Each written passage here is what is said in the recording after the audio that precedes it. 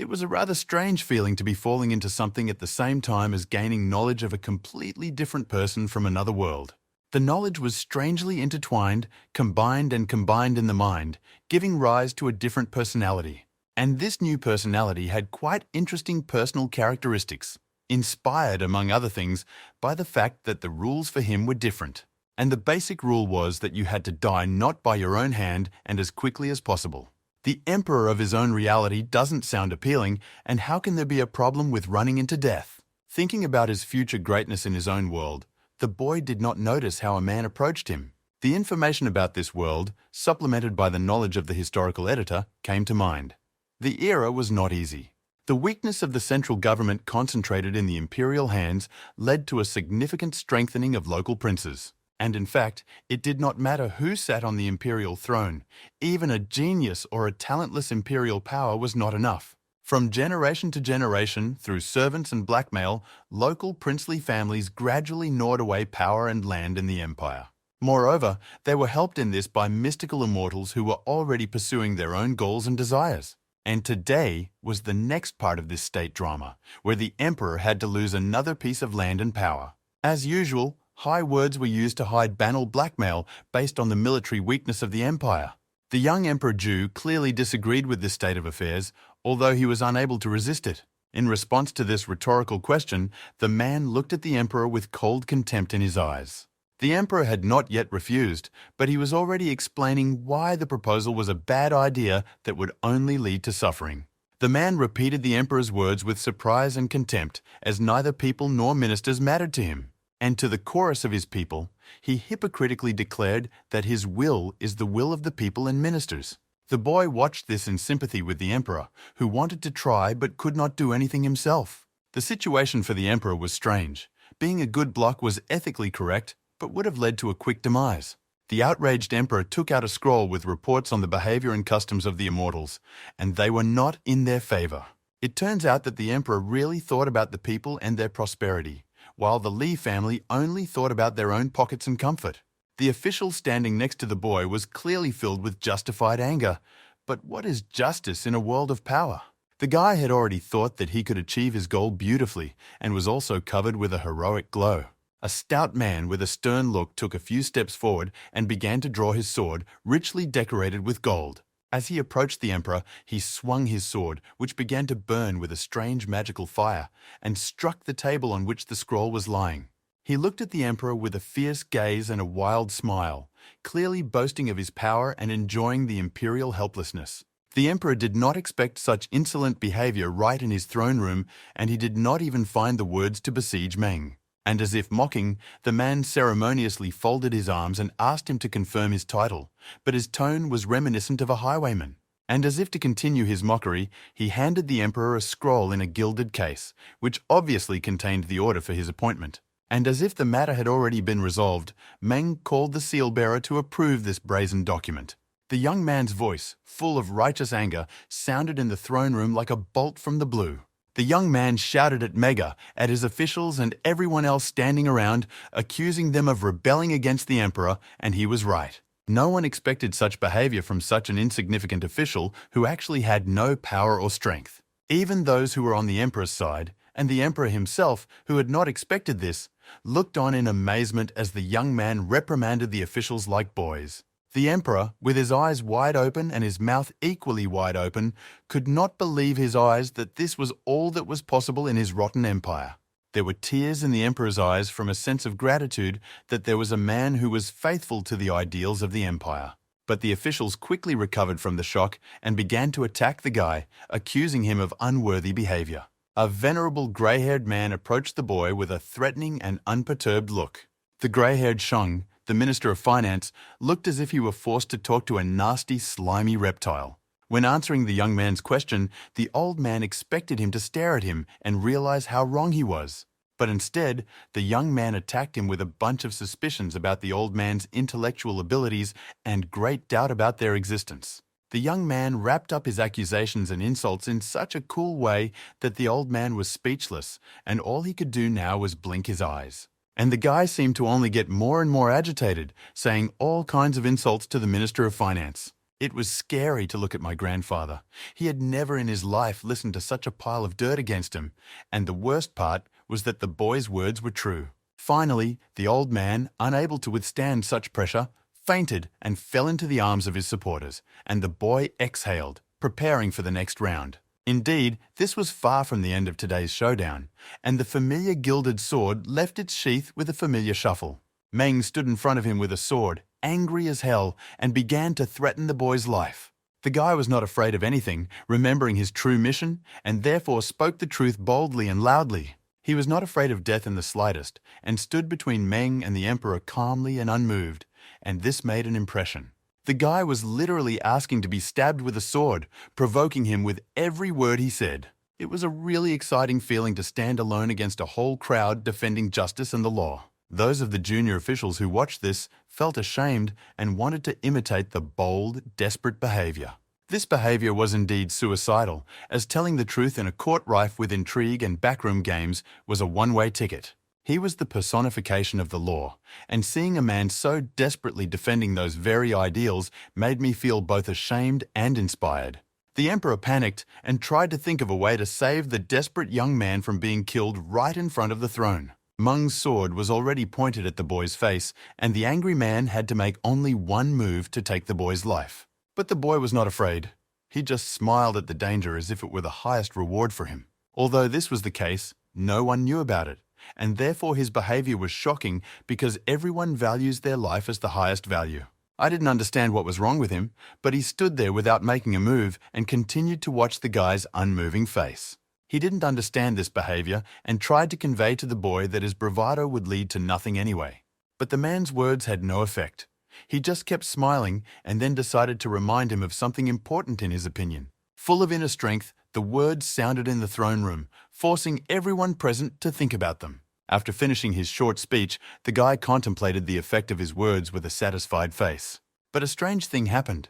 His words seemed to still sound in the hall, although in fact there was a deathly silence. In some strange, seemingly magical way, these words echoed on and on like distant thunder. Spoken once by a teacher and heard at this critical moment, they acquired a mystical power and seemed to resonate with every grain of sand in the empire. Amazed people heard this voice, not understanding where it came from, but feeling the power of these magical words. And in the most remote corners of the empire, scribes were overwhelmed by an unexpected sense of strength and harmony, and an understanding of how the world works and where to look for justice and order in it.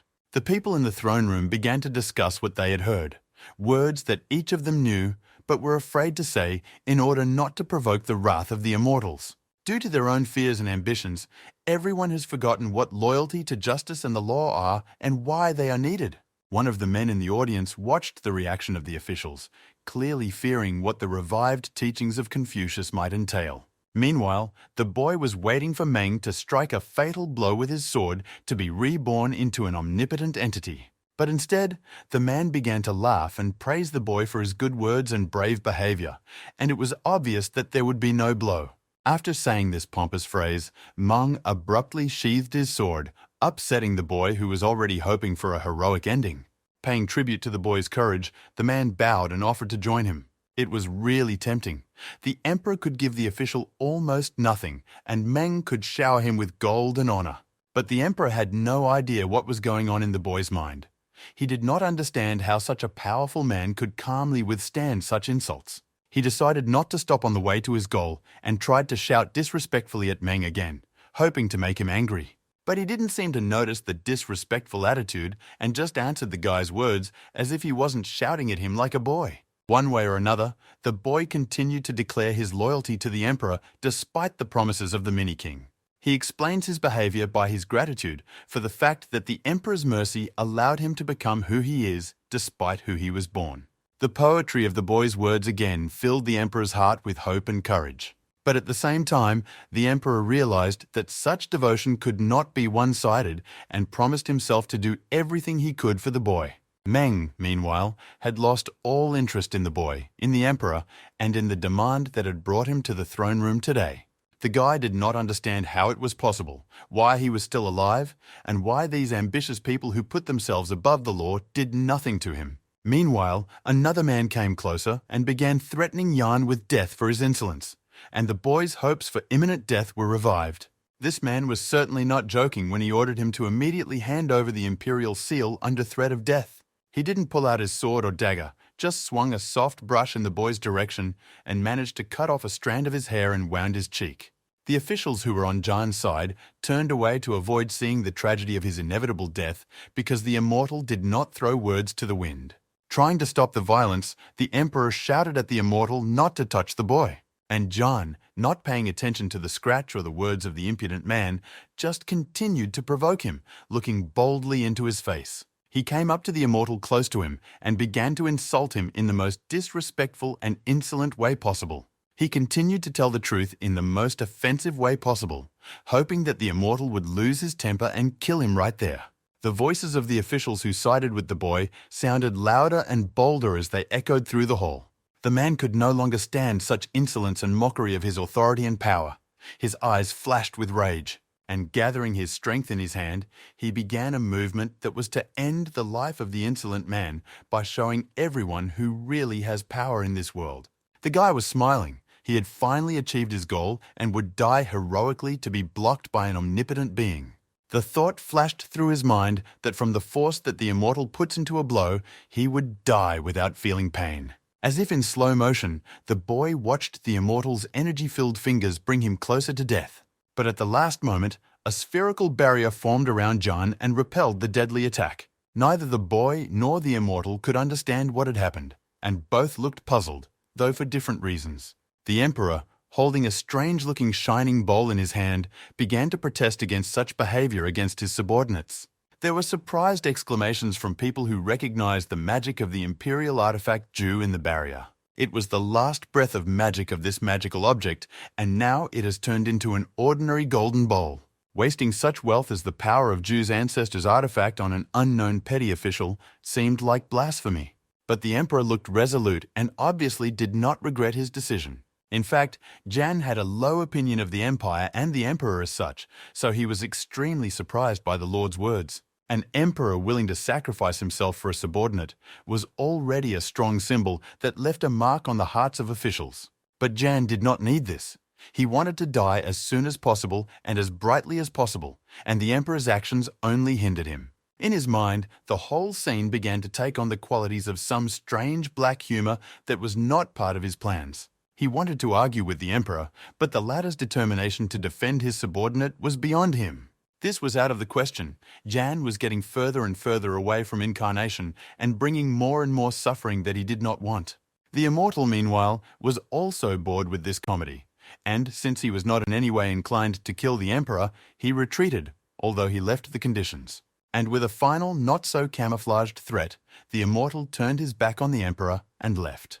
This behavior was brazen and unthreatening, and the emperor even stepped forward to protest. Suddenly, he stopped talking in mid-sentence and went limp like a balloon that had been deflated. And he began to fall backwards into the arms of Jan, who was shocked by this surprise. A second later, the emperor opened his eyes and seemed to the boy too cute and attractive. Jan froze, not understanding the feelings that suddenly took over his entire being. But a second later, he realized and abruptly pulled away from the emperor, causing him surprise and bewilderment. He looked at his hands, shocked by his realization that his body's preferences did not match his own. He was afraid to even think about this possibility and now looked at this completely different world with fear. He began to look closely at the male officials standing in the hall, trying to understand what he was feeling by looking at them. But in reality, there were no changes, and he was relieved to realize that he still preferred women as he had before. With all these worries about orientation, he completely forgot why he started all these performances, and he rushed to attack the immortal, brazenly pointing a finger in his face and explaining that his life is worthless compared to such an important issue. It seemed that his own ideas were forming in his head as if inspired by an invisible spirit. He went on and on as if he were obsessed with these ominous but beautiful words. Suddenly, I felt and saw something strange, or rather, a shining coming right out of him. Despite the drama that was taking place in the throne room of the Imperial palace, everything looked calm from the outside. But the next moment, two giant pillars of light stretched up to the sky from the roof above the throne room.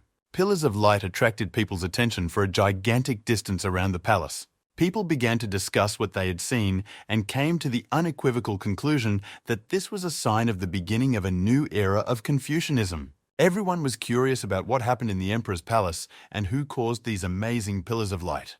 Who personified the spirits of the two wisest prime ministers of this era? And again, the words full of wisdom resounded in the hearts of the people who saw this strange light resonate with each of them. Meanwhile, Ian stood at the pillars of light that blinded everyone around him, and he didn't understand how this could happen to him. He stared at his shining palm in shock, feeling the strange power that had appeared in him, and realized that the immortal would not kill him today. In his last attempt, he attacked him like a madman, asking him directly to end his life. But he just stood back in shock, frightened by what he saw. The guy seemed to become a giant with an immortal mountain hanging over him. But the man got over his feelings and, realizing the danger such a person could pose to his clan, prepared to make a decisive strike. Gathering all the strength he could muster in one point, he directed deadly energy at the boy. I was a little confused by the sudden changes that the immortal was demonstrating and only noticed the blow at the last moment. A bright flash blinded everyone in the throne room. The immortal's blow caused a real explosion that threw him back with a terrible force. On the way to the flight, the man's back met one of the massive columns of the hall. The encounter with this column was not in vain.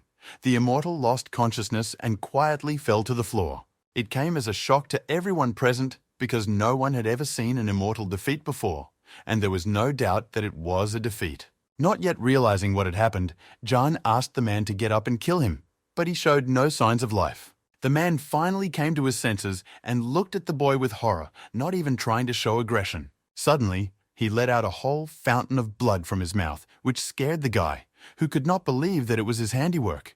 The man fell dead, and there was no doubt about it.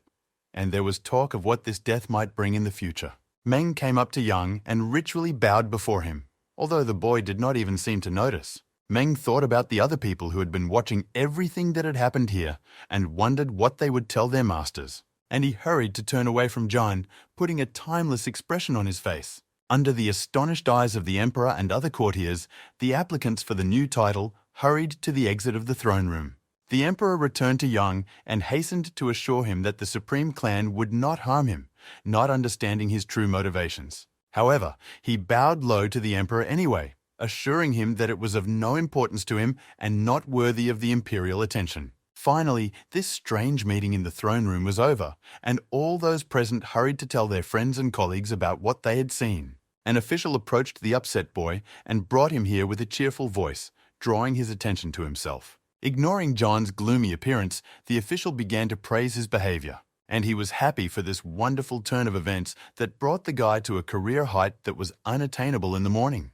He kept saying this, but I needed only one thing now, a quiet place to think. Having finally brought his consciousness to relative calm, he was able to understand the nature of his new power, which other officials called scientific. A strange mystical energy protected him, making it even more difficult for him to die as soon as possible. This fact depressed him because in the morning his plan, which had seemed so simple to execute, turned out to be completely different in practice. Outside, the same official was waiting for him, and he found a corner for him in the side halls. Ian was surprised at this man's dedication, also remembering other people's knowledge of officials. But he was sincerely happy to help the guy, not least because of the way he showed himself today. John felt very skeptical when he heard the man call him a hero because he did not consider himself one. He wondered how it could all come back to the future as they approached the huge gate. It was strange. He didn't feel like a hero for a minute, but he understood why his interlocutor had such an impression of me. But when he opened the gate, he lost all thought and was shocked by what he saw behind it. And there was a whole crowd of people waiting for him who began to shout his name as soon as he appeared in their sight. They shouted words of admiration at him without daring to approach him, as if he was some kind of pop star. John was confused by this reception, although he could not help but admit that this meeting made him happy. Meanwhile, in another part of the palace, the conversation was becoming much more cynical and practical. The emperor wanted to protect the boy who had so bravely rushed to his defense today. The interlocutor agreed with the emperor, but perceived today's events as a sign to take action. The cherished dream of reviving the power of the Imperial Zhou dynasty was becoming more and more real. Chancellor Li, who was peacefully drinking tea with the emperor, saw this young man as playing an important role in this revival. The situation was indeed difficult. It seemed impossible to save Jan's life, but the chancellor saw two ways to do so. The emperor did not see any practical sense in the first option because the boy seemed too clean for that. However, there was still a second option for the chancellor, which was that no one dared to attack the boy. Chancellor Li looked carefully at the emperor and with his question pushed his mind to the obvious answer. The emperor did not disappoint the old man's expectations by instantly finding the answer in the Garden of the Sages. While sipping tea, Li described several problems with the garden, but it seems he already had a plan to overcome them. The sage's words miraculously coincided with the behavior that Jan demonstrated in the throne room, so precisely that it was even scary. The emperor opened his mouth from the sudden realization that such a strange coincidence was not accidental. The chancellor confirmed the emperor's thoughts in his own words and was as full of joyful expectations as he was. Nevertheless, the Garden of the Sages was a really dangerous place, and the emperor did not want to do John a disservice by sending him there. However, one way or another, the chancellor saw no other way to ensure the boy's safety from the attacks of the immortal sect. The old man saw the emperor's concern on his face and hastened to calm his fears about the boy's fate. Nevertheless, the concern was real and not in vain, and old Li thought about how to ensure security. Only a few tests will be able to tell at least approximately whether Jan will be ready for the trials of the garden. The emperor idealized the boy in many ways, but the wisdom of the old chancellor gently guided the ruler's thoughts in a safe direction. The chancellor has lived long enough to know how fluid and changeable people are, and how quickly their ideals can change under the influence of temptation. He knew that imperfect people lived in a far from perfect world, but there were no other options, so he had to act based on reality, not fantasy. Therefore, Chancellor Li proposed a difficult and tough test for the young man, namely, the test of a woman. The emperor pondered the words of the old advisor as he walked to his chambers. Finally, the day was over, and he could let the servants go and throw off the burden of the imperial crown. Left alone, the emperor carefully examined his reflection in a huge mirror. Suddenly, a woman's voice was heard behind him, belonging to a person whose identity was hidden by a mask. The woman was obviously aware of both the events and the emperor's negotiations, and was obviously close to him since she allowed herself to doubt his conclusions. When the woman took off the emperor's jade pendant, his figure was enveloped in radiance and lightning of magical energy. In this strange energy glow, the figure of the emperor began to change, taking on completely different forms. Or to be more precise, female forms that were hidden by the magic of the talisman. For Jan, the morning was full of reflections and worries about his plans and the people he wanted to influence. He lazily lounged in the garden, thinking about how he had imagined this world completely wrong when he first entered it. I also reflected on the desires, hopes, and fears of the people I met here. At first, he perceived them as an entourage, not thinking about their lives or their fates. But he also did not like the events of yesterday, which made him a hero because he felt like a passerby. Jan grabbed onto this thought like a life preserver. He had a clear purpose in this world, and the fates of passers-by were just the fates of passers-by. And he reminded himself once again what he had to do, namely die by someone else's hand as soon as possible. With these thoughts in mind, he opened the gates of his home, hoping to find enough dangerous adventures outside. But despite the early hour, his fans, whom he had not expected to see, had already gathered outside, and he resolutely went back home to avoid seeing this crowd of people who had placed their hopes in him. His servant reported that people had gathered there at dawn and had been waiting for him all this time. He also pointed to a whole basket of letters that had arrived in one day, and their origin was also easy to trace. Meanwhile, outside, servants in identical uniforms were pushing back the crowd so that their master could pass without obstacles. The man was looking at the gate of John's residence, drawing conclusions about his identity in advance. John watched this action through a crack in the wall until an official voice announced the identity of the detainee. However, the guide did not want to meet anyone, regardless of rank or position. But his servant, who had heard the master talking to himself, shared with him information about the terrible gossip that was circulating around the guest. For John, this was more than enough to invite such a distinguished guest inside. Full of joyful expectations, the boy opened the gate and cheerfully invited the son of the leftist chancellor to visit. They sat down in the living room, where Ian poured tea for his guest and inquired about the purpose of his visit. Luis took his time with the answer, evaluating the tea and the dishes it was poured into, as this could say a lot about the host. After a short pause, the guest decided to get straight to the point and did so in the most direct and relaxed way possible. Any reaction would have been appropriate concern and fear of denial, but instead, Jan expressed joy, which surprised the man. Realizing the inappropriateness of his reaction, he tried to change the subject while Luis was wiping up the tea he had choked on when he saw the young man's reaction. Ian carefully brought more hot tea when the guest finished sharing the information he had. The news caused the young man to experience a rather painful excitement associated with a great danger to his own life. Having interpreted what he saw in his own way, Luis was imbued with respect for the courage demonstrated by the young man. The next news should have pleased Jan, as he would have safe time to prepare for the attack anyway. But the guy seemed upset instead, and his guest could not understand what was driving this strange behavior. Meanwhile, Ian thought that if his existing enemies were in no hurry, it was never too late to make new ones. For Luis, the conversation finally went down a familiar path.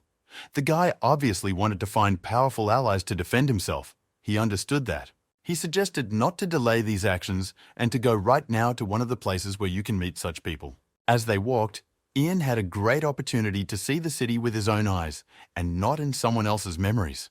The place they came to did not look like a dangerous place full of strong and desperate potential killers of Jan. Indeed, in fact, it was a natural brothel with a bunch of girls and their guests who were not in a murderous mood.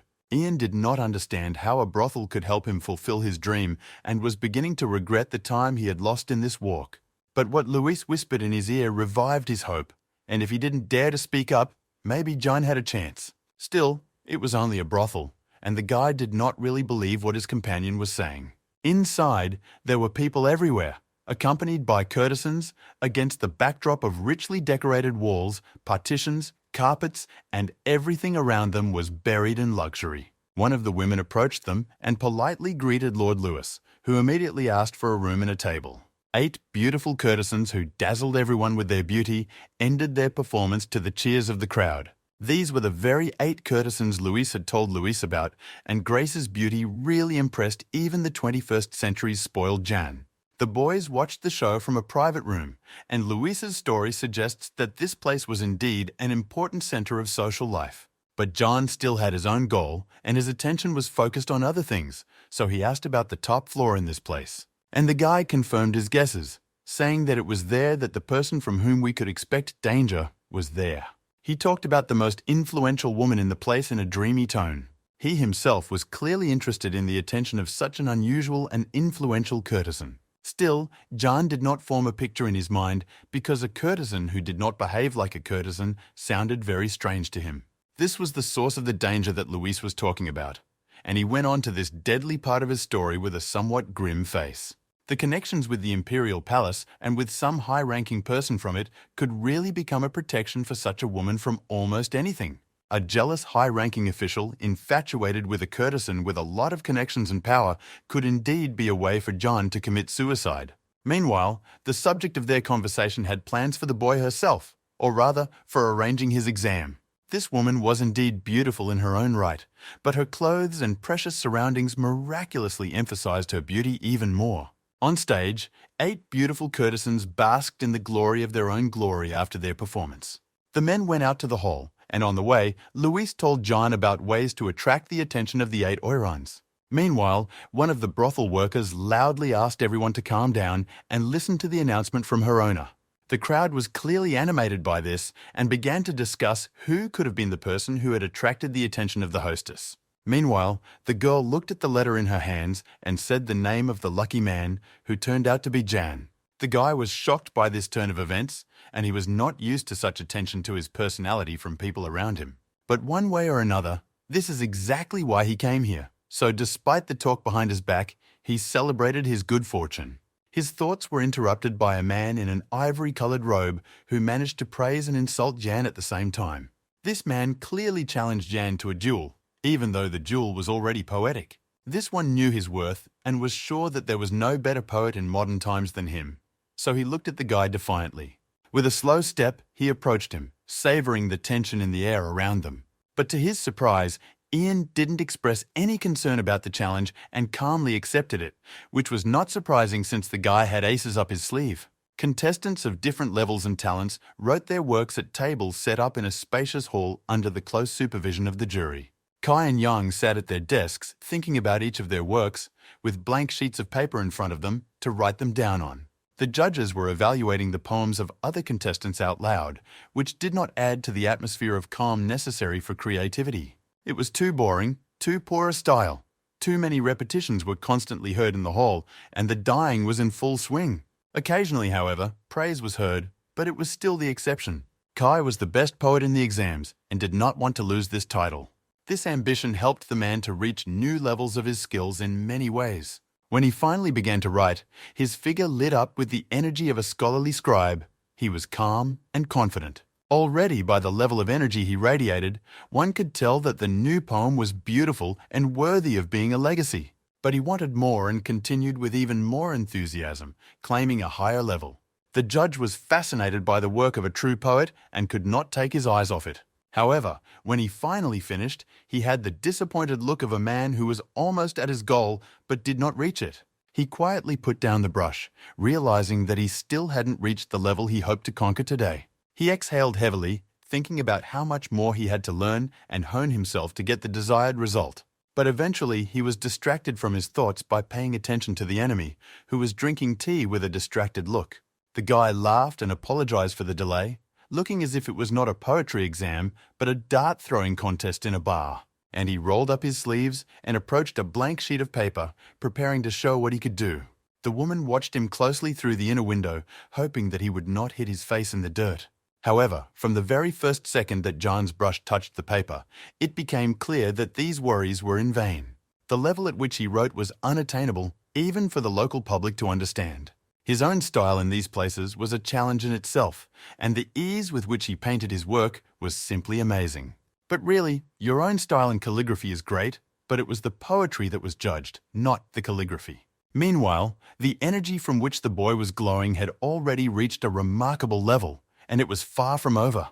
The lines flew out from under his brush, one after another, more and more fascinating to everyone who saw them. And John, with a calm smile, wrote this majestic poem as if nothing had happened, paying no attention to what was happening around him. Even from the outside, it was already clear that the guy had reached the provincial level by surpassing his opponent. It really was a miracle, and to be present at the creation of such a wonderful work was happiness in itself. The poem clearly touched the most delicate strings in the souls of girls, even those who seemed to have seen everything in this world.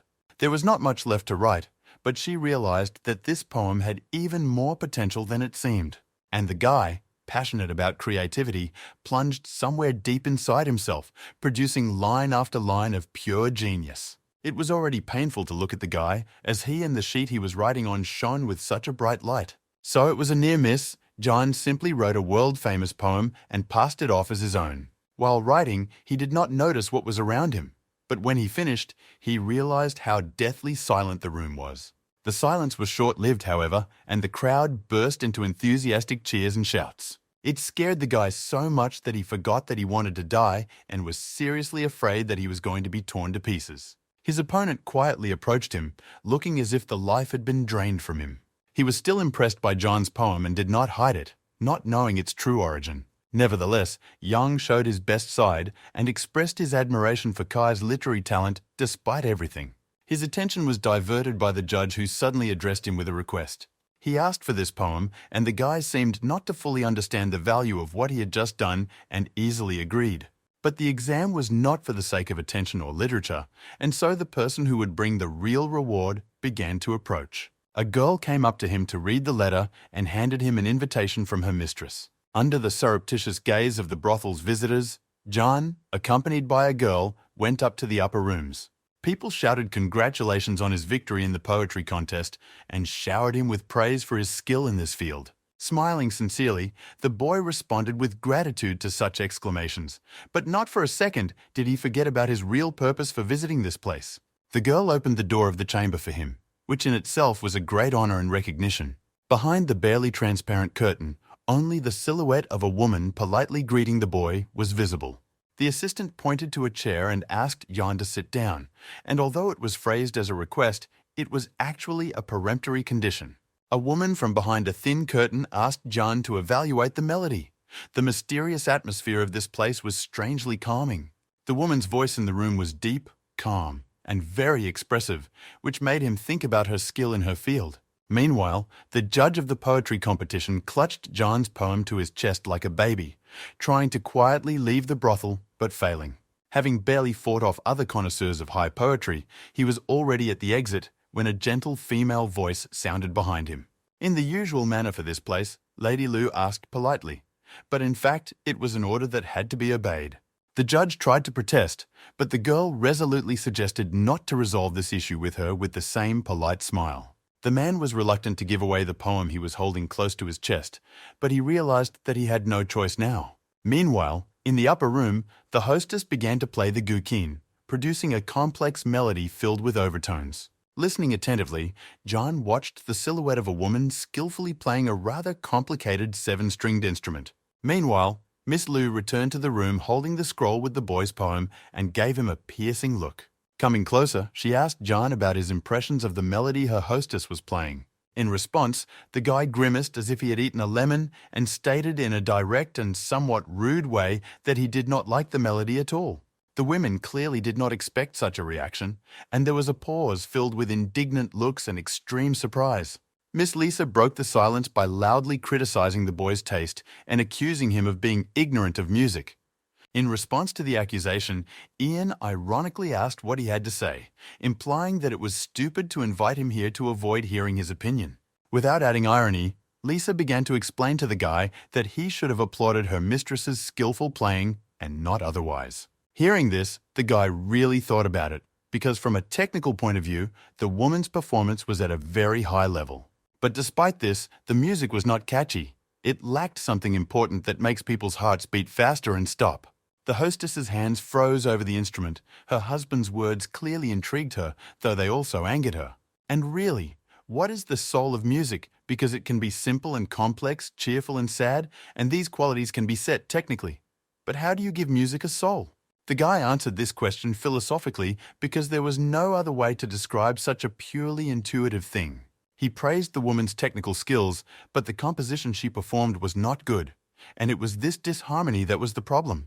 When she asked for an assessment of the composition, her tone and face, although not visible behind the fabric, became stern and cold. Unlike her mistress, Lisa was not concerned with philosophical questions and immediately referred to the authority of the composer of this music. But in a normal discussion, a reference to authority could not be an acceptable argument, so the guy simply rejected it. The hostess had almost ceased to hide her anger and invited the guest to demonstrate what he meant by practice. I didn't realize that he was almost there because he managed to make the woman angry, which meant his life was in danger. The guy easily agreed to demonstrate his skills, but at the same time he set a condition that can only be described as insolent. The woman's tone grew colder and colder, but she agreed to the terms, but rather because it was a challenge. The guy sat down at the instrument and after a modest remark about his level of playing, decided to repeat the same trick he used in the poetry competition. But as soon as he started playing, all thoughts of his goal to die and the woman's intention to kill him flew out of his head. He loved music, listening and playing it, loved the pleasure it gave him in moments of sadness and joy. It was a genuine feeling that was instantly transmitted to everyone who had even a drop of musical ear. And so, having gotten used to the unfamiliar instrument, Jan's soul dissolved into the air around him with soft, gentle sounds. Music was transformed into images and moods that penetrated the minds of other people, conquering their emotions with its amazing power. As the guy said, it didn't matter how skillfully the person played, it didn't matter how complicated the composition was. In music, the emotions invested in the game and their harmony with the emotions invested in the composition were important. Yes, music is a flexible art. Sometimes the same composition can be played in thousands of ways, but only a few of them can have true harmony. And it was this harmony that Jan demonstrated with his playing, although his skills may not have been as well honed as the woman's. But he had a knack for understanding balance. The guy continued to play with more and more heat and accelerating the pace of the game. And suddenly, putting his palm on the strings, he muffled them, abruptly cutting off the melody without finishing it. The hostess looked up at him and asked him in surprise why he had stopped playing because she wanted to prolong this pleasure. The guy just smiled at the silhouette of a woman who had completely forgotten that he was playing to prove his point and win the bet.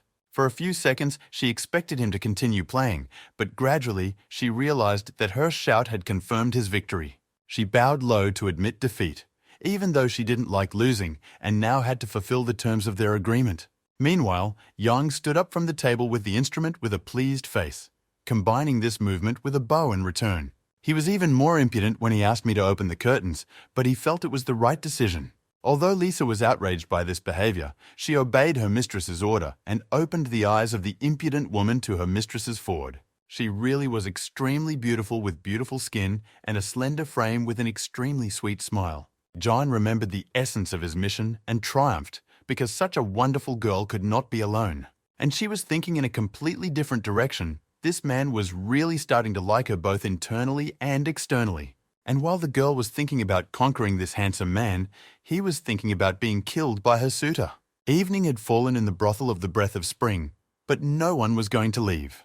The girl was asking John about the music he was playing, and he had to come up with a good excuse for his little fraud.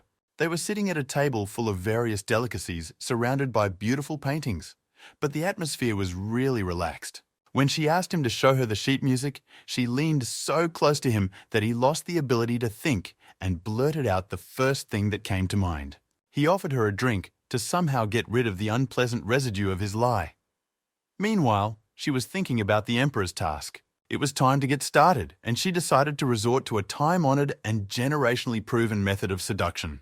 And faking a loss of consciousness caused by an unknown illness, she began to fall right into the arms of the shocked boyfriend. She literally knocked him off his feet, but she did it so elegantly and gently, and most importantly, naturally, that he didn't even think it was her game. She looked at his face and noted with satisfaction that her plan had worked completely. Ian flushed, and whether he knew or not that it was a game, was ready to act like never before. And he reached for her with the intention of kissing her, although he must admit that he looked rather stupid while doing so. But she continued to play with him, getting him more and more excited, and right now she wanted to hear a few compliments. He did not wait long and immediately told her that she was the most beautiful woman in the world, albeit in a rather poetic way. And immediately remembering his plan, he began to push the girl's thoughts in the direction he wanted. She didn't even realize what they were talking about at first, but then thought that the guy might be afraid of the consequences. And she hastened to dispel his doubts, explaining that all this was just gossip with no real basis. Hearing this, the guy's face changed, and she did not understand why he had such a reaction to her words. His plan was bursting at the seams again, and now he was unlucky enough to be killed.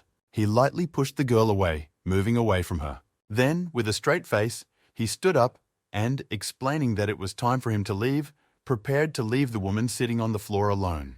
At this point, the girl thought that her task was going to hell and decided to try a different approach. She started talking nonsense about distant countries and spy games. She told him why Jan should also go into the service of her mysterious master, explaining that it was a weakness in the Empire.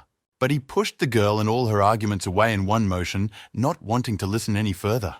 He didn't rush to help her when she pretended to fall to the floor, but rather scolded her like a girl. The girl was really impressed by this turn of events, and at that moment, her respect for the guy grew immensely. But she didn't like to lose, so she decided to make one more attempt to seduce Jan.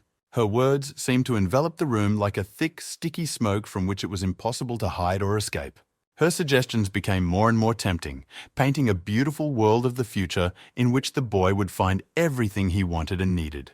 And next to him will be the most beautiful woman he has ever seen and is unlikely to see again. Hoping that her words had worked, she approached him and almost whispered the last phrase. It seemed that the guys were developing from within, so much so that he was immersed in a struggle with himself. But gathering his strength, he shouted out a refusal, and his figure was illuminated by the light of a scientific aura. It seemed that this shout took the last of his strength, and he was unable to even get to his feet. The woman, meanwhile, could not believe that her spell did not work. He really refused and fought a real battle with himself on his knees in her room. But she had not yet shown all she was capable of, and was not going to stop until she had a chance to break his will. The pressure John felt from the woman was really enormous. His head was splitting and his thoughts were dizzy.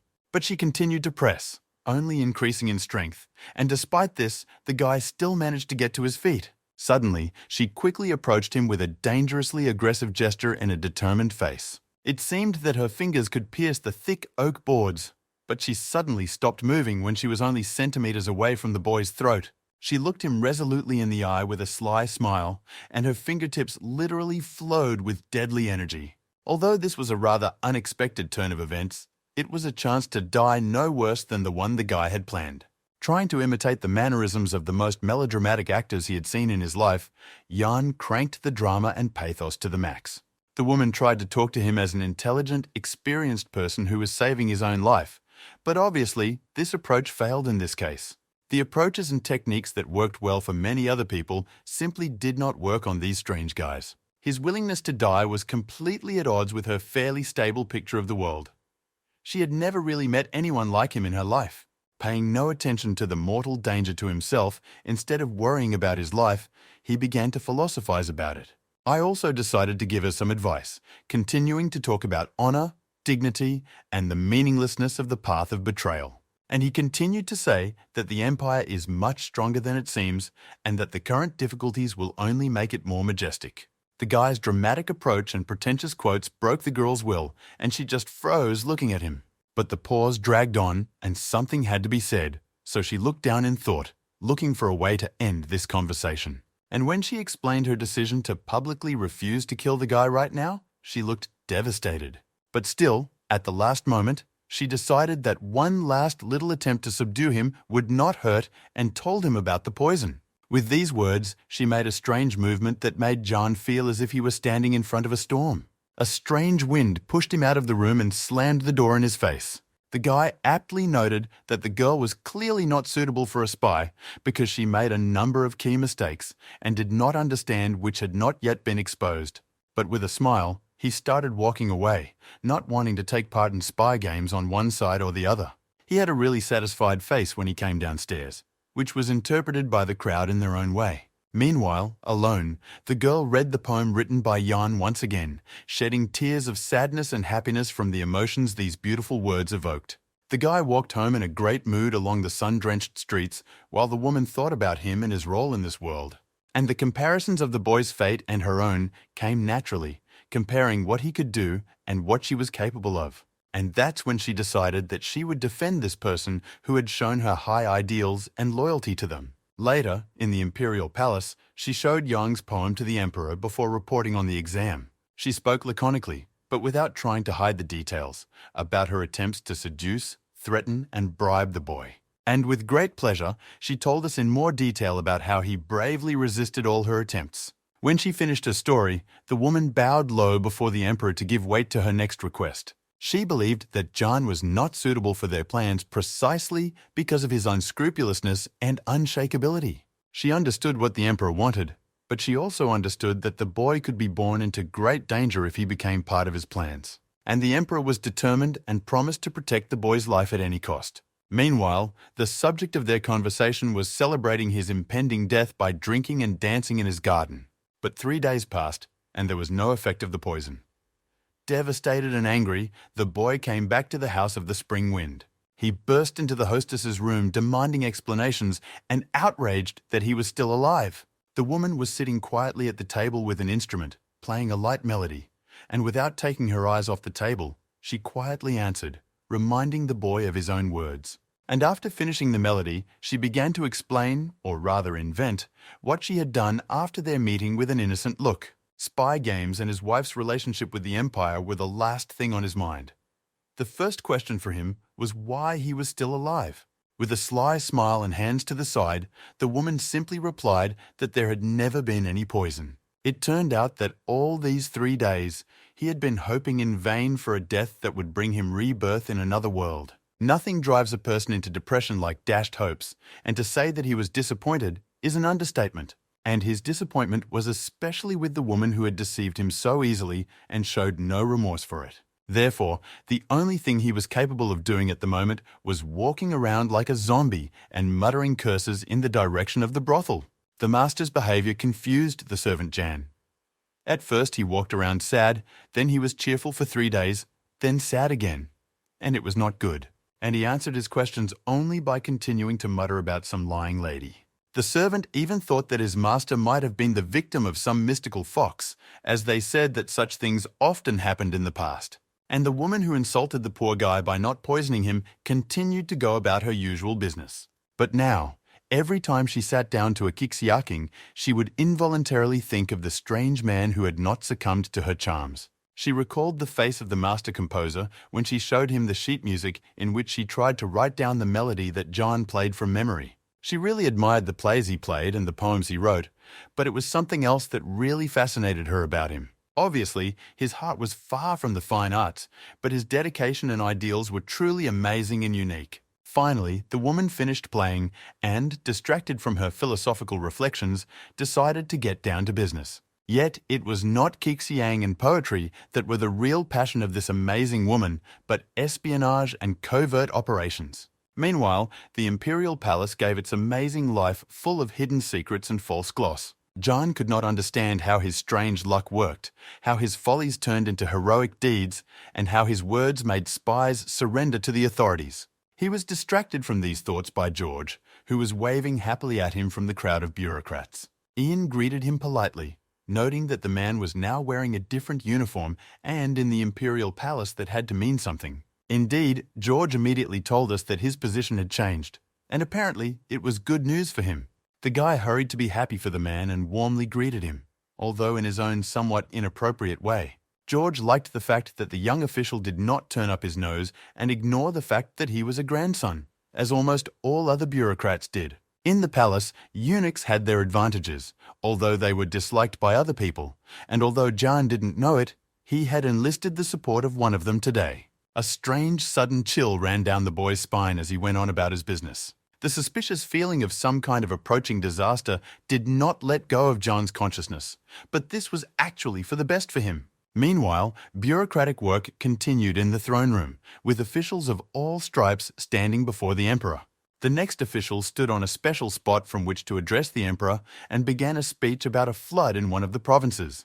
The emperor, looking extremely tired and bored, habitually refused to fund the project for a really banal reason. The next official began to talk about the unworthy behavior of one of the highborn. The emperor, who was about to fall asleep in his seat, habitually began to talk about the lack of money, but caught himself in time. Still, the case was trivial enough that the emperor issued another standard dictum almost automatically. When Jan heard about the incident with the Marquee's son, he could not help but say some unpleasant things in his voice, and George immediately began to shout at him. The emperor looked at Jan and thought about all these cases that had been considered today in a very pessimistic way. But the emperor-empress could not act otherwise. Everything was according to a plan in which everything had to be played out like a musical note. Meanwhile, the official who was reading out the imperial decrees suddenly said his name to the boy's surprise. Not knowing what to expect from this new assignment, the guy froze in place like a frightened rabbit. Meanwhile, the details of his appointment were explained, where exactly he would serve and in what capacity, sounding quite formidable. I had no idea what this appointment was really about, because it was according to the emperor's secret plan. After receiving the papers, Ian turned around and saw a bunch of angry and dissatisfied looks from his colleagues. George decided to explain to the guy why other officials were treating his new appointment so differently. It was all about corruption. It was essentially the Ministry of Anti-Corruption, but at the moment it was acting in a haphazard manner, and many people were happy with that. In addition, this position was one of those of interest to immortal clans, which meant even more danger for the guy. Hearing about the danger, Jan's face became joyful as it brought his plan closer to fruition. He has already had some thoughts about his next steps in his new position, and judging by the twinkle in his eye, corrupt officials will have a fun life. However, the reality is somewhat disappointing. When Jan got to his new job, he found it devastated and deserted. Indeed, no one was there. The empty cold rooms echoed, and piles of cobwebs explained that it had been like this for a long time. The guy couldn't figure out where everyone had gone, what was going on, and why the Yuan control was empty. He stood in front of the control gate and did not know what to do next. There was no one inside, and it would be strange to go home. The old man who helped me was a passerby, and from his short answer, it appeared that the control itself would have been worthwhile. Young did not expect that the UN control would be such an organization and did not understand why he was sent here. All this was a clear problem because the essence of the plan was to work too well. Otherwise, there would be no danger. It started snowing, and he felt a rather strange sensation, or rather, the absence of it. He was not cold. This chai energy was a really strange thing that seemed to protect him from almost all dangers, including illness and sudden attacks. As he was walking home, he saw one of his neighbors trying to get a vagrant into his house. The neighbors explained where the girl came from and were quite right to fear for her life, as it was getting colder outside every minute. The neighbor decided to shift the responsibility to Jan and did so quite persistently and convincingly. However, there were some aspects of this society that did not allow a normal, decent man to have maidservants. So Ian decided to do the smart thing and ask the girl herself first, but there were some difficulties. A mute, vagrant girl freezes in the middle of the street while his neighbor keeps talking about his own, seeing only benefits. But still, something had to be done with the girl, otherwise she was sure to die before morning. The alternative was obvious and came to mind almost immediately. If she can't speak, maybe she can write. That's how he learned her name, and she also wrote that she was not against it, or rather, very much in favor of going to serve with him.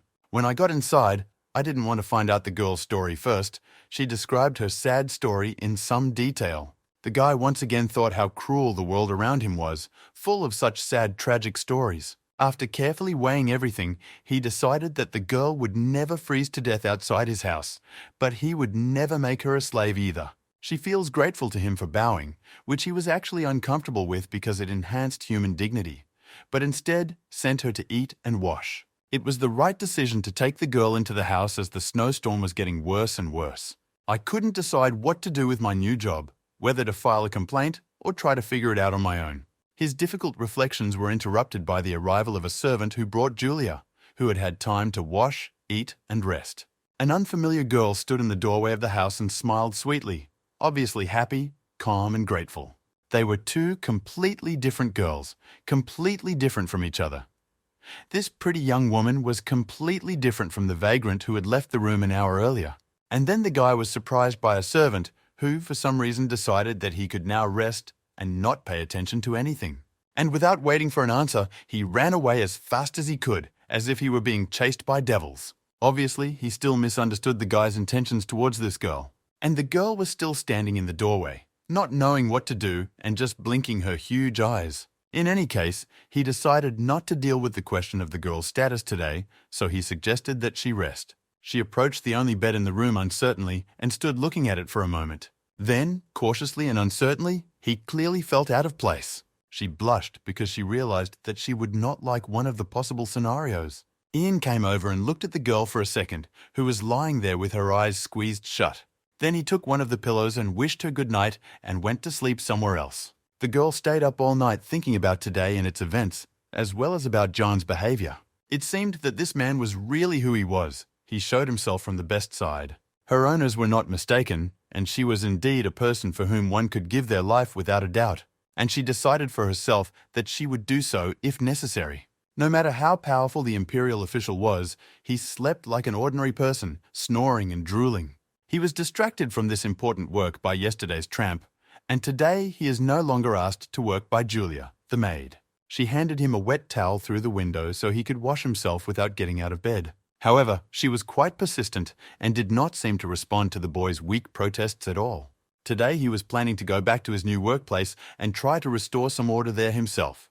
There was nothing for the girl to do there, and in fact, she would only get in the way, so he decided to leave her at home. When he told her that he was not going to take her with him, she was visibly sad, stopped smiling, and looked down. John did not have any plan for what to do with this ministry, nor did he understand what to do with its other officials. But it was critical because it would have taken too long to follow their example and hope to die of excess alcohol with his new chai. A man in ministerial clothes was standing at the gate of the Yuan control, which was clearly a good sign, and the boy hurried over to him. The official turned out to be Alan Tsai, who was looking at the control gate with almost the same eyes as John's yesterday. John was glad to see a man he knew very little of, but for some reason he felt friendly toward him as if they had known each other for years. Alan responded to the boy's friendly tease quite seriously, but without offense. It was clear that he wanted to surpass John's poetry, but he wanted to do it honestly. But still, their words were characterized by the friendliness and warmth so typical of people who have gone through similar trials in their lives. Having finished with the formal greetings, I decided to find out why the man had come to this godforsaken place. It turned out that Alan himself did not expect to be appointed here and would have preferred a completely different position. But an appointment is an appointment. This was strange for John because at the moment the Yuan control was nothing more than a place of exile, and it was unclear what the boy had done to deserve it. His talents were developing in a completely different direction, and it was clear that Alan was not at all suitable for this job, although he would do it as best he could. The guy did his best to cheer up his unexpected colleague. Somewhere in another part of the city, the emperor sneezed at such a brazen reference. It was her decision to send the poet to help John, as she believed that the two were quite similar, including their purity. She believed that they would help each other and cover each other if there was any danger. But Alan was still dissatisfied. He believed that his talents had a completely different purpose in a completely different place. Ian took a more philosophical view, believing that any place would suit any person as long as they did not lose hope and purpose. And the way he explained it, clearly quoting someone, made a great impression on Alan's poetic soul. Once again, he thought that he still had a lot to learn and hone his talent to reach this level. He bowed respectfully to the boy and expressed his full agreement with his words and reminded him of the event tomorrow. John had absolutely no idea what we were talking about, but Alan quickly explained everything. It was a great opportunity, and the guy did not want to miss it, so he asked us to help him with his work as his senior. Their colleagues went about their usual business, eating, drinking, and having fun in a brothel. But today, willy-nilly, they started discussing the identity of their new colleague, or rather, the sharp contrast between their reputations. Their opinions on this were divided because reputation was not something that could be touched or measured. In addition, the Yuan control was a place of exile that had been sucking the soul out of everyone who came here for many years, turning once ambitious and honest officials into lazy, incapable drunks. One of them took the biggest cup of alcohol and started drinking as if it were the last time, and falling to the floor from a complex mixture of feelings that included fear, resentment, and trampled purity, he shouted the ironic motto of control. None of the Trinity really believed that one person, no matter how impressive his talents, could not change the situation in this ministry. Julia looked at her new master and thought about what she had been told when she was sent on this assignment. And although she didn't believe these stories, it turned out to be much worse. I was really a very strange person. She could not understand his motivations or his actions at all, and it was simply impossible to predict what would happen to him tomorrow or the next day. Right now, for example, he's been fiddling with some pots of herbs in the kitchen for most of the day. And then, looking triumphant, he carried a glass with some incomprehensible substance to Julia. Blushing, she tentatively licked the substance, trying to figure out if it was some kind of a cruel joke. The substance turned out to be sugar, and the Lord of the South spent a day making sugar, even though there was clearly no need for it. Moreover, he decided to give her the portion that he did. So it turned out that the respected official killed half a day to please the maid. Moreover, he ordered me to eat it and come back when it was over, which did not fit into the normal behavior of a bureaucrat. This behavior was dictated only and only by the normal human relationship to another human being. But in the world he found himself in, people were still not equal, and this attitude was strange and unexpected. But the sugar really turned out to be a delicious, sweet, and extremely pleasant gift. Julia tried to do as much as she could for her master, even though he was clearly uncomfortable with it. He talked about strange things and seemed to be joking rather than serious, although one could expect anything from this man. Julia had been briefed and told that the guy was ready to give his life for his beliefs, but she imagined it a little differently. It was also her duty to give her life if necessary, but she wanted to live and, if possible, would like to avoid death in order to serve further. She decided that this was an even higher manifestation of the same feeling she had in her soul, and so she became even more respectful of her host. And she repeated to herself that she would save his life at any cost, even if that cost was her own.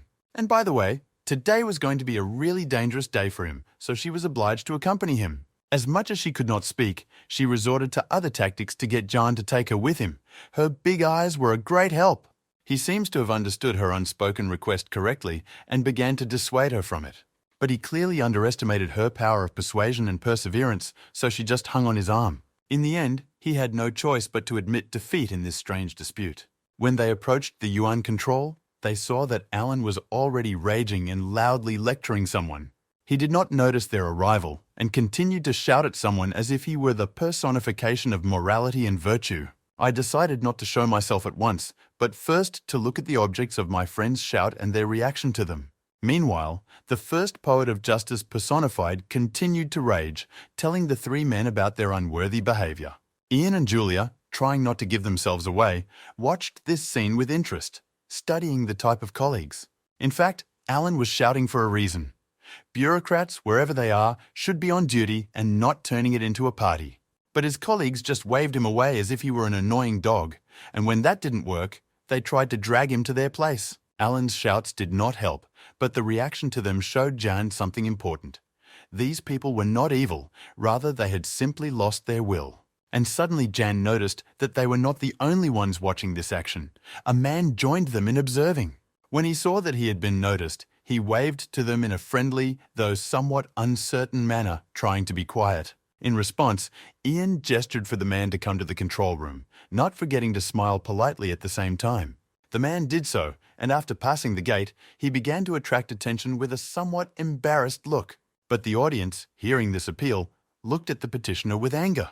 The man did not understand why he deserved such angry looks, but such a reception would make anyone uncomfortable. However, to his credit, he pulled himself together and said what he wanted to say. With a lively look, one of the men told the petitioner to take his complaints elsewhere, as no one would help him here. But Alan had already approached the man and asked him more kindly to tell him what exactly had brought him to this place. Jan and the girl continued to watch unobtrusively as Alan accepted the complaint and other officials reacted. It turned out that this place was the old man's last hope, as he had already applied to other places and was rejected everywhere. And he asked about other places where he could have received help, but it turned out that he had been there too. The reason turned out to be banal. The person who stole his coal was subordinate to a highly respected person, and no one wanted to mess with them. He admitted that anyone would be afraid to deal with the Marquee, and the poet's face began to show confusion. Meanwhile, the old man fell to his knees, begging Alan for help. It was really his last chance, and he didn't want to lose it. The boy, like John, did not like such blasphemy against human dignity and began to lift the old man. But he was pushed aside by one of the officials with a bare blade in his hand. And pointing his sword in the old man's face, he ordered him to get out in a terrible and harsh voice. He threatened him with death if he continued to kneel here and talk about his coal. John decided that this was the moment to step forward and stand up for the old man. Julia correctly read her master's mood and ran to the old man to help him up. Holding the blade for a moment, the brazen man put it behind his back, trying to turn it into a joke. However, John's face made it clear that it would not end that way, and he approached him with a clearly aggressive intent. And the next moment, he rewarded the insolent with a strong and unexpected slap. And when he started shouting at him, he continued to stand there motionlessly looking at him. But the very next moment, without listening to the sentence to the end, he rewarded the impudent man with another slap. And he continued to beat him in this way, despite his cries and the sword in his hand. But the man was already boiling with anger and swung his blade at the Yun with the clear intention of cutting him almost in half. However, he did not dare, and at the last second stopped a few centimeters from the guy's neck. He clearly did not know how to assess the situation, as he decided to start threatening only after that. And maybe it would even work for someone else, but he was dealing with Jan, who was actually trying to die as soon as possible. He even began to show me exactly where it would be most convenient to make his head. The guy had never seen anything like this in his life. Usually, people would compromise and try to make peace out of fear of death. This one just stood there smiling right in his face and generally for his own life. He thought that Jan would be afraid and retreat, but now he had to retreat, but in a way that would not lose face. It was a really reasonable reason for not killing, no matter how ridiculous it may sound. When he took off his ritual clothes, Jan simply turned into a man without a title or rank, so the excuse did not work. Jan took the man at face value, hoping that he would eventually lose his nerve and cut him down with his sword. But he had obviously already lost all the enthusiasm that probably never existed at all, but continued to find excuses for himself.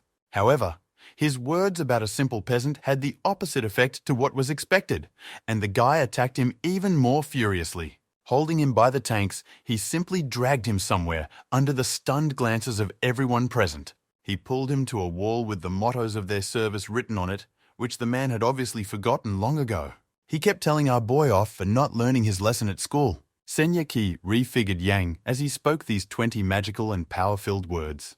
The words resonated with the very air around them, causing flashes of chai energy and echoing around.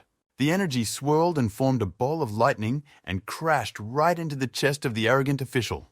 The energy layer that had hit him seemed to dissolve in the man's body, and a strange, long-forgotten feeling began to grow in his soul. Other officials looked on in amazement and disbelief because it is no exaggeration to say that they had witnessed a miracle. Alan, who had already seen the boys' talents during a poetry tournament, put into words what each of them was thinking. Still, the years of inactivity did not pass in vain, and the brazen official wanted to feel wrong, but he could not stop so easily. And the problem with the old man and his coal still had no solution.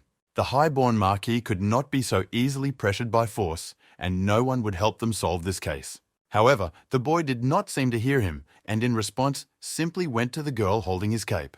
And pulling it on with a determined look, he said that he was going to do what he had to do anyway. It was a real challenge that surprised all those present, who could not have imagined such a turn. Although Alan was wholeheartedly on Jan's side, he could not just let him go on this adventure. As a warning, he told a story about the Marquee that frightened everyone else. According to it, the Marquee dealt with his enemies in the most brutal way. And even the Emperor himself did not want to get involved with this cruel, vengeful man. John did not pay any attention to this, although it was extremely surprising to everyone. But it was exactly the kind of situation he was looking for. Thinking that the guy simply did not understand the meaning of what was said, the other official said it as bluntly as possible. The guy made it clear that he absolutely understood the situation, but that it was his duty, and hinted that it was not only his. And he made it clear that the control of the UN is not just a place where the leaders grill kebabs, it is a symbol of justice and order in the empire. He explained to the impudent official that he had no purpose or reason to live and was no more than a simple animal. He added that only weak people will avoid strong opponents by hinting not so much at themselves as at them. John's words confused the souls of officials who were once good people who wanted to do good, although they had forgotten about it. But remembering it was painful and unpleasant because it meant accepting the real me without excuses or fantasies. A minute later, the official with the sword ran out to catch up with the determinedly walking John. He overcame himself and decided to join the boy in his noble mission, and his friend also made the same decision. A third official shouted after them, obviously unwilling to die so heroically for a peasant. But after standing for a second and thinking about everything that had just happened, he exhaled heavily and made a decision. Throwing some incomprehensible box behind his back, he followed them. Maybe he didn't want to die for a peasant, but friends are friends. And he looked at his new companions over his shoulder, not understanding why he knew the names they finally gave him. Passers-by looked at this procession in amazement because they had never seen the entire Yuan control board go anywhere other than a brothel. Many people thought that this ministry had ceased to exist long ago. And under the gaze of the amazed public, the full composition of the Yuan control approached the Marquise's residence. As he got closer, Ian turned to Julia to send her away because now her life could be in danger, which he did not want. She remembered his behavior and the words he had said this morning. And finally, the puzzle of his behavior was formed in her mind. He died a martyr's death for the sake of the high ideals of morality, justice, and equality.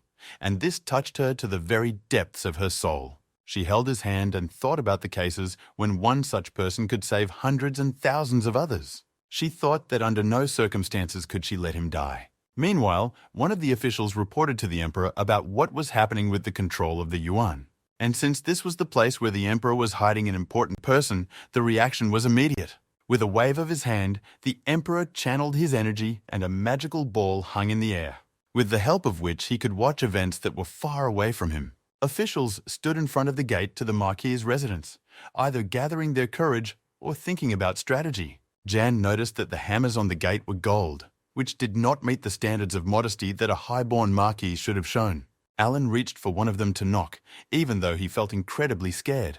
The door opened, and the man who appeared at the door, ignoring the rules of etiquette, spoke to them as if they were rootless vagrants. Ignoring this rudeness, Alan began to recite the official formula for the visit.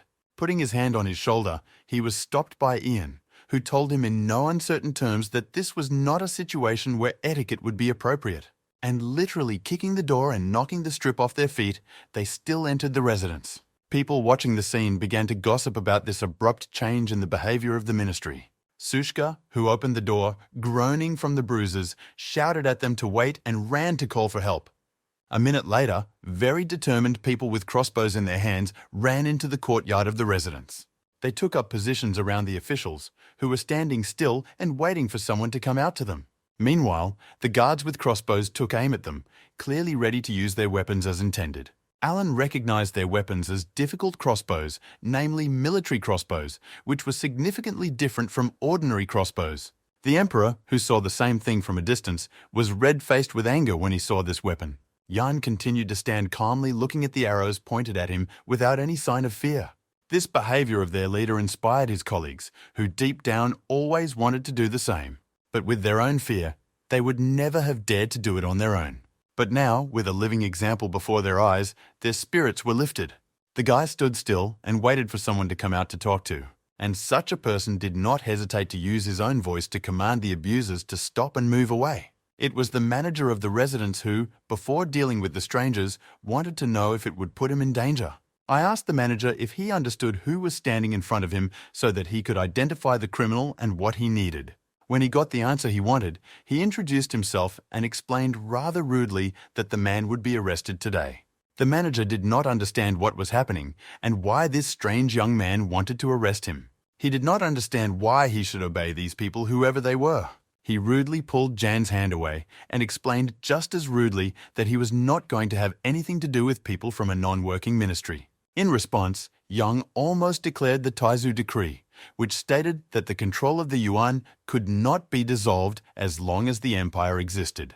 The same strange energy that was flying in the air when he released the energy ball at Jeff began to gather over the residence. Jan's words, amplified by this strange energy, reached the consciousness of every person who observed the situation. Even the Emperor was amazed by the effect of this energy, even though he was very far away. However, the manager did not pay attention to this and continued to bend his way to control the yuan.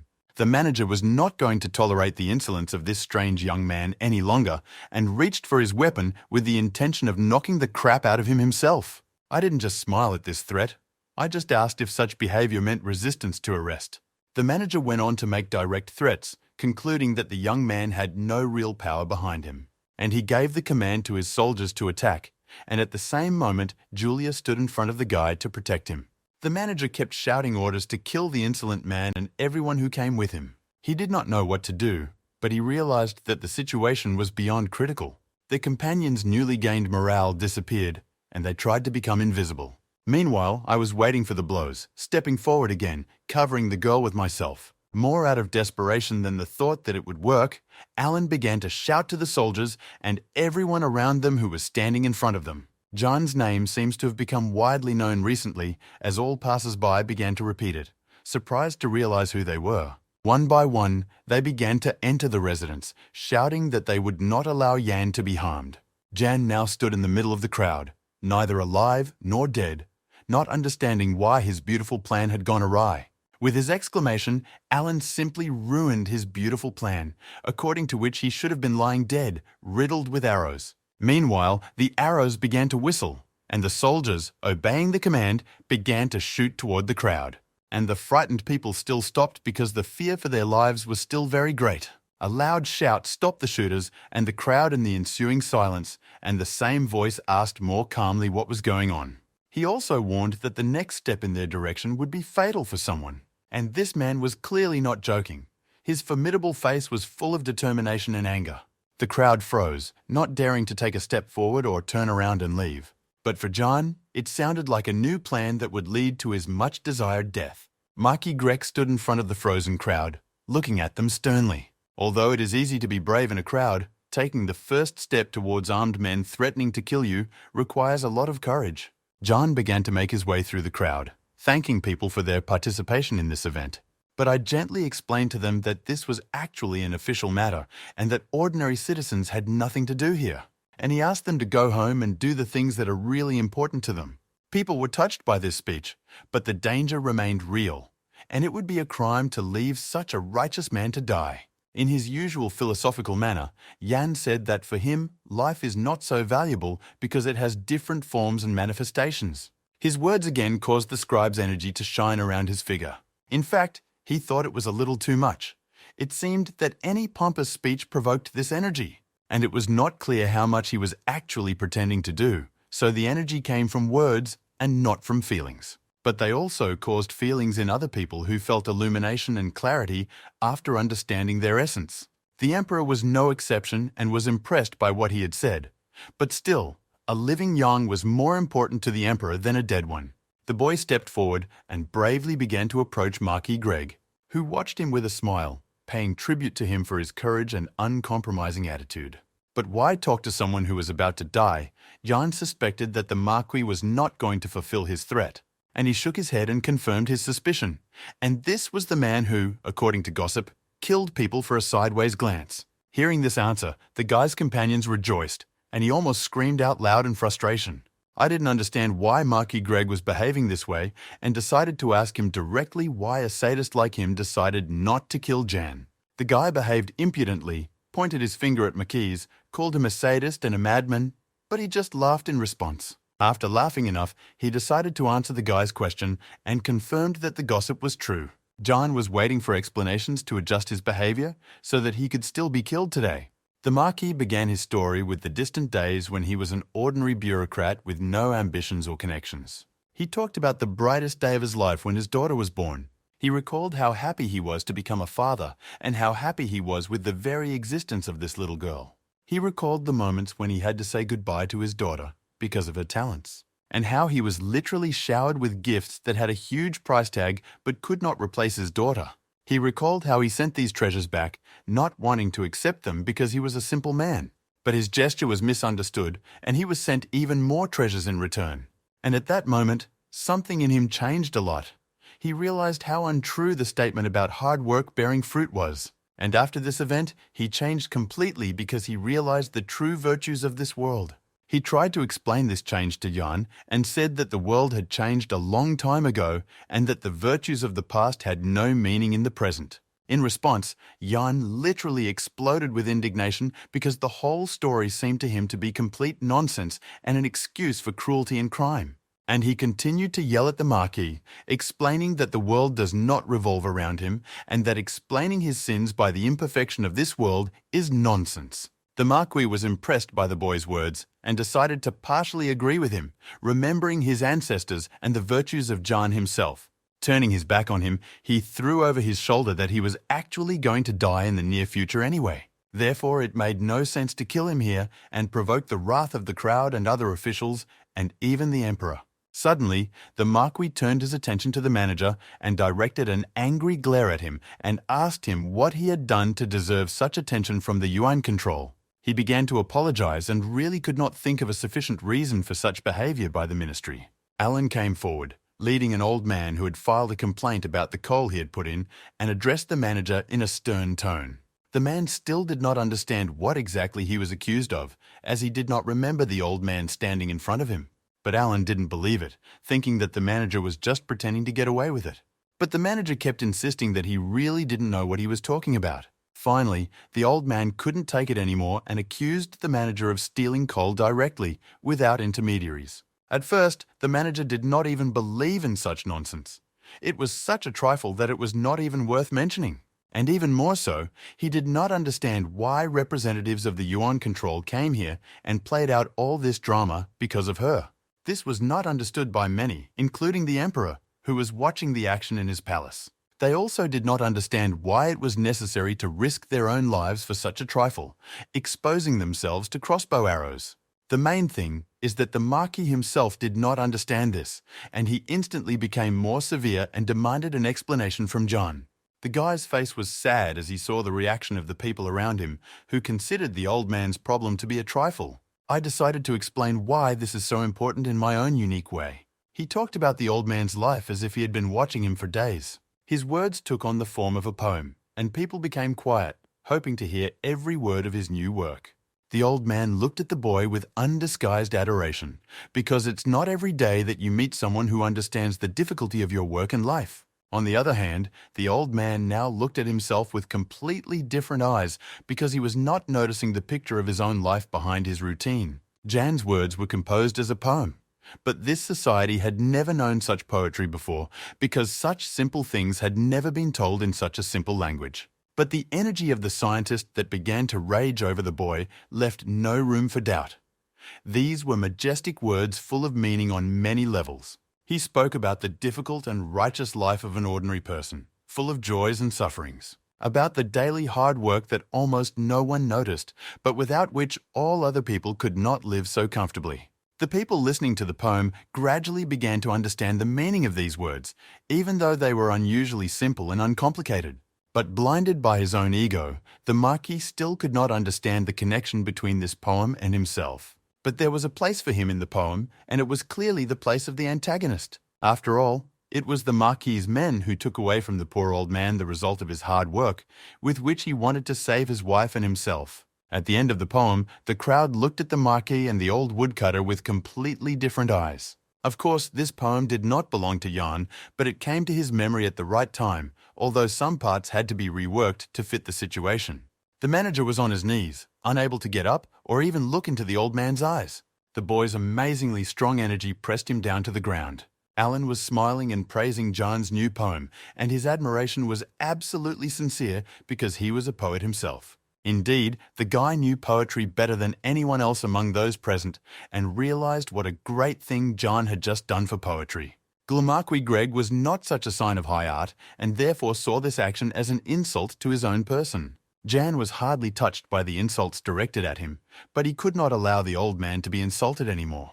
He bluntly reminded the Marquis that he could live in such luxury and live at all only because of people like this old man. And then he reminded us that these people are the majority and should be treated with respect because their true power is incomparably greater than any army. However, John's words only angered the Marquis, and now he was not going to let him go so easily. And he gave the crossbowman an order to shoot the boy and take his life, not realizing that this was what Jan wanted.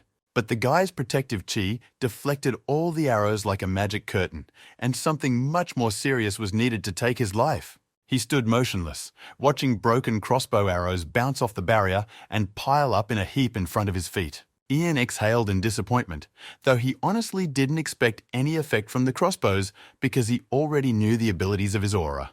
However, he hoped that the Marquis would figure out how to kill him using some other more productive means.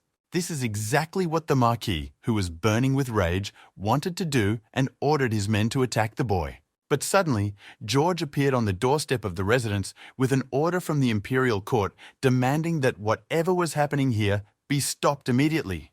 The Emperor, who was afraid that the official would not be able to reach the residence in time, breathed a sigh of relief. However, it was not that simple. The Marquis refused the order because he wanted this impudent guy dead. His rage only grew as he explained why Jan had to die today, and he just smiled in his face. Ian had already thought that the Marquis would back down, but his reaction sincerely pleased him, and he decided to follow suit. George hoped that John would back down to save his own life, and the conflict would be hushed up.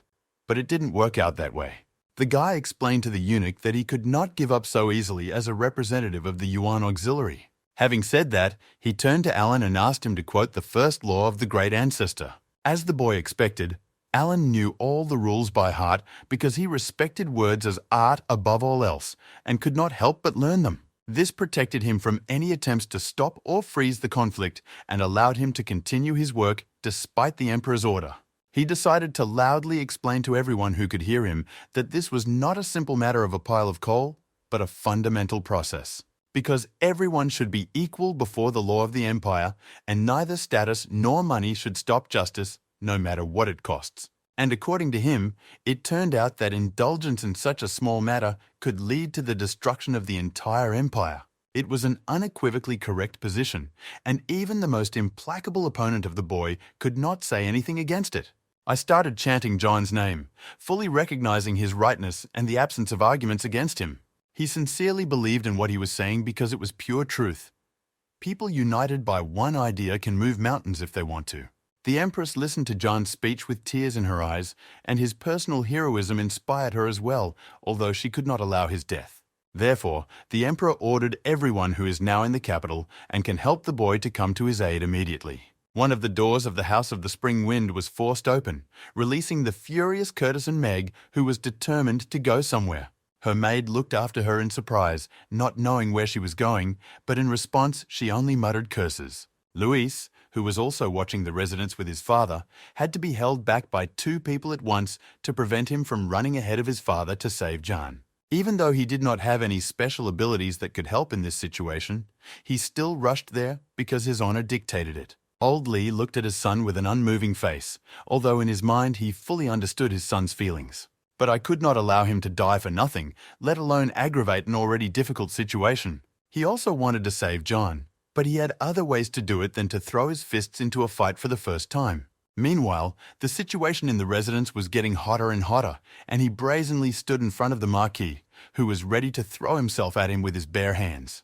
But instead, he chose another option and resorted to the power of the sect of the Immortals, against which few can resist. At his strange signal, strange figures appeared near the boy. Big men who looked more like gorillas than people. And at the same second, these strange creatures rushed at John, waving their huge arms like real clubs. The guy still hoped that he would be able to die normally at least this time and no one would save him. However, this hope was in vain, and Bob, who had never shown himself to be a strong man before, popped out at him like a devil out of a snuff box. But in fact, he was still a gorilla because he withstood the gorilla's blow and continued to fight, even though the gorilla was obviously animal strong. While knocking the spirit out of this monstrous creature, the man decided to tell the story of his life. He recalled how he was a cavalry commander who drove away hordes of barbarians from the borders of the empire with strength and courage. He recalled how proud he was of his victories and strength, and how he hoped to continue bringing victories to the empire in the future.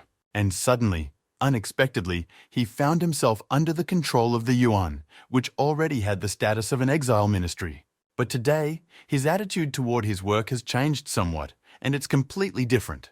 He realized that this work was not really an exile, but a challenge and a real honor. Ian, who saw Bob beating up these monsters, could not believe his eyes that a few hours ago he thought he was just a drunk. But on the other hand, there were still a few monsters on whom Jan had pinned his hopes as instruments of his own death.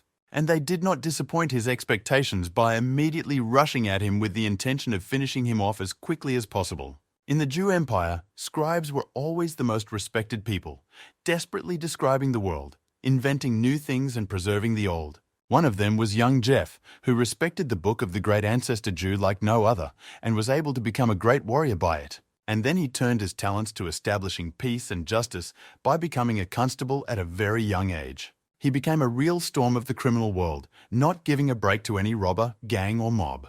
But that was too long ago. And since then, the fire in his soul has barely smoldered, until today and the memorable meeting with Master Jan. And today he felt again what it is to fight evil and what it is to feel on the right side of the law. So he left his doubts behind and bravely went out to fight these monsters who dared to go against the control of the Yuan. His sword cut them down without pity or doubt, confirming the skill of the #1 divine constable. The Marquis did not expect that these two companions of John were capable of anything at all. He thought that this was planned from the very beginning to mislead him and cause him even more insult. Ian, in turn, thought that Marquis Greg was so angry that he would be ready to use all available methods to kill the boy. And the Marquis began to make his next move, pulling out a knife and preparing to attack.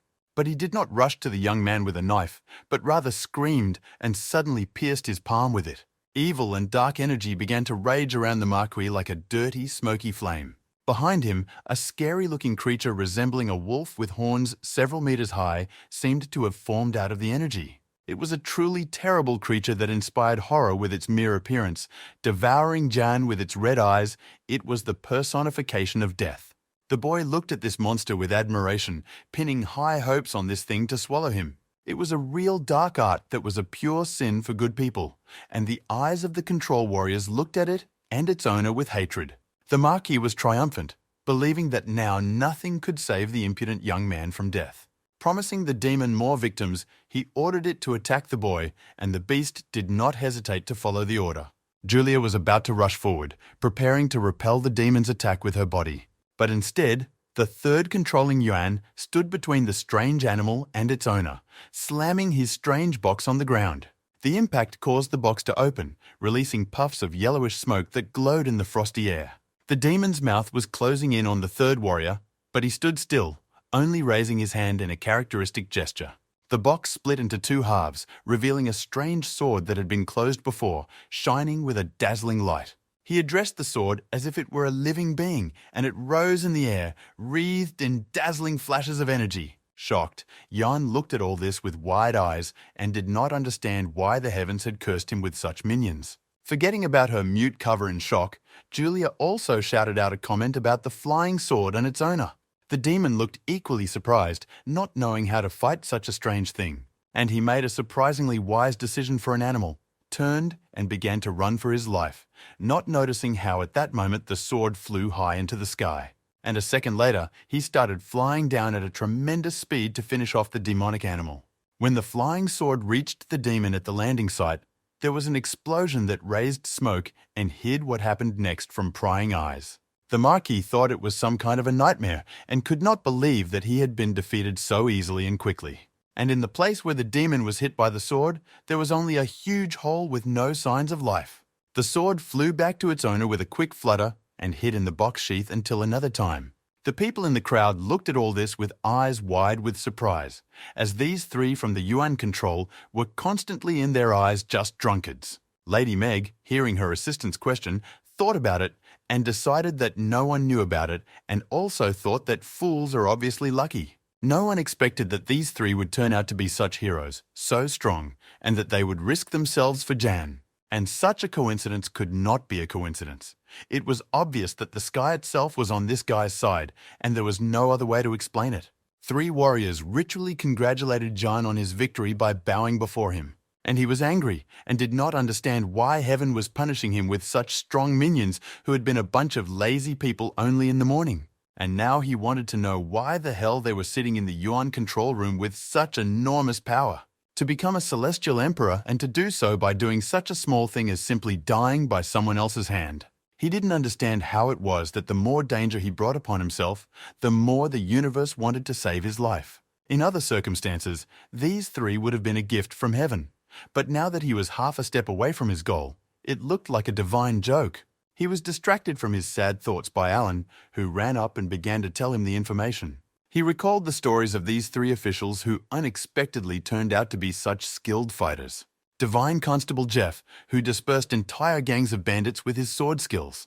The famous General Bob commanded cavalry and defeated entire hordes of Western barbarians. And famous for his flying sword, Jake, who is very famous for his flying sword is very famous. John noticed with anger that there was not enough information about the third man, despite the fact that he was very famous. One way or another, Alan was really surprised that such prominent personalities as these three were working in the control of the Yuan. And John was surprised that in a ministry that was perceived by everyone as a dumping ground for personnel, there was anyone strong at all. Everything was out of whack and not according to his plan at all, which put the guy in a complete, hopeless depression. Jeff, clearly misunderstanding Lord Ian's emotions, proclaimed his full support for him with a ritual bow. After all, it was John Segodnia's words and actions that showed him hope for the future and a way out of the hopeless state he was in.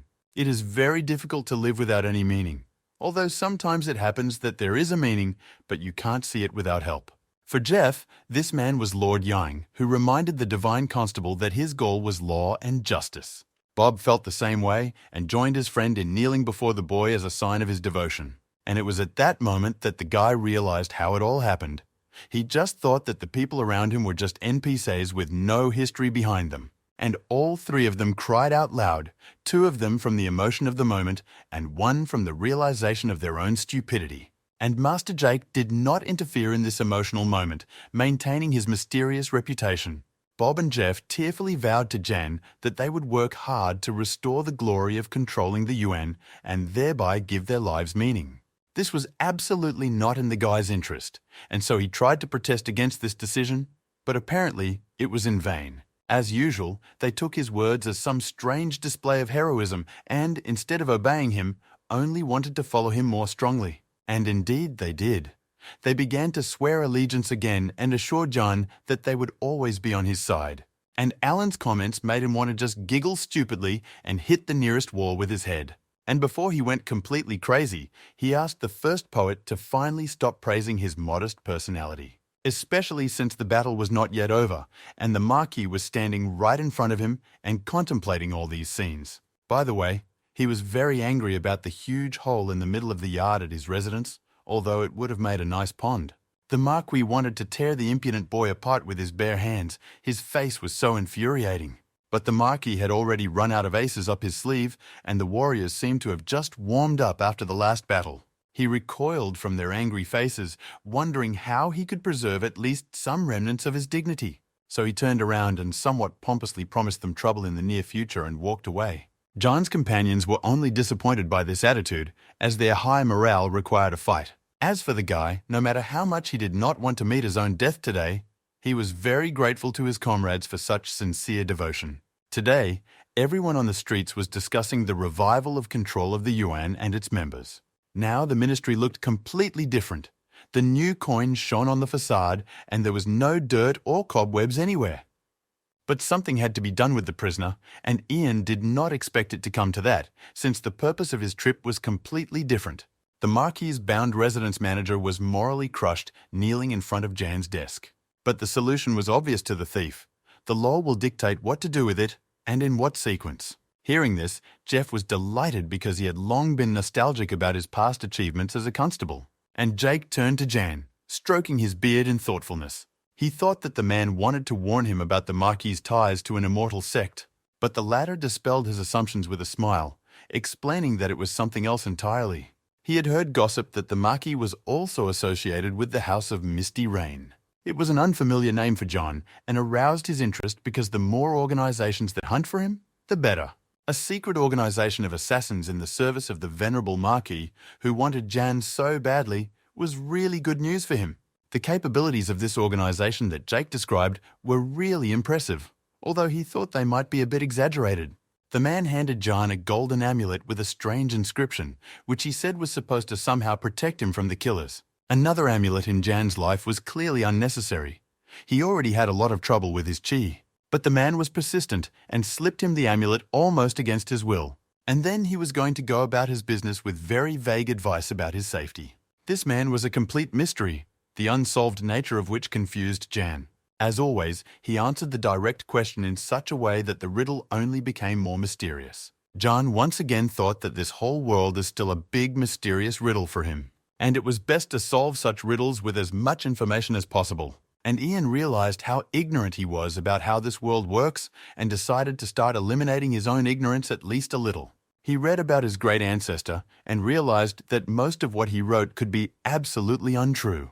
However, some of it might be true, but how to distinguish one from the other was the question. Mysterious conspiracies and murders, struggles for power and influence were all significant and important things in his environment. In moments of decline, there were heroes who tried to change the world for the better. And there were people who helped them in everything, becoming heroes themselves. Jan had read about one of these officers who went in search of the great ancestor but disappeared himself. It has become at least clearer why the yuan's control has come to the state it is in today. One way or another, his curiosity paid off, and he learned more about the organization he worked for. Although it was still unclear how all these talented people got here, and how much of it was someone's will, and how much was an accident. A similar study was conducted in the Imperial Palace with surprising resonance. The Emperor and Meg explored the history of yuan control and paid special attention to its current employees. And the Emperor was also concerned about the same question, namely how such heroic people remained so far from the affairs by simply drinking quietly. The Emperor took the blame, but the courtesan aptly noted that it was the Emperor's decision that led to today's good news. The Emperor agreed, but he was still not sure that this was wisdom and not an accident. Their discussion turned to the person of Jake, who wielded a flying sword and became the key to today's victory. And he was a really strange person who somehow left no trace of his history and biography, although he did not belong to any organization that had traditions and ways of concealing information. The Emperor insisted that his identity be revealed because he might actually threaten Lord Yang.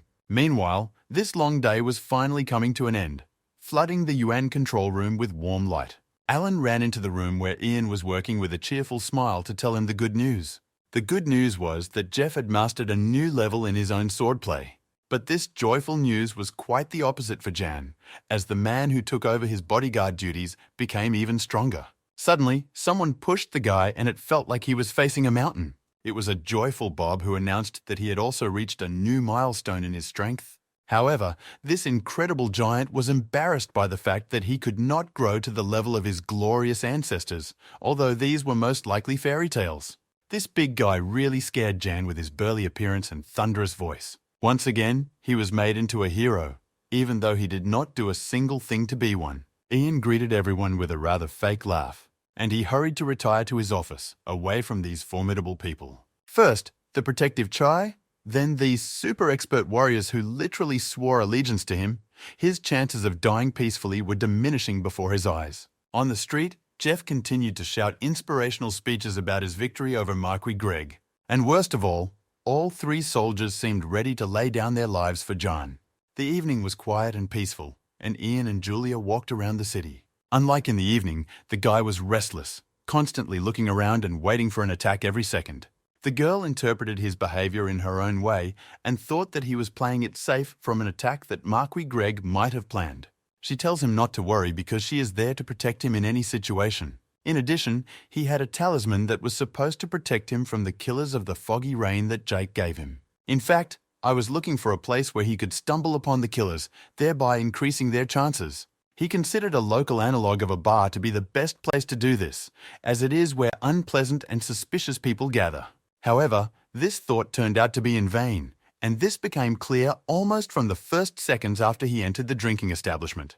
There were indeed many people in the bar, but most of them were local citizens, various low-ranking officials and other passers-by. In addition, many of them were present during the storming of the Marquee's residence, so they knew him by sight and were, in fact, his fans.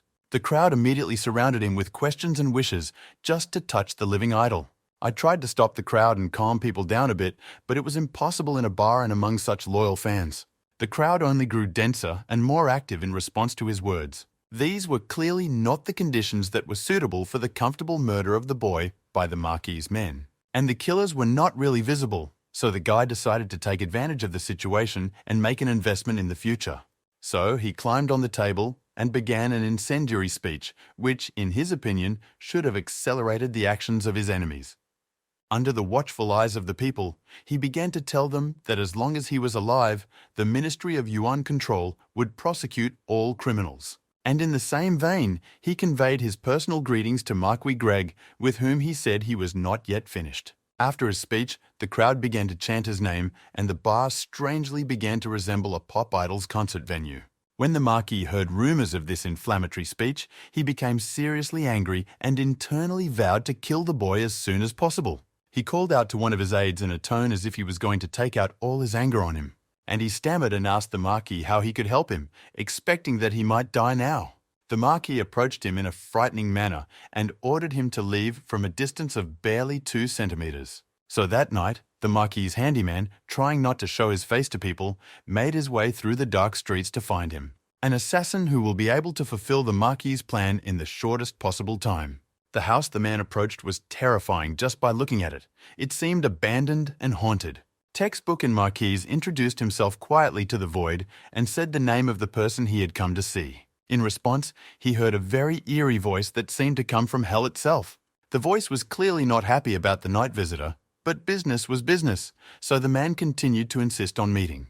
In the back of the house, a green lamp lit up with an eerie light, giving the environment even more mystical features. The man in the deep hood got straight to the point by asking the victim's name. The rest was unnecessary since the services he provided were only for murders. But when he heard who the hooded man was going to kill, he was quite surprised since, according to rumors, it was not an easy target. But the next moment, he smiled broadly because the difficult booty meant a large fee. Meanwhile, at his residence, Ian checked every corner of the house and garden, even looking into tubs and underbushes. The servant wanted to help his master, but as it turned out, he was not looking for a lost object, but for hidden guards. John did not want any of his servants or acquaintances to be hurt in the attack, so he sent his servant away as quickly as possible. The same was true of young Julie, who, after the raid on the Marquee's residence, followed him everywhere. Suddenly, he jumped up to her and, almost forcibly taking her hand, shoved something into her palm with an extremely serious look. It turned out to be a talisman of foggy rain, and not understanding the guy's true motives, she thought he was very worried about her safety. The guy smiled with satisfaction, thinking that he had done everything possible to facilitate the work of his own killers. All the preparations that the guy was doing exhausted him enough that he slept like a log, which was completely in line with his security plans. But Julia did not sleep. She realized how dangerous this night was and decided to prepare for it with all possible seriousness. Quietly sneaking into John's bedroom, she put a special lamp by his bed, and she began to prepare for battle, doubting that the assassins sent by the Marquee Greg would soon be coming to the estate. She took off her baggy clothes and changed into looser clothes that did not restrict her movements. There was one more small detail to be completed before she left Mr. John's bedchamber. She slipped him the amulet he had given her before, even though she hoped to make sure he wouldn't need it. With that, the preparations were complete, and all that was left was to keep a watchful eye and wait for the uninvited guests to appear. She went out into the courtyard, looking intently at the moonlit area. She didn't have to wait long. She immediately sensed someone else's ominous presence in the shadows across the street. A moment later, a strange figure with a sword and a piece of paper for a face appeared around the corner. As the time passed, the girl made a strange gesture, and the energy swirling in her hand began to form a sword. But the strange figure wasted no time in attacking the girl, intending to kill her with a single blow. But Julia was much faster and literally chopped him to pieces in an instant. The strange man was scattered with pieces of paper, revealing his own essence as nothing more than a paper golem. But as it turned out, it was only the first of them, and several others tried to put them on her from behind. She sensed that there was something wrong with their weapons, or rather, they smelled of poison, which meant that she should not miss a single shot. They all attacked together, trying to overcome the obviously significant gap in strength with their numbers, but the girl had techniques for this case. The energy she used formed a cloud around her that quickly condensed into sharp ice blades. The next moment, at her command, they flew towards the attackers with the speed of a cannonball. A few seconds later, the only thing left of the attackers was a pile of paper that quietly fell to the ground at her feet. A man in a deep hood was watching this battle, and after she had dealt with the paper people, he approached her with a proposal. However, the girl made it clear that the path of a hired killer in the House of Foggy Rain was not for her. With a quick, deadly swipe of her sword, she cut the man in half without waiting for him to make any other suggestions. As it turned out, it was just another paper golem that distracted her attention by broadcasting the words of the real killer, who, using his secret skills, seized the moment and entered the house where the real target was. The figure of the murderer seemed to emerge from a strange black fog right in Lord Jan's bedchamber. He was approaching the boy. The figure of the killer seemed to be a void smiling a crooked smile. Under the influence of sleeping pills, Jan slept without noticing that a deadly razor-sharp blade had already been brought over him. But the killer's blow missed its target, instead hitting an unknown barrier. The mysterious amulet Jake gave him worked. Julia was just in time to see the killer's unsuccessful attempt to do his job. The explosion came as a complete surprise to him and threw the killer a good 10 meters away. Now the unsuccessful killer was fuming for a different reason. The ambush arranged by the girl had worked to the fullest. But the case was not over yet, so Julia rushed like lightning to finish off the killer. But he seemed to expect this turn and took out a strange piece of paper that immediately began to disappear into thin air. She missed it by just a moment, and the man dissipated into fog a centimeter away from her sword. In the sudden silence, the girl looked around the yard and analyzed the events and concluded that the attack was not over yet. The killer, having reached a safe distance from the guard's girl, materialized again.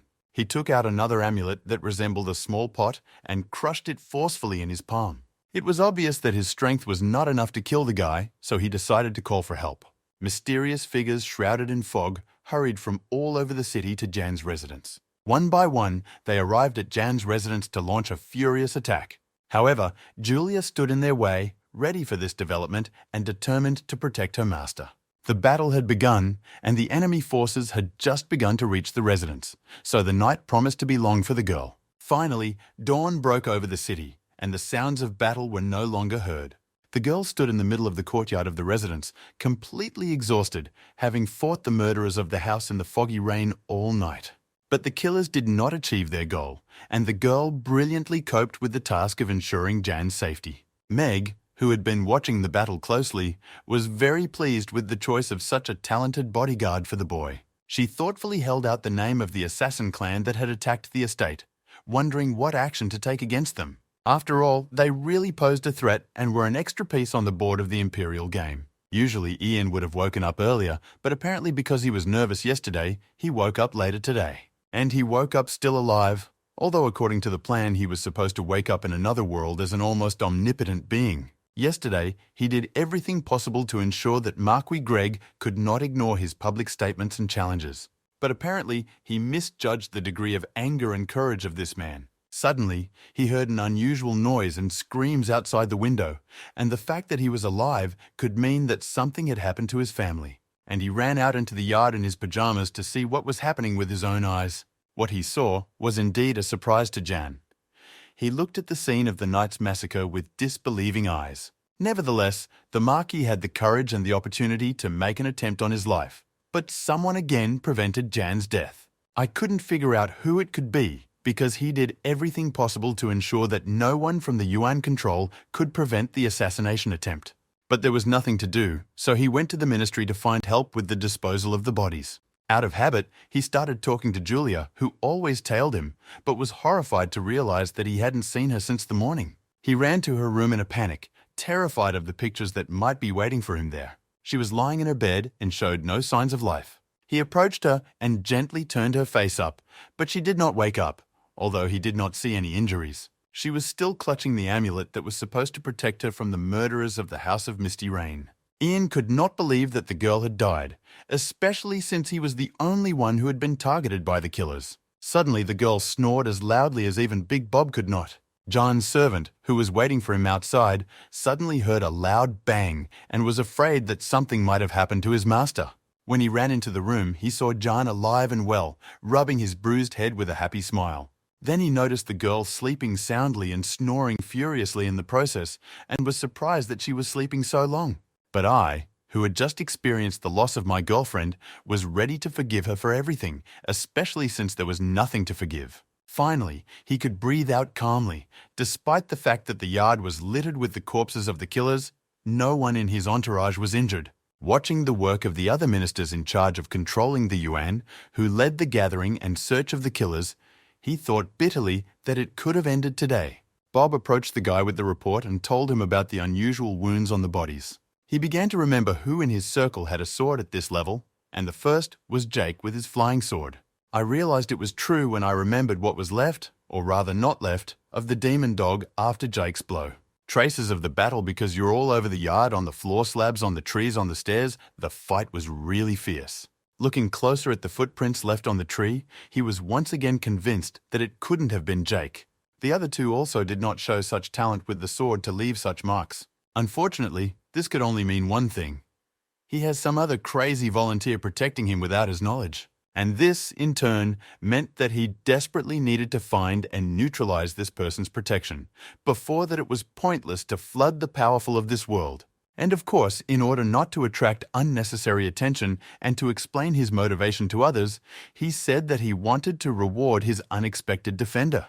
Julia, who had already woken up and was looking at everything from the window, blushed and smiled, thinking that she didn't need any reward.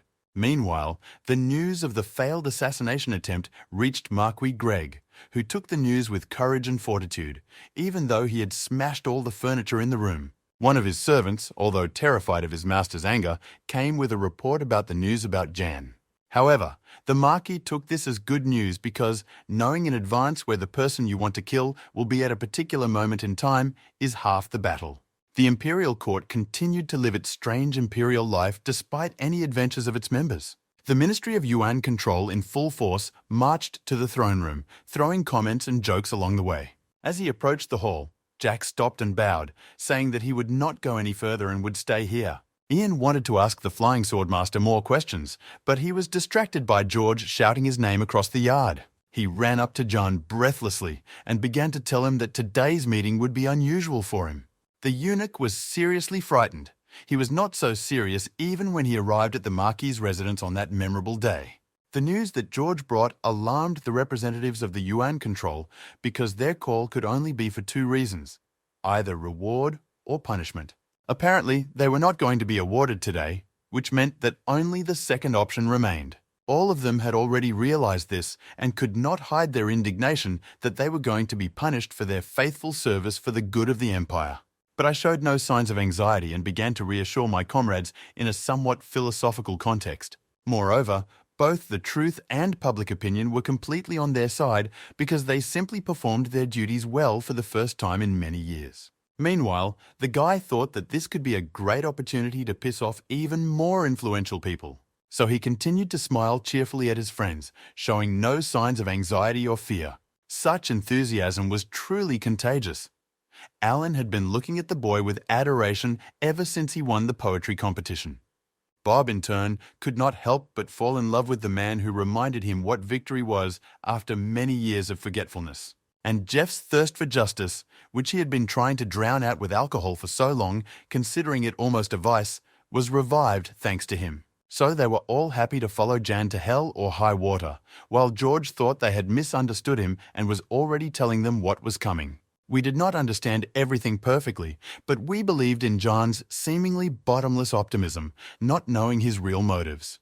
The Emperor, meanwhile, waited for the Yuan control chamber to arrive to dissolve it. Their detention in itself was an insolence that deserved punishment. But the Emperor's real motive was different. He did not want to dissolve the chamber or punish it, but it was the only way to ensure their safety. And the Yuan controllers, with the courage of the doomed, went to the throne room with their heads proudly raised, leaving fear behind. Their courage and optimism were infectious, but George, who stayed behind, was still very worried about Jan and his colleagues. He was torn by strange feelings, as if his consciousness was divided into two. One part wanted to stand shoulder to shoulder with Jan, and the other wanted to hide him in the basement. But he could do neither the former nor the latter, although he wished him well in both cases. Finally, Young and company made it to the Emperor with the audacity to boldly enter the throne room and bow ceremoniously. The luxury and size of the throne room, among other things, served to put pressure on the minds of those who came here for the first time or not often. No less pressure was exerted by the eyes of hundreds of officials who smilingly awaited the public flogging of the Yuan control. Here and there, quiet voices of officials could be heard criticizing John and his friends. The Emperor decided not to delay the procedure, which was painful for John and for himself, and began his speech without delay. But almost immediately, the guy interrupted him, showing his defiant behavior, and asked for a word. John decided to have fun today, so he started from afar and turned to the officials and asked them a seemingly innocent question. And when he heard the answer, he shouted loudly so that he could be heard in all corners of the hall, accusing the officials of cowardice and youthfulness. The Emperor only blinked his eyes when he heard such bold speeches from his protégé, who seemed to be doing everything to anger the powers that be. One of the older officials shouted back at the one who spoke about the language, accusing him of unbecoming behavior in the throne room. The voices of other officials were immediately heard from all sides in support of the old man. The old man listened with pleasure to the voices of support, already internally celebrating his victory over the insolent man. Things were getting more and more serious. The Emperor only wanted to loosen control, but disrespect in the throne room was a more serious charge. It seemed that Ian was enjoying this moment and laughed out loud, causing even more indignation with his behavior. Laughing, he began to compare the old bureaucrat's performance to that of a circus performer. Indeed, the old man's cries with his broken voice were in some ways imperceptibly similar to the animal cries of the macaques. However, the bureaucrat did not back down and appealed directly to the Emperor, accusing Jan of continuing to show disrespect for the throne room. The guy got a little fed up with being poked in the face, so he waited for the right moment and grabbed the old man's finger, breaking it a little. He threateningly brought his face closer to the bureaucrat's face and asked him in a menacing voice who he was. The latter retreated in horror, wrenching his hand from Jan's grip and introducing himself as the Minister of History. Jan continued to openly mock the old bureaucrat and continued to do so at every opportunity. And laughing, he immediately turned away from the old man and continued his interrupted speech full of fair enough accusations. Finally, he finished it with a sincere smile, directly calling almost everyone in the room animals. But the very next moment the smile flew off his face and he turned to the Minister of History and began to hurl serious accusations at him. Like a lawyer at a mock trial, he poured out serious arguments one after another, giving the impression that he was not the accused here, but the old minister, and that it is the old minister who should be punished today, not the Ministry of Yuan Control.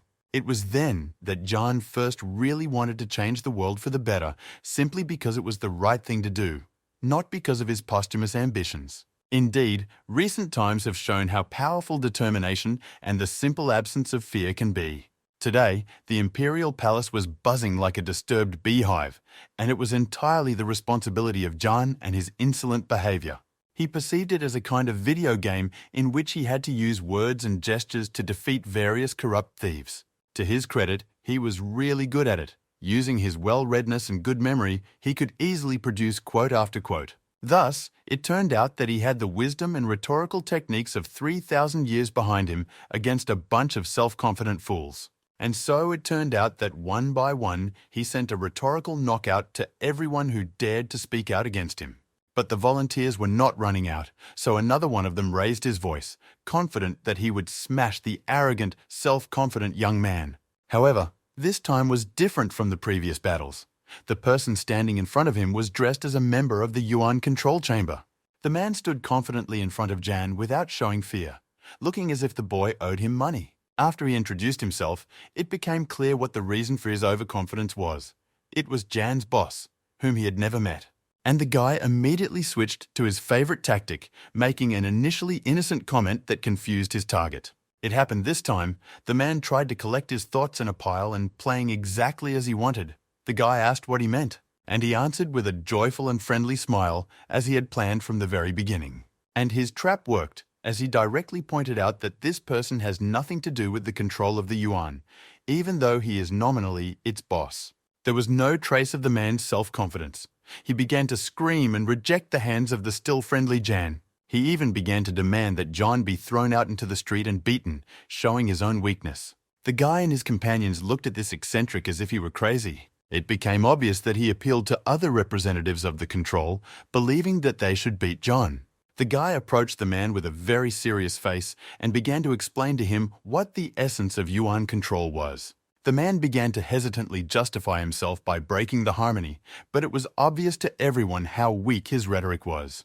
But he kept talking, and I decided not to stop him from digging his own grave. And indeed, what this bureaucrat said was so far from the truth of real-life practice that Ian did not even believe that such people existed. Jan saw an opportunity to destroy this man and, taking from his memory a story that corresponded to such nonsense, stopped the speech of the small-minded bureaucrat. Having slightly altered the story of Marie Antoinette, who offered hungry French people to eat cakes instead of bread, he told his version. Those who had at least a little contact with real life immediately understood the meaning of the story and were outraged by the behavior of the fictional official. But the new story worked even better than he expected, because his supervisor, who was far removed from the lives of ordinary people, did not understand anything. He really didn't see any contradictions in the official's behavior in Jan's story.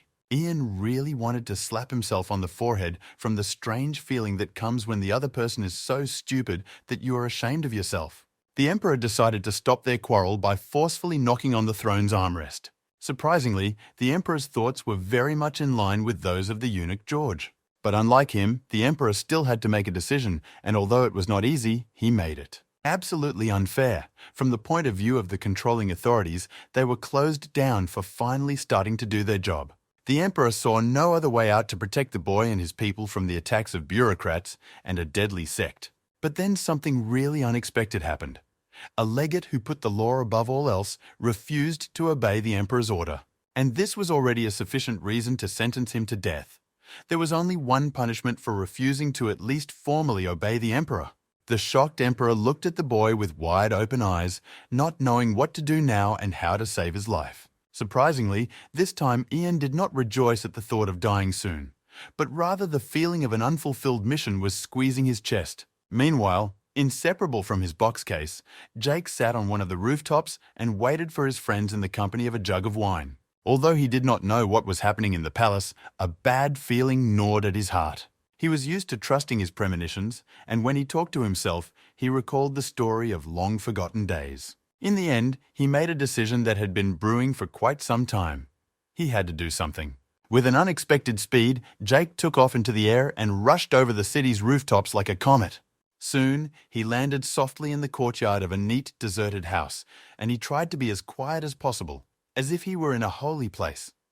In fact, for him it was. For him, the courtroom was a place of communion with his gods. He opened the lofty door with a bow full of respect and said a greeting that was more like a magic formula.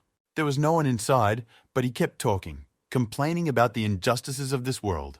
He knelt on his knees, not daring to enter the temple, and talked about the decline of the Yuan's control and Yang's place in its revival. It was as if he was praying to a deity to save the boy in the control room. The mysterious mirror glowed with internal energy and did not react to Jake's words. And apparently that was the answer, and it was a negative one. Unable to withstand his inner feelings, the man dropped his manners and respect and said what he felt with a sincere heart. The mirror continued to glow steadily, unresponsive to Jake's words. And suddenly it bent as if it were a fabric that someone was trying to break through. And in a moment, as if having penetrated some invisible membrane, the shining energy burst out of the object and flew at high speed towards the palace. The entity trapped inside the mirror listened to Jake's prayers, but it was not enough. Meanwhile, in the palace, the official continued to shout at Jan, demanding that he commit suicide for disrespecting the emperor. Suicide was not part of the guy's plans for many reasons. Firstly, it would deprive him of an afterlife, and secondly, it would not do anything good for people. But he offered to kill him, and this served both his purposes of rebirth and martyrdom, which would have inspired many people. The entity that was watching him felt that he was not lying and was ready to die, and this was the first test. The time for the second test came, and the entity above the palace became several times brighter. An invisible energy covered the entire palace with its imperceptible glow. The second exam was an assessment of enemies and friends, and almost all the officials in the room who were the boys' enemies were deeply flawed individuals. The current chief officer of the Yuan control was a particular standout, a bundle of envy and stupidity. The assessment of his comrades showed their complete trust in the guy and their willingness to follow him to the end. The second test was also passed, and the guy continued to wait for the decision on his murder. The old minister of history spoke up again, emphasizing that the strong and aggressive clans of the sect and the country wanted him dead. All the officials in the hall fell to their knees and began to shout at the emperor, begging him to kill the boy. The entire court, all officials without exception, wanted John dead, and the emperor was amazed at this unity and viciousness. Ian dug up another quote from his memory that was apt for the moment and couldn't help but share it with this bloodthirsty crowd. As he continued to speak, he looked at these people and saw that they were nothing but empty shells. They were really just worms who were afraid of light and therefore invented thousands of reasons for its harmfulness. When he finished speaking, he looked directly at the emperor and loudly admitted his guilt, but he did not think to admit that he was wrong. His companions fell on one knee in front of such a majestic act, realizing the boy's sacrifice and why he made it. But suddenly, an incomprehensible entity seemed to cover John, causing an inexplicable feeling of power and righteousness. The light gradually became visible, filling every cell of the boy's body and the space around him. An authoritative voice full of power spoke in his mind, appointing him the new chief officer of the Yuan control. In a strange way, this energy was able to inform the entire empire about this decision by sounding in everyone's head. Jake bowed with a warm feeling in his heart to the Hall of Justice, feeling grateful and relieved because he had been worried about the boy's ordeal. Suddenly, the ground seemed to shake, and a strange pressure filled the air around the Hall of Justice. Balls of energy burst out of the hall, flying in different directions and frightening passers-by. They flew out of the mysterious mirror Jake was talking to. Suddenly, something broke through the roof of the Hall of Justice at high speed and flew into the sky, leaving a bright trail behind it. And a real comet, a burning meteorite, flew toward the Imperial throne room. Jake's surprise knew no bounds. It was not just recognition and not just passing the exam, it was a sword. Meanwhile, I was still trying to understand what this strange feeling caused by this pillar of light could mean. Almost as if it were his first day in this world, he felt a surge of strength and energy, but much, much stronger. Suddenly, one of the people present screamed when he saw a strange object flying toward the boy. And the voice of authority continued to sound in people's heads throughout the empire. And an amazing energy began to boil, forming something right in front of the guy. John's companions looked at him in amazement, feeling this strange energy radiating from him. The energy around him gradually seemed to be drawn into him, combining with his own. He was getting stronger again, and not just stronger, but much stronger. Officials and bureaucrats, blinded by the radiance of the energy, continued to insist on Jan's death despite the mystical events they had witnessed. Suddenly, a sword shining like the sun appeared in the throne room and slowly floated in the air. The light emitted by Yang could not be compared to the light coming from the sword. He was really paralyzed, unable to speak, move, or even blink. His hands rose by themselves to meet the sword that was slowly descending toward him. A strong-willed voice continued to speak in his mind, recognizing Jan as the owner of this power and new position even against his will. He couldn't take his eyes off the sword, as if its shining seemed to hide an infinite inner space. Finally, one of the officials guessed what kind of sword was in Jan's hands. The sword of the great ancestor was the embodiment of his spirit, and was a great honor to whomever it fell into the hands. My new hand, with the sword clenched in it, rose up by itself, and the sword flashed with energy in response to his gesture. His body was controlled by the sword, which now seemed to be an extension of his body, an integral part of it.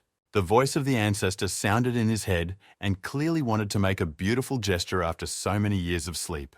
A slight movement of the sword made it slam into the marble floor a few centimeters, as if it were made of a sponge. The sword spoke in John's voice, and its energy filled the entire palace, penetrating every crevice and leaving no unlit corners. For some reason, it seemed as if all the officials and bureaucrats in the room were slapped in the face at once. One by one, they clutched their chests, feeling pain and loss. Some of them fell to the floor exhausted, while others continued to stand, although it was obvious how difficult it was for them. Alan looked at the people around them in surprise, finally realizing what had happened to them. In John's voice, the sword of the great ancestor explained that those present had just been tested for virtue, and those who did not have it were punished.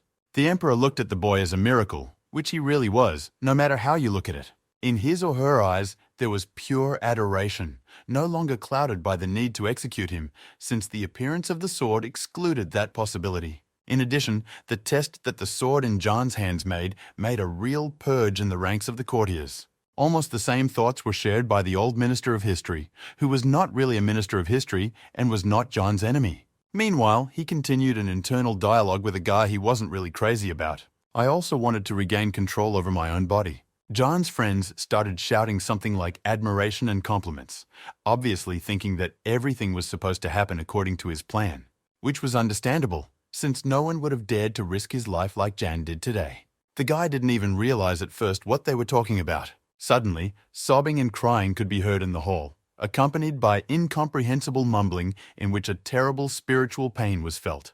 Gradually, the voice became bolder, and one could hear the confession of a man who sincerely repented of his sins. It was John's former boss who did not understand the joke about meat and grain, and now he was crying tears of repentance for his careerism and selfishness. And suddenly, screaming, he ran to the exit, obviously unable to endure his mental torment any longer. Crying like a little child, he ran out of the throne room, almost knocking down George, who was not expecting it. This was a very strange behavior for anyone, and especially for such a lost cause as this man. It surprised and interested the eunuch. However, this was not the end, but only the beginning. One by one, a whole crowd of officials and bureaucrats ran out of the palace sobbing. They all loudly repented of their sins, resigned their positions, and apologized for betraying their ancestors. The emperor stared in amazement at this amazing procession without taking his eyes off it, and finally he dared to address John. And echoing the suspicion of his comrades, he asked directly whether this was really his plan, or whether it was chaos in its purest form as it really looks like. The events of that day could not fit in my head, as absurd as they seemed. The emperor aptly noted that in the ensuing chaos, the necessary things would still have to be sorted out. The world now had absolutely no idea how to ensure the guy's safety after all the challenges he had made today. But the old Minister Lee was more optimistic because he had a little more experience. The old man carefully opened the cup he was holding and inhaled its aroma with pleasure. His judgments about the boy were correct and true, and this cannot be hidden, which means that we need to act in a completely different way. Meanwhile, I, accompanied by my friends, completely unable to understand anything about this world, with the legendary sword of my great ancestor in my hand, walked away from the palace. Emperor Chancellor Lee and Meg continued their secret meeting to discuss the latest developments. The Strachey Chancellor wanted them to reconsider their positions and strategy specifically with regard to John and the Empire in general. Before that, they tried to hide him to ensure his safety from the immortal sect and other powerful groups and individuals. The trio did all their actions secretly and unnoticed, and only because of this their plans were not revealed, and by and large because of this, they were still alive. Of course, like anything else in this world, this kind of behavior had a downside, which hindered rather than helped. The old Chancellor resorted to an analogy to explain more clearly what he meant. He told me about a tree in his garden that grew and bore fruit in a way that was completely different from other trees, and that this specificity is little known to people and led to the death of this tree. The old man wanted to say with this example that it is not always possible to draw the right conclusions based on what you see, and sometimes it takes time. The emperor understood Chancellor Lee's allegory comparing the empire to a tree that had not borne fruit for many years, And in order not to be cut down like this tree, the empire must show everyone that it is still alive and able to bear fruit. And Yang himself was an excellent symbol that could be used as proof of the vitality of the empire. It seemed that the events themselves, although chaotic, were lined up in such an order to lead to such a decision. The emperor's plan seemed to be working too well. Everywhere people were discussing the new chief officer of the Yuan control and his achievements. His somewhat pop star status only grew and grew, and from time to time, passers-by could hear the shouts of his fans from the street. Frankly speaking, John did not like such attention to his person. Although he could use it, he did not enjoy it. In addition, he believed that it was all undeserved fame, as it was largely a deception and fraud. Suddenly he felt rather than saw an object flying right at his head. Ian automatically caught it and traced the flight path to find Jake sitting on the roof watching him. He decided not to refuse the treat and took a few big gulps right from the jug. Answering the man's question, he voiced some of his thoughts about his somewhat morbid fascination with his personality. Jay just laughed at the guy, not understanding where he could have gotten such strange thoughts. In response, Young quoted a famous poem and added that he did not want people to be disappointed in him, and the best method for this is not to be enchanted. The man jumped off the roof and landed easily on his feet and reminded the guy that he still had real, non-fictional merits. He also added that he personally has complete confidence in him. Otherwise, he would not have asked the heart mirror to check him. And since he passed this test, he must be a really good and worthy person, right? Ian was moved by this speech and grateful to Jack for his words and praise. Suddenly he realized what his subordinate had said. It was Jake who summoned the mirror, which led to the cancellation of his almost inevitable execution at that moment. The man thought that John was just surprised and that he was actually grateful, so he smiled at him and patted him on the shoulder. The guy lost his speech, and the reason is his actions and only his actions. It was a stab in the back with such force and accuracy that one would not expect from a quiet man like Jake. To achieve his goal of being killed, preferably for some noble cause, he had to take into account the whole bunch of his defenders. And then there was the mysterious stranger who had saved him from the murderers of the House of Foggy Rain, and about whom nothing was known. Alan appeared in the courtyard, happily announcing the opening of the House of Justice. Jan did not really understand what was being said, and his face clearly showed it. Jake explained that the justice system is now a mystical place that opens only when a chief officer appears, as Ian appeared yesterday. In this place, one could learn many secrets and detailed stories. John stood in front of the ward, feeling some strange indecision in his soul. Jake, on the other hand, was smiling and acting as if he had known all this for a long time and was just giving a tour. This aroused suspicion in the boy, which easily fit the story of the mirror with his flying sword and other mysterious aspects of his personality. John went inside and cautiously, as if apprehensive, sat down in the chair of the chief officer. Jake was smiling, and Ian was feeling a little foolish in this rather pompous environment. Suddenly, he felt a strange energy that seemed to envelop his consciousness from all sides at once. It was as if he had seen the chief officer who stood guard over law and order in the empire. Moreover, the capital's army was also under his command, which was a really huge responsibility.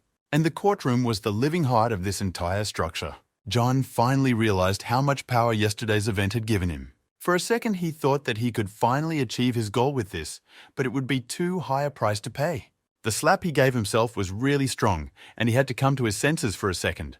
The guy answered Jake's question in the affirmative, but the fact that he asked it again led to the question of who Jake was. He decided that this could no longer be put off, and he had to find out who this person really was. A smile appeared on the man's face, characteristic of every time the question of who he was arose.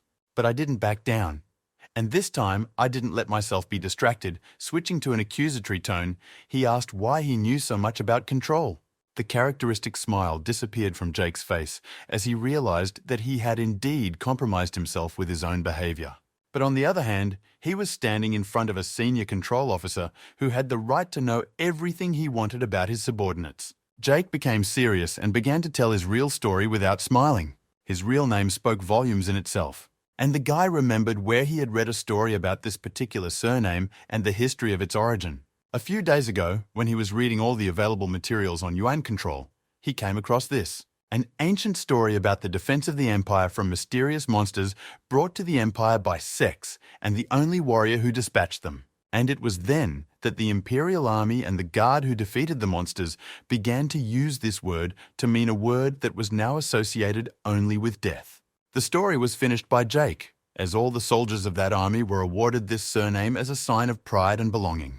No, Jake was not among the ranks of that army, but he joined its ranks sharing the ideals that prevailed at that time in history. He served the Empire as best he could, even though it was already on the verge of collapse.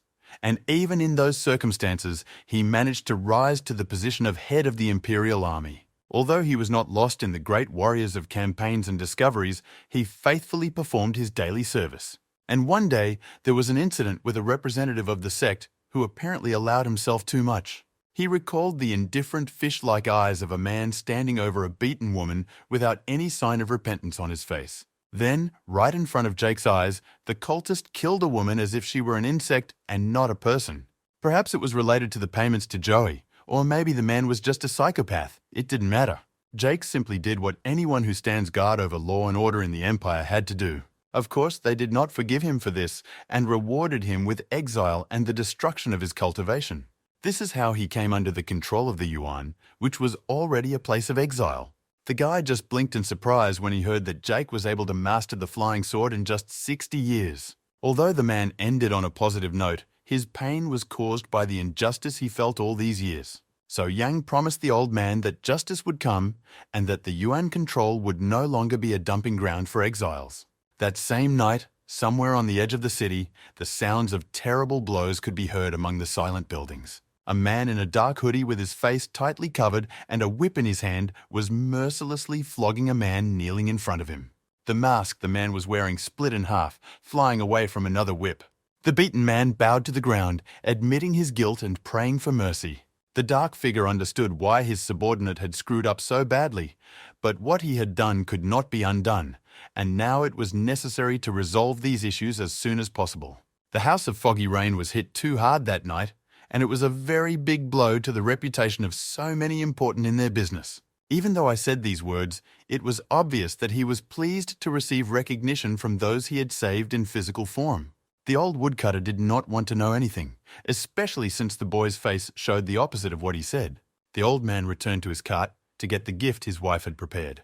He threw a row of clothes off the cart, and Jan's eyes saw a completely different picture than he had expected. At the bottom of the cart was an unconscious, beautiful woman surrounded by vegetables and root vegetables. In recent days, there has been only talk about the events in the palace, especially since former officials deprived of key could now be found on the streets. Full of remorse, they walked around the city not knowing where to go and unable to return home because of remorse. Although the effect of getting rid of corrupt bureaucrats could hardly be overestimated, this was not the only thing that has changed recently. Less noticeable, but no less important, was the beginning of another process, namely the rehabilitation of honest and talented people who were deprived of their jobs by hook or by crook. If the former was an action from, that is, from corruption and collapse, the latter was an action to the justice of the lawfulness of prosperity. Social elevators started working again as they should have always done, lifting up the talented and lowering the bad.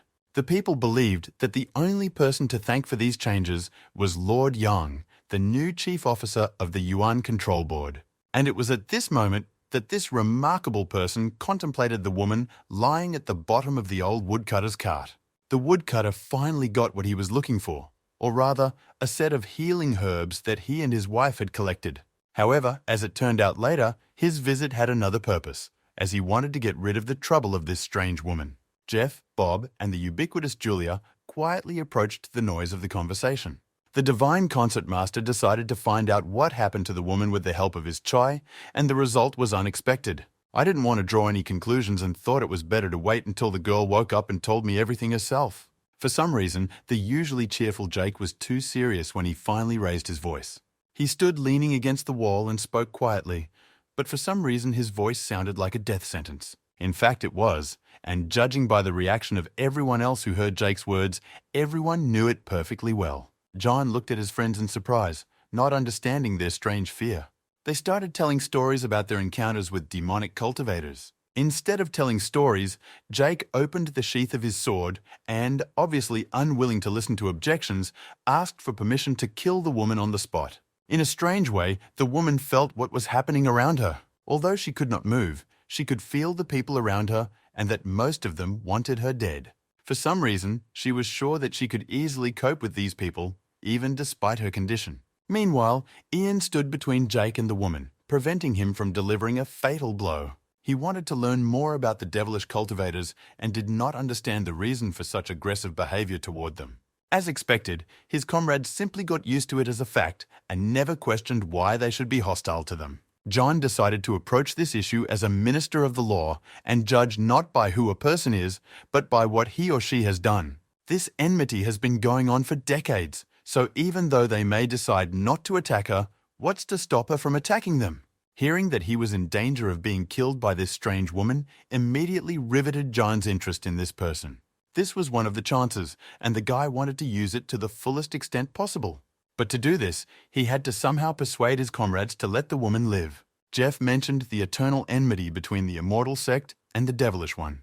But Young told him that the immortal sect also does a lot of evil in this world, and which one is worse is another question. It is enough to see how representatives of the immortal sect treat ordinary people to realize that they are definitely not angels. John emphasized that people are different and that there can be both scoundrels and decent people among any strata of people. She had recovered enough to hear the guy's speech and now wanted to know more about him. One way or another, Young was the senior officer of the Yuan Control, and everyone else had to obey him, especially in matters of justice and fairness.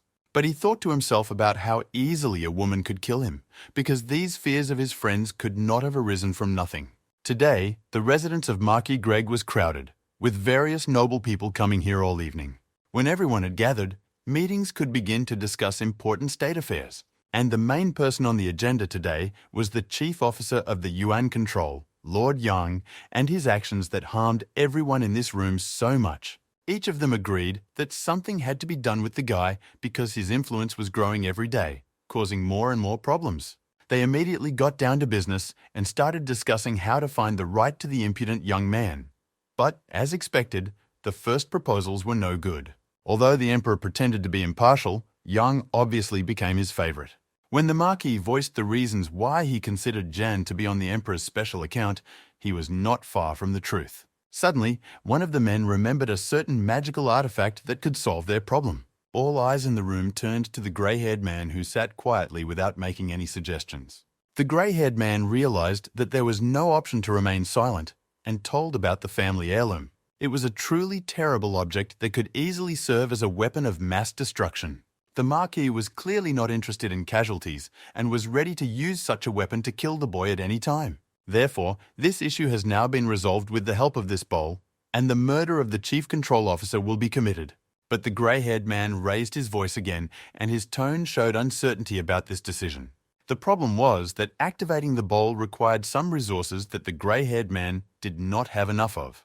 The next day, there was no place for an apple to fall from the crowd in the yard of the Yuan Control. These were all candidates for admission to this suddenly popular service. Many in the crowd shouted John's name as if he were some kind of idol, because it was obvious that they had come here because of him. Jan brought out a small square object and gave a short speech. The object from his hand flew into the air, shining with golden light, while Yang suggested that the unsure leave the yard to control the Yuan. No one moved, and the strange square shone brighter and brighter, the eyes of the entire crowd involuntarily riveted on this glow. It was completely unclear what to expect from it, but the fact that it was a spectacle that you don't see every day was true. After waiting for the voices in the crowd to quiet down, John announced that he was starting. Around his figure, an energy flow began to rage, resonating with the light, creating a strange square.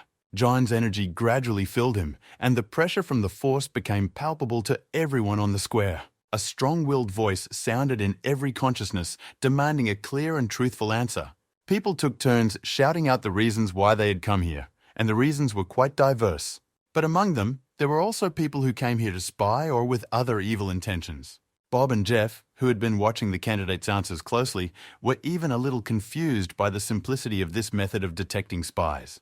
But the confusion didn't last long, and the next moment they were dragging the failed spies to the exit, while I thought they should try harder. And in Jan's residence, everything was quiet and calm for another ordinary day. But suddenly the peace was broken by hoarse shouts from the street. John's servant opened the gate and saw a beggar behind it, who wanted to exchange the old bowl for at least some food. The man did not think to stoop to such shame and went to collect food for the old man without any payment. But suddenly, a beggar grabbed him by the shoulder and literally demanded that he take the cup. His eyes glowed with a strange green light, and his words, which literally turned into orders, became impossible not to obey. Jan's new servant's eyes also shone with a natural luster, and he wandered back to the house, bowl in hand, like a zombie. He put it on the table exactly as the old beggar had ordered. The owner and closed the door tightly behind him, as if he had lost all will of his own. But in the next moment, he suddenly regained consciousness, although he did not remember the last minutes. He looked around in confusion, trying to understand what was going on and how he had ended up here.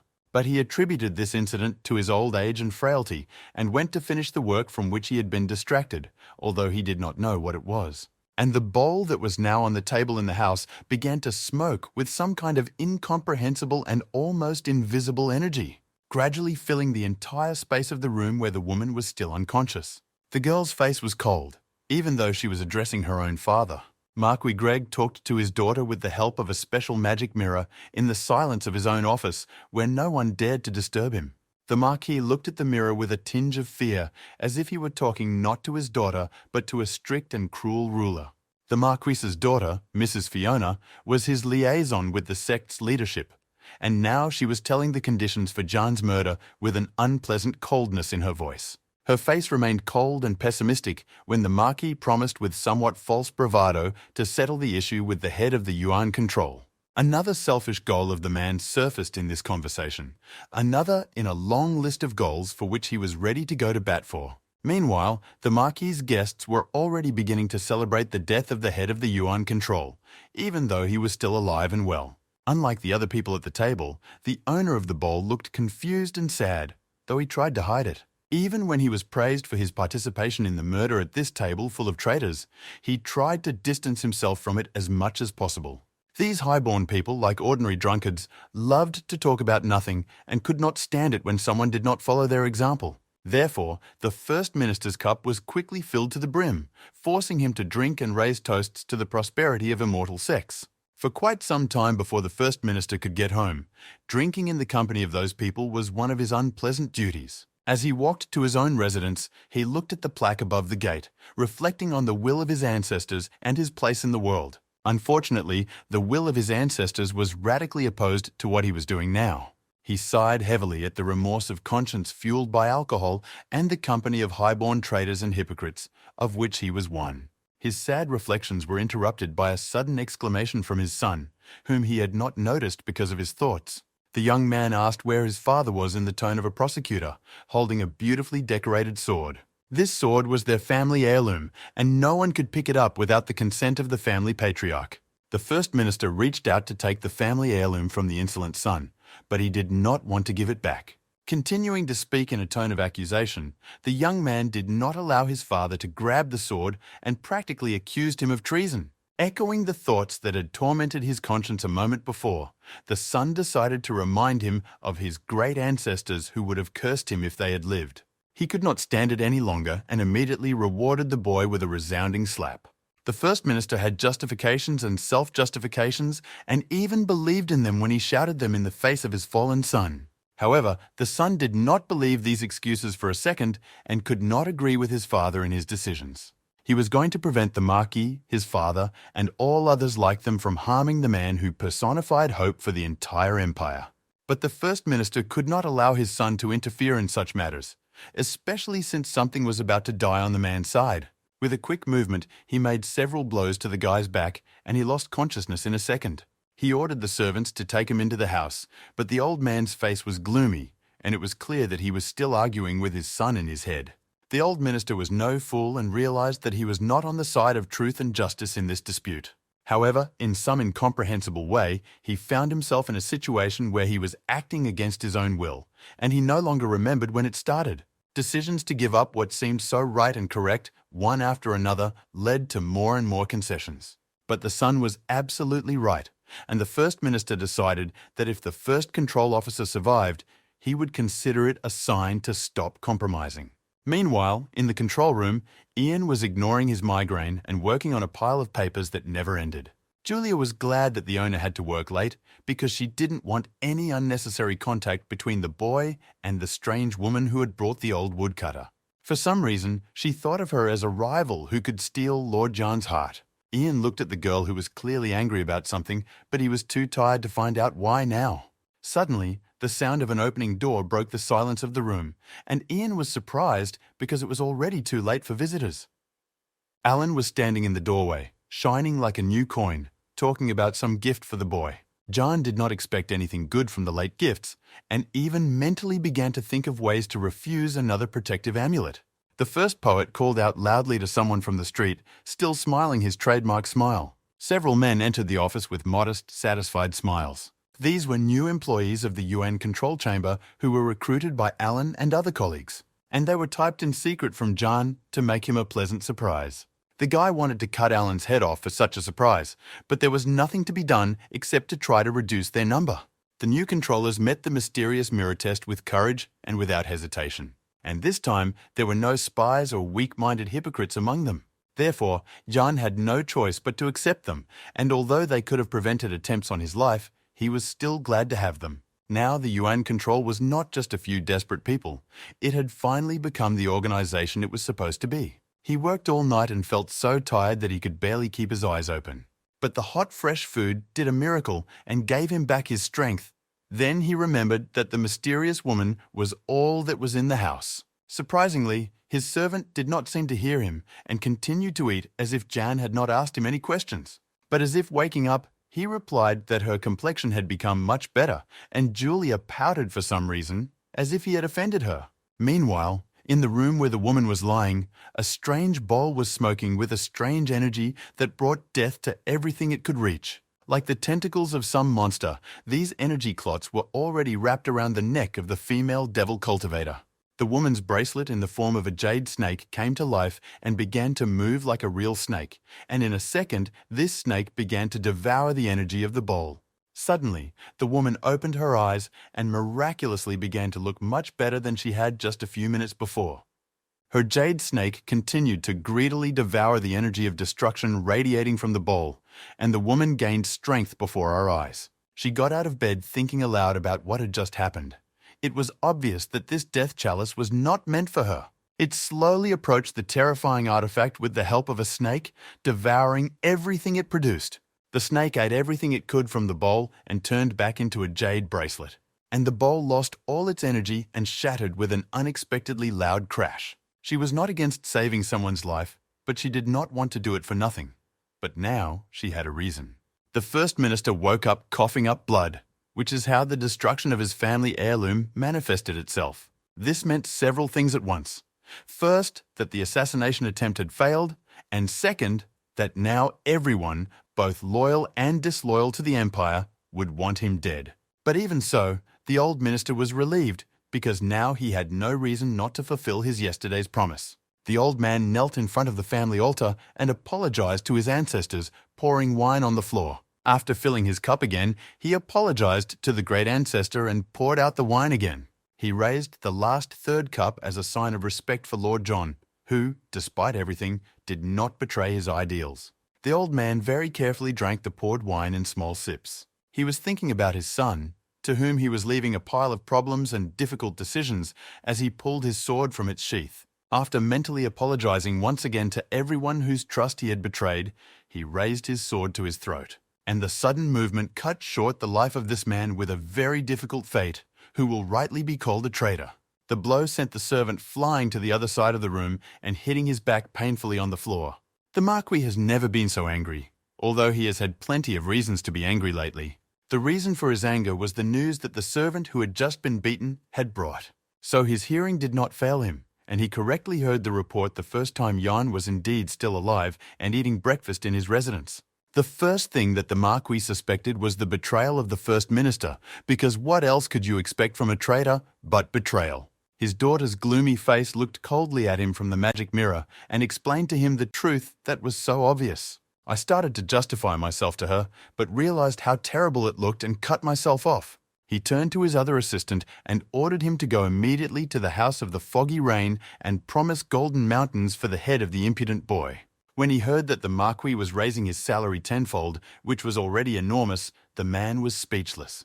When he left the Marquee's residence to go to the murderers, he reflected on the fact that he was doing something completely different from what he wanted to do in life. Suddenly, he saw the son of the First Minister running by, looking extremely worried. The young man was pounding on the gate of Lord John's residence, hoping that at least someone was still alive there. The gate was opened by Lord Ian himself, which surprised and delighted the young man. The son of the First Minister fell to the ground trying to catch his breath, and for a minute could only thank God. Finally, he was able to say why he had come here and told us about his intention to assassinate the chief officer. John took him into the living room and ordered him to bring tea while he told him everything he knew about the attempt. The attempted assassination attempt by the Marquis Greg did not surprise the boy, but it was obvious that someone had saved him again. Still, John was worried about the boy's fate because he was clearly going against his father, the First Minister. And the guy did not see any contradictions here because he had long ago made conclusions about who was worthy of his loyalty and who was not. But the assassination attempt itself was still unclear how it was supposed to have taken place, and this had to be investigated as soon as possible. There was one place where it was most beneficial to put the ball in terms of its efficiency. Suddenly, a piece of debris clanged loudly on the marble floor, forcing the young man to step forward to protect Jan. The mysterious woman cultivator, without showing any aggression, looked at them asking if this was what they were looking for. It was surprisingly quiet and deserted in this part of the city, even though it was the busiest part of the day. The man sent to the negotiations by Marquis Greg tried his best not to show his fear. The reward was indeed colossal, and even the killer, who was used to intimidating people in negotiations, was somewhat confused by such generosity. However, after the recent events, he did not dare to make a decision on his own, so he turned to the leader. The Marquis's assistant saw this man in a hoodie for the first time, but later, when the other man addressed him respectfully, he realized that he was of high rank. After a short pause, the man in the hoodie admitted that the Marquis was indeed able to pay such colossal sums of money. And after another short pause, he accepted the order on behalf of the entire House of Misty Rain. Upon hearing this, the Marquis's subordinate immediately ran to report to his master, covering up his desire to leave the place as soon as possible. The head of the Foggy Rain asked his subordinate about the master, but he had nothing to say. But this issue was secondary in any case. The murder of Lord Ian was now in the foreground. I stared at the woman coldly, not knowing what to expect from her. Julia next to him almost didn't hide her evil look in her direction. She crossed her arms over her chest and asked again, sounding as if the boy was talking nonsense. She decided to make a little joke by picking on the words because the question was indeed asked incorrectly. John decided not to be provocative and therefore clarified his question, referring to the sudden change in the woman's physical condition. She could answer this question by briefly hinting at how she recovered and who was to blame. Finally, the boys realized what kind of debris the woman had thrown at their feet and what she meant. The minister's son decided to take a closer look at the wreckage by picking up one of them, which no longer had any energy and was completely safe. The woman explained what she had done with the energy of the bowl, not forgetting to ironically add the option of whenever she would have done it. The very fact that she could stop the curse, let alone use its energy to her advantage, shocked the boys. Once again, Ian thought about his strange luck, which had repeatedly given him unwanted saviors with unusual abilities. He didn't know that the cup would have prevented him from being reborn, but he was grateful that no one else was hurt by the artifact. So his gratitude to this amazing woman was truly sincere. She briefly brushed off the gratitude, explaining that she was just paying back the debt, rescue for rescue. I still didn't know much about the devilish cultivators, but the fact that they had principles of ethics spoke volumes. Meanwhile, one of his family servants ran up to the First Minister's son, looking extremely concerned. The young servant was almost crying when he finally saw his young master and asked him very insistently to return home. When the guys heard the news, they were very surprised because they had not expected this. The young man was kneeling holding his dead father in his arms, his grief bursting out in tears and cries of heartache. The woman cultivator looked around carefully and unequivocally stated that it was a suicide, and Ian saw no reason to disagree with her. The grief-stricken young man nevertheless gathered the strength to ask what had happened to his father. The good-natured man began to talk about the relationship between the now-deceased First Minister and the immortal sex. He spoke about the blackmail that the First Minister had to endure the consequences of almost all of his life, and suicide was practically the only way for him to somehow wash himself of the betrayal of the great Joey and his ancestors. But there was something else he left for the chief control officer: clues and evidence of treachery by other high-ranking bureaucrats and ministers. In this way, he tried to get forgiveness from Jan for his participation in the attempt on his life. Jan rushed to the man who was delivering the will of the deceased and asked him to stand up, thus acknowledging that he forgave the First Minister. Having received such an unexpected but valuable gift, Ian was going to make the most of it. The son of the First Minister, meanwhile, tried to make his father's blackmailing consciousness clear, which completely turned the picture of his worldview upside down. But after a moment, the boy realized that the threat from immortal sex had not disappeared with the death of his father. The burning army was under a great threat right at this second, and this issue had to be resolved as soon as possible. Therefore, the chief officer of the Yuan control, Lord Yang, decided to go straight to them. It was clear from a distance that the burning army was defeated, and the characteristic smoke from the fires rose from their camp. They arrived at the scene, but it was too late, and what the First Minister had been avoiding had already happened. Dead soldiers in the uniforms of the burning army were lying everywhere, and here and there one could also see dead people in unknown uniforms, who obviously belonged to immortal sects. This picture was really frightening and devastating, as even former General Bob was not used to seeing so many dead at once. Jeff, who quickly inspected the camp, briefly reported that there were no survivors, which meant that the wounded were being targeted. His report also made it clear that the attack on the army camp was unexpected and insidious. The son of the First Minister shed tears at the brutality of the murders. All his adult life he had been accusing his father of corruption, but he finally realized what he was trying to avoid. And indeed, the price for honesty was in the lives of these hundreds of people who will never return to their families. Jan was not going to tolerate the young man's hysteria because it was only a waste of precious time and could not bring the dead back to life. I turned his attention with a hard slap and began to explain that now was absolutely no time to shed tears, because it was necessary to quickly warn other victims and avenge the innocent victims of today. That is why emotions of hysteria, fear of insanity, and everything else that can interfere with these goals are simply inappropriate now. And that much more is at stake now than his own life or feelings. In a second, the guy realized what the first control officer meant and was ready to act. After all, now the young man had not only to save the country or the army, he also had to cleanse the honor of his family by his actions, and also to take revenge for the innocent soldiers of the burning army and to make sure that such a betrayal does not happen in the future.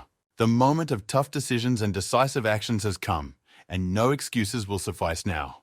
They had to get back to the city quickly and punish all the traitors right away. Meanwhile, Marquee Greg literally put a bounty on Jan's head among his own soldiers, deciding that the efforts of the House of Misty Rain might not be enough. The whole capital was buzzing, and the House of Spring Wind was no exception, where Meg tried to do everything in her power to ensure Jan's safety. The Emperor tried to do the same by sending all possible forces to help him. The problem was that the Imperial government was in decline, and no one could guarantee the fulfillment of such orders now. One army was defeated, the other three were corrupt, and the capital's guard was not suitable for such tasks, leaving only one option. It was a last resort, but the Emperor decided to go for it anyway. The life of the chief Yuan officer was too precious for the Empire. Meanwhile, Ian and his companions had already returned to the city at full speed. Ordinary passers-by did not know all the news yet, and therefore believed that this was a sign that some minister would be in trouble today. However, Jan's enemy soldiers were already waiting in ambush, hoping to use the surprise attack to gain an easy victory. And so they all rushed to the chief officer, hoping to get the colossal reward that the Marquee had promised for his head. However, the guy was not as easy a target as he seemed, as he was surrounded by talented and experienced warriors. And so the first of the murderers, having suffered his defeat, flew down dead, struck by the sword of the divine constable. However, this was only the first foolishly bold and self-confident fool, and behind him was a whole army. Jan had been jerking off to Bean's command because he knew he was a talented commander long before they met. The big man straightened his shoulders and started to carry out the order with all the energy he could muster. And he had no energy to spare, running around the battlefield sweeping away enemies like a tornado. Ordinary soldiers were too far removed from his strength of skills and talents honed on the battlefield.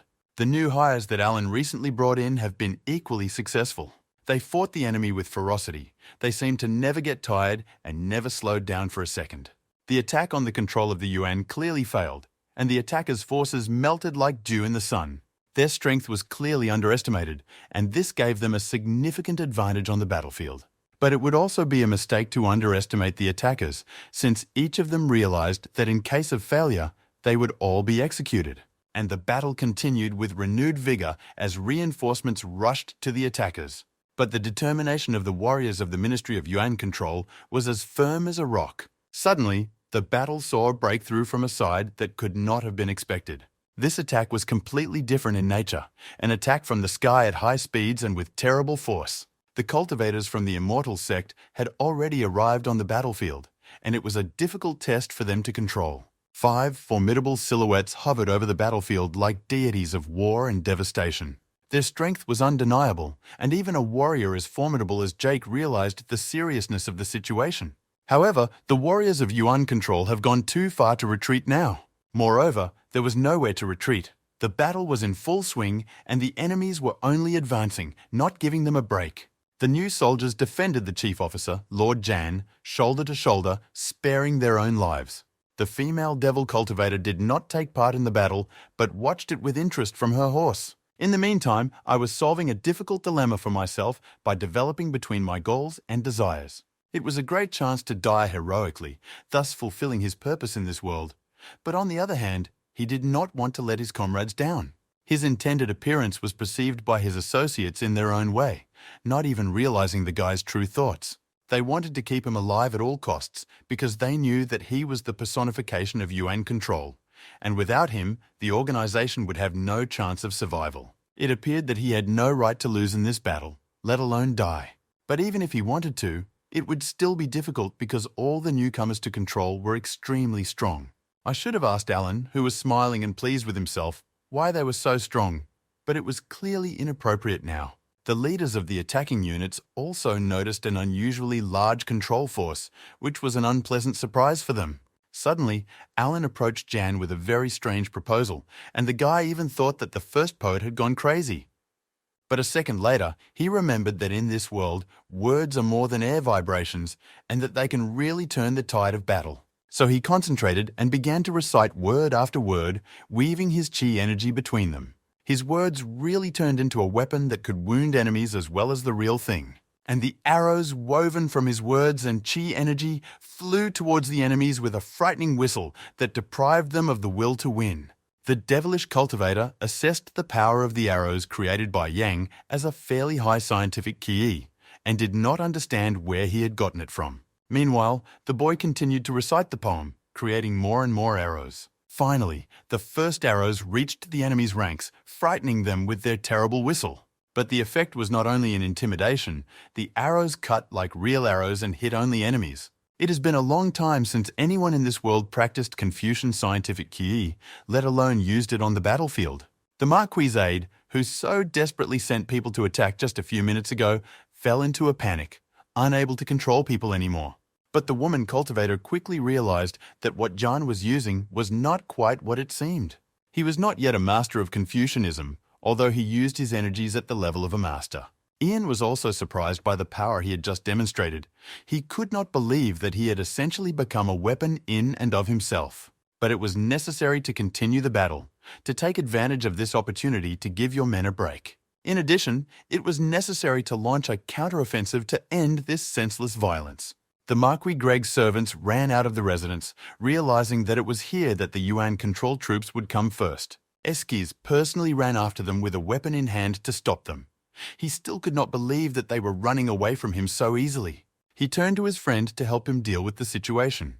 But his accomplice disappeared even before the mass escape from the Marquee's residence began. Therefore, Marquee Greg had no choice but to curse the heavens for such unfaithful servants. However, he still had a daughter who could help him, so he tried to calm down and come to his senses without letting his rage cloud his mind. And when he calmed down, he realized that now he had nothing else to do but sit and wait. But he didn't have to wait long. Within a minute, the chief officer of the Yuan control with his men were in front of him. The Marquis shouted at the impudent young man who dared to enter his residence without permission.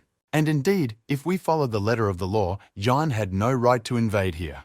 But in addition to the letter of the law, there was also its spirit, and many rightly believe that it is much more important. In addition, since the morning, Ian had been in an extremely bad mood, which made him extremely angry every minute of the day. Even before this conversation began, all the remnants of the Marquee's men who were in the residence were disarmed by the control people. It is unlikely that Marquis Greg would have understood what Jan meant, but it did not matter to him. 50,000 people killed for the sake of one man's stupid ambitions cried out for revenge. But the Marquis could not understand why 50,000 commoners were so important to Jan, who was hardly even acquainted with any of them. The son of the First Minister, who was listening attentively to this conversation, was shaking with anger and resentment of a man who had lost everything human. The young man started shouting at Greg and grabbing him by the horns, grief-stricken over the death of his father and an entire army of innocent people. But Ian stopped him, realizing that the Marquis simply did not understand the essence of what he was saying because he was blinded by his ambition. He didn't even understand the point of arresting him if his connections would lead him to freedom anyway. Ian was right. The Marquis didn't understand the words he was being told, but Bob had a different dictionary with more understandable idioms. However, more understandable idioms did not mean that they were understood the first time. But in learning, repetition of the material we've learned sometimes yields excellent results, especially with such great teachers as Jeff and Bob, who knew the language of kicks like the back of their hand. The Marquis was led through the streets in shackles to the Yuan control rooms to continue the justice there. Jan, in turn, did not understand why the Marquis was so dissatisfied, since he believed that he should have been subjected to even more severe punishment before being executed. When he heard about the punishment, the Marquis was even surprised, not thinking that it could have come to this, because Marquises are not executed. He began to think of ways to avoid execution on the fly, demanding a meeting with the Emperor and recalling his daughter Fiona from the Jade Room. John did not understand why the Marquis should meet with the Emperor, especially since the Chamber of Control had the right to administer justice without his permission. Finally, Greg realized what they were trying to tell him all along and tried to buy his life by turning in his supporters. This also made no sense, since the First Minister had already provided them with all the information about the Marquis' organization. In such a simple way, John finally made Greg understand that his life is now worth less than the life of the last vagrant. They were ready to leave as soon as the search of the Marquis' residence was over. And the search yielded the first results. One of the representatives of the Chamber of Control reported that they had found ritual magic equipment. It was some kind of strange mirror that glowed with a faint inner glow, and a woman cultivator helped me identify the object, and pressed the mirror with her finger with a sly movement, after which energy swirled in it, illuminating the mirror more strongly. It showed an image of a girl with an icy gaze who immediately wanted to know what was going on. I didn't realize that this girl was the daughter of the disgraced Marquis from the Jade Hall, Fiona, and he decided to briefly tell her about her father's fate. Her face did not change when she heard this information, but she asked if she was dealing with the famous Jan. While she was coldly criticizing her father, Jan was twirling a charcoal stick in his hands with a sly smile on his face. Fiona warned him that his current actions could lead to undesirable consequences for him. But Jan was no stranger to death threats, and with a demonic smile, he drew something right on the mirror. It should be noted that Jan did not do such paintings as a child, so his first experience was somewhat amateurish. The next moment, the mirror shattered into dust right in the boy's hands. I want a small explosion was sudden and therefore scared Jan to death in his hands. One way or another, the Chamber of Control still had a lot of work to do today that could not be postponed. The Emperor was shocked, and the House of Control, led by its chief officer Lord Yang, ran around the capital arresting one minister after another.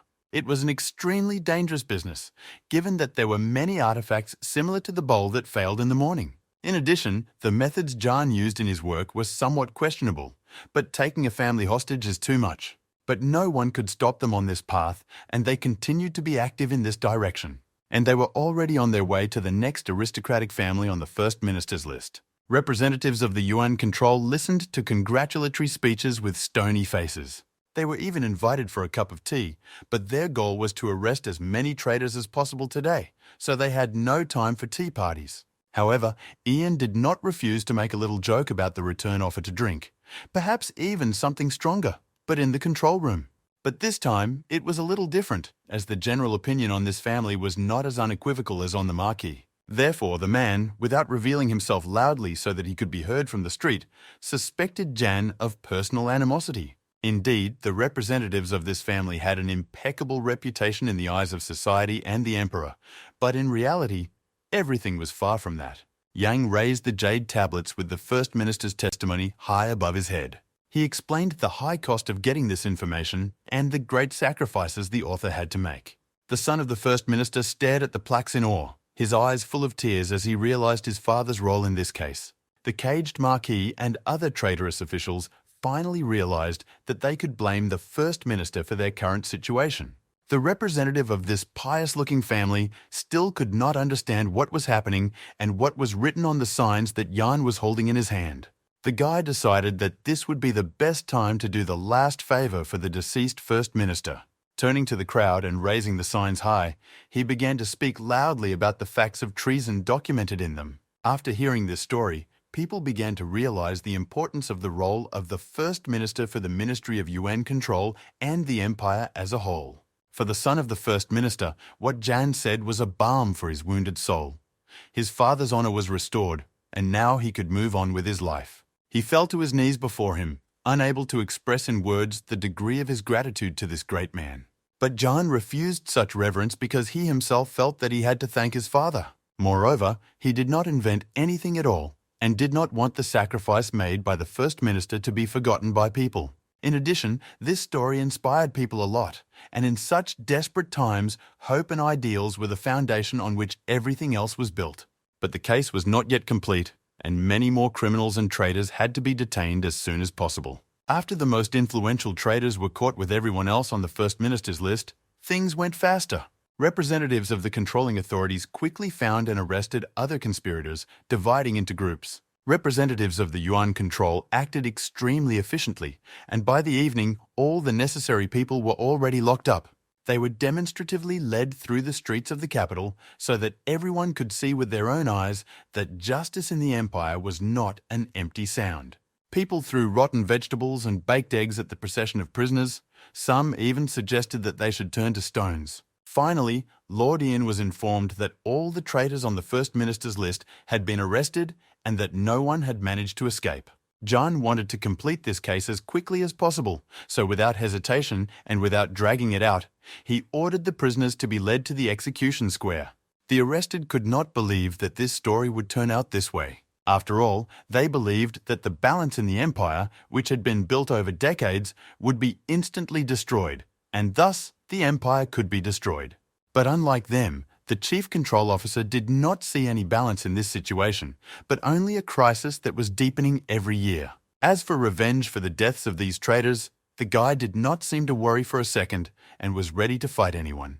The woman cultivator smiled as she watched the boy who had acted so heroically and selflessly today. She thought about how her own clan could look completely different now if there were more people like him in it. Meanwhile, a crowd gathered on the execution square to witness the execution of the traitors. The emperor watched all this through the magic mirror with fear and hope at the same time. He realized how serious this step was. Meanwhile, everything was ready for the sentencing on the square, and Jan ordered the prisoners to be brought in. Some of them entered on their own, others had to be dragged in by force. The Marquis shouted at the boy, trying to make him understand that he was signing a death warrant for the empire with his actions.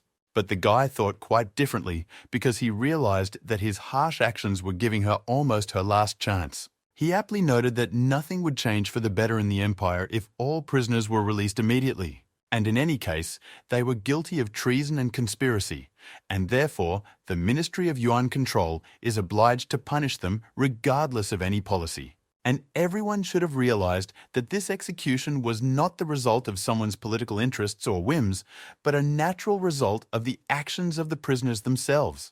And John only brings all their betrayals and crimes to their logical end. The order was given, and the execution quickly began and ended just as quickly. The Emperor's chambers did not smell of any peace today. The atmosphere was tense and restless. The Emperor had a long conversation with Chancellor Li in an attempt to understand where yesterday's actions to control the Yuan might lead. The Emperor had doubts in his heart, and Jews stood on clay feet, ready to crumble at the slightest push. But the old Chancellor noted that despite their fear, they still gave their best, and the Empire still stood. The Emperor looked thoughtfully at the stern face of Yang reflected in the magic mirror. People supported the chief control officer and believed in him with all their hearts, especially after he executed traitors. The emperor, deep in thought, did not immediately notice the magical glow in his hand. One of the Imperial artifacts, also called the Ball of Fate, showed that today's actions of controlling the yuan prolonged the existence of the Zhou Empire. What the artifact showed could not be interpreted in two ways. Lord John's actions were indeed for the good of the empire. But Chancellor Li was not sure of the unambiguity of this message and advised not to jump to conclusions. One way or another, their previous plan to send John to the Garden of the Sage still made sense. The news that the emperor wanted to send the boy there stunned him, as he believed that this place had long been destroyed. This was not entirely true, and because of rumors and the high price of admission to the garden, it was simply forgotten. George did not reveal the emperor's true motives, but he himself wanted Jan and Alan to be sent there for their own safety. Of course, John was against such a plan because then his chances of dying would be significantly reduced, and he still hoped for revenge from the sex. And if he really gets to the Sage's Garden, you can forget about this revenge, and the list of people who can kill him will be significantly reduced. Therefore, he simply refused such a high honor without even choosing his words carefully. George could not accept the fact that there was a man in the empire who could refuse the emperor so easily. He also vowed to himself that he would save Lord Jan's life at all costs, but it seemed as if he was deliberately walking toward danger. The guy felt a little ashamed of his behavior and the fact that he had responded so cruelly to an innocent bureaucrat, and he tried his best to soften his harsh response with more successful, though no less vague words. In the end, George lost hope of persuading the boy and left for the palace in disappointment. But there was still Alan, who also did not understand Jan at all. Unfortunately, I could not explain the true essence of the reasons for his behavior, so I simply asked him to believe without further ado. Far away in the mountains, in a jade hall, there was also no peace.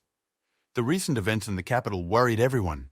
The girl asked to fight the impudent guy and destroy him because he was undermining the very existence of the order that the sects were building with his actions. She was refused, but in recognition of her rightness, the BOS promised to send other forces to resolve the crisis. The door opened and a woman of divine beauty came out to meet her and explained why, in any case, the boy had a short time to live. She also explained that they would in any case use this situation to finally conquer the empire. The emperor's decisions have recently raised suspicions that these are all planned actions and not coincidences. And she added that a number of actions had already been taken with regard to the emperor, which were to have an effect soon. She also emphasized that the emperor was their priority target because he was the empire. People on the streets were already talking about the Buddhist ritual that was to take place over the executed in the near future. I was skeptical about this news because I was neither a Buddhist nor a believer in the broad sense of the word. However, he knew that such things should be taken seriously because they had a great impact on people. Alan decided to explain where Buddhism came from in the empire. It was really a fairly new phenomenon in Zhou. It originated in one of the neighboring countries and quickly spread around the world. The empire was still a strong and large state, and it was also close to the country of the Buddhists, so their missionary activity was not surprising. Apparently, the emperor largely shared the views of the Buddhists, so he welcomed them to the Zhou Empire. Ian was interested in this situation because, according to Alan, Buddhism was quite popular, but he had not yet seen any manifestations of it in the capital. The first poet enthusiastically offered to share all the knowledge he had about Buddhism. It was a long and tedious lecture, but for Jan it was useful because the local Buddhism had almost nothing to do with the one he knew. The local Buddhism shared only some basic general motifs with the one that existed in his world. Everything else was radically different. But one way or another, the Buddhist sect was quite influential and significant in this world. In the Buddhist monastery of the White Horse, the head monk was walking in the garden in thought. The young servant decided to ask the master why the emperor's messenger had come today. The emperor ordered the monk to protect one person, and this was a great chance for the Buddhist missionary task. I was holding an official-looking envelope in my hand and for some reason did not want to open it. In general, he did not really understand why he had to go to a religious meeting, and even more so, why he was being dragged there so insistently. Alan explained with a friendly smile that John was essentially responsible for their execution, so he had to be there. The logic of this was not available to the guy because he doubted that he would be happy to see his killer in the afterlife. But the ceremony for 50,000 dead soldiers was a completely different argument. They deserved to have all possible rites performed for them and all possible posthumous honors given to them. so the issue was resolved. The leader of the House of Misty Rain was going to finish off the chief officer of the House of Control anyway, but he would not be able to extort money from the Marquee. This Buddhist event he would be attending seemed like the perfect opportunity to end him, and the chaos that could result from his death would only play into the hands of the murderous clan. For the head of the Misty Rain, it was important not just to kill the boy, but to do it as publicly as possible so that no one would ever doubt the clan's strength. Colleagues, relatives, friends, and ordinary passers-by gathered in front of the White Horse Temple in the morning to pay their last respects to the fallen soldiers. In addition to them, many people who professed Buddhism or were interested in it gathered in the square in front of the temple. However, everyone knew that Zhu's empire produced many more talented people, especially among Chia users. It was people like this man that the Buddhists were counting on when they organized their performance. Solemnly and respectfully floating in the air, the Buddhists recited mantras and shone with energy. Their appearance was obviously polished by rehearsals with clear choreography to impress ordinary people. Finally, they landed in front of the temple, completing the mantra, and a giant image of Buddha appeared above them. All those present were very impressed by the appearance of the monks and watched the ghostly Buddha with all their eyes. Yang and his companions were making their way through the crowd, which was perceived by passers-by as a sign of Buddhism's popularity. One of the monks greeted John by giving him his full title while standing on a pedestal, although his words were modest and his posture expressed the opposite. The monk's argument was very simple. If the chief officer became a Buddhist, the Buddhist sect could take all his achievements for themselves. Yan bowed very formally to the monk and thanked him for the ceremony of liberating the souls of the dead soldiers. The monk bowed to the boy ritually with folded hands and noted his golden heart, hoping that Jan would like this compliment. Buddha decided not to beat around the bush for a long time, so he told the boy directly that he wanted him to join the ranks of Buddhists. To which the guy replied that he was not interested in joining the ranks of Buddhists, although he tried to do so politely. Ian actually considered himself an atheist despite all the events that have happened to him recently, but he was instilled with an aversion to Buddhism as a child. Jan and his companions were given a special seat for the distinguished guests, and when they were seated, Susan, a female cultivator, questioned the Buddhist. Julia didn't understand why this woman was walking with them and taking advantage of their hospitality as if it were a given. And her host was clearly interested in Susan's words, wanting to know why she thought his intentions were malicious. To this, she replied that a devilish cultivator somehow learns to recognize such things as the falsity of other people. Since the monk directly stated that he would like to see John join the ranks of Buddhists, the boy wondered what exactly was his falsity. Could it be that the monk is one of those who can and will kill him? While I was not thinking about these questions, the monk threw his rosary high into the air. They shone with a pleasant warm light that was pleasant and not painful to look at. The energy from this light illuminated every person in the crowd, giving them a warm feeling. In addition, this light had the ability to cure some diseases and made people feel much healthier. This favorably distinguished Buddhists from the immortal sect because they were based on the good that could be given to people here and now. But today, the monk's real goal was to attract the first officer of the Yuan control to Buddhism. Suddenly, the monk's senses told him that there was a person in the crowd who was planning to kill someone right now. Someone really had the audacity to come with such intentions to meet Buddhists, knowing how sensitive they are to such things. But the Buddhist also felt that he was not the killer's target, so he decided to just watch and not interfere. Ian watched the Buddhist performance with a rather pessimistic attitude. He was clearly not impressed. The monk, meanwhile, realized that the killer had most likely come here for the sake of the chief control officer, but that could also be to his advantage. The killer was preparing for the attack. Everything was prepared in advance. There would be only one attempt, so everything had to be done precisely. The monk doubted that the attempt would reach its goal, but the fact that it was unsuccessful could have attracted the boy's attention. As if reading his mind, Susan looked at the Buddhist in disbelief that such a fool could reach such heights. Suddenly, there was a terrible explosion accompanied by a huge cloud of fire. Frightened, shocked people looked in the direction of the explosion, already feeling the first signs of panic. People started running to save the wounded and property from the explosion, fearing that there would be more than one explosion. Jan's companions were also confused, trying to understand whether it was an attack by immortal sex. Jeff doubted that it was an attack because this method was extremely ineffective for immortal sex. However, I still did not rule it out, and remembering that his real goal was to die heroically, I immediately sent the swordsman to help the victims. Jeff replied that he would prefer to stay here and ensure Jan's safety, and that there was someone else to deal with the aftermath of the explosion. The guy fundamentally disagreed with him and demanded that he leave right away, although for different reasons than he had stated. Alan also thought that his decision was too hasty and that Jeff was more important here for security. But Ian insisted that we do as he said, because if it wasn't an assassination attempt, Jeff would really be more useful there, and if it was, all the more reason to do it. Meanwhile, the killer was slowly approaching the box where the chief Yuan control officer was located. Not knowing the guy's true motives, he just smiled when he saw him send his bodyguards away. It was time to act, and he ordered his subordinate to start the attack. The next moment, the same paper golems that Julia had killed on that memorable night appeared in the air above the loggia. I couldn't help but smile with satisfaction at finally having a decent attempt on my own life. But the warriors from the Yuan control chamber stopped the attack with their bodies, which was not part of his plans at all. Ian and Julia watched the battle with dissatisfaction. He wanted the attackers to reach their goal, and she didn't want to risk her cover unless she had to. Suddenly, John put his hand on the girl's head, trying to calm her down because he thought she was worried about her own life. In fact, the girl was ready to sacrifice it for the sake of Mr. Jan. Meanwhile, the battle with the paper golems continued not in their favor, clearly not achieving the goal.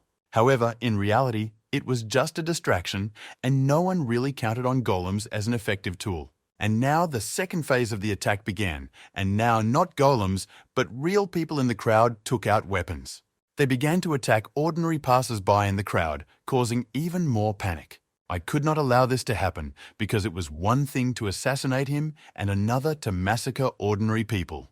Hoping to stop this unnecessary bloodshed, he ran in the direction of the killers in the crowd. As the boy ran past a nondescript man wearing a traditional doula hat, he quietly spoke a threatening word to Jan. He introduced himself while pulling a long spike of a hidden blade from his sleeve. What Jan did not see, but the man's words and the terrible energy emanating from him told him that it was an attempt, and it was successful.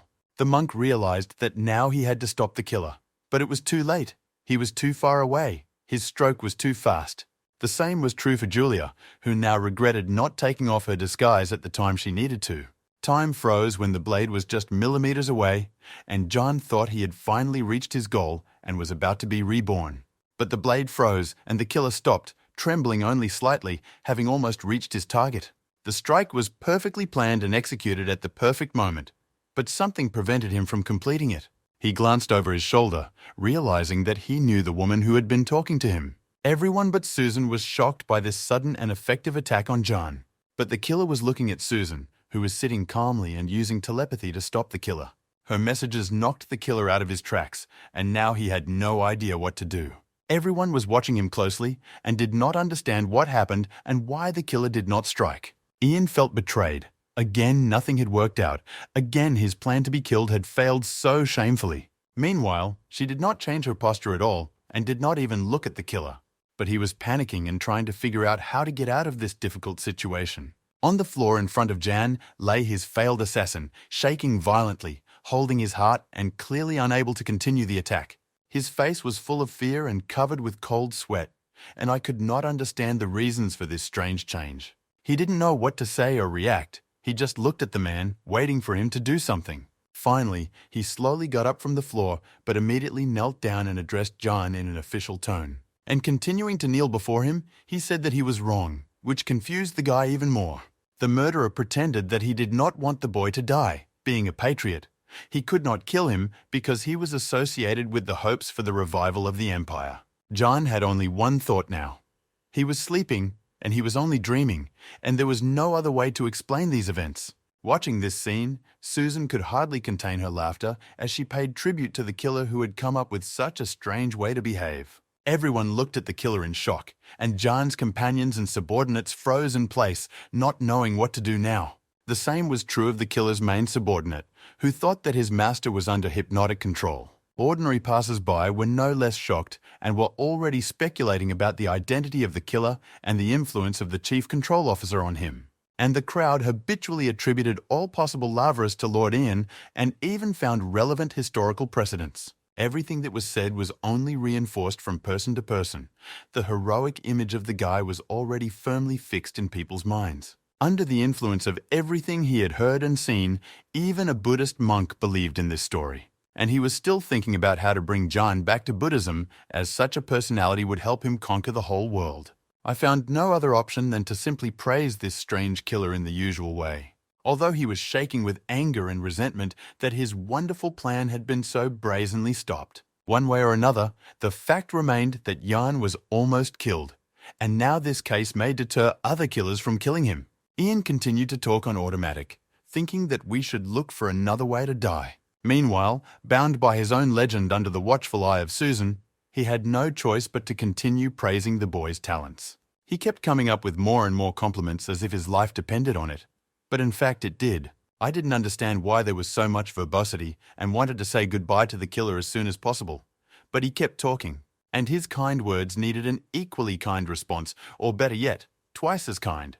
So John did not stop himself. But the killer didn't want to leave the last word to the guy either, so he showered him with even more compliments. One way or another, they both felt very similar sensations, and these sensations were by no means pleasant or friendly. In the end, the killer could not stand this heat and decided to run away while he was still able to do so. The killer's advice thrown over his shoulder made him think about the safety of the chief officer and Alan. To say that the murderer was angry is like saying nothing. He wanted to kill right here and right now. His subordinate ran to the hiding place, trying to understand whether the words he said there were true or just a performance. The answer was unequivocal. It was just a play, and the killer had no warm feelings for Lord John. From the force of the main killer's blow, his subordinate literally flew out of the room, kicking up a pile of dust. After calming down a bit, he decided to explain what really happened near that temple. It was all about the woman. She had a higher rank, and for some reason stopped the murder a moment before it was carried out. The subordinate asked questions that were not answered. Perhaps her motives were deeper, but this was yet to be determined. One way or another, the whole situation was ridiculous and made the killer extremely angry. Meanwhile, while the murderers were speculating about Susan's ridiculous and not so ridiculous motives, Ian was politely bowing to the head Buddhist to apologize for the incident. The monk bowed no less low, admitting that if not for their ceremony, the assassination attempt might not have happened at all.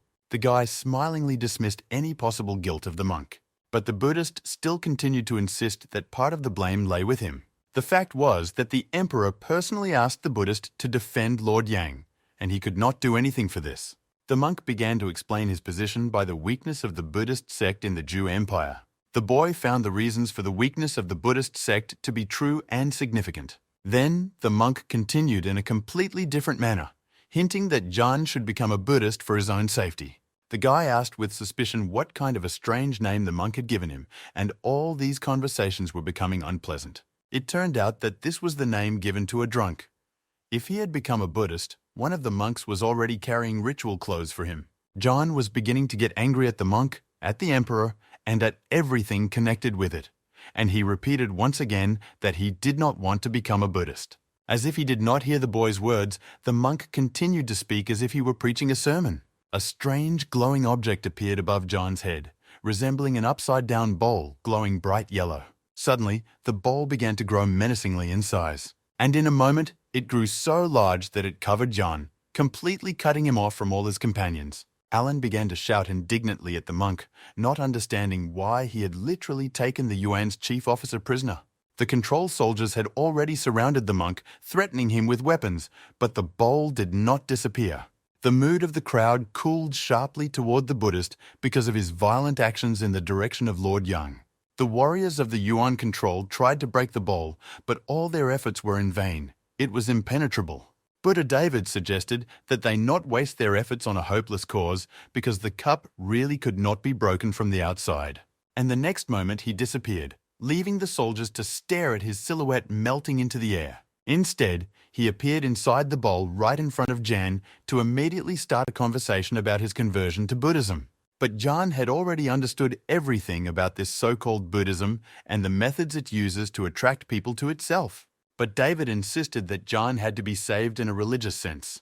But the guy no longer believed what the Buddhist said and split his true intentions about his personality. The monk's face began to resemble a lilac mask, and his eyes blazed with yellow fire.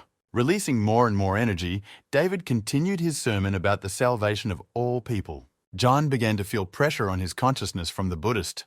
The pressure was so strong that it could be felt even outside the bowl. This attempt to take over the mind of the chief Yuan officer made his colleagues even more persistent in trying to break the cup. Susan watched all this with cold curiosity, but the Buddhist's actions seemed too hypocritical even to her. Attempting to kill is one thing, but taking possession of the will is quite another. David was interested in the boy's attempt to discuss religion in such a difficult situation. But first and foremost, he was a preacher, so he gladly agreed to discuss anything about Buddhism. The pressure of the disk of energy from the monk eased somewhat as he listened to John's questions and answered them. However, it was still significant, but at least it stopped growing at such an incredible rate. The monk calmly explained his position on farmers and considered it a correct and appropriate response. But the guy obviously didn't think so, explaining it by the difference in people's worldview. It was impossible to understand the other person in principle, and so it was impossible to reach nirvana with the help of Buddhism. John continued his thought, arguing that it is difficult for a person to understand himself, let alone others. In response, the Buddhist asked what was the point of any religion, Buddhist or not, if in such a logic salvation is impossible in principle. To this, Ian replied very simply that he had never tried to do such a thing.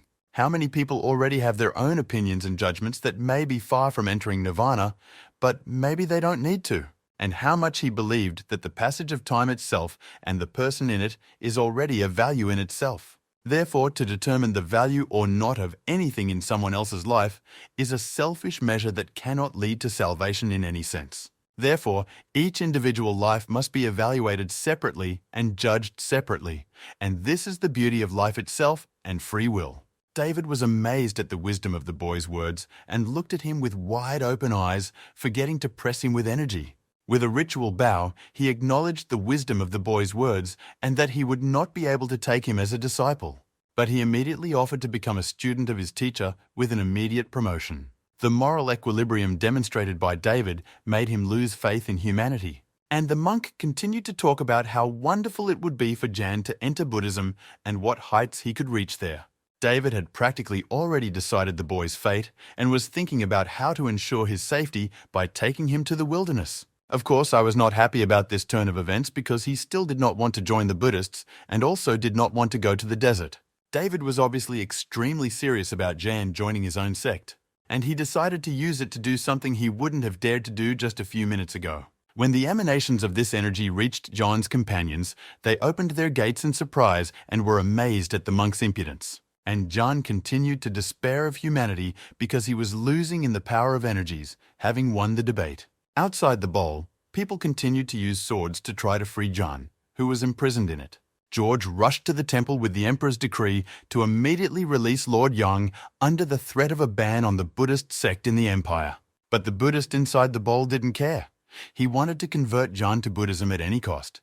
Continuing to manipulate his strange Buddhist energies, he reflected on the threats coming from outside. But none of this was important to him because the power that the boy could give to Buddhism was many times greater. I held on with the last of my strength, my will melting with every second of the Buddhist's influence. Suddenly, Susan's voice was heard rather than felt from outside, advising me to use my own chi energy to counteract it. John gathered his courage and, trying to feel the flow of his own energy, began to counteract the monk. He succeeded. To an outside observer, it seemed as if the bowl had exploded with a terrible roar. At the sight of the explosion, Buddhists and Confucians were opposite each other, facing each other in a sharp confrontation. It was a really impressive sight, and people were watching with all their eyes the golden glow of Buddhist and scientific energy. John's scientific energy had grown significantly in recent years, and now he was showing all the power he was capable of. Nine realized that he was going to lose this fight and that he would most likely not be able to influence the boy's will. The pressure from the scientific energy of the chief Yuan control officer was much greater than what he was doing. The terrible whirlwind spun the Buddhist and literally threw him aside, putting an end to this battle. I stood there motionless, looking in the direction of the Buddha, no longer expecting him to resist. After all, the chief officer of the Yuan control cannot just be put in a cup. His people and ordinary passers-by ran up to him, worried about him and rooting for him during the confrontation with the Buddhist.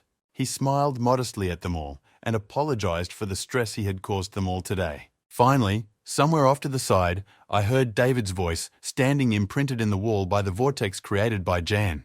The first to react was the son of the first minister, who politely asked the monk to keep his words to himself. Ian paid tribute to the monk and his stubbornness, but noted that this is not how one becomes a Buddha. The surprised monk asked the boy again, not understanding what he meant, since there was only one real Buddha. Still, I didn't know enough about the local variation of Buddhism, which was different from what he knew in his native world. It became obvious that here Buddha is not a state to be achieved, but only one specific divine personality, and this could be used. Jan ran to the monk and helped him up, smiling politely and asking questions about Buddhism. David could not ignore the question about his sect, and therefore began to answer the question as clearly as possible. He spoke about how people achieve enlightenment and what steps they can take on this path. He also told them about the Gautama Buddha, who was essentially a deity who watches over the world. Ian asked a few more clarifying questions to fully understand the basic tenets of this sect. What he heard radically changed the whole idea of Buddhism as such, but gave Jan a small chance to get rid of their attention. He looked at Jan, hoping that such interest was the first step in his rise in their sect. But he was very wrong, and Jan began to ask him provocative questions in his usual manner. The questions concerned primarily the methods of missionary activity and the reasons for their failure in the empire. With a look of triumph, Jan looked at the Buddhist, ready to explain to him the reason for their failure. And he found 3 reasons for it, which he's going to announce right now. The first reason was that in reality, the lands of the empire were much richer, and people did not understand what foreigners could offer them. The second reason was that, unlike traditional sects, Buddhism focused on the spiritual rather than the legal, and therefore looked like a utopia. The third reason given to us was more of a set of curses and insults than a specific, understandable reason. So the Buddhist immediately cut him off and asked him to be careful with his words and not to allow himself to do that. But I had every reason to say that the Buddhist sect really focused only on the nobility, ignoring ordinary people. In addition, no one can become a Buddha, and the set of promotions is very short for such a large sect. If only the Buddha has true salvation, why can't an ordinary person, no matter how hard he tries, become one? In fact, John did not invent anything new, only repeated some of the fasts from the Buddhism he had known since childhood. All are equal. But why is Buddha unequal to all others, if all are equal? This thought pierced David's consciousness like a sintered rod. How did the Buddha become a Buddha? Why will I and cannot anyone else become a Buddha? If the Buddha himself said that all monks are equal, why weren't these questions asked earlier? With a devilish smile, Yang looked at the torment of the Buddha, realizing from his reaction what discord he had sown in his soul. Hinayana and Mahayana were difficult terms to understand, but Jan skillfully played with them. The other Buddhists who were listening attentively did not understand what this impudent guy meant.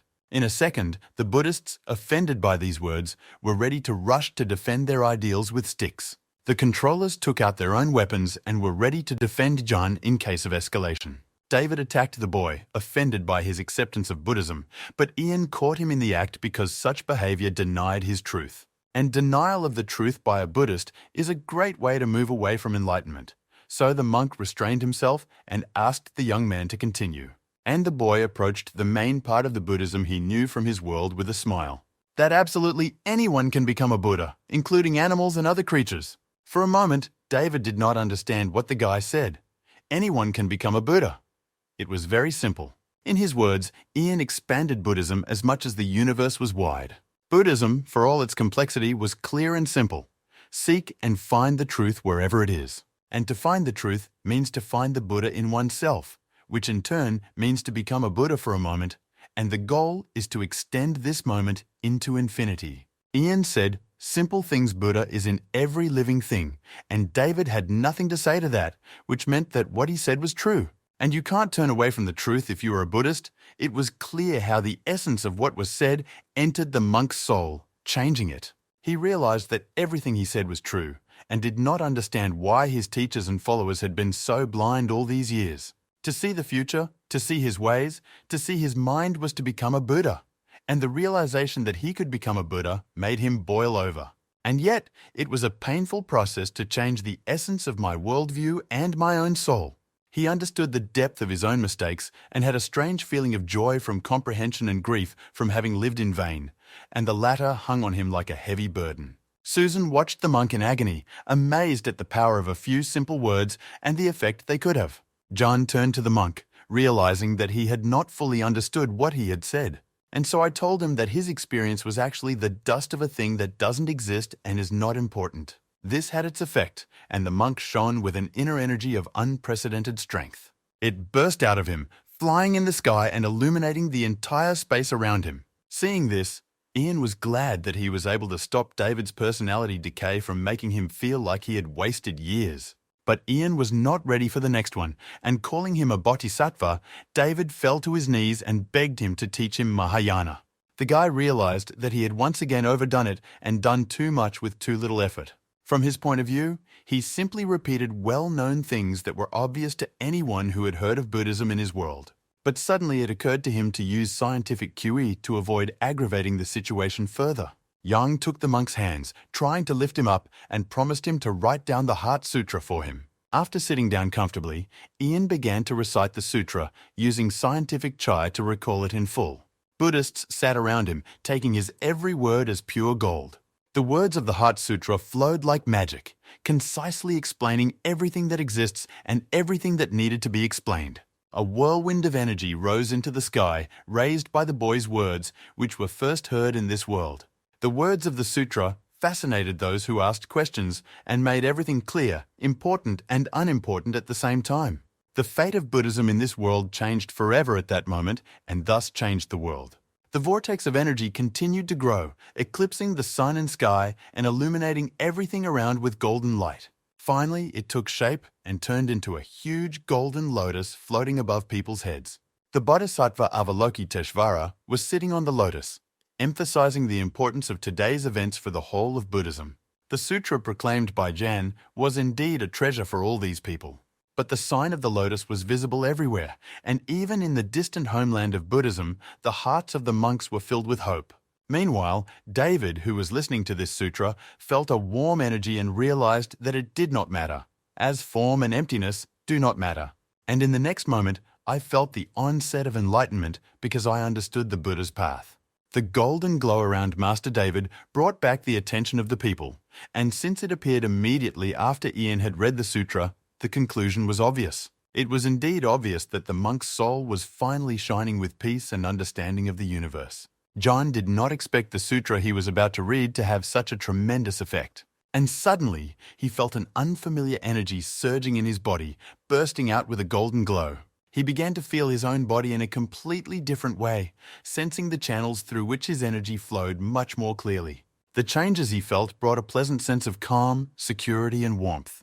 But besides this energy also carried a sense of enormous strength and invulnerability.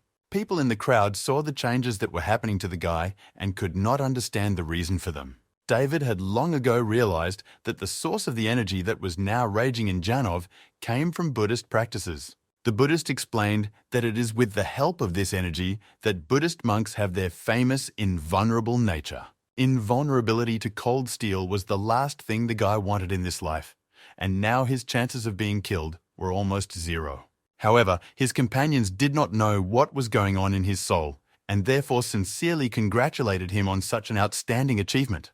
Ian stood in the middle of them, crying his eyes out, not understanding why the sky dislikes him so much that it constantly throws such jokes at him. And Monk David added fuel to the fire of his hatred by not telling him how easily Ian could become a Buddha. This infuriated him so much that, rejecting politeness, the guy began to literally shout at the monk. But the latter obviously perceived it as a manifestation of modesty. Despite the general friendly tone, one important problem remained, namely the crimes against the chief control officer. But David had already attained enlightenment, so he was not at all concerned about possible punishment. He was ready to accept any. After a short pause, the monk figured out how to atone for his guilt not only to the state, but also to people, and do it in a way that would bring maximum benefit. His will was to use the temple and all its lands for the benefit of ordinary people. After hearing the monk's speech, Yang realized that he was going to leave the Jew Empire, even though it was unexpected. But in fact, the reason was obvious. He wanted to tell as many Buddhists as possible what he had learned today. I did not understand his decision and supported him, even if the Buddhists stopped interfering with him. Still, All the things he had done and said would not be enough to express his gratitude, and knowing the security problems, Jan found a way out. This was beyond the guy's patience and understanding, so he just looked at the monk thinking about what kind of scum he had to communicate with. But the monk felt the guy's mood and did not understand such a negative reaction to his words and asked what the reason was. The guy realized that he needed to take better care of his face and quickly came up with an excuse for David. Wanting to end this conversation as soon as possible, which could have gone off track at any time, Ian tried to end it in his trademark way. The monk had nothing to say against such arguments and was ready to go preach the new Buddhist doctrine right away. Jan looked at the monk's trail heading west and thought about the fate of Buddhism in this world. At the beginning of the day, he had hoped to make sure that he would never see the monk again, but now he had mixed feelings about it. Susan kept her distance as they saw the monk off and looked at the boy piercingly from under her ironically lowered eyelids. As if voicing the boy's thoughts, she said that perhaps today's events will put an end to Buddhism as such. The guy realized that the woman was either a mind reader or too smart, which was not the case with Alan, who had no idea what she was talking about. And it was actually very simple. Many religions went through a similar split in the world of John, weakening of each individual part and degeneration. The woman, who was sitting in a luxurious armchair, apparently did not care about the opinion of a eunuch. Her face was almost invisible in the shadows of the hall, but her posture and voice were threatening in themselves. When the eunuch said that he was ready to sacrifice his own life for the sake of apology, it seemed that he partly wished that this would happen. I fell to my knees in front of a woman who asked more and more questions about his loyalty. She threw a small cup with a mysterious powder inside on the floor in front of him and reminded him of her methods of influence. Unfortunately, blackmail by killing children as a way to gain loyalty has been a widespread practice in this world. Finally, the day was coming to an end, and Jan was thinking that if this continued, no sect or even the state would be able to kill him. His thoughts were interrupted by Alan, who was carrying a letter and telling him about its contents from afar. In any case, it was the first time Ian had heard of the person from whom he had received the invitation. People on the street turned around and wrinkled their noses at the stranger who disturbed their peace. He rightfully occupied the place of the local madman, looked strange, behaved strangely, was dirty, but was also a highborn.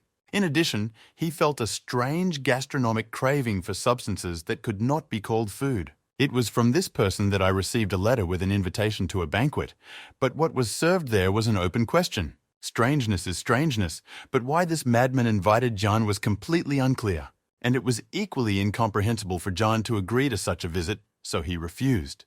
Reflecting on the strange invitation, Yang, accompanied by his colleagues, went to the yard of the Yuan Control Center. Susan was sitting there, basking in the sun from the east, and asked if Ian thought that such ostentatious madness might be just a mask.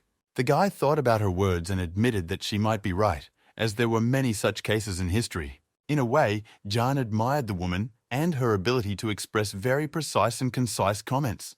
He thought about gradually bringing her to the clean water, but she just told him without any doubt or hesitation.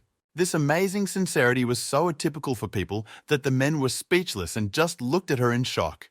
But he still didn't know much about this world, and demonic clans were on the list of unknowns for him. And he decided to give him a quick tour of the history of the 7 demon clans, and also into the history of their many years of confrontation with 13 clans of immortal sects. It was a long story that took more than 100 years from the creation of demonic sects. It is also a story about how one traitor can bring an entire organization to its knees. Eventually, the demonic clans retired from business and gave up their ambitions. However, the immortal sects did not forget their confrontation with the demonic clans and began to exterminate them at the first opportunity. After listening to the story, I became interested in the first reason for the rift that caused the sectarian conflict. She explained quite simply that it was all about the practice of cultivating demonic arts. Namely, that demon clans have learned to absorb the energy of other people in order to significantly strengthen themselves. This was already very interesting to John, and the very next second he asked Susan if she was a devilish cultivator.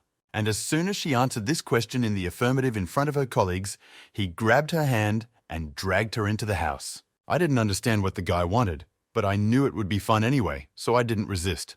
But Julia's suspicion of this dangerous person was enough to start following them. But her owner stopped her as soon as he saw her following him. I told her with a very confident face that she could not go on because she was a child. He slammed his bedroom door in her face, leaving her alone in the hallway. Already in the bedroom, Ian turned to Susan and spoke her name with a greedy tone, and she was even a little afraid of his intentions. But then he offered her with a joyful face to absorb some energy, which surprised the woman. She smiled and replied that there were no people in the capital whose energy she could absorb. They were so weak. The guy offered to absorb his energy, which surprised the woman, although she tried not to show it. The fact was that the guy was already facing a lot of dangers, and with the absorbed energy, these dangers would increase 100-fold. But John actually wanted the dangers to increase and was ready to do anything for this, including many hours of persuasion from his wife. She didn't understand the reasons for such desperate generosity, but knowing men, she thought it was a matter of romantic attachment. She thought that this might be a way to tie her to him and make her love him. But before that, Ian hadn't shown any interest in her, and there was no trace of romantic feelings in his eyes. But Susan was not going to refuse such a generous offer, especially at a time of her own weakness caused by her injuries. In addition, she was pressured by her duty to fulfill it at all costs, but weakness agreed to inaction, and this was a chance to get rid of it. Eventually, John got a little fed up with this long pause, and he asked her rather cheekily whether she would absorb the energy or not. The woman took him firmly by the hand, ready to drain his energy, but in such a way that he would stay alive. Meanwhile, Julia tried to eavesdrop on what was happening in the bedroom, but the voices were quiet and unclear. But the sounds that began to come were very suspicious and made the girl freak out. It turned out that sharing energy is a very, very pleasant feeling, and now Ian felt it with all his gut. He even encouraged Susan not to restrain herself in this procedure. She didn't have to say it for long, and she sat on him, squeezing his arm with more and more force. His energy was extraordinary. She felt that her wounds were almost healed, and she was almost normal. And I just kept enjoying the process, not paying any attention to the fact that it was taking almost all my energy. Meanwhile, Julia was outside the door, burning with jealousy and anger at the woman.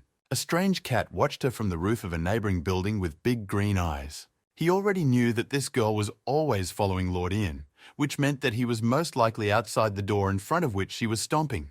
However, suddenly very distinctive sounds and shouts came from the room. It was obvious that the cat was not really a cat, but a killer disguised as one, and judging by his reaction, he belonged to the House of Foggy Rain. The shouts from the room took on more and more strange connotations, causing the cat to be shocked and the girl to be angry. So they hooked everyone in their place, Julia in front of the door, desperate for humanity, and the equally desperate cat on the roof. From the shock of what he heard, the killer fell from the roof headfirst, rather uncharacteristically for a cat. The killer thought that the man he fiercely wanted to kill 2 days ago could now become his almost boss. Meanwhile, the room continued to pump out Jan's energy, and the woman looked much better. She thought she should comfort the boy and tell him how energy regeneration works. And here, everything was quite simple. The more energy you give up, the more it is regenerated and the more it becomes. Hearing this, Ian pulled his hand away from Susan's as if it had been burned. He thought that the energy would be pumped out permanently and therefore make him weak and therefore a convenient target for the killers. But as always, when Jan tried to make himself a convenient target, it turned out exactly the opposite. But what's done is done, so I suggested that we finish pumping out the energy, noting that it would not affect anything. However, Susan assured him that her energy had been restored and her wounds had completely healed thanks to the energy that had already been pumped out. And now she just needed peace and rest so that all this energy could be absorbed. When it finished its thought, I sang very loudly, stretched out on the floor, clearly exhausted by this procedure. The woman was very grateful to him for his generosity and promised to repay him for his kindness and decided to leave him to rest. When she opened the door, she saw Julia's angry face, which seemed to want to gnaw at her throat. The woman looked down at her, clearly understanding the nature of this behavior. And then, without saying a word, she turned and slowly went about her business, leaving the jealous girl behind. Julia had her own views on beauty and attractiveness and saw neither in Susan. With a sullen expression, the killer sat in the yard, staring at one point and hardly reacting to anything. He had no answer to anything his subordinate asked, because he himself could not understand what was happening or what he himself should do now. His subordinate did not quite understand what the killer meant and was surprised to come up with his own versions. If only he would start telling us how his data collection led to the observation of a very ambiguous relationship between their head and the young. Turning toward the voice, they both saw a menacing female silhouette demanding an immediate response. The murderers fell to their knees before their mistress, obviously sensing the changes that had occurred to her. Her image was threatening and frightening. Her colossal energy felt like the pressure of tens of meters of water. Susan wanted to know why the killer decided to spy on her. The old killer was a master of ingenuity when it came to coming up with excuses, and his imagination was not lacking here either. The woman realized that he was lying, but decided not to make a big deal of it, but warned him not to do it again. Her subordinates, afraid of her like fire and happy that they would not be killed for the time being, loudly agreed to the woman's terms. Having finished with this question, Susan moved on to another and ordered to mobilize all forces in the capital. Their task consisted of two elements. First, to tell everyone that Susan was in the capital and that she was weak from her wounds. Secondly, to find all the information about those who want to harm Lord John. After thinking for a second, she added that these people should also be killed. The mayor reported to the emperor about the new woman in Lord John's entourage. First and foremost, the emperor really thought about Jan's safety and therefore suspected the woman of evil intentions. The spy's ambiguous answer was more than eloquent for the emperor's shrewd mind. We exhaled a heavy breath, recognizing the emperor's rightness, but noted that Jan, as an adult, has every right to any relationship. One thing was clear. The guy didn't care about any possible threats from immortal sex. Many people understood that Mech was absolutely right, but a celebration at the palace was approaching, which he was obliged to attend, and there could be danger. In any case, the Empress Dowager's birthday will attract the attention of all segments of the population, including murderers and villains, especially considering that the Empress, according to the previous emperor, was not a good person either. Therefore, in the emperor's opinion, additional protective measures were simply necessary at this reception. John didn't even want to hear about going to some aristocratic gathering and doing some aristocratic nonsense. Shocked, Alan still had hopes of persuading his friend to go to the Empress's birthday banquet. The three soldiers echoed him and surprisingly agreed that John had no right not to go. Their unanimity in this matter nevertheless indicated the seriousness of this event, and the young decided to give in. Alan was already ready to start preparing and working on a gift for the Empress Dowager. However, Susan came in and said that there was a more urgent matter concerning the Empress than any gifts, namely security. The woman changed her outfit, and all the men, willy-nilly, began to look at her with completely different eyes. Looking like a lecturer, the woman slowly sat down and asked what men knew about the Empress Dowager. The first poet issued a certificate about her that contained biographical information, but not a word about her character or habits. After carefully listening to the answer, Susan noticed an important aspect of the Empress Dowager's family. It was not the first time I had heard of cultivator families, and I asked for an explanation, and in his usual walking encyclopedia manner, he immediately explained what was going on. The devilish cultivator confirmed her husband's words and added that the family was dependent on the immortal sect, which meant that Young was in danger, especially since the case concerned the Jade Hall in which the daughter of the executed Marquee Greg was kept. Everything was falling into place, and it really could have happened that this whole celebration was organized only to kill Lord John. The other soldiers did not take this seriously because their strength had increased significantly, not to mention the new abilities of their chief officer. To which the devilish cultivator replied that there are many other ways to kill a person besides brute physical force. And to demonstrate her point more clearly, she snapped her fingers and released a bit of energy. And the next moment, the men would fall to the floor in a fever caused by the poison. It was unclear how she managed to leave, but the effect was obvious, and beyond doubt, the poison was a really effective way to kill. Moreover, it was obvious that anyone could use the poison, including women and children, regardless of strength or ability. Jan thought seriously about this prospect, and his hope for an early death was revived. Susan, who had heard the boy's doubts before she came in, ironically asked him if he still wanted to go to the party. Now, with a clear motivation, I could not refuse such an important invitation, which surprised my companions once again. It seemed that Susan was expecting this answer, so she asked him to come over with a smile. Ian did not understand what the woman wanted, but he approached her, and she took his hand in the same way as the time she absorbed his energy. The little green snake that helped the woman survive the incident with the bowl crawled from her hand to Jan's. The snake instantly hid in John's clothes, and he could not even feel where it was. The woman's words that the snake only warns of danger and does not prevent it somewhat reassured the boy. Meanwhile, somewhere far outside the city, a strange man was talking to someone hiding in a cave. That evening, noble people from all over the city hurried to the palace to get to the reception in honor of the Empress Dowager's birthday. The aristocrats talked on the way and scattered pleasantries to each other.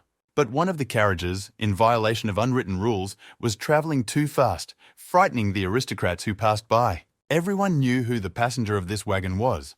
Only the chief officer of the Yuan control, Lord Yang, was allowed to behave in this way. But even if he behaved quietly and completely within the framework of ethics, he would still be able to get an evil look from his high-born eyes more than once. Alan enjoyed the evening with his position and the prospects that the future held. He was indeed grateful to the Emperor for the position. Finally, they reached the palace that served as the home of the Empress Dowager, a place literally buried in luxury. They were met by the eunuch George and asked to follow him, and they walked along, appreciating the beauty of the local dress along the way. George drew their attention to Her Majesty's carp, which were happily frolicking in an ornamental pond they were passing. These carps were really beautiful and intelligent creatures that were almost not afraid of people and swam curiously to those who approached them. They finally arrived at the hall where the banquet itself was taking place. Many people had already arrived and were slowly taking their seats at the round tables. As in any aristocracy, everyone had a clearly defined place, and Alan has already found his. The hatred of officials and bureaucrats for Jan has not disappeared. And just as the first poet said, they looked at him as a plague god in the carriage. However, their words full of curses could be heard only behind their backs, which meant that they were neither useful nor meaningful, and it was unnecessary to pay attention to them. There was no danger in them, as none of them would dare to harm Jan, so the boy just walked by. But after going around all the tables, he did not find his place. Whether it was done on purpose or by accident remained to be seen. However, Jan was still inclined to the version of deliberate provocation because at this level of organization, mistakes were almost impossible. If someone is trying to humiliate you in public, you have several ways to save face, and Jan decided to resort to the most scandalous. He started shouting so that he could be heard everywhere, demanding an explanation of his place in a strict tone. One of the bureaucrats decided to hush up the conflict by referring to the slowness of the staff. But Jan did not think to calm down and continued to blame everyone he could, including other guests. Another official said that they had nothing to do with the organization of the holiday, so there could be no complaints against them. I did not expect such a response and already had a prepared reaction to it. And noticing an aspect of etiquette that could be used to take advantage of this situation, he began to ask seemingly rhetorical questions. Everyone around him, no matter how they felt about the guy, felt out of place. Everyone had a strange feeling that they were not where they should be, doing the wrong thing, and everyone wanted to go back in time and not come here. Eventually, one of the officials lost his nerve and stood up, not to give up his seat, but to express his dissatisfaction with Jan's behavior. But still, etiquette prevailed, and no one wanted to get involved with a man who had sent quite a few aristocrats to the scaffold just that week. So everyone stood up and stood there like fools under the hard gaze of the chief Yuan control officer, who was clearly enjoying it all. The boys' entertainment was interrupted by the appearance of the Empress Dowager Catherine, who, accompanied by 2 assistants, literally stepped into the hall.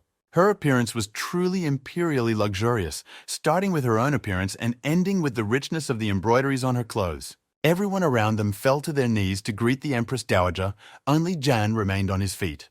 Looking at the guy, the woman asked if she was mistaken, referring to his assessment as a minister. Ian held his gaze and confirmed that the Empress was absolutely right and wanted to add a few more words, but was interrupted. The Emperor came in, accompanied by one of the eunuchs, and politely greeted the Empress Dowager as required by etiquette. Apparently, the Empress did not expect the Emperor to visit today because he had many state affairs. But in any case, a place for the Emperor was found quickly enough, and the Empress Dowager decided that it was time to start the banquet. The Emperor did not see the scene that preceded his appearance, so he did not understand why everyone was standing and ordered them to take their seats. After that, the Emperor returned to Lord John, who was in no hurry to find a place for himself, and the Emperor offered to sit with him, which was a great honor and a symbol of recognition of his merits. To be honest, Jan did not expect such an effect. He scandalized people primarily to piss them off and provoke them to attack. And now he was sitting next to the Emperor, who for some reason smelled very nice. I wasn't used to smelling such pleasant scents from men, so I felt a little out of place. He looked at the Emperor and, without realizing it, began to think about how the Emperor would look in women's clothes. The emperor, meanwhile, noticed Jan's strange look and could not understand what the reason was. Suddenly, Jan realized what he was thinking, blushed, and turned away as quickly as possible, trying to think of something else. The emperor did not understand the reason for this behavior, but just in case, he decided that it would be a good idea to offer a drink. While Jan was drinking, the thought that he might not fully understand his own orientation confused him. Meanwhile, the evening continued, and the man began to play a familiar melody, surrounding the space with pleasant, enchanting sounds. All the guests, without exception, were delighted with the melody and the skill of its performance. The Empress Dowager was also fascinated by this music and therefore called the music to her, clearly with the intention of rewarding him. He approached and bowed low to the Empress, listening to her praise for his performance and play. Music was an honest man, so he sincerely admitted that this composition was not his own, but noted that the author was present here today. And he named the author, who turned out to be Jan, but the piece was the same one he had played for Meg the day they were discussing music. Such a respectful manner of the main composer even made me a little confused, refusing to recognize the mastery attributed to him. The Empress became cold to the chief composer for a moment and ordered him to take his seat. The musician expected to be awarded according to tradition, but now he felt that he was being punished for something. However, he wisely did not give any sign that he was unhappy with anything and only briefly agreed and left. The Empress made a sad face and ordered the celebration to move on to the next stage. John noticed this sudden change in the Empress's mood and, although he did not know exactly why, he memorized it for the future. The celebration went on, and it was time for the Empress to accept the gifts that the guests had prepared. However, it was impossible to surprise the Empress with gold jewelry and other similar items. Such gifts had long since ceased to bring her any pleasure, as the Empress quite rightly considered them to be useless trash. Now it was time for the gift to the chief Yuan officer, Lord Yang, which was ambiguous. In fact, it was a simple scroll, nothing special. Even for an empress, it could hardly be called a gift. She looked at the scroll, not seeing any hidden messages other than a clear disdain for her. Alan watched from a distant table, unable to convince Jan to change his gift, which would most likely cause a scandal. Jan looked at the Empress with a smile and pretended that everything was fine and that it was intended. But the Empress was clearly not satisfied with his words and his gift, so she dismissively threw the scroll at his feet. Jan continued to smile and, contemplating the woman's anger, expected that he would soon be put to death for his impudence. However, the Emperor decided to intervene at the wrong time and began to justify the boy and offered a way out of this situation. It was indeed a worthy substitute for any gift, and not accepting it would be a violation of etiquette, as well as refusing to give a similar gift. So the Empress agreed, although she looked clearly dissatisfied and angry. The Emperor smiled at himself and watched Yang exhale lazily, obviously not wanting to write any poetry. However, he also had no choice, so he agreed and got ready to start. The weasel Alan had already asked permission to record the boy's poem, and Jan's poem was written by Alan's hand, which increased its value many times over. The Emperor, having realized the intention of the first poet, allowed it with a joyful smile. Holding a glass in his hand, Jan began to quietly recite the poem in a tone that was not associated with his birthday or the holiday as such. From the first line, Alan realized that this poem would be a masterpiece and, throwing away his smile, concentrated on the brush in his hand. Nobody doubted Jan's literary genius anymore, and when people heard the first line, they started to make noise. Ian closed his eyes and, still holding the glass, continued to recite lines that made him feel cold for some reason. And Alan, as if in a trance, wrote down Jan's poem word by word on paper. The first poet smiled as he continued to write. He was really passionate about these words. Some of the guests had already identified this poem as the one that shakes the empire, but it still lacked the warmth characteristic of congratulatory poems. Alan, who was the most versed in poetry among those present, understood the majesty of this poem even without listening to it to the end. And finally, the finale of the work came, which Yang pronounced in a loud, bold voice, raising his hand in a characteristic gesture. The next moment, a beam of energy began to stream from the sky, falling on the boy in a shining waterfall. Once again in recent times, a pillar of divine recognition has illuminated the figure of Jan. This energy was different from the one that enveloped Jan the previous time he recited the poem. Alan understood why the energy was so high this time. The poem was of a celestial level that was much higher than the previous one. People immediately started discussing this news. Such poems were really rare in this world. The emperor was extremely pleased with what was happening and asked Jan the name of this poem. The poem was called The Hard Road, and when Jan said the title, there was an extraordinary sadness in his eyes. Right in front of him, a vortex of energy formed into a strange shape that rotated and headed toward his face. This was something new. The energy had never left such marks before, and the guy felt the spot on his forehead where the strange vortex had hit him. When he came to, he realized that the Empress Dowager had left her own celebration unnoticed. Upon entering the chamber for the first time, the Empress sent her servants away and ordered them not to let anyone into her chambers. She watched them closely until they went out the door and closed it tightly behind them. Convinced that she was finally the Empress herself, she fell to her knees. She began to say ritual words, and a strange button mucus began to ooze from her shadow. The whistle gradually turned into a human figure bowing low to the Empress Dowager. They talked about the chief Yuan officer, Lord Yang, assessing him clearly not from a friendly point of view. They discussed his behavior and his habit of going ahead no matter what, and assessed it as one that would lead to his imminent death. The woman offered to organize and execute the assassination of Lord Ian as soon as possible. In response, a strange woman made of purple slime decided to remind her that she didn't need advice, especially from her. The strange, slimy creature used a blob of energy very similar to a snake to strangle the woman. Finally, she let go of her, and she fell to the floor, shivering slightly and trying to regain her breath. But at the next words of this creature, the Empress seemed to blossom, and it was obvious that she was eager to leave the palace. Jan walked around the palace looking rather disgruntled to the accompaniment of fan shouts from other guests. He failed to die again, and this disturbed him more and more. He had spent too long in this world in vain hopes of death. Suddenly, he smelled a strange but pleasant odor, which was unexpected in this part of the palace and in the palace in general. Someone was cooking on a fire right there, a few meters away. Surrounded by several officials who tried to stop him, the man was frying 2 fish strung on sticks. This was the man he had recently talked about with his colleagues, Prince John. The prince noticed John and was somewhat upset, expecting him to start telling him that he shouldn't fry fish here. But Ian disappointed his expectations by asking permission to try one of the fish. After a short pause, the prince laughed and admitted that the boy was a really interesting person. And while sharing the carp he caught, he added another bottle of wine. He liked this man more and more every minute. For some reason, John had the impression that he was now attending a much more lavish banquet than the one he had just left. The two of them had a great time drinking wine and eating fish from the local pond. I did not understand what Prince meant when he said that it was difficult for him to leave his residence. John looked at the palace thoughtfully and tried to explain why this was so. For him, the emperor was the one from whom he could not ignore any decrees, even the most ridiculous ones. It seemed that because of his background, Prince John took the law much more seriously than anyone else in the empire.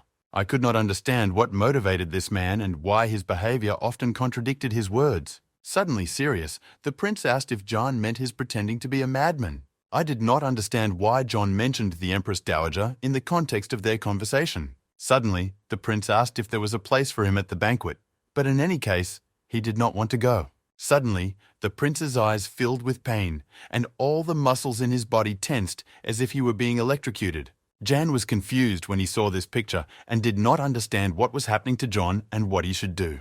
He was lying on the ground holding his head and shivering as if from severe frost. He was grinding his teeth in pain and could not say anything, only groaned. Finally, he was able to get up, but he was still holding his head and covered in cold sweat. John nevertheless put his hand on his shoulder and told him that he also did not get a place at this banquet. The prince looked at the smiling boy and was so surprised that he forgot about his pain even for a second. A second later, he realized that the Empress's strange behavior was a barb to the person who had offended the Jade Hole. I tried to do something about John's pain with my scientific chi, but it was all in vain. The prince sensed what John was trying to do and hastened to explain to him that it could not help. He explained that what I was seeing and feeling was actually the curse of immortal sex and it could not be easily removed. John remembered the emperor's behavior in the context of what John had said and now assessed the man quite differently. Meanwhile, Prince John finally came to his senses and decided to tell the boy why he wanted to meet him so badly. The prince paused long enough to look up at the sky and said that he saw hope in the new moon. And the prince shouted at the top of his lungs, challenging the whole world to a duel, that he saw hope for justice. He hoped that thanks to John, Ju's empire would have a new chance to become even better than ever. Prince John's sincerity even made the boy feel a little guilty about his selfish desire to die. It was a wonderful evening in a friendly company, clearing the mind and allowing us to evaluate the path we have travelled. Ian told Susan about his meeting with the prince and the curse he carried with him. Unfortunately, a curse of the type that John suffered from could not be removed so easily, and the woman honestly admitted that she could not. But with the conversation about the prince, the woman decided to ask about the dangers of the banquet itself. Ian opened his mouth to answer the woman's question, but it turned out that she was talking to her snake. One way or another, I decided to share my suspicions and impressions with the woman. The woman agreed with John's conclusions but insisted that the snake stay with him for a while longer. Officials from the Ministry of Yuan Control were discussing Alan's strange state last night, how he hadn't been himself all day. I didn't understand what the men meant when I saw Alan hugging a scroll with a poem. The man was truly in love with the art of words. John thought that someone would try to poison him at this banquet, so it would be better not to take Alan with him, even though he didn't want to go alone. Therefore, the boy came unaccompanied to the palace, or rather to the Garden of 100 Fragrances, where he was met by one of the eunuchs to take him to his place. Almost everyone was already in their seats and waiting for the start, sitting in front of their own table. Ian took his table, and this time there were no problems with seating. Jan had a strange feeling and concentrated on trying to understand the source of it. It was about the Empress Dowager, who for some reason gave the impression of a completely different person. This time, she really gave off a sense of serious threat and a desire to kill that I hadn't felt yesterday. Now it seemed no coincidence that John was essentially alone here, without the protection of other people. Perhaps yesterday's banquet was just a fitting for today. If this ruse was indeed what the guy analyzed, it was one of the best chances to kill him in recent times. The Empress Dowager sneakily glanced at Lord John, who was smiling too cheerfully, not understanding the source of his good mood. The entity that controlled the Empress Dowager's body really wanted Jan dead and intended to kill him in the near future. Somewhere far away, the woman who controlled the Empress Dowager's body smiled at her plans. The Emperor gave George an important errand concerning Lord John and his safety at the Empress Dowager's banquet tonight. Therefore, the eunuch, trying to notice all the important and unimportant details, walked around the palace in the hope of understanding where the possible assassination attempt might come from. The two other eunuchs he met were just one of those suspicious details because they were not where they should be. They explained their behavior without thinking that it could be something strange or suspicious. But from George's point of view, this was a clear sign of danger, as the kitchen is the place where aristocrats' favorite weapon, poison, is used. The eunuchs who served today's banquet clearly felt out of place in the kitchen. An elderly eunuch sitting with a cup in his hand kept on scolding the servants, constantly repeating obvious truths to them. George recognized the old eunuch and was surprised to see him, since he had long since retired. But apart from the pensioner, he did not know any of the kitchen staff, which could only mean that these people were completely fake. In addition, George was not allowed to enter the room where the banquet was held, which was strange given his high status among eunuchs. George even suspected that he was simply not recognized and therefore not allowed to attend the banquet. But they knew exactly who was standing in front of them because George was one of the people close to the emperor. However, the insolence still did not let him in, citing the order of the Empress Dowager. And apparently, they were not interested in the Imperial decree. George could not allow this attitude to anyone else, and his reaction was immediate and brutal. The eunuch, as a loyal servant, could not allow anyone to disobey the emperor's decree in the Imperial palace. After popularly explaining this simple idea with a few slaps, George walked right through the two of them, unwilling to listen. They looked at him sadly, not daring to try to stop him a second time, but they were obliged to report the incident. Meanwhile, the time for speeches and toasts came at the banquet, and the Empress Dowager stood up to give a short speech. Spiritual wine was an expensive, exquisite drink that was difficult to obtain even for very large sums of money. One of the guests was expressing his gratitude to the Empress, while John thought that this wine would be the poison he expected. The Empress answered the official with a sly smile that wine was made to be drunk. John smiled as he looked at the Empress, appreciating her overly pleased appearance in his own way. The wine was so aromatic and strong that the eunuchs who carried it became intoxicated, even though it was covered with wrapping paper. The old eunuch who ran the kitchen was extremely unhappy with the weakness of the young servants. George approached him with a stern look, which immediately aroused the old eunuch's displeasure and suspicion. George realized that he could not simply blame either the old man or the Empress. However, he could not allow even the possibility of poisoning Lord John, so he tried to come up with a reason to prevent the wine spill as soon as possible. But at the same time, he must be very careful not to formally offend either the eunuch or his mistress. While he was thinking about what to do, instead of useful thoughts, only self-critical attacks came into his head. And after the attacks came memories of humiliation in the past, the pain of which he still carried with him. But along with these memories came good ones, such as the day he swore to protect Lord Jan. After all, in addition to the hopes for the revival of the empire that were pinned on the boy, he was also almost the only one who treated George well. Recalling these events, George was determined to fulfill his vow at all costs, even if it was not in the way he had imagined. So, putting on his face an expression of utmost severity, he asked if the wine that was about to be served was going to be video tested for poison. The old eunuch wanted to take offense at George's suggestion, but he merely replied that protocol required such a check. However, adherence to protocols was a double-edged sword. The eunuch knew this better than anyone else. Therefore, having realized George's intention, he offered him to taste all the wines on his own. It was really a challenge, because this wine made the servants who were just carrying it drunk. However, George's determination was not lost, and he did not want to go back on his words. Before starting the tasting, he strictly forbade bringing untested wine to the guests. I gathered my will and started testing the drinks, and at first it was even pleasant. The fragrant drink tasted divine.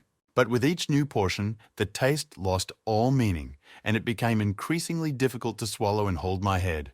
Soon it became difficult even to keep himself on his feet, and George kept on going, but continued his difficult work. Meanwhile, he ordered the tested drinks to be served to the tables of the nobles. It was really delicious, and its taste and aroma were appreciated by all the guests of the banquet, including John himself. But the snake in his sleeve was calm, indicating that it was not poisoned. John was quite upset by this delay, and he even began to think that he had imagined the Empress's evil intentions and that he had come in vain. Suddenly, the Empress turned directly to Jan, using the wine as an excuse to ask why he had become sad. The guy replied that the wine was really great, but that his worries prevented him from enjoying it to the fullest. The Empress Dowager, smiling, aptly noted that wine was the solution to all her worries and sorrows. As if in some kind of verbal poetic battle, the guy replied that in other cases it could only harm. The officials present raised their chalices in tribute to the beauty of Lord Ian's words. Remembering last night, the audience began to ask the boy to compose another poem like yesterday's. John thought for a minute, trying to remember something appropriate to the occasion. But either because he really could not think of anything suitable, or to annoy the Empress, he refused, citing a lack of inspiration. The Empress was not offended, but rather noted with a smile that the spiritual wine obviously had no effect on John's spirit. After thinking for a second, the Empress Dowager ordered hundreds of flowers to be brought to the millennial drink to cheer Lord Yang. Upon hearing the Empress's words, the nobility began to cheer, since the drink she ordered to be brought had been tasted by a maximum of 5 people in this generation. The Empress's eunuch's heart sank when he heard her order, but he did not show it and hurried to fulfill the order. Meanwhile, George was no longer knitting his face off from the tastings. He was sitting on the floor, barely breathing. The old eunuch, convinced that no more inspections were planned, ordered a special wine to be brought. The subordinate was very worried about tripping and dropping the precious drink while carrying a small jug of special wine. He very carefully and slowly approached the old eunuch to confirm the order to bring the drink to the guests.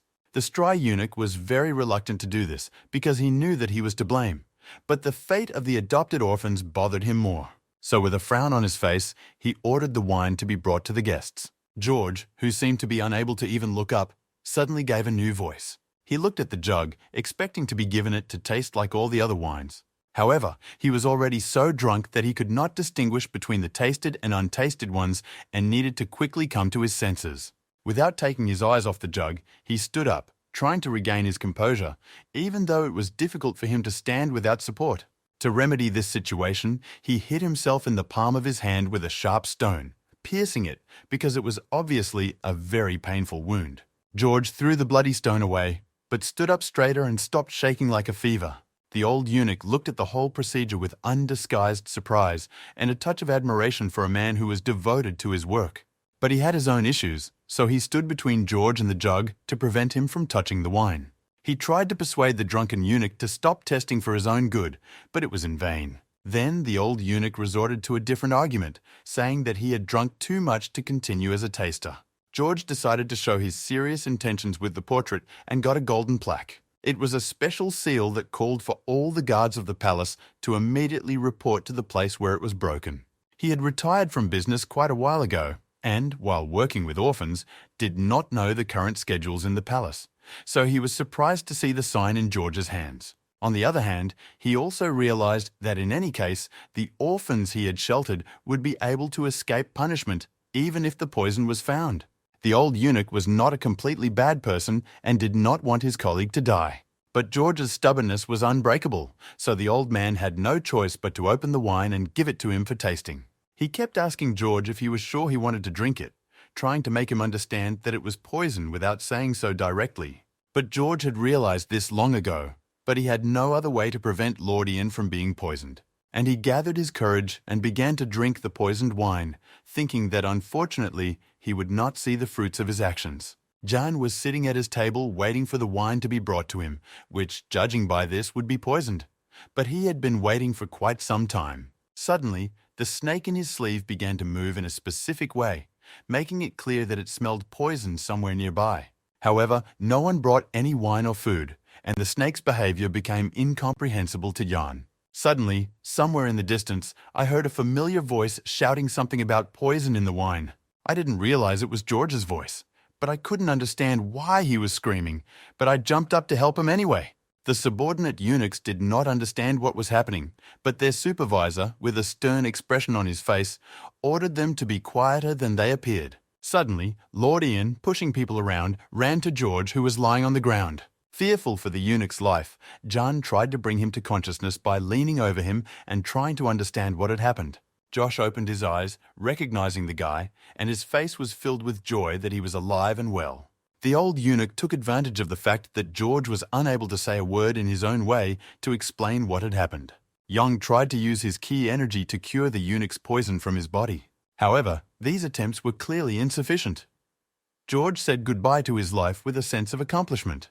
He felt that saving Lord Jan, even at the cost of his own life, was a truly worthy death.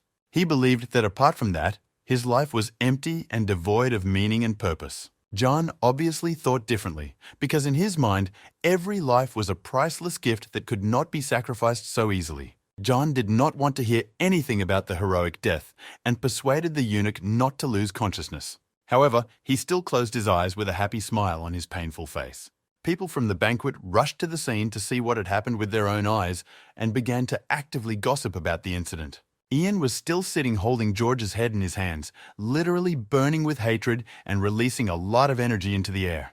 The puppeteer, in the voice of the Empress, ordered an investigation, even though she was the organizer of the murder, because it was obvious that there was no way to organize a second attempt to assassinate the chief officer today. The Empress decided to end the banquet. But John had a completely different opinion about who could and could not leave the crime scene. At first, he wanted to find out who was responsible for George's death and execute that person for everyone to see. But when he said this, he looked directly into the Empress's eyes, clearly characterizing who he suspected in the first place. The Empress received his gaze calmly and, for the sake of form, decided to ask him if he meant her as well. When other officials heard that Yong was forbidding even the Empress Dowager to leave, they began to shout at him indignantly. But John did not care about the cries of history and scandals. He only wanted to punish the guilty. At the Yuan Control Ministry, the great ancestor's sword began to tremble slightly, sensing the boy's desire. And when his desire turned into a real call, he quickly flew out of his scabbard. And having broken through the roof, he flew towards the palace because the chief control officer needed justice right now. And the sword of the ancestor was an instrument that brought justice to this world by the hands of the chief officer of the Yuan Control. Grabbing the sword that was flying toward him at a terrible speed, Yan turned to all those present with a deadly face. His wish was simple: justice at any cost, no matter how many people have to die for it. He stood in front of the Empress Dowager and looked directly at her, clearly making it clear that he knew all her hidden secrets. The woman who ruled over the Empress was sure that Yong would not dare to harm her, no matter what she did, and even if she did not, he would be worse off. I asked the Empress directly, with eyes that reflected death, whether it was her handiwork. To which she, controlled like a doll, asked without fear what would happen even if she did. Jan's answer was simple and obvious. He was a control officer whose friend had just been killed because he didn't care about the circumstances. The courtiers could not believe what they were seeing, and that Jan was ready to kill even the Empress Dowager for a eunuch. The old eunuch looked at John in disbelief because he knew how precious his brother's life was. He looked at the dead George and now understood why he had decided to sacrifice himself for this man. The old eunuch's soul even trembled with envy of George for having such friends. Meanwhile, the Empress ordered her guards to attack Jan. She accused him of high treason for threatening the Empress, and her guards attacked the boy.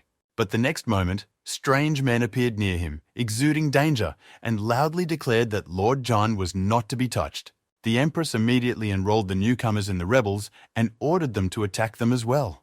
But his own voice, coming from behind the crowd of aristocrats, stopped all this madness. It was the Emperor himself who was watching the banquet closely precisely because of the possibility of such incidents. The Empress immediately attacked the Emperor for allowing some third-rate official to wave a sword in front of the Empress's nose.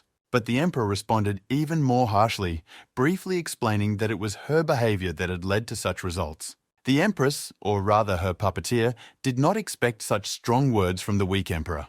But the Emperor did not even think to apologize for them, and the Empress did not find anything to say in response. However, the Emperor had something to say and ordered the Empress to be taken to the palace and actually arrested. She quickly realized the meaning of the last phrase and began to shout indignantly at the Emperor, but it was useless. She hated him with all her heart at that moment and wished him dead as her worst enemy. However, there was still the ferocity of Yang's death itself, who did not allow the Empress to leave the court until he had passed his judgment.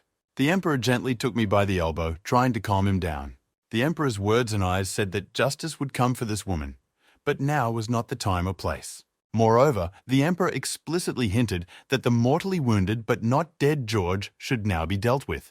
Who had already mentally buried his friend was speechless, although he fully agreed with all the Emperor's words as long as George was alive. George was rushed to the Imperial hospital as quickly as possible to receive the necessary treatment.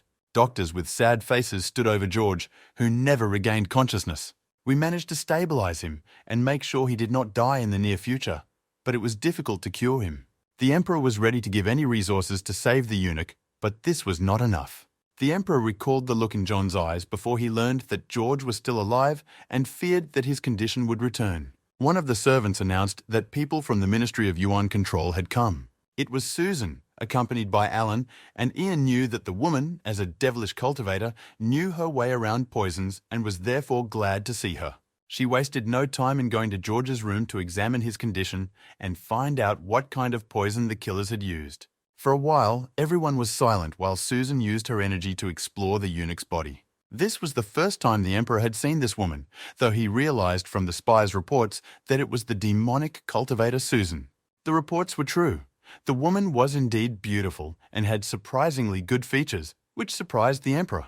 The Emperor saw that Yang trusted this woman and realized that this trust was largely deserved. On the other hand, the Emperor realized that he did not always show his best side, being overwhelmed by his own duties. Finally, the examination was completed, and Susan was ready to tell us what exactly poisoned George and who might be behind it. It was obvious that the real victim of this attack was John, and the connection between the poison and the person who used it pointed to the real person of interest. The Emperor was shocked by this conclusion, but it was self-evident. Jan could not understand why the Empress Dowager was chosen as the perpetrator of the murder. This explained John's feelings when he noticed a change in the Empress's energy on the second day of the banquet. But in addition to the investigation to punish the criminals, there was a more urgent matter, or rather, the rescue of George. The pill Susan gave him, unfortunately, could not cure the poisoning, but at least delayed his death, giving him the time he needed. The devilish cultivator, with a somewhat sad face, told the boy what ingredients were needed to treat such a case. Among other things, pure water was such a rare substance that it was easier to consider it non-existent. However, Susan already had a plan to replace such a rare substance, and she didn't have to travel far to get it. The fact that the woman did not immediately say what kind of substance it was and where it was located led to the conclusion that it would not be so simple. And so it turned out that the water Julie was talking about was in the very center of the Garden of the Sages. Alan, out of habit, exclaimed that he knew this legend and showed that he was ready to tell it. It was a story about the time when the wise men were just starting their garden and found a clear stream there. Although it was just a play on words, the symbolism of refusing even a hint of theft was very strong. And in this world, the symbolic quickly became the energy that directly influenced the world. The stream remained there and is now filled with the very pure water that was so necessary for George's treatment. The conclusion of the story was simple enough for John. He had to visit the Garden of the Wise. This, in turn, required the Emperor to open and authorize a passage for Lord John. The Emperor was somewhat surprised by this turn of events because he wanted John to visit the garden, and only the boy refused. But now his motivation was completely different, so John resolutely agreed to enter the garden. Recalling how resolutely he had refused to do so, the Emperor once again thought about the boy's devotion to his friends and associates. Indeed, John was ready to sacrifice himself because he knew that this was exactly what the eunuch had done to him. The Emperor was ready to begin preparations for the boy to enter the Garden of the Sages. But Ian looked at George, who was still unconscious, and remembered that there was one more thing he had to do as soon as possible. He considered the punishment for the Empress Dowager to be an urgent and immediate matter. The guy looked very determined and was clearly determined to carry out brutal justice. The Emperor could not allow John to do what he planned because it would destroy everything that he had become for people. But it was not only the boy who was unhappy with the Empress Dowager's atrocities. Prince John was not himself when he heard about the assassination attempt. He could not ignore this case because he realized that this attempt would not be the last if the Empress was not punished. And no less determined than John, the prince set out to hold his own court. His morals and values forced him to intervene in this situation, even though he seemed to have retired from all business long ago. Frightened by his own behavior and determination, he stood in front of the Hall of Ancestors. When he heard the question, he said his name according to the ritual and bowed down. The doors of the hall slowly opened for him, but it still took him a few seconds to gather the courage to enter. In the darkness of the hall, people in deep hoods stood as if they had been waiting for the prince for a long time. Filled with thoughts of his own repentance, John literally fell to his knees before the altar. People in deep hoods watched without emotion as the prince loudly began to say his request prayer. His confession did not conceal any truth about him, and the sincerity of this man was never in doubt for those who knew him.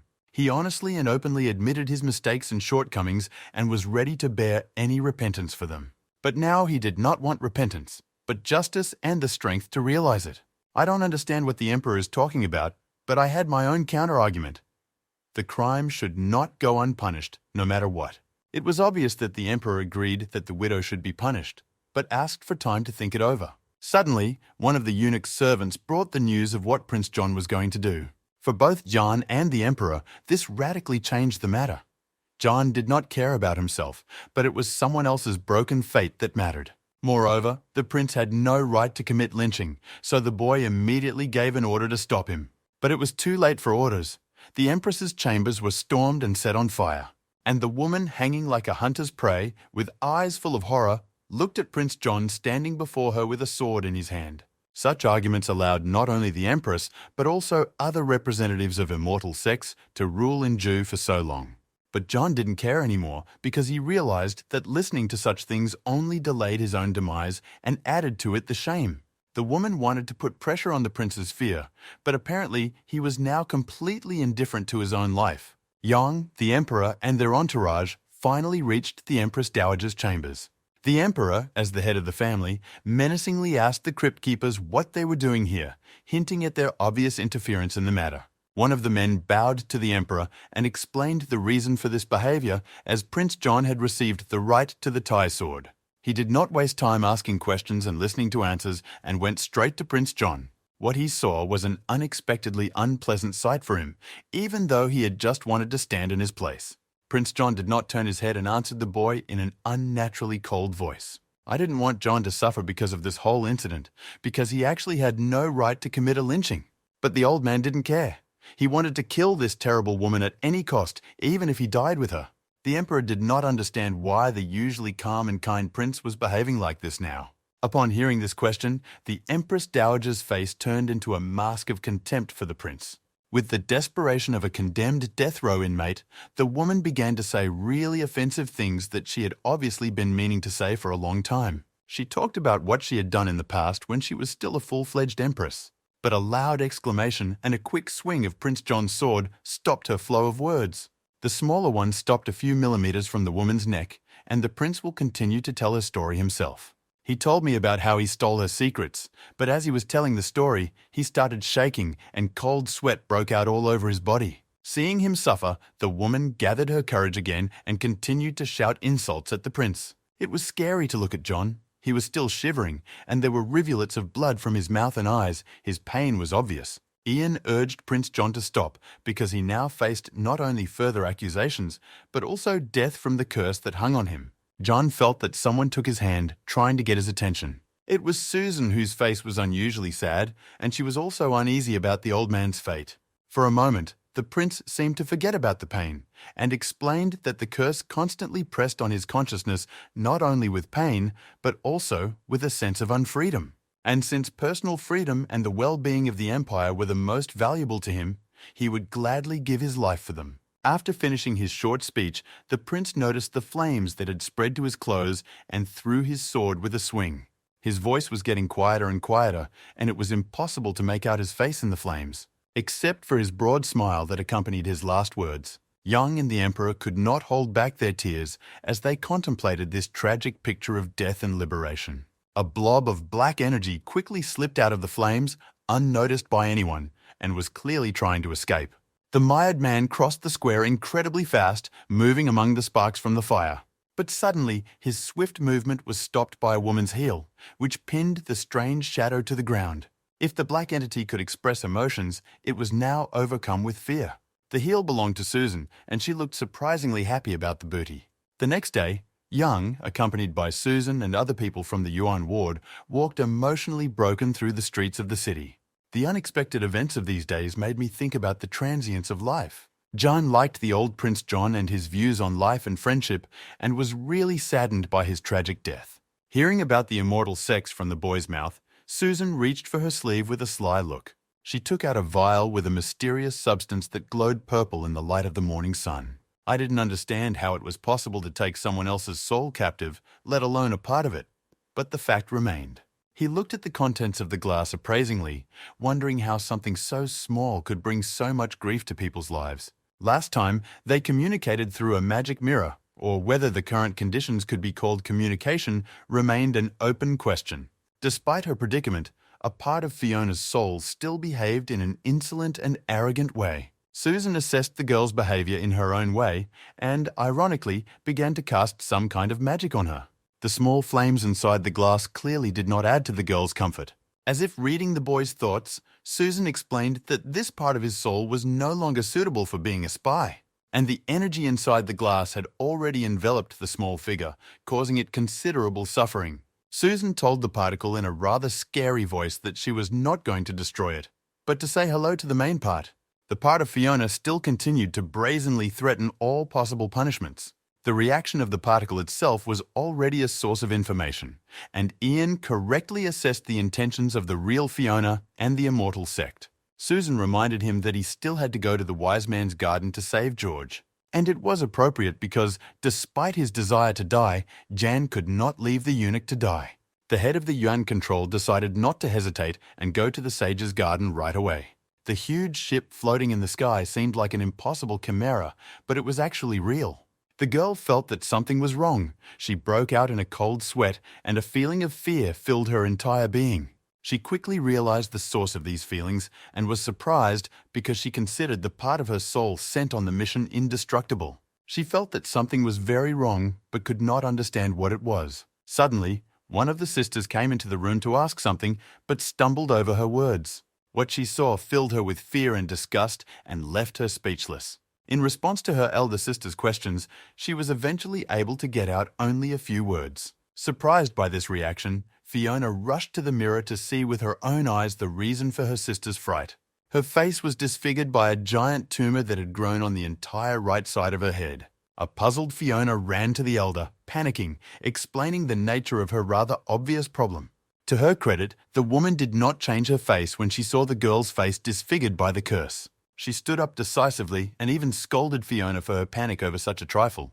With a quick movement, she stuck a special amulet on the girl's forehead and sent energy into it. The amulet worked by shining with a warm yellow light, which in itself calmed the girl down.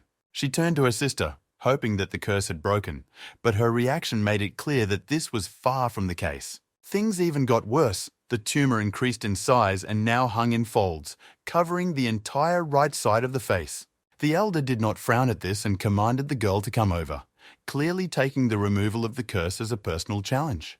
The elder looked at Fiona with sympathy, but also with a tangible part of disgust. She decided to use a more serious technique to remove this type of curse. She even tried to do it more than once, putting more and more energy into her attempts. Eventually, she gave up, feeling devastated and exhausted standing in front of an equally exhausted girl. The girl finally mustered the courage to ask if the attempts had resulted in any results, while the elder was concentrating and looking for something in the chest. Finally, with a look of triumph, the elder took the mask out of the chest, which in itself answered Fiona's question. It was really scary to look at the girl's face. The whole right side of her face seemed to be melted wax. Meanwhile, John and Alan were heading to the entrance to the sage's garden. The first poet was seriously excited and clearly wanted to be in Jan's place at that moment. At that moment, he resembled a child on his way to an amusement park. Alan's words made Ian feel a bit out of place, since all his merits were actually a byproduct of his attempts to die. The guy clearly underestimated himself, since it is unlikely that a person with perfect morals would think of himself as having perfect morals. The Emperor was thinking something similar when he heard the end of their conversation and confirmed that they could both claim this great honor. The boys bowed ritually before the Emperor, behind whom stood one of the eunuchs holding a small red box. After the Emperor's beating, Yang realized that everything was ready, but he still wanted to apologize for the suddenness of their appearance. The Emperor, who was quite philosophical, noted that concern for the future is much more important than anything in the past. One way or another, since George's life depended on it, the Emperor also wanted to send the boys as soon as possible. He explained that the entrance to the sage's garden is not as simple as a point in space. Holding the box in his hands, the Emperor explained that the immortal sect had made the garden much more dangerous than anyone had expected. And the main thing the Emperor asked was to be careful not to lose 2 more lives in an attempt to save one. When the Emperor finished his speech, he looked at Jan with a dreamy smile on his face. John tried not to change his face because he realized that this could be perceived incorrectly not only by the Emperor but also by everyone else. The Emperor obviously did not understand this, and realizing how he looked, he hastened to turn away, clearly betraying his thoughts. But still, the Emperor concentrated and was ready to start opening the passage to the sage's garden. He slowly began to open the box, which at the same moment began to glow like lightning, releasing energy into the air. An image of a majestic dragon appeared in the air, twisting in rings above the Emperor. The energy continued to swirl around the box, which glowed brighter with each passing second. The dragon made several loops flying around the friends, hot jets of air blowing over their faces. Suddenly, the dragon disappeared, and in its place, at the same moment, a huge gate appeared, glowing with yellow and red light. The gate began to open slowly with a dull sound that could be felt all over my skin. For a moment, I almost felt like I was losing consciousness, as if plunging into a whirlwind of dreams and mirages. Finally, his consciousness began to return to him, and he opened his eyes in what seemed to be a completely different place. And it really was so. He was standing under an endless starry sky, although it could not be said that it was night. She and Alan were in a boat in the middle of the still sea, and in the distance, strange rocks rose that seemed to glow by themselves. Unlike John, Alan contemplated the landscape with wide open eyes, trying to memorize every detail of what he saw. Everything in this world was extraordinary, from the water that held their boat to the sky densely covered with stars. This world had its own laws, which differed significantly from the laws of the world from which they came. Ian did not share his friend's optimism and looked carefully at the shore, thinking about the dangers it might hide. Finally, the question of what to do next became acute, since there were no oars in the boat and the shore was quite far away. But that night, Alan already had an answer to this, as usual, read out in some book. He tried to use his scientific chai and it really helped. The boat started to move forward a little bit. Alan tried his best to speed it up, but at this rate, they would not reach the shore soon. I decided to try it myself, reasonably thinking that the amount of scientific QI he had would give me a better result in this journey. He concentrated his energy, which began to manifest as a yellow flame around him. Suddenly, the flames exploded in a high column, hitting the sky, and the ocean instantly reacted, and they began to move at a frantic speed toward the shore, so that the frightened Alan could only hold on to the boat. In a few minutes, they reached the pier, and I stepped onto it with no confidence. Unlike Alan, who was trying to control the urge of his stomach, they approached a grand building that stood near the pier and seemed to shine in every possible shade. Alan was hardly jumping on the spot in admiration of the beauty he saw, while Ian was more interested in seeing the possible danger in time. Around the corner of the colossal building stood equally colossal statues that seemed to be made of pure gold. The first poet, who seemed to have read all the books in the world, instantly recognized the people depicted in the monuments, and he realized where they were from the descriptions in the same books and looked at the statues fascinated and a little scared. The boy's voice was full of respect and hope as he spoke about the legacy of the sages. From Alan's words, it became obvious that here you could get another bonus to your scientific chai. But John was already unhappy with the blessings he had received before and began to fear that he would be given another without his knowledge and consent. Alan respectfully approached the statue of one of the sages, expressing his respect with a deep bow. His figure shone with chi energy for a moment, which made it clear that in this place every gesture matters. Jan watched as his friend's figure was enveloped in the energy of the sage's blessings. Their formidable, huge figures seemed to be looking at the boys appraisingly. Impressed and touched, Alan still could not believe that he had received such a valuable gift. A low voice sounded as if from underground, as if confirming what was already obvious. And as if on top of everything, a scroll appeared in the air in front of him, confirming that he had been recognized by the sages of the past. He rejoiced like a child, running up to John and shaking him so that he would also receive the blessing. John fully understood the wise men and their decisions, since the first poet received his nickname for a reason, and his reading was phenomenal. John listened to his friend and thought that maybe he should receive a similar gift. This thought alone immediately caused a flame of chai to burn around his body. Getting bigger and bigger and already resembling a huge fire, his QI rushed into the sky. I did not expect that a single thought would have such an effect, and I remembered that another blessing would only interfere with it. Allah was eager to see which of the wise men would bestow his blessing on his colleague. But John decided that a blessing would be unnecessary and decided not to participate. And in this somewhat impudent yet modest way, Jan refused the blessing of the sages. But as always, Alan reacted to his friend's statement in his own way, considering his words to be a manifestation of higher wisdom. However, they did not come here for a walk, but with a specific purpose, so Ian hurried on. He felt as if someone was watching him, and in fact they were. The grey-haired old man looked at the young men with an appraising look from the top of the mountain. The other elder had a smiling, ironic look on his face, but he was clearly surprised by the refusal to be recognized by the sages. For a moment they were silent, looking at the image of the boy that their scientific QE was showing them. One way or another, one of the elders correctly noted that the guy's goal still needed to be found out. Meanwhile, the boys stared in shock in front of them, disbelieving their own eyes, amazed at the overwhelming power of the scientific QE in this place. They came to the foot of a mountain shrouded in clouds that seemed to embody the philosophy of Taoism. Impressed by the grandeur of this place, the boys bowed low to express their respect. Finally, they came to the mountain itself and saw a staircase carved into the rock that led to the very top. According to her, the stairs were a test of the wisdom of those who dared to stand on them. For a second, Ian stood looking at the seemingly endless staircase.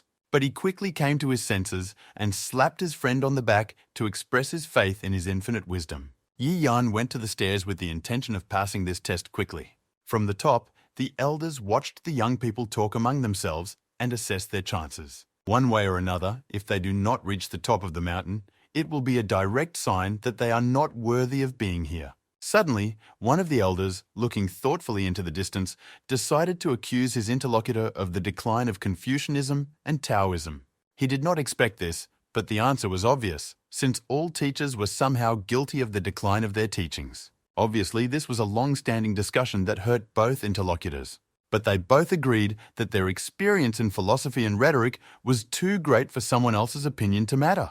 But one way or another, the time came for the young men to take their first test, a test of power and ambition. Yang sat on the Imperial throne holding the seal in his hand, momentarily forgetting how he got there.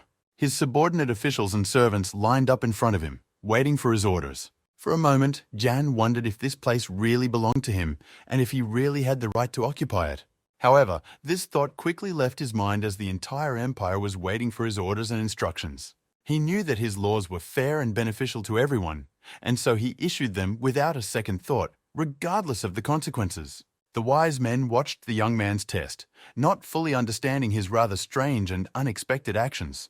In the young empire, arrests followed one after another. Regardless of origin, wealth, or acquaintances, every offender had to be punished.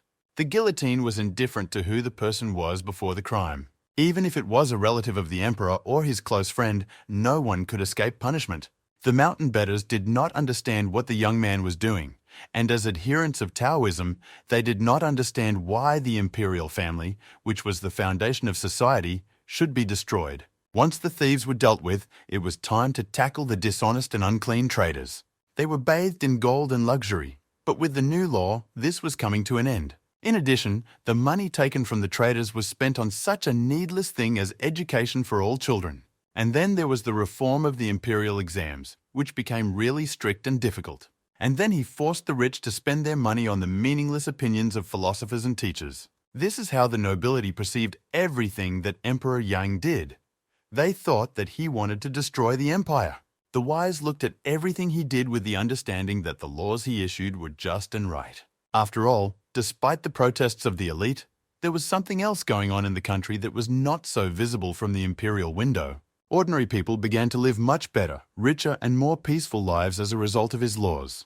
The world John was building was to be completely different from the one the elders on the mountain were used to. But they realized that such an approach, for all its dangers, could lead to many years of peace and prosperity. However, they also realized that even the best and most frequent motives can lead to dissatisfaction among many people. And among these people, of course, were the sects of immortal cultivators whose ships were already hovering over the emperor's head. One of John's servants begged him on his knees to stop turning the whole world against him. But it seemed that John's gaze reached farther than even the most powerful birds could. He didn't expect them to understand him, but he stood up and decided to tell them his own vision. And in his eyes, aristocrats and the rich were not the whole world, even though they ruled it. In the evening, his palace was already enveloped in flames and the civil war that was destroying his empire. The elders looked on with a strange feeling that the boy had won by losing. They paid tribute to his stubbornness, purity of principles, and their inviolability. And the thought of the world that the strange young man saw in his mind did not give the elders rest. And perhaps even in reality, he will still be able to realize his dream of this world. But one way or another, the wise men had already begun to argue about which of them would be the first to share their wisdom with him. Meanwhile, John took the next step and fell out of the fantasy of his own empire, which was a test of his ambitions. He was confused for a second, trying to figure out which world was real and which was a fantasy. He gradually realized how insidious and cruel the test in the Garden of the Sages could be. But stopping halfway was not an option, so he boldly took the next step. He recalled Alan's words about how a person's wisdom affects the number of steps overcome in one step. It turned out that the number of steps was really phenomenal, and the faces of the elders were ashamed at that moment. But even here, they immediately began to quarrel about their own ability to climb the stairs and measure their steps. Ian took a deep breath inwardly, preparing for the next challenge, and he resolutely took the next step to overcome a few more steps to the top. His consciousness became clouded, and he lost his sense of reality again, not realizing who he was and where he was. But his consciousness gradually returned to him, telling him that his name was Jan, and he was in a beautiful place. In a beautiful place in a beautiful company whose representatives were captivating. The wise men on the mountain knew that their behavior was unworthy of their high rank, but they could not help themselves. The girl handed him a drink, which Ian didn't pay any attention to, focusing on the mountains and valleys. But eventually he realized what the girl was saying and saw the cup she was holding out to him. She was an extremely attractive girl who literally glowed with health and beauty. He took the cup she handed him without haste. He drank it all in a few big gulps without stopping. Sitting here and enjoying the drinks, the views, and the great company was a great way to pass the time. He especially liked the company he was in. The young concubine was wonderful. For a moment, his heart beat faster from some vague thoughts and strange desires. But he quickly forgot about that moment as he came up with a much better way to spend his time. And taking the girl by the hand, he dragged her into the house, ignoring her formal protests. The betters did not expect such a turn of events because the guy looked like a man of high morals until that moment. But the guy's talents were clearly too great for the poor girl. But there was a way out of this. He was very enthusiastic about the girl's offer. The new woman sat on his bed, waiting for him to remove the cloth from her head according to the ritual. The obviously excited boy hurried to do so with the help of a wand according to the ritual. The girl's deep green eyes immediately caught his eye. Obviously, the idea of having another woman was an effective solution to the problem.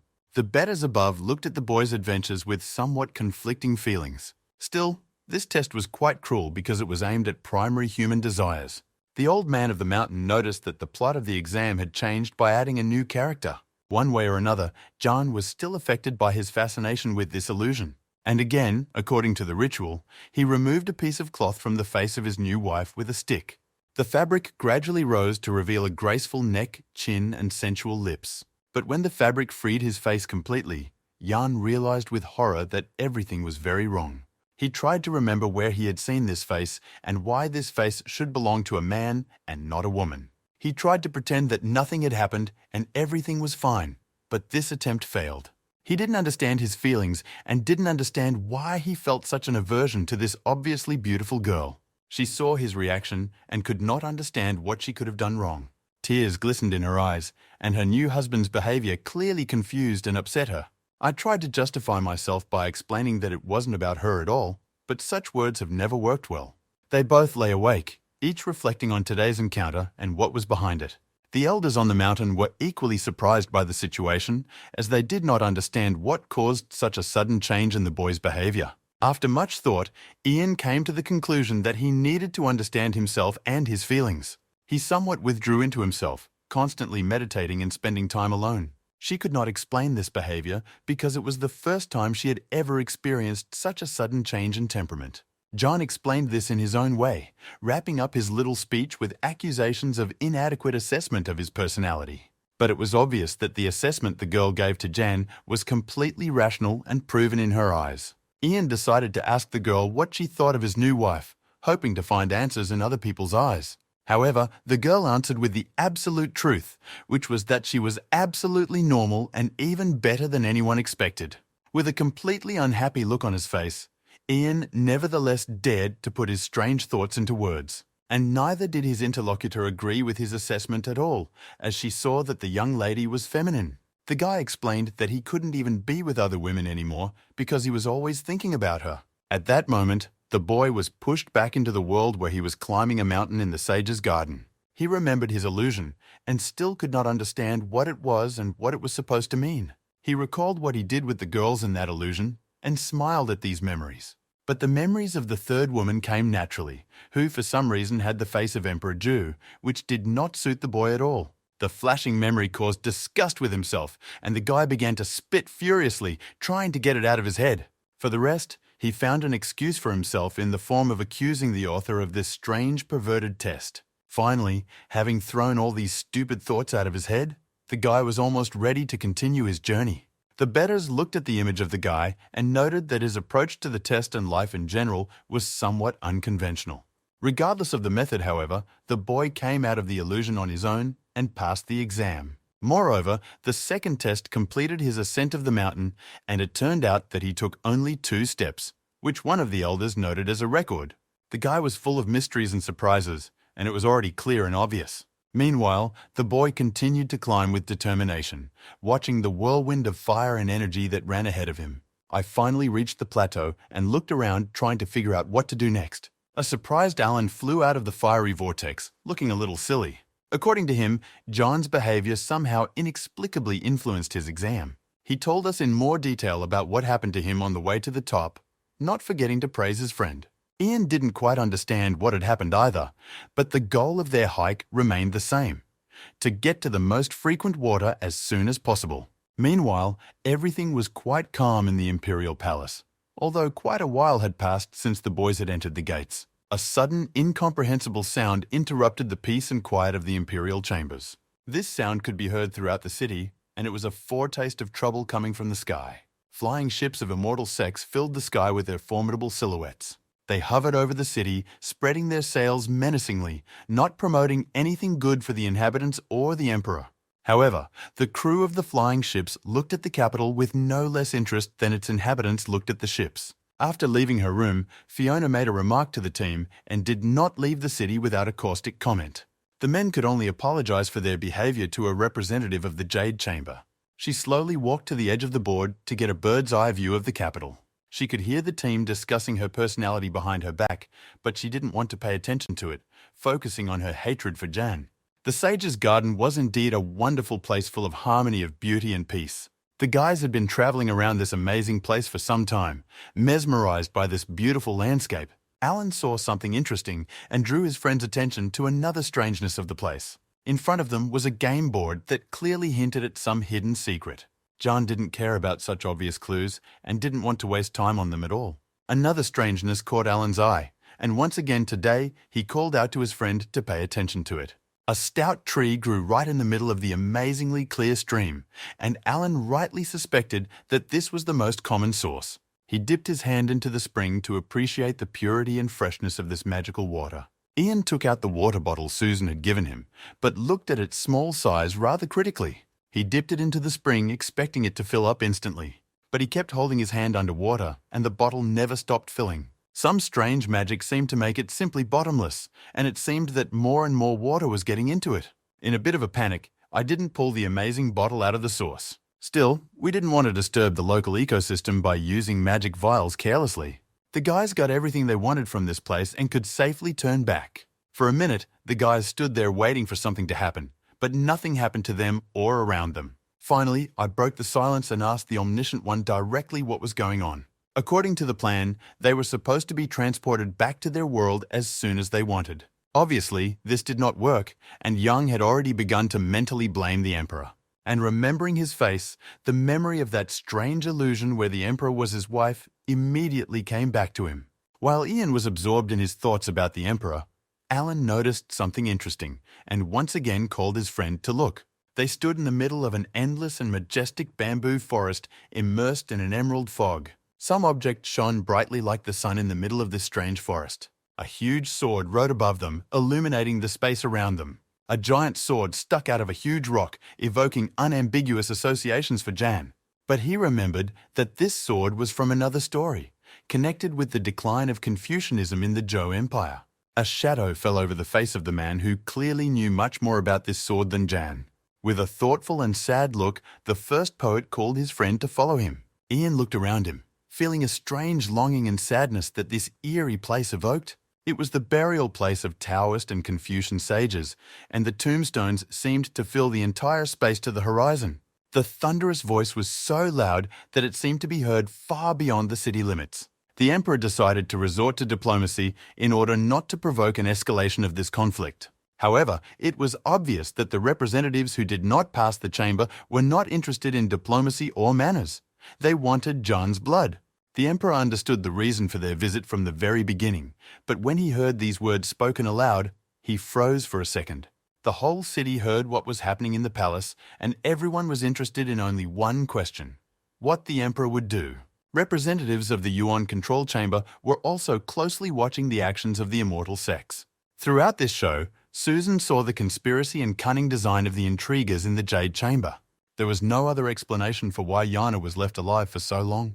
The only reason she saw for this behavior was an attempt to intimidate all possible rebels at once. She realized that Jan was at the center of all the events that changed this society so significantly. Finally, the Emperor came to terms with his own emotions and spoke to the immortal sex in a quiet and calm voice. The next second, it turned into a loud cry of a person who was tired of enduring lawlessness. The head of the Jade Chamber did not pay attention to the Emperor's words and demanded an answer for the insults inflicted on immortal sects from the head of the Yuan control. The senior official tried to stop the Emperor's anger because it could cause even more discontent among the immortal sects. But another official was in full agreement with the Emperor and the reasons for his anger. This was a rather sudden change, as all the officials, without exception, had professed the same idea as the old one not so long ago. However, now almost all of them have unanimously declared that the immortal sect's actions were not guided and were illegal. Undoubtedly, Jan's influence was not without significance here, but the officials themselves wanted justice in at least some way. The entire local population gradually gathered near the emperor's palace to express their support for the emperor. The Yuan controllers looked at the people gradually gathering in the square, realizing that their chief officer had played a very important role here. Meanwhile, Ian was looking at the stone blocks of the sages' tombs, trying to understand the essence of this place. It was full of some strange hidden energy and power that resembled a calm but boundless ocean. He pointed to something ahead, explaining that they were looking at the cause of the decline of Confucianism and Taoism in the empire. The chains glowed with red light as if they had been heated to high temperatures. They washed the stone blocks of the graves as if to bind them with their power. They showed the degree of divergence in the views of the sages of past generations who could not come to an agreement. And as if to confirm the boys' thoughts, the elders of the mountain began to exchange ironic remarks with each other again. They even did it in a lazy way, and this was natural, since their discussions had been going on for more than a millennium. However, this was also a pretense, and the heat of their discussions never subsided from the moment they exchanged their first few words. Ian wondered what this irreconcilable contradiction was that divided the sages into irreconcilable sides. The first poet began telling the story of this split by asking to take a closer look at the stone pillars, namely to the two largest and highest pillars which had no inscriptions on them. They towered into the sky as if to challenge it with their formidable intransigence. Alan continued his story with a sad face, which eloquently made it clear how close this story was to his heart. A story about discord and endlessly defending one's own righteousness with complete disregard for the opinion of the interlocutor.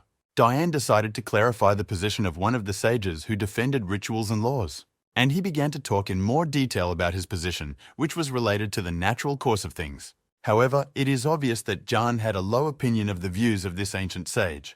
Without any respect, right there, he was reassessing this man's abilities, regardless of his merits. And the wise man from above huffed and puffed at the young man, while the other, hiding his laughter, tried to calm him down with ironic jokes. Meanwhile, Jan continued to ask important questions to which the sage's philosophy did not provide answers. He tried to explain that nothing can be above the law, but it is important who writes this law and what will happen if this person is a scoundrel.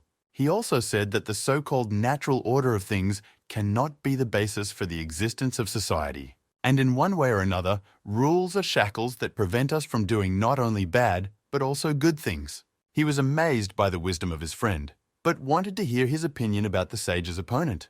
The second sage professed a position of kindness, and John decided to ask his friend how this kindness would work in practice. When he heard the answer, he began to explain the weakness of this philosophy. And the weakness here was blind trust in the ideals of kindness, without immersion in a specific situation. Now the second wise man, despite his philosophy of benevolence, wanted to clean the boy's face. Still, they were talking about sages revered for centuries, and Alan could not just listen to the insults of such authorities. To explain his position, Young decided to use an analogy with the current political situation in the empire. His analogies were simple and transparent enough to understand and could not be interpreted in two ways. When John began to explain all this with such simple examples, even the wise men fell silent listening to his arguments. But I didn't know what to say in response and just asked my friend with a sad look what to do if both philosophies were wrong. John had a fairly simple answer to this, although it was simple only at first glance. The sages of the Mountain of Thoughtfulness repeated his words as if weighing them on an invisible scale. The sage's gaze was deeply thoughtful, and John's simple words impressed him greatly. The second wise man was equally amazed, both of them looking like people who had finally seen something very obvious but invisible. Meanwhile, John's words were heard throughout the empire like the sound of distant thunder. Ian himself felt the energy and suspected that its surge might be the result of his words. While I was not reflecting on the change in the energy of the world, Alan was inquiring into the depth of the meaning of the words. John tried to explain his position in simple words, but they raised questions from his friend. I tried to explain the primacy of action over words and that actions themselves can be more expressive than any words. Ian remembered a phrase that aptly described his thoughts, which instantly put everything in its place. And it was really quite simple, because thinking alone without action makes no sense, but action without thinking is likely to be useless. In his further explanations, John returned to the persona of the sages who listened to him ashamedly from the height of their mountain. Trying to learn, creating, making mistakes, and trying again was what he was trying to do, and dogma only constrained and hindered him. Finally, the wise men left their shame behind and internally agreed with the boy's rightness and immediately felt amazing relief. Alana thought about his friend's words because he had always seen knowledge as a tool, not a goal, and took it for granted. When the young people came to this point, Ian decided to explain this aspect directly by asking Alan about his goal. The guy was embarrassed and began to quietly say banal things about ministry, but he quickly realized how insincere and superficial his words sounded. The sages also reflected on their goals and how they changed throughout their lives. This simple question did not have a clear answer, even though it was perhaps the most important in everyone's life. Unable to come up with a specific and clear answer, he decided to ask John about his goals. The boy paused for a second to look at the stone pillars of the sages' memorial. He recalled the tyranny of immortal sex that forced all people to obey their will. He recalled the ordinary peasants and workers who performed hard labor every day without receiving a decent reward for it. These were the thoughts that were running through his mind when he was returned his own question. He approached one of the stones and, placing his hand on it, expressed the thought that came to him in the form of these images. His figure began to glow with a soft yellow light, and the stone pillar began to resonate with his energy. Suddenly, large cracks appeared along its entire length with a rather frightening sound. The stone began to crumble, revealing its shining interior, on which the boy's words were inscribed. Amazed, Jan stood in front of the stone, still holding his hand on it, and gazed at the written words, which seemed even more significant now. He stared at the glowing stone in amazement, unable to believe that simple words could produce such an effect. Suddenly, the next stone began to crack just like the previous one. His shining gut also bore the inscription of his first phrase, "Knowledge and action are one." The guys were looking at what was happening to the stele, trying to understand what was going on. What Alan missed is that the spirits of the ancient sages agree with what John said and thus show it.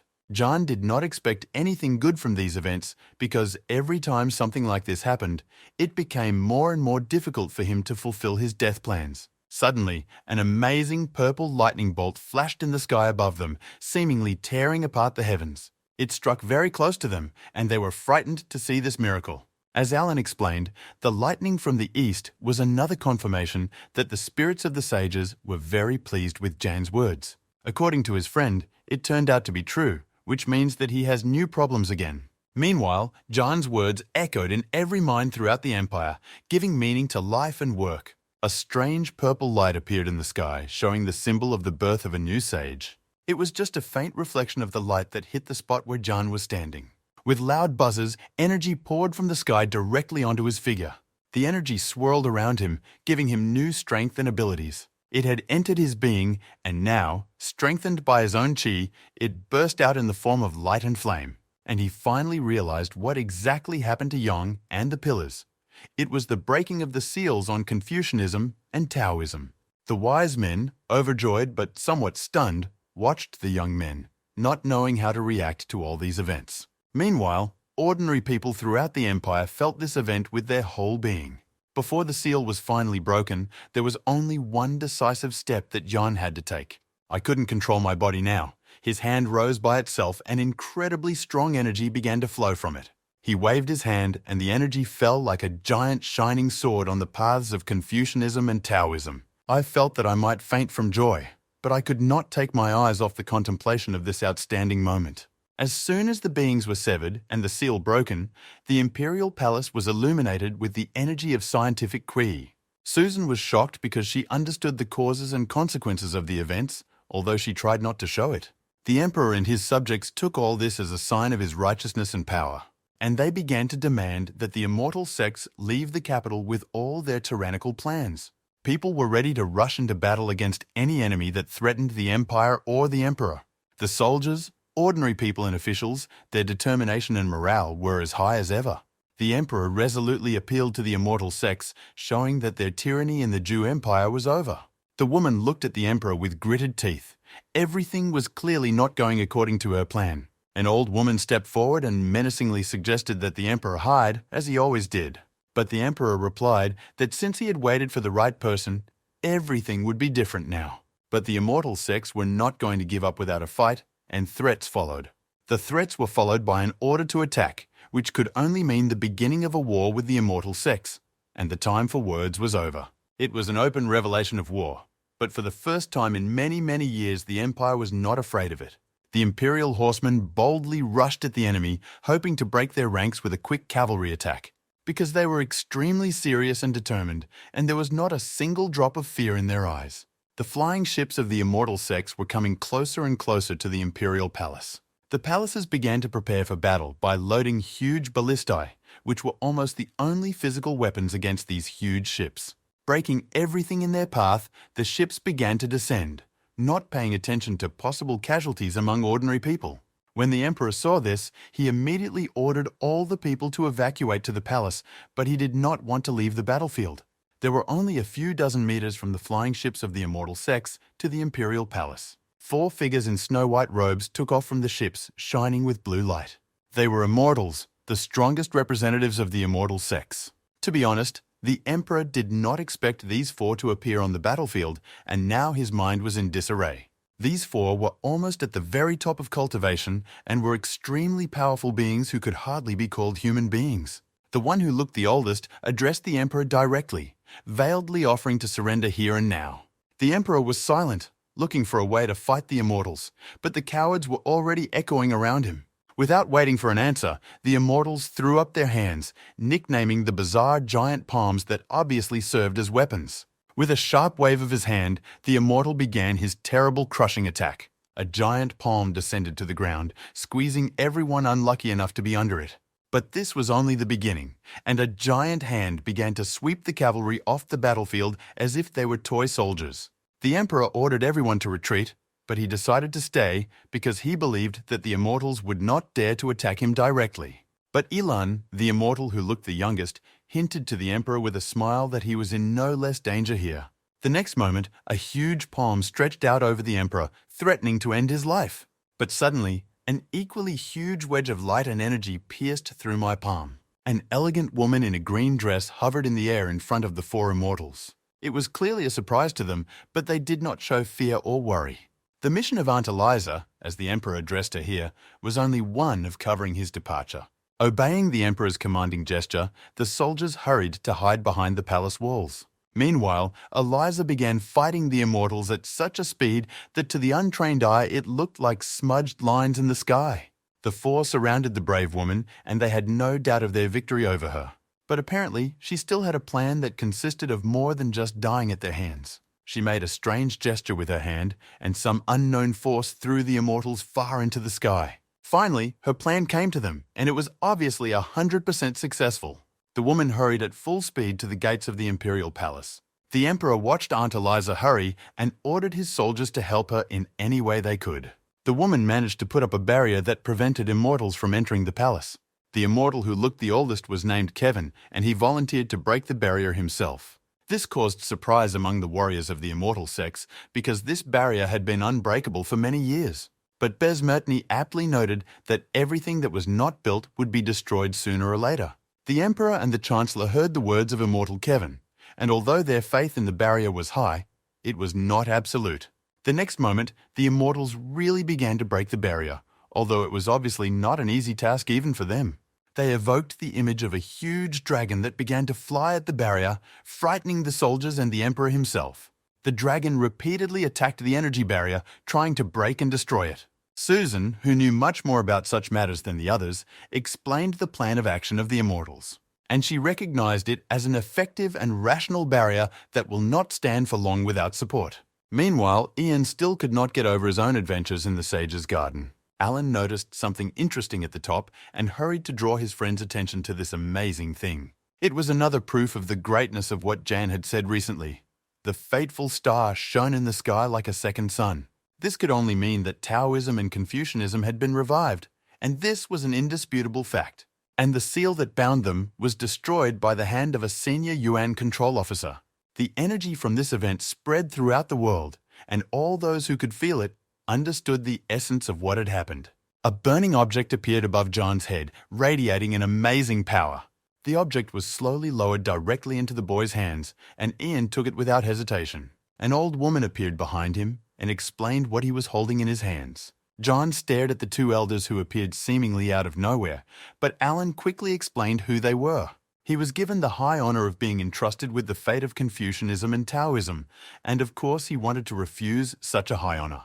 As it turned out, these two did not resolve this issue, but only informed about such a decision. One of the wise men stretched his hand upward, and a mystical star shone over him with new power. Ian felt a stream of energy flowing into his body and also felt a mark on his forehead. The old man also noticed this sign and was pleased to note that it would save them a lot of effort. I tried to understand what it could all mean, from the strange sign to the appearance of equally strange old men. A moment later, he felt another change. His clothes transformed into some kind of luxurious outfit that seemed to be his second skin. But the next moment, the clothes were back to the same ones John had worn in the morning. As it turned out, it was another layer of protection he couldn't give up. When he realized this, he became extremely angry with the old men because now there were only a few of them left in the entire empire who could kill him. The wise men had another gift for him, but he did not want to accept it. However, magically, this gift was already resting on his belt, giving him no choice. He looked at the little golden tower as a poisonous snake, trying to figure out how to get rid of it. Meanwhile, the elders were smiling because their mission was finally over and they could rest in peace. They turned to leave, adding a few warm wishes for the boy. And the next moment they disappeared, leaving an outraged John and an inspired Alan alone. Over and over again, that's what the guy was thinking while holding the new gifts. This world was mocking him, turning every attempt to die into a farce, one way or another, but now he doubted that there was a person in the immortal sex who could do him any harm. Meanwhile, the giant dragon summoned by the immortals continued to destroy the barrier over the Imperial palace. The emperor looked at the terrible beast, trying to think of a way to confront it, but realized that even the best swordsman would not help in this situation. He had to explain over and over again that a simple sword cannot kill a dragon, even if there are thousands of such swords. Fiona still kept her mask on and stood on the bow of the flying ship, waiting for the barrier to be broken. Most of all, she wanted to pay for the curse that had been placed on her and her father's death, both of which were Jane's fault. She couldn't understand why all these people were so desperate to defend one man who, in her opinion, was unworthy. Her telepathic signals, full of anger and rage, were broadcast to almost everyone in the palace, which of course they did not like very much. However, no ordinary arrows could pierce the barrier she had erected for such occasions. All that having a barrier was not an easy task. Even for immortals, more and more energy required replenishment. From the pills, the dragon formed by the immortals began to attack the barrier twice as hard, which was already barely holding. People realized that under such pressure, he would only be able to stand for a few minutes or even seconds. But no matter what, the emperor and his soldiers were ready to take on the battle, no matter what it took. He threw down his sword hand and shouted a battle cry to raise the morale of the soldiers. In response, the immortal swallowed the pills and commanded the dragon to attack with all his might. And he still managed to break the barrier, which immediately went into huge cracks and began to crumble. Soldiers of the immortal sects were peppered with peas from flying ships attacking the Imperial palace. However, suddenly something changed, and Fiona was probably the first to feel it, not expecting anything good from the change in circumstances. Pillars of light began to glow all over the city, and a very strong energy was clearly felt from them. Throughout the city, one by one, people felt a surge of strength from Confucianism and Taoism. Jan's words, which were imprinted on the stone ceiling, resounded in every mind across the capital. The key of the sages filled people with enormous power, which was extremely timely given the attack of the immortal sects. At last, people understood Taoism and Confucianism was revived from the ashes, and now the power is on their side. Chancellor Li, sensing that his status as a cultivator had now been elevated, was suspicious of the trailing Yang. Unlike him, the emperor did not suspect this, but knew for sure without a moment's hesitation. Susan looked at the magic star with a sense of relief in her heart, because it could only mean that Ian was alive and had succeeded. The immortals gnashed their teeth in anger as they realized that their undivided dominion had come to an end. It was still a chance to subdue all these people to his will, and Kevin was not going to waste this chance. He quickly flew into the sky, creating a kind of energy sword under his feet. Behind the glow of the mystical star, the figure of John appeared, trying to quickly assess the situation in the capital. The immortal spotted a figure in the sky that had gone unnoticed until then because of the light of a star. Since there were not many people in the capital who could fly in the sky, he made an obvious conclusion. Finally, everyone saw the figure and realized that it was Yang, and the emperor and the people of the capital were overjoyed. Now no one had any doubt that victory would be on their side. Ordinary people greeted him by waving their hands and shouting his name at the top of their lungs. The immortal Kevin did not expect such a frightening aura around this guy, because according to reports, this had never happened before. Nevertheless, the immortals of the language had a numerical advantage and were not going to give up. The emperor ordered all forces to help the chief Yuan officer, but Susan, who appeared at the emperor's side, assured him that this was not necessary. She felt changes in the boy's energy and realized that he was much stronger than the immortal four. John's whole figure seemed to be made of gold and shone like the sun. The immortals again created their huge palms and pointed them at the boy, about to swat him like a fly. The hands collided in one point of space with John and exploded in a wave, blasting all the inhabitants of the city with a wave of hot air. The immortals clearly did not expect the explosion, as the wounded were scattered by the rising wave of air. This explosion was clearly a surprise for the immortals, as could be seen by their injuries and surprised faces. The old cultivator realized that an artifact gave the boy such power. John's hope that the immortals would be able to prove themselves in the case of his murder was dashed.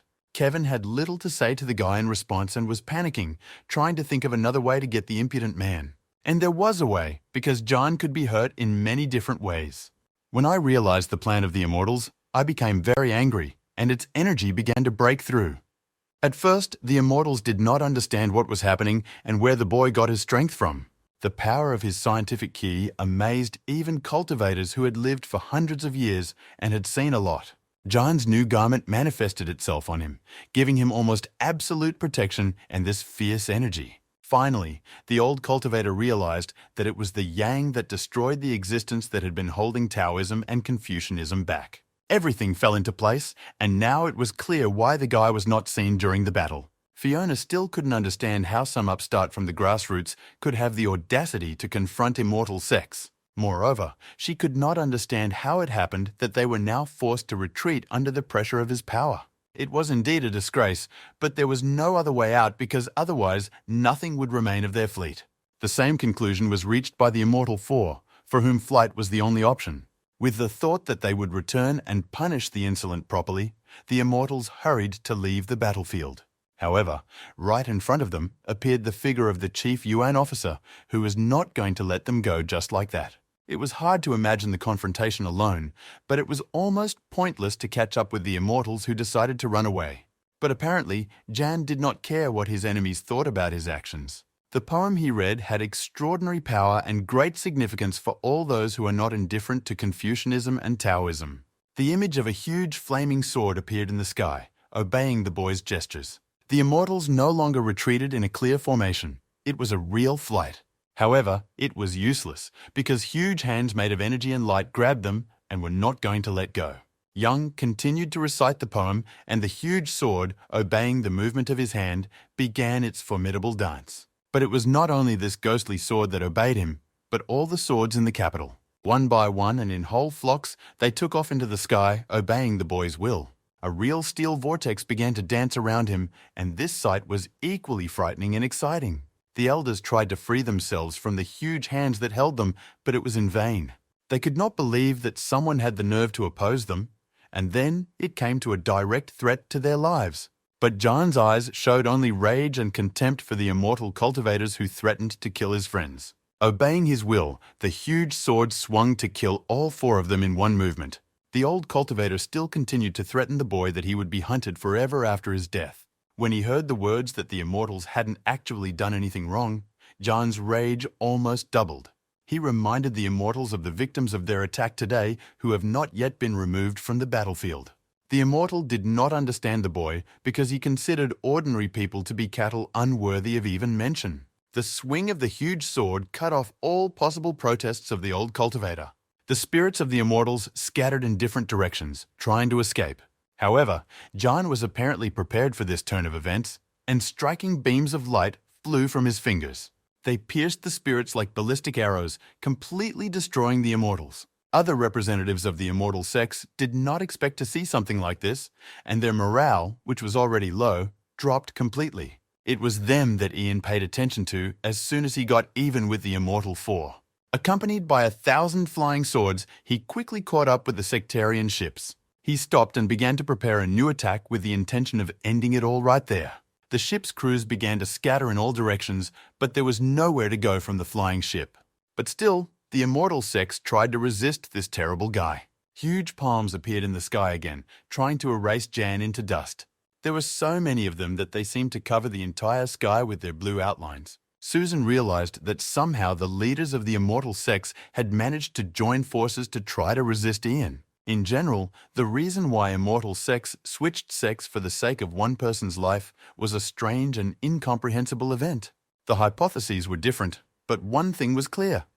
Yang and the revival of Confucianism and Taoism were involved. However, the immortal sects were still able to break down the defense of the capital, and the people were defenseless against the huge palms. Susan had only one piece of advice for people to flee, and to flee as quickly and as far as possible. Susan also had the same advice for the Emperor, who was still hoping to help John somehow. However, the Emperor stubbornly refused to leave the battlefield, even in the face of such a mystical threat.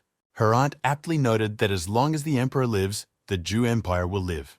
However, the Emperor realized that in fact, the heart of the Empire was not beating in his chest, but in the very place where the capital stood, because it was in the capital that all the people who made up the body of the Jew Empire lived. The Grand Chancellor Li appreciated the Emperor's metaphor and decided to stand side by side with him at all costs. And ordinary soldiers and people saw that the Emperor was not going to run away and felt inspired to win. The Emperor addressed Susan, indicating that she was not a subject of the Empire and could escape at any time. However, the girl's eyes were fixed on Jan, and after looking at him closely, she realized that there was no reason to run away.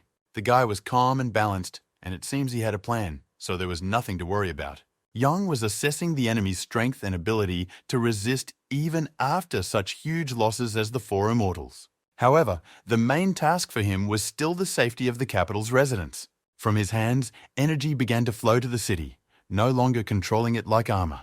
Susan and the Emperor realized this at the same time. The guy went on, surprising them more and more. After all, Jan took on the function of the source of the barrier and managed to protect the whole place with his energy. Now nothing stood in the way, and Yang could begin to destroy the flying fleet of immortal sects. Now I could control all the energy of the barrier and became truly invincible. The elder of the immortal sects did not understand how a simple punitive operation had turned into such a farce. The three soldiers from the Yuan control rejoiced at their chief officer's latest achievement. Ordinary residents of the city were equally happy, as they saw Yan as their protector and advocate. Unexplained dark spirits began to appear in the vicinity of the giant palms, threatening the city. These strange creatures were clearly representatives of immortal sects and the embodiment of their powers. They wanted to punish him for his impudence and for the deaths of his comrades. They threatened to destroy the city by razing it to the ground, explaining it by the laws of this world. John just smiled when he heard their threats because he saw the depth of their arrogance. He realized that the barrier over the city was a force far greater than any sect could accumulate, because this power came from millions of souls who lived in the capital and believed in the existence of Jew. And this was the mistake of the immortal sects, who never took the power of ordinary people seriously. After saying this, Ian literally exploded with energy that our gale force winds could feel blowing the bizarre creatures of the immortal sects out of the sky. They didn't want to give up easily and resisted this force, still hoping to win. In John's hand appeared a brush created from his energy of scientific kie, as it was the most formidable weapon of a scientist. Using this brush, Jan began to draw symbols of power in the air. These symbols flew through the air, exploding with energy of terrible power. Jan was now the concentration of all the power of the people in this place, and therefore even the power of heaven was not afraid of him. The spirits of the immortal sects launched a desperate attack on the boy to kill him in one fell swoop. But this was clearly beyond their power, and with a decisive gesture, Yang threw his brush in the direction of the ghostly spirits. Another thunderous roll of energy tore the heavens apart with its unnatural power. The spirits began to be swept away from the heavens, tearing their ghostly flesh with the light of scientific ki. A few seconds later, the sky was finally clear of the invading spirits of immortal sects. The people in the capital saw the victory of the chief Yuan officer and sincerely rejoiced. And the immortal sects on their flying ships still could not believe that they had been defeated. And the soldiers in charge of controlling the Yuan, along with other residents of the capital, did not hide their joy at the victory. The joy of seeing a seemingly inevitable defeat turn into such a sudden and significant victory filled people's hearts with strength. The emperor looked at John, rejoicing that he had not made a mistake in choosing the person to bet on. Susan said that in fact, the power of the yang was given to him by people from the city, and it was a temporary phenomenon. All this great power that the boy showed was actually the power of 1,000,000 souls living in the capital. However, Susan could not explain exactly the nature of this power and the interaction between Jan and ordinary people. In this way, John once again showed the validity of his judgments about the power of uniting people and their unlimited potential. He had a bird's-eye view of the cheering crowd chanting his name, although he realized that his victory was actually due only to people's faith that he would bring them justice and peace. Finally, Yang landed near the emperor, who immediately began to express his boundless gratitude to the chief officer, to which he only modestly replied with the standard phrase that it was only his duty. Ian looked at the cracks left in the barrier after the attack of the dragon created by the Immortal Four. It clearly needed to be repaired, and Ian raised his hand and began to pour energy into the almost destroyed barrier. The glow over the city began to form a certain shape, whirling the barrier together, and in a few seconds, the barrier, which now seemed only stronger, again protected the capital from evil. The remaining representatives of the immortal sex realized that this was the end. The barrier was the personification of the ideals of society.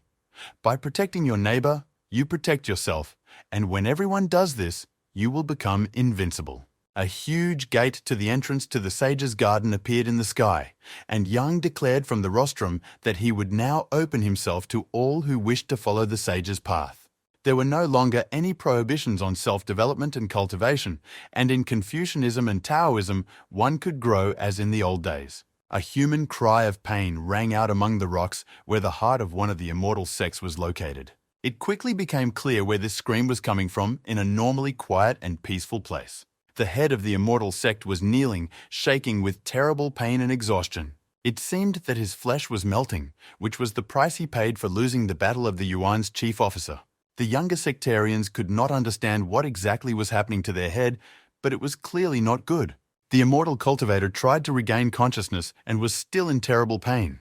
The younger ones were shocked to hear that someone had managed to defeat not only their master, but also the leaders of the other 12 sects. Meanwhile, in the palace, as soon as the battle was over, John and the emperor rushed to George to cure his poisoning. Several minutes of waiting and worrying about his fate passed, but eventually he opened his eyes. John and the emperor did not hide their happiness that the faithful eunuch had survived.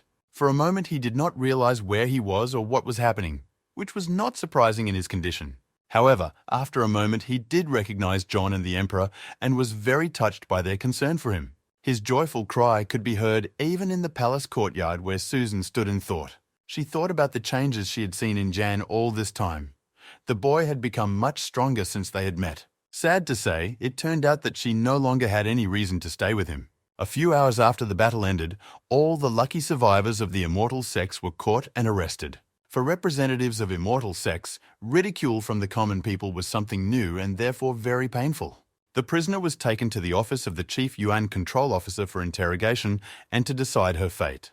This prisoner was the daughter of the recently executed Marquee and a member of the Jade Room, Fiona. She still wore a mask on her face to cover the effects of the curse Susan had placed on her. However, John could not remember her, neither by her voice, nor by her behavior, nor even when she called out her name. She couldn't understand whether Ian was mocking her, or if he really had such a bad memory. On his orders, Bob and Jake removed the mask that covered her disfigured face. Susan's curse was a success. The girl was really scary to look at.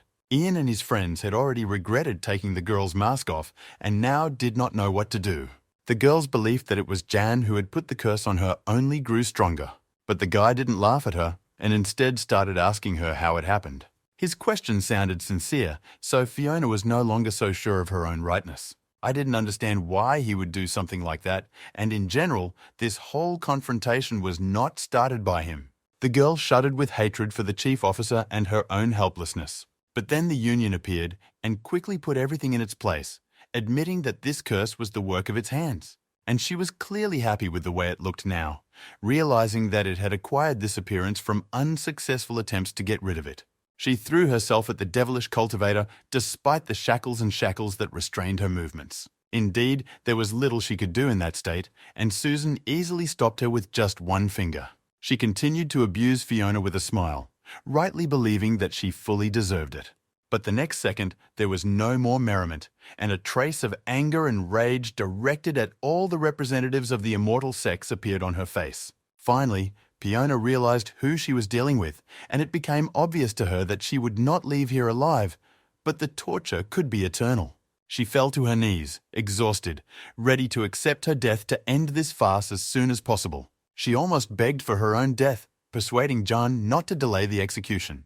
However, in the end, she begged with tears in her eyes to be spared this terrible curse. I have not yet decided exactly what I want to do with the girl, but in any case, her wishes do not matter much in his judgment. However, a second later, it became obvious that Susan had plans for the girl, and apparently, for her own peace of mind, it was better not to ask her what they were. However, having refused the girl's first request, she was not going to fulfill the second one either, knowing full well the torment the curse was causing Fiona. With a light-hearted smile, she turned to Jan and offered him a deal, which was quite unexpected for everyone. The unknown treasures from Susan looked like very vague conditions, but Ian saw no significant reason to refuse the girl. But he still wanted to know what kind of treasures she was referring to. There were 4 bodies that looked like dolls, and Ian definitely didn't want to know how she had done it. 4 strange dolls with the appearance of not very nice old men.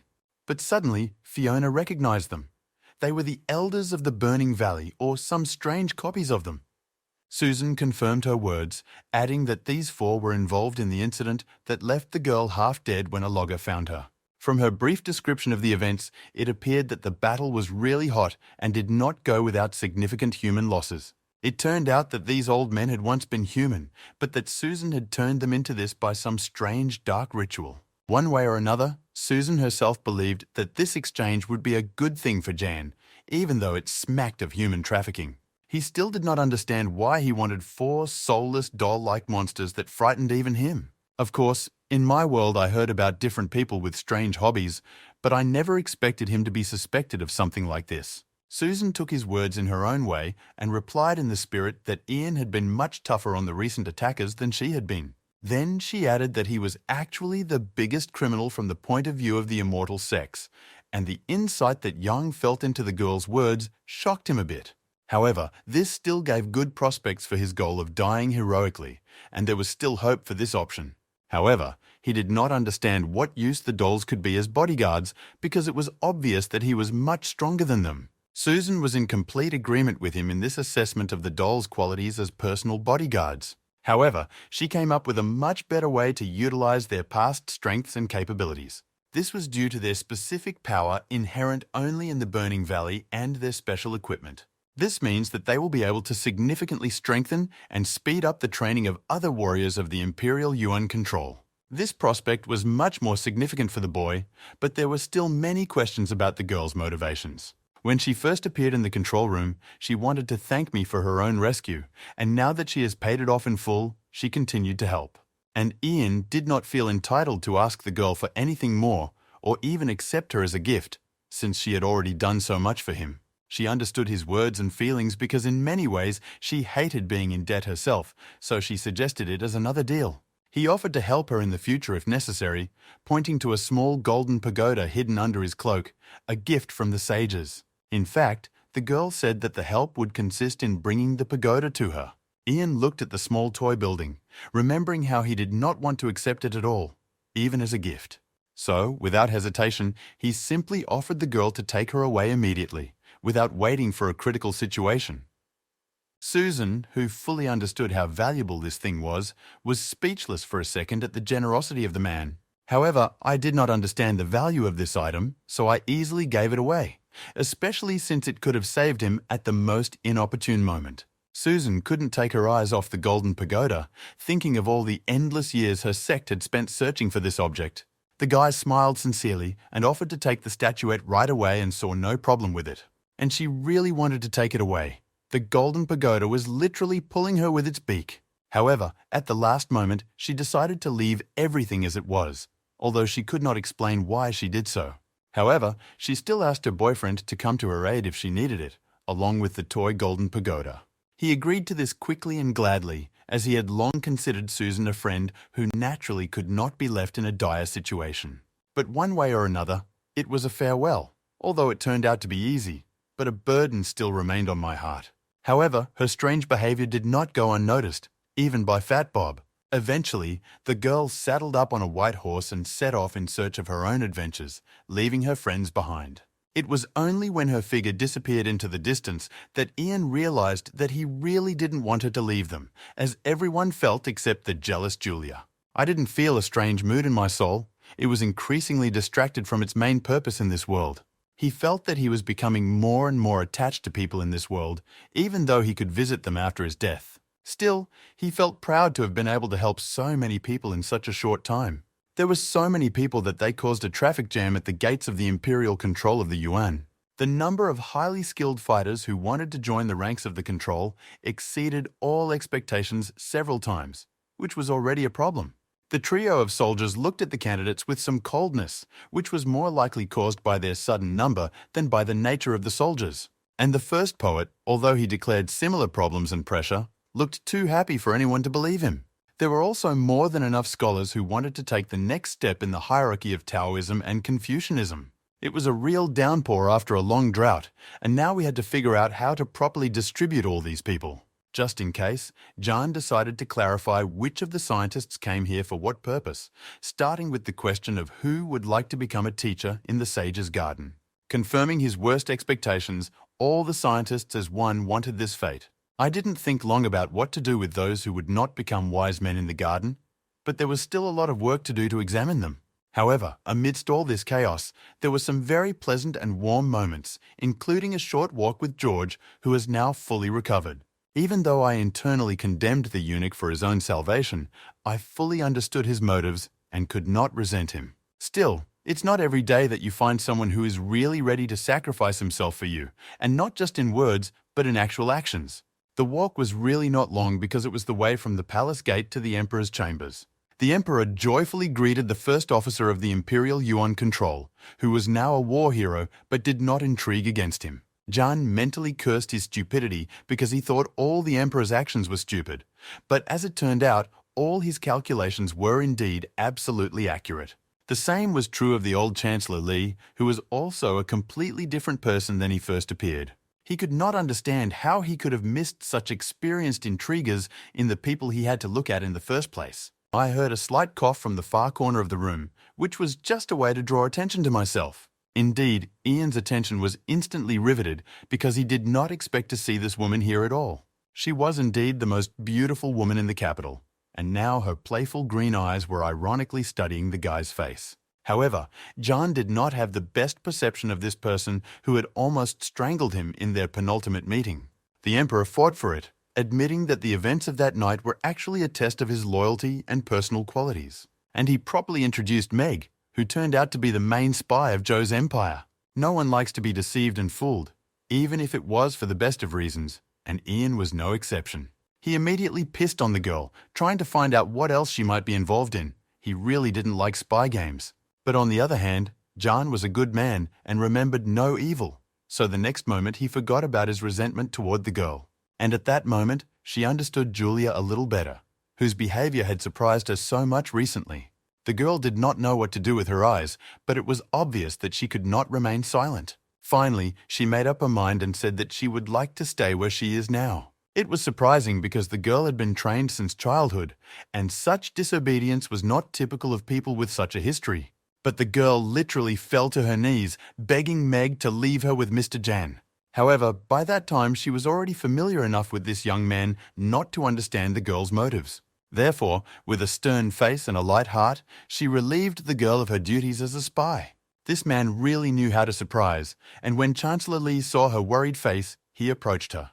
He thought that the woman was worried that Jan would treat her with disdain because she had spied against him. However, the woman did not really care, especially since she fully shared the views of the Chancellor, but she was concerned about the security situation.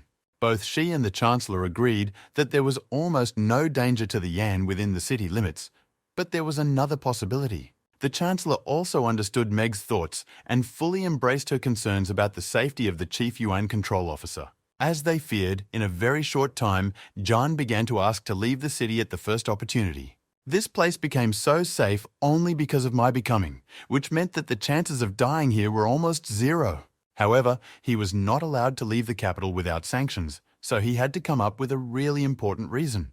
He did not know that such a reason was now rushing to the capital at full gallop with an urgent message. The drought was a terrible disaster and caused a lot of suffering for ordinary people, and it happened completely unexpectedly. There were no signs of such a disaster, which in itself raised suspicions that the event was artificial. However, whatever the case, it was necessary to act quickly, because every day of delay will cause more and more casualties. The emperor decisively issued orders to overcome the crisis caused by the drought. However, 5 days later, it turned out that all these efforts were in vain. The emperor was beside himself with anger, and this was an unheard of event because an attack on an imperial convoy meant war with the empire. It was also obvious that these were no ordinary bandits, since they had forgotten their escort in the convoy.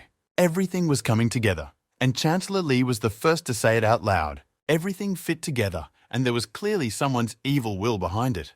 The emperor panicked and tried to figure out how to overcome the crisis and where to get new rations. Finally, a solution was found. A responsible official was instructed to bring supplies with heavy security that would defeat any bandits. 3 days later, the imperial sword returned to the emperor's hands, but not in the way he had expected. Not a trace of the convoy remained, and only a bloody imperial sword remained of its guards. The precision of the attack and its planning indicated that the attackers had all the necessary information. The crisis with this province had dragged on, and it was now obvious that the problem was growing by the minute. Meanwhile, in the province itself, the rebels who actually organized all this were negotiating. The men celebrated their victory because everything had gone exactly according to their plan, and now the province actually belonged to them. But this conspiracy was only the first stage of a larger plan aimed at taking over many provinces. One of the most important stages was the assassination of the chief officer of the Yuan control, Yang, who had to be lured out of the capital. The mystical demon of the drought worked as it was supposed to, and it did not care about the fluctuations of the seasons or the position of the stars. The strange thing was that the main goal of the plan seemed to be not the replacement of the emperor, but the assassination of Yang. The emperor disagreed, and after this answer, everyone in the empire fell silent and agreed with his decision. Anyone but John, who once again asked for permission to leave the city to deal with the situation with the famine in the province because he understood who was behind it. The emperor reminded the boy that he should never leave the city and that the Yuan control was not created for this purpose. John aptly noted that his presence could resolve the situation while his absence would lead to new victims. But in any case, whether Yang survives or dies, the famine in the province will be stopped, as will the casualties among ordinary soldiers. It was a tough argument to not deny the life of one person as opposed to hundreds and thousands. His willingness to sacrifice, as always, was admired by the officials of the new nobility. But there is a different opinion, formulated by Chief Chancellor Li, who tried to explain the importance of the boy's personality to the empire, which was also true. However, one way or another, Yang always acted in this way, and it was this trait that made him so important to the empire, so he could not act otherwise. These words convinced even the old chancellor, and he had no choice but to shout out his support for the boy, and the whole court followed suit. The emperor realized that his words, even as an emperor, would drown in this din of human approval, and he had no choice but to agree. Meanwhile, for some reason, the image of the emperor in female form burst into my mind again. Trying to get this nonsense out of his head as soon as possible, John continued his speech with a classic stoic expression. It became obvious to the emperor that he had no option but to leave the boy in the capital and that he would leave it even if he was forbidden to do so.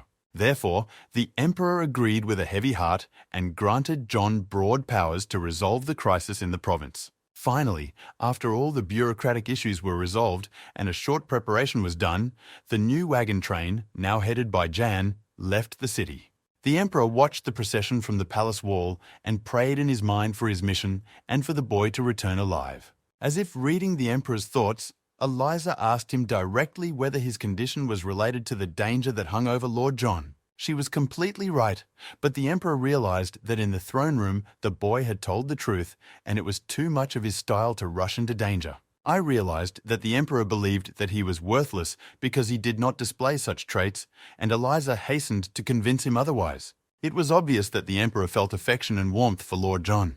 The masked woman decided to ask the emperor directly if he would prefer to be closer to the boy in his female form through marriage. When the emperor realized that it was his marriage that was meant, she blushed and was frightened at the thought. This quite obvious thought had somehow never occurred to the emperor before, although the guy's personality was quite interesting. The emperor began to loudly explain why this was completely and unquestionably impossible, but it seemed as if he was talking to himself. But for Eliza, it was obvious that the emperor really liked the guy, and all these excuses were just an outer shell. She resorted to a somewhat cunning technique to confirm her suspicions about the emperor's feelings for John. From her point of view, there was nothing wrong with the emperor's marriage. In addition, it was important for the imperial family, which currently had no descendants. When the previous emperor was dying, he was very worried about the future of the Jew Empire, but he was equally worried about his own family. And so he wished his only daughter happiness to the extent that she could take from this life. Finally, Eliza reminded her that there were many other interesting guys besides Jan who might be interested in her. In addition, she knew that the emperor had already spoken to Jan in his female form, testing his character. The fact that my aunt knew this was news to the emperor, and not good news. This was at yesterday's banquet dedicated to Jan's appointment to this important mission. But the emperor still tried to persuade the boy to change his mind and not to expose himself to unnecessary danger. However, he only jokingly refused, although his smile at that moment contained a significant amount of hypocrisy. Lately, the emperor felt that Yang was doing everything against his will. Still laughing falsely and joking with the nobles, Jan decided to go for a walk and clear his head. He found a secluded spot in the middle of the pond where he sat down to look at the stars, have a drink, and think. Every day, for some reason, it seemed to him that his plan to commit heroic suicide was not worth pursuing, and he tried to understand the origins of such feelings. In fact, after death, he will become an omnipotent entity that can also return to this world. The questions remained unanswered, so the guy decided to soothe his burning soul with wine from the Imperial reserves. However, the pace he had picked up quickly emptied his jug, but he heard footsteps that most likely belonged to one of the palace servants. A full jug of wine was immediately handed to him, and Ian once again thought how well the local workers worked. However, the scent of a perfume that was all too familiar to him reached him. The guy looked more closely at the girl who brought him the wine. She looked really beautiful, with beautiful skin, wonderful eyes, and an extremely sweet face. Before he knew it, he was spending time with the girl, unable to take his eyes off her. Finally, she had to reprimand him for his indecent behavior. John hurried to apologize, finally able to look away from her. Although he had every chance to have a relationship with almost any girl in the capital if he wanted to, he envied the emperor in terms of concubines. Laughing a little, the girl asked what the emperor had done to deserve the curse from Lord John. Ian remembered how some time ago he had recognized that the emperor was actually much wiser than he thought. But habit was habit. The girl, in whom Young never recognized the emperor, nevertheless wanted to know the reason for such a superior attitude. In fact, John thought about all the many times the emperor had prevented him from dying, but this could not be a reason for contempt. Although he still felt some kind of falsity in the emperor's personality, he could not put it into words. In the end, he decided to run away from this conversation, especially since his prolonged absence from the banquet would have been perceived incorrectly. When he passed the girl, he suddenly stopped with a somewhat surprised face, and suddenly turning to her, he looked at her closely and finally noticed that the girl looked very much like the emperor. The emperor, in her true feminine fashion, began to jokingly reject the suggestion that she could be the emperor. However, Young, with his progressive thinking, also did not understand why a girl should not be emperor. This came as a shock to the girl, as she did not expect such a simple and unconventional answer from him. Young replied with a smile that anyone could be emperor if they had the necessary talents, and that the choice of gods or heaven had nothing to do with it. The guy wanted to choose a rather unfortunate comparison, but the meaning of his words was simple and obvious. And most importantly, he clearly understood the essence of government as such, because the main thing has always been to take care of ordinary people. The girl smiled and quietly repeated his words because she thought exactly the same thing. She remembered her father, who wanted her to be an emperor, even though she was a girl, because he realized that she was a much more suitable person to lead people than anyone he knew. The girl began to cry from this memory and other emotions that the Yang evoked in her with his words. She really felt touched by his words and therefore did not lie when she explained the reason for her tears. Ian remembered the time and world he was in, where women were more like property than full-fledged people. The girl asked him why he was talking to her so freely and calmly about such difficult topics, to which Ian found nothing better than to tell the truth, which was that he could not lie to a beautiful girl. When she heard this, she rejoiced like a child, which was actually natural, since the emperor always wore a man's clothes and did not know her own beauty. Ian was absolutely sincere and even offered to write a poem in her honor, and the girl could not refuse it. Ian agreed without hesitation, but before doing so, he decided to find some inspiration in a jug of wine to start writing the poem. After taking a few big gulps, he thought about what he was going to create now. Finally, having finished his wine, he threw away the jug and was ready to begin. As he demonstrated the trick of pulling an energy brush out of thin air, he thought about the poem. But the words flew out from under his hand with little or no effort. It seemed as if the water from the pond, illuminated by his energy, began to obey the movements of his hand. In the rhythm of his words, the water soared over the pond, taking on amazing shapes. His poetry literally made the water of the air and the stars mix to reveal thoughts expressed in words. The water, glowing with a mysterious light, seemed to dance in obedience to the movements of the boy's hand. You couldn't take your eyes off the beautiful images that appeared in the sky above the pond. The poem about the beauty of the girl really brought to life beautiful pictures in the minds of everyone who heard it. The girl watched the metamorphosis of these water images with delight, not believing that it was her beauty that inspired such a wonderful poem. Meanwhile, the palace noticed an unusual light and instantly realized that it was the moment of the birth of a new poem. Everyone ran towards this shining light to see this moment with their own eyes. However, the author of this wonderful poem had a little too much to drink and started to fall backwards. The girl picked him up just in time, saving him from a possible head injury. They both blushed at this unexpected touch and felt their hearts sink. Ian turned to the girl, unable to distance himself from this beautiful stranger. Finally, the girl asked him if he was feeling okay, and she looked extremely cute. He said that he felt great, although I would like to add that it was a natural feeling to be around her. Then he hugged the girl and continued to write a poem about her. The sky shone with many stars and seemed like a living and breathing creature. Butterflies made of light and water began to emerge from the pond. It was a truly fascinating and eye-catching sight. The girl was desperately captivated by the images that John's poetry gave her.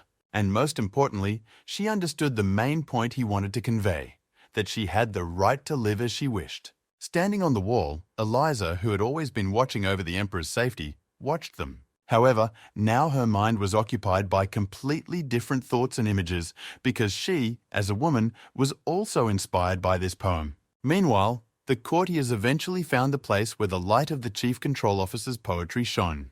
The courtiers, who were enthusiastically discussing this new poem, which was clearly dedicated to a girl, found Jan in happy oblivion. Eliza, who was watching the emperor closely at that memorable moment, quickly understood her feelings. And now she was simply explaining her own feelings to the emperor because she was still young and had no experience in such matters. Indeed, John seemed to be the most appropriate choice for the empress's future husband. Meanwhile, two of the Lai family, who had planned and executed the drought and famine in the entire province, were discussing business. The plan was largely based on the fact that Yang would arrive in the province. But when it became a reality, it was hard to believe. Indeed, Jan had no choice but to come to the province, even if it was an obvious trap. In addition, the Li family made sure that the route of the chief Yuan control officer was simple and obvious and had no options. The cunning of these two men did not cause any doubt.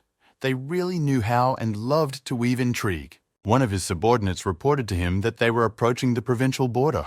It was a really depressing place. The drought was affecting the area, making it lifeless and even seemingly cursed. Ian and Alan discussed the strategies used by the local king to strengthen his own nation at the expense of the empire. Soon after, Jan's squad came across a bunch of refugees heading to a neighboring kingdom, visualizing their earlier conversation. Alan commanded the refugees to stop and listen to him, and it was clear what he wanted to tell them. The refugees looked at the young official with dislike, and it was clear even to a blind man. But the guy still hurried up and tried to stop the refugees who were going to another kingdom. Of course, people with an alternative to starvation preferred to move to another kingdom, and so they started shouting at Alan. Moreover, it was clear that the empire had to provide assistance to those who suffered from the drought, and they were not interested in why it was not provided. But he didn't know what to say, but John came to his rescue just in time. Alan really realized that he had said too much and should have spoken to the refugees much more gently. The guy started with the most important thing, because the first thing to offer a person in trouble is food and water. It turned out that these people really hadn't eaten for a long time and would be happy to accept any help. Moreover, even before that, they did not eat much, and you cannot survive on roots and bark for long. As he looked more and more into the people, Ian sympathized with them more and more and wanted to help them more and more. He turned to his men and ordered them to quickly set up camp and prepare food for the refugees.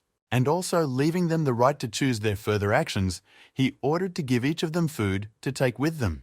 People did not believe such direct benevolence and did not understand the catch. However, the guy assured them that he had no hidden agenda other than saving people. Finally, people relaxed and believed that they would be fed and no harm would come to them.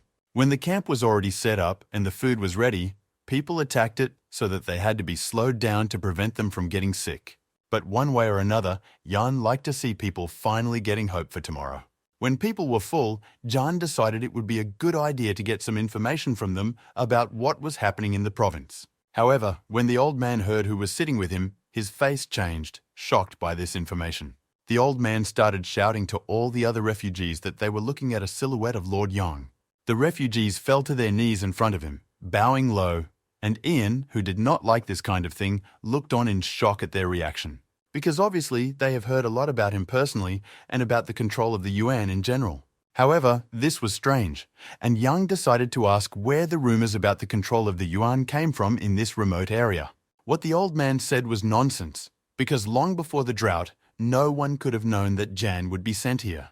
Ian listened carefully to the old man and did not understand whether this was such an obvious conspiracy or too unlikely a coincidence. Ian and Alan eventually came to the conclusion that it couldn't be a coincidence, and that the conspirators were not as cunning as they thought. Meanwhile, some kind of conflict was brewing among the refugees. They all gathered around one person, and judging by the screams, it did not bode well. Jan decided that he needed to intervene and started to push people away from the person they were surrounded by. The refugees pointed to the man, explaining that his bad temper was the reason for their attitude towards him. The man was already eating the remains of a small loaf of bread that he had managed to wrestle from other refugees with a miserable look. He began to tell his story, which began very far from this province. He was a cultivator who reached the pinnacle of mastery and became an immortal emperor. His empire was significant in terms of territory, strength, and population. He wanted to thank his master who had brought him to the top of his dream. His young student arrived with the old teacher, and he quickly established a friendly relationship with her. However, the teacher's years of life were coming to an end, and the man wanted to thank him in any way possible by prolonging them. He took desperate risks for the sake of the people he cared about and considered it a natural state of affairs. After one of the battles, the man needed a long rest in isolation. The pills that the master gave him did not help and even worsened his condition. Entering the rooms where the immortal emperor was treating his wounds and gaining energy was not accepted and unacceptable. And this was only the first swallow, because as it turned out, the old master had his own plans for the man's life. In addition, it turned out that the girl was his daughter, not a student, and also took part in his insidious plans. He had only minutes to live and had no strength to resist the attackers. Why he decided that he could not allow their plans to be realized. It was in this way that he ended up in this world, exhausted and unable to cultivate. However, the curse that he received because of the poisoned pill followed him. The curse was harming everyone around him, and he understood their attitude, although it did not make it easier. The people around him could not help but notice the source of the curse, and so the boy grew up constantly facing humiliation and beatings. This has continued until today, as John has witnessed, and this is the end of the man's story. Suddenly, Yang smiled broadly and extended his hand to the former cultivator, offering him a place in his company. John's motives were clear. He could not pass up such a great opportunity to put himself in danger. Although everyone began to dissuade him from his decision, and Alan was the first on the list. The man heard these conversations and clearly understood where things were going to go, so he began to rise, hanging his head even more. When he got up, he went on his way because he realized that there would be no place for him anyway. However, John stopped him and asked him not to leave them. Hope flashed in the man's eyes, and it seemed that this strange official was really telling the truth.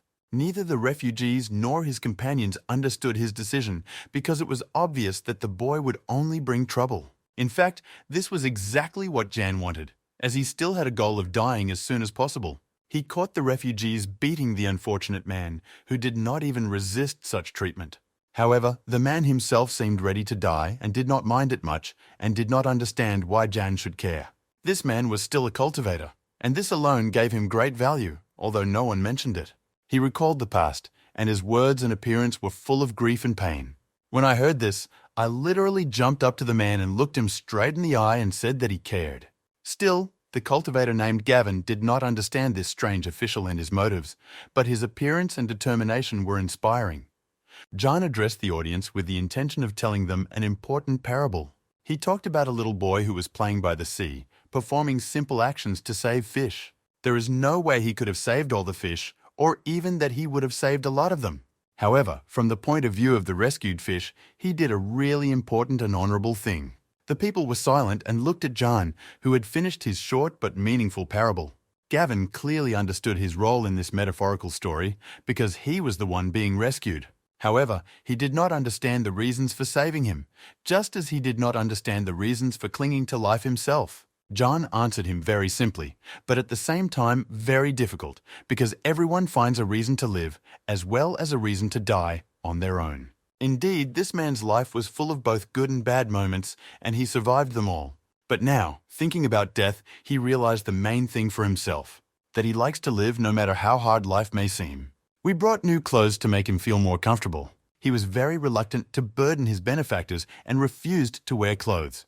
There was an atmosphere of repentance over the camp, as there was not a single person who had not harmed the former cultivator over the years. The refugees told different parts of this story, and the representatives of the Yuan Control Department collected this story literally sentence by sentence. One way or another, one thing was clear.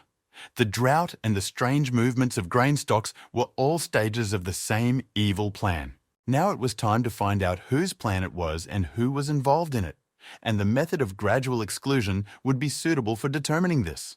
Both the provincial prefect's first assumption and eyewitnesses' accounts put him squarely in the category of guilty. Alan gnashed his teeth in anger as he realized how deeply corruption had eaten away at the top of Binju province. Ian quickly figured out the attacker's plan, which, frankly, was not very complex or original. And he began to think about the best way to solve this situation, since the first goal was still to provide people with food. However, it was obvious that this was a mistake, and Ian hurried to explain this to his friend, although falling into the trap would have been the solution to all his problems. However, judging by the guy's look, it was clear that he hoped to have fun at the expense of the suffering of high officials in the near future.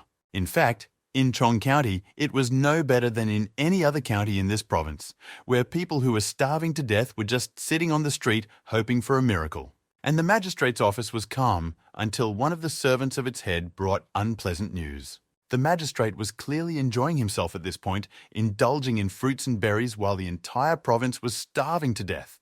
The magistrate looked seriously at his servant and began to explain to him again the policy of physical punishment. And this policy was indeed harsh, with the hidden goal of weeding out the superfluous. The sooner a person started running, the more faithfully he would serve the new master. For some reason, the prosthetic servant was in no hurry to fulfill his orders and just stood there and stammered. Interpreting his hesitation in his own way, the magistrate began shouting at him to motivate him to complete his task as soon as possible. However, the real reason was not that the magistrate did not know that there were soldiers of the Yuan Control along with the returning refugees. And now one of them was watching their conversation, sitting on one of the trees in the garden where the conversation was taking place.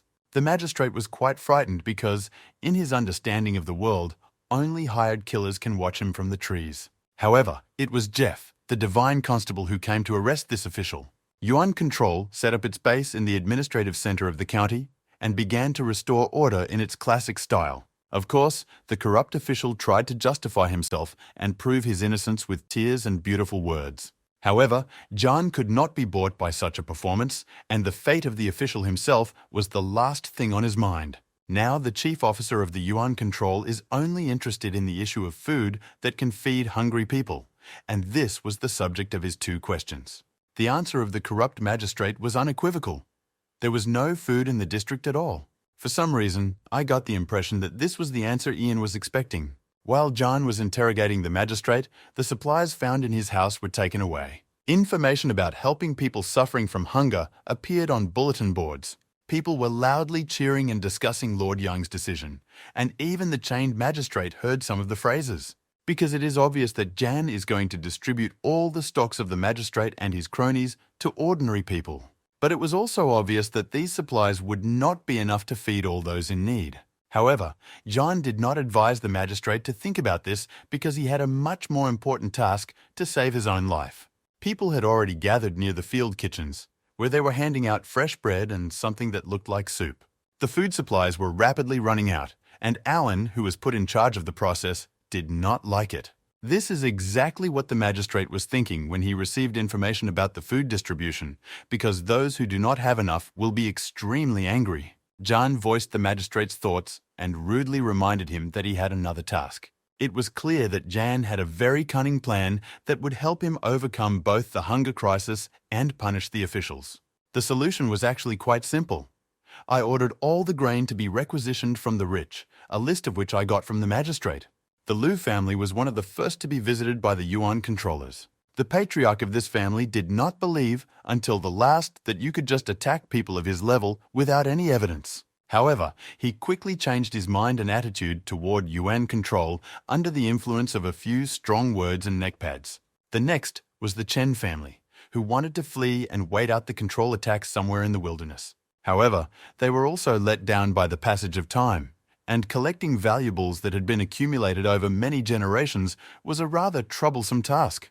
However, Ian quickly realized what the problem was with these people and even decided to take all the trouble himself. All these actions of Jan's control helped with the main task. Now they had reserves to buy time. No one could understand Jan's plan. Everyone expected him to go to the provincial capital because that's where all the food supplies were. Instead of this obvious plan, Yang traveled from county capital to another county capital, shaking down the local elite for supplies. In this place, the plan was simple. Just close the gate, because the controllers would not conduct a siege. The official realized that he had no choice but to obey this decision of the ruling families of his district. Therefore, without delay, he ordered the gates to be closed immediately, hoping that the Yuan control would simply move on. Indeed, it would have taken more than a week to storm such a fortress, and Jan did not have such time, let alone an army. Ordinary citizens who lived in the city did not understand why the gates were closed and began to make their own assumptions. Meanwhile, Jan and his supervisors were just approaching the city to see the gates being closed.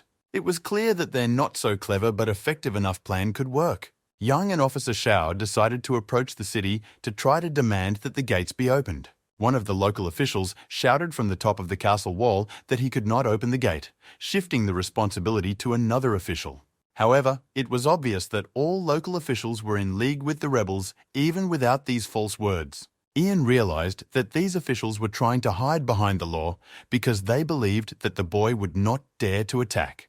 However, all these games tired Jan enough, and he no longer cared about the law because he had a higher purpose. The ultimatum was quite simple.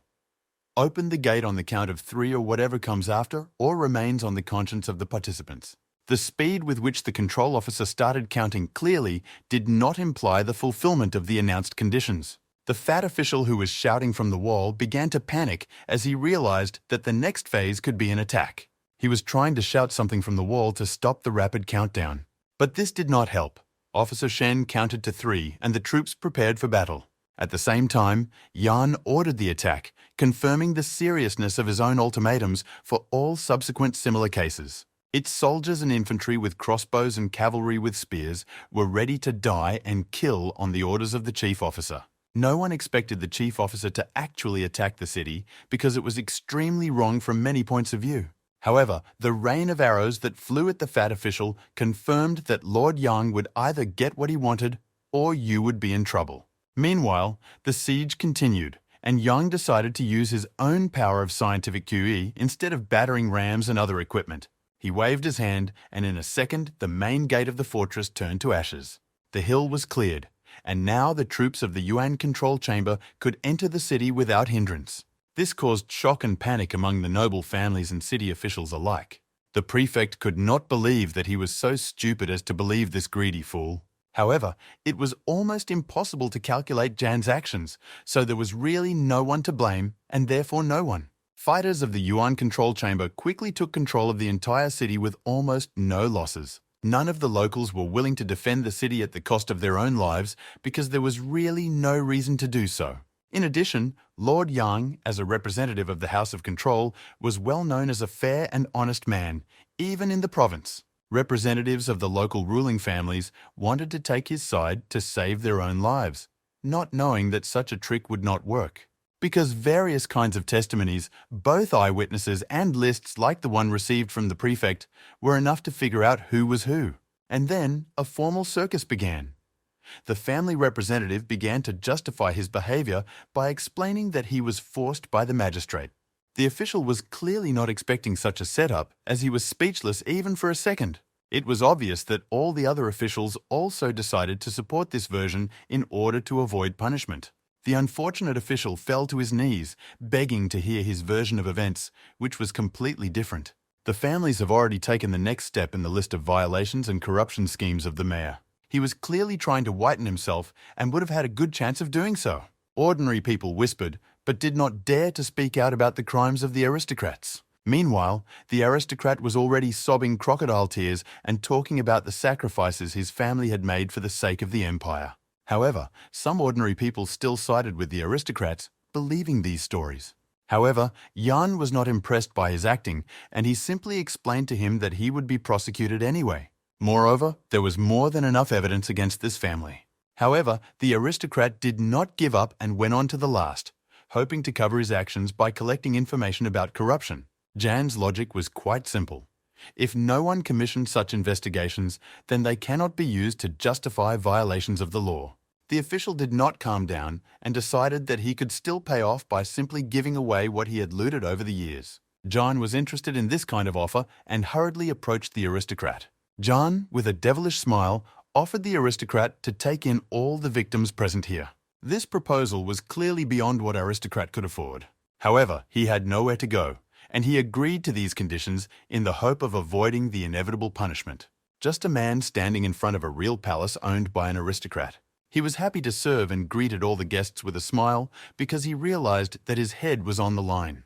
The residence was indeed luxurious, but during the tour, the patriarch of the young family constantly pointed out various small things that showed the poverty of his family. However, such trifles did not indicate anything, but rather even confirmed the aristocrat's guilt. He smilingly invited all the commoners inside, knowing full well that they could be expelled when this storm passed. However, people did not think about such subtleties and happily hurried inside. Meanwhile, the aristocrat remembered the people who dared to trample on his property. Young insisted that people go to local classes where they could gain the energy of scientific ki. Patriarch Young tried to stop people by saying that too many people would not fit in the room. But this excuse was really pathetic, and Ian simply decided to ignore these efforts. People began to look closely at the interior of the rooms and to touch and try all the objects they could find. One old man even started trying the local table, which upset his grandson. But in reality, he only wanted to study wood in more detail because he was a carpenter himself. The boy stared wide-eyed at everything around him because only now he began to realize how big the difference between them was. But it was not only the boy who realized this.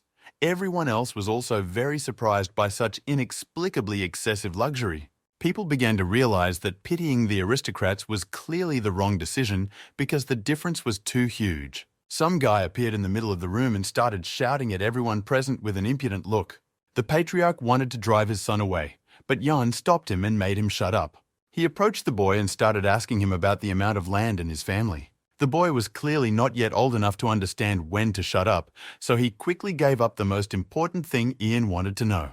The chief officer of the Yuan control chamber listened attentively to the boy, who calmly and brazenly told about his family's wealth. Finally, the patriarch could not stand it any longer and slapped the impudent boy so hard that he flew out of the room. And then turning to John, he explained that he just wanted to have fun and came up with all this on his own. I did not press this point even further, fearing that the poor aristocrat would break down completely.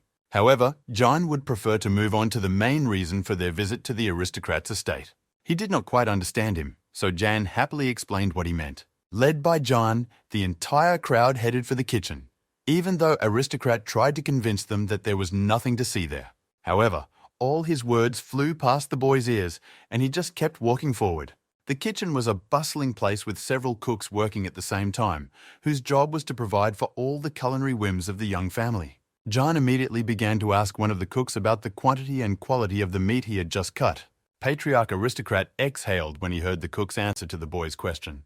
However, the man immediately added that his master might get tired of meat, which immediately made the situation much worse.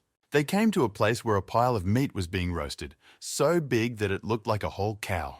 The chef emphasized that the food of aristocrats should correspond to a certain level, also to emphasize the difference with ordinary people. The aristocrat began to shout to silence the talkative cook. However, someone's heavy hand came down on his shoulder, giving him a concrete hint that he was not in a position to raise his voice. The control officer, who understood his superior's plan, quietly but very strongly ordered the aristocrat to shut up immediately. Meanwhile, the chef continued to talk enthusiastically about his business, and Ira told us the most important secret of haute cuisine of that period.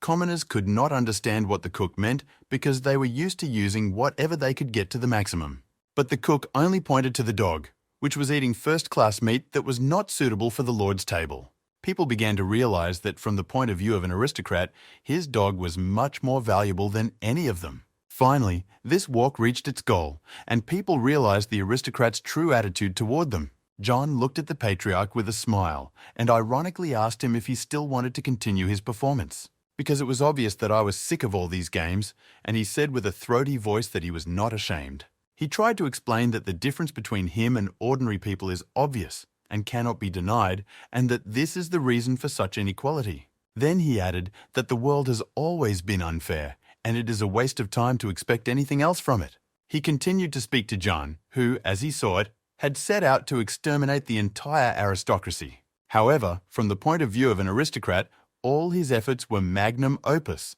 since no one, even the most powerful official, could do this. However, Young had a completely different goal, and it was never his goal, or even his desire to exterminate the aristocracy. Everything he really wanted was concentrated in these simple people, in their rather simple desires and dreams. He wanted to improve the whole world at once and saw inequality as a problem that needed to be solved. And the only way he considered effective was to establish justice wherever possible. All valuables and food were taken from the residence of the aristocratic young family. The patriarch of the aristocratic family stood in front of John in awe and still continued to threaten him. However, he was somewhat surprised by the fact that the guy seemed to be happy with each new threat. Patriarch Yong was soon imprisoned with other aristocrats and officials arrested by the Yuan control. Other officials thought that he would still be able to avoid punishment and remain at large. One way or another, all of them remained alive despite what they had heard about the chief Yuan control officer. However, this could have meant that they were destined for an even worse fate than just being executed. Soon after, the chief officer personally appeared to the prisoners to convey some important information to them. But before that, he ordered them to be unshackled, which could be a good or bad sign. The aristocrat Young remained optimistic, so he took it as a sign that he was going to be fired. For some reason, the chief control officer was not mistaken in his assessment. He really decided to fire all the aristocrats and officials. They didn't understand the essence of such generosity because each of them still had a stone in his bosom, and Jan was not stupid enough to ignore it. The guy did not reveal his true motives, but in order to speed up the release, he offered them to stay. The families of aristocrats and their relatives were also released and allowed to go to all four sides. Their plan was quite simple: quickly pack up and leave the city before the situation changed again. However, the patriarch of the Young family still wanted the impudent officer dead and was already planning what he would do as soon as he reached safety. Meanwhile, John spoke to all the residents of the city, explaining his next steps so that everyone could understand his goal and mission. The first 2 points were quite simple and straightforward: to feed all those in need and to return all the property that had been taken away. The third point was the confiscation of all aristocratic property and its distribution among all residents of the province. It was really unexpected because there were no precedents of this type in this world. The spy of the aristocrat Young reported to him all the details, including the most important one, that the Yuan-controlled troops had left the city. For an aristocrat, any property was only a matter of power and authority.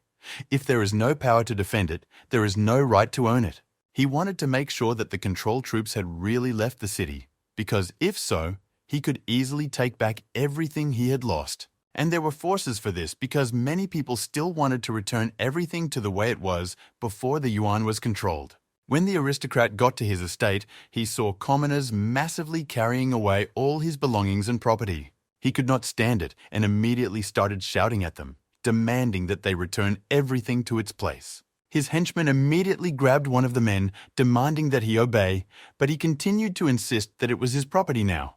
The aristocrat ignored all the people's explanations and threatened them with death in case of disobedience. However, the people were not going to just retreat and were not going to follow the orders of any of the aristocrats anymore. The first stone hit the head of one of the aristocrats' henchmen. It was thrown by a boy who no longer wanted to put up with the fact that aristocrats could easily take away anything they liked. Patriarch Young did not understand why these bastards refused to obey him, since yesterday no one dared to even look up at him. However, for some reason, the situation has changed dramatically, and people are all ready to act and defend themselves. The aristocrat's problem was that he was used to pressuring people one by one, but when they were all against him, this trick would not work. People attacked him with fists, and although he had henchmen, he was still in a clear minority. John's plan was executed almost to the letter. He really counted on people to find the strength to defend their own. He knew that if he showed them the real difference between the aristocrats and them, the people would find the strength to resist this evil. He simply showed them that they are really no different, and therefore everyone can demand human rights. John did not even dream that he would live to see the day when people would be truly equal, but he considered it his mission to bring that day closer. Although this may require rather harsh methods that may not always be called humane. The cue ball of one of the henchmen broke into two halves from a sudden and strong sword blow. It was one of the yuan control officers who decided to help people overcome lawlessness. Their maneuver with the fake abandonment of the city was a success. The aristocrats had indeed started a war with the common people, but now they had no power to win it. When the patriarch of the aristocratic Young family realized that the forces controlling the yuan had not left the city, he realized how he had been wrapped around his finger. It was indeed the end of the aristocracy in this city, and they brought this fate upon themselves. Young Owen and Gavin waited for the yuan control operation to be completed throughout the city. Ian was curious what Gavin thought about the events he had witnessed, which was especially interesting because he was both an emperor and a poor man. The former cultivator understood that everything was done only for the benefit of ordinary people, but he did not understand why the guy needed it. He was unable to answer this question, although he mentally believed that all this was for his early death, but this was not entirely true. What he then told Gavin was indeed his point of view, which he considered fair and the only one to hold on to. After hearing, and most importantly, understanding what Young said, the former cultivator decided to take an oath. At that moment, it seemed to him that a significant part of his curse had lost its power.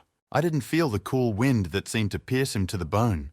It was a rather unpleasant feeling that he always had when he got a strong ally and bodyguard. John went out to the people again to explain to them their further actions and their future organization. The military forces of the Ministry of Control have been significantly strengthened at the expense of the residents of this city, and thus the options for their use have also increased. Ian looked at the map, mapping out a future route where he could repeat and deepen today's success. He could not understand how it happened that the yuan's chief officer was recruiting an army from his subjects. This guy just seemed to ignore the whole world around him and acted exclusively against the logic of things. And the most important thing was that things were getting worse by the minute as prefecture after prefecture came under his de facto authority. It was a really unusual decision and one that would have suited Jan much better than this man. To declare oneself king meant to go to war against the Jew Empire, and a special ritual had to be performed. However, the man had no doubt that it could be done. And moreover, he had no doubt that it was the only right decision. This news quickly spread even to the Imperial palace and caused the emperor's sincere displeasure. The chancellor added a few more details that really showed the dissatisfaction of all 6 kingdoms of the empire. The emperor was ready to plunge into the abyss of depression from this news, but he still hoped that Yang would somehow help the situation. However, John was not surprised by this news. It seemed rather that he had expected it. However, when Alan spoke about the blessings of heaven, Ian was genuinely interested in why this should be important. In his opinion, it was much more important to bless the ordinary people who lived in the kingdom. Meanwhile, preparations for the coronation were in full swing, with a large crowd gathered outside the palace waiting for the ritual to begin. Soon, the ritual began with the reading of special formulas with strict adherence to the rules. At first glance, everything looked good. A magical golden bowl decorated with dragons appeared above the altar. However, it soon became clear that the ritual was not going quite as planned, as a strong lightning struck and the bowl began to show various images. In the sky, one could see poets, aristocrats, warriors, and merchants. However, the bowl did not show a single commoner, who were essentially the foundation and soil of any kingdom. But the bowl showed only those who really supported the one who summoned it. And this could only mean one thing. The challenger to the king had no support among ordinary people. A purple dragon appeared above the bowl, but its body was frail and thin, and it did not seem strong or even healthy. Everyone noticed this, and even the pretender to the king realized that this was an extremely bad sign at this kind of ceremony. However, it was too late to retreat, and formally the ritual was not violated. One by one, other dragons appeared in the sky, representing all the other nations of the empire. These majestic creatures were the embodiment of the power and destiny of kingdoms, and their appearance could tell a lot about the countries they symbolized. Ian and Alan watched the dragons, drawing their own conclusions about the political situation in the world. They were approached by one of the residents of the city where they were staying, and his words explained a lot to his friends. The other people who heard the old man's words completely agreed with them, and indeed, the actions of even one honest official can revive the power of an empire.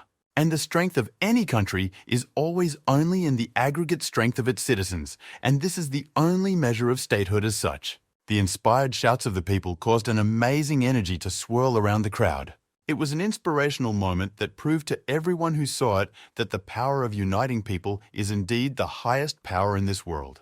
It was at this moment that Alan felt the energy of Chai overwhelming him because he had just realized something very important in the functioning of the world.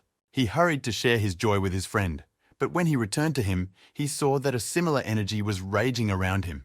At that very moment, the young became a half-sage, which would not bring him a drop of pleasure. Their personal energy, as well as the energy of the crowd around them, focused around Jan's figure and flew in the direction of the dragons. She hit the purple dragon, which made it seem to shrink even more. The energy raged around him while he seemed to be writhing in terrible pain. At this stage, it was impossible to stop it because these dragons were just a projection of what was happening to people in the empire. The golden dragon of Zhou's empire was the strongest and opened its terrible mouth and began to absorb the energy of other kingdoms. It seemed that other dragons could do nothing to prevent this, and the process of absorption continued. The fight of the dragons high in the sky was visible almost throughout the empire, but it was best to observe it from the kingdom of Wei, which suffered the most from such a takeover. The Wei dragon was getting smaller and weaker, and it looked like he was about to fall to the ground.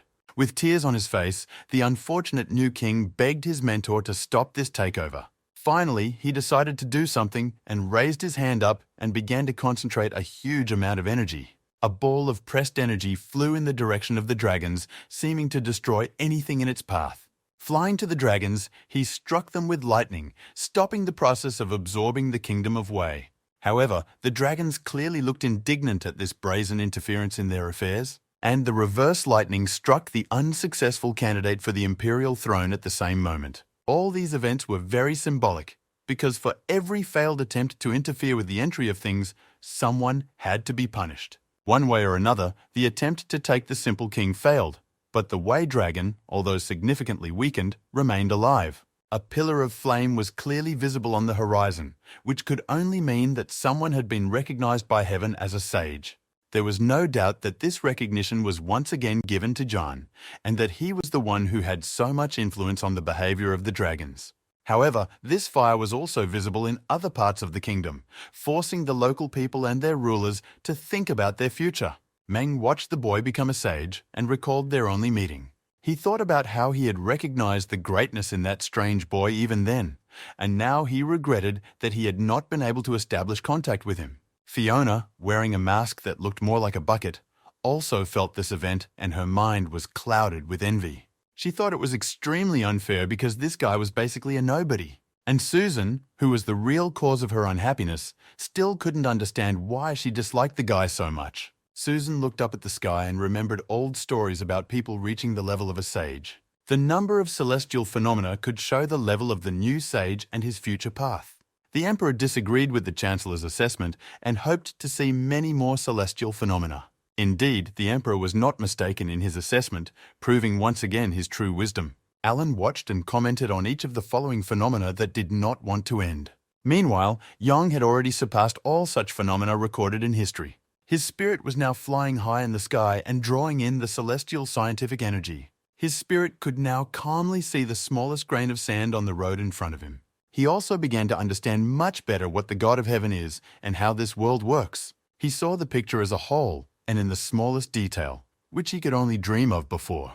His gaze fell on a mountain valley in the distance, where he could clearly feel an energy that he wanted to see up close. However, it was time to return to my physical body to continue my work. It was quite a shock, and he barely remembered how to breathe.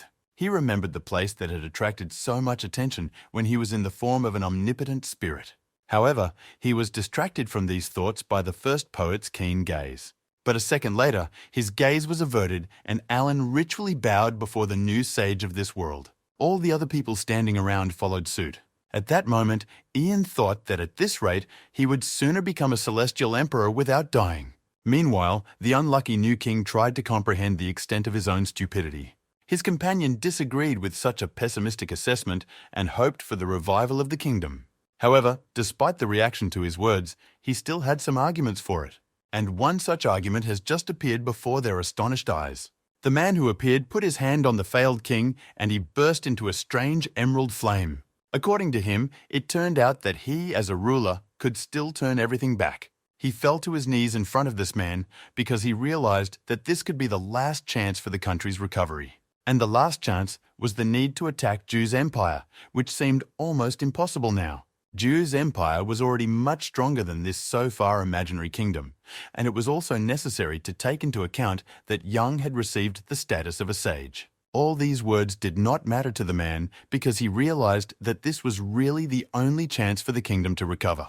Meanwhile, Yan and his friends saddled up on a cloud made of pure scientific energy and flew to the place that interested him so much. Still, being a wise man had a lot of advantages, including this kind of transportation. As always, Alan underestimated himself and never dreamed that he would be able to do something like this. Soon they arrived at a place that turned out to be an ordinary mountain valley. The trees of the rock all around were quite ordinary and did not raise any suspicions. Jan secretly thought that there could be a really big danger here that could end his life, regardless of the degree of his protection. The guy was 100% sure that he hadn't mixed up the places, but now he didn't even know where to start. The Yuan control officer had his own view of the task at hand, so he decided to get to the bottom of the truth at all costs. And he dug at a really impressive pace, going deeper and deeper into the ground. Ian did not fully understand the logic of the officer's actions, but since there were no other options, he did not interfere. Like a machine, the man kept throwing huge chunks of earth out of the pit without tiring. Surprisingly enough, his efforts were crowned with success. The strange girl sat alone in a deep cave and recalled the conditions of her release that had been promised to her.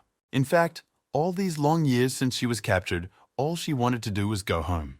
The officer unearthed a strange cave that could clearly be the key to understanding the essence of this strange place. The cave really radiated a terrible, devastating aura that literally denied life. Feeling that this could be his chance for a decisive and quick death, Jan asked his companions not to interfere. He quickly walked to the edge of the collapse to check it out for himself, despite the protesting calls behind him. Approaching the edge of the cave, he took in a lungful of air and shouted a warlike challenge directly into the abyss. Suddenly, a woman's palm appeared from there, and it seemed as if she was about to grab the reckless young man by the face and drag him down. John's companions quickly ran to his aid, preparing to pull him out of the hole by his feet. However, the palm simply rested on the edge of the dip, no longer expressing any aggressive actions. Following the palm above the dip, the face of a little girl appeared with a small flame burning on her head. Ian was disappointed. It was obvious that this girl could not possibly inflict fatal damage on him. In fact, she looked quite small, although she was tired. However, it was clear to everyone that this sweet girl was clearly not human. The girl quickly recognized that she was not really a person, but rather a demon of drought. Still, I did not fully believe this strange creature, so I decided to ask the omniscient Alan for advice. He didn't help much, but his pointy ears and the fire on his head were quite eloquent. The girl admitted that she had caused the drought, and John's friends immediately offered to end her life. However, the girl began to beg not to kill her, and she did so with such desperately sweet eyes that it was almost impossible not to listen to her. Then, Ian put on the most formidable look he could manage and decided to interrogate the girl. Everything turned out to be quite simple. She was forced to make the drought by blackmail, or rather, by threatening her with death. Alan was obviously right. The girl should not have been left around as she was obviously a threat in her own right. John's face instantly changed when he heard about the possible threat from this girl. It was obvious to him that he could not let her go anywhere near him now. Once again, Alan could not understand this amazing habit of his friend to run toward danger, wherever it came from. As usual, Ian casually came up with a good reason to put himself in danger on the fly. So the issue was resolved, and it was time to negotiate with the drought demon, and first of all, we had to find out her name.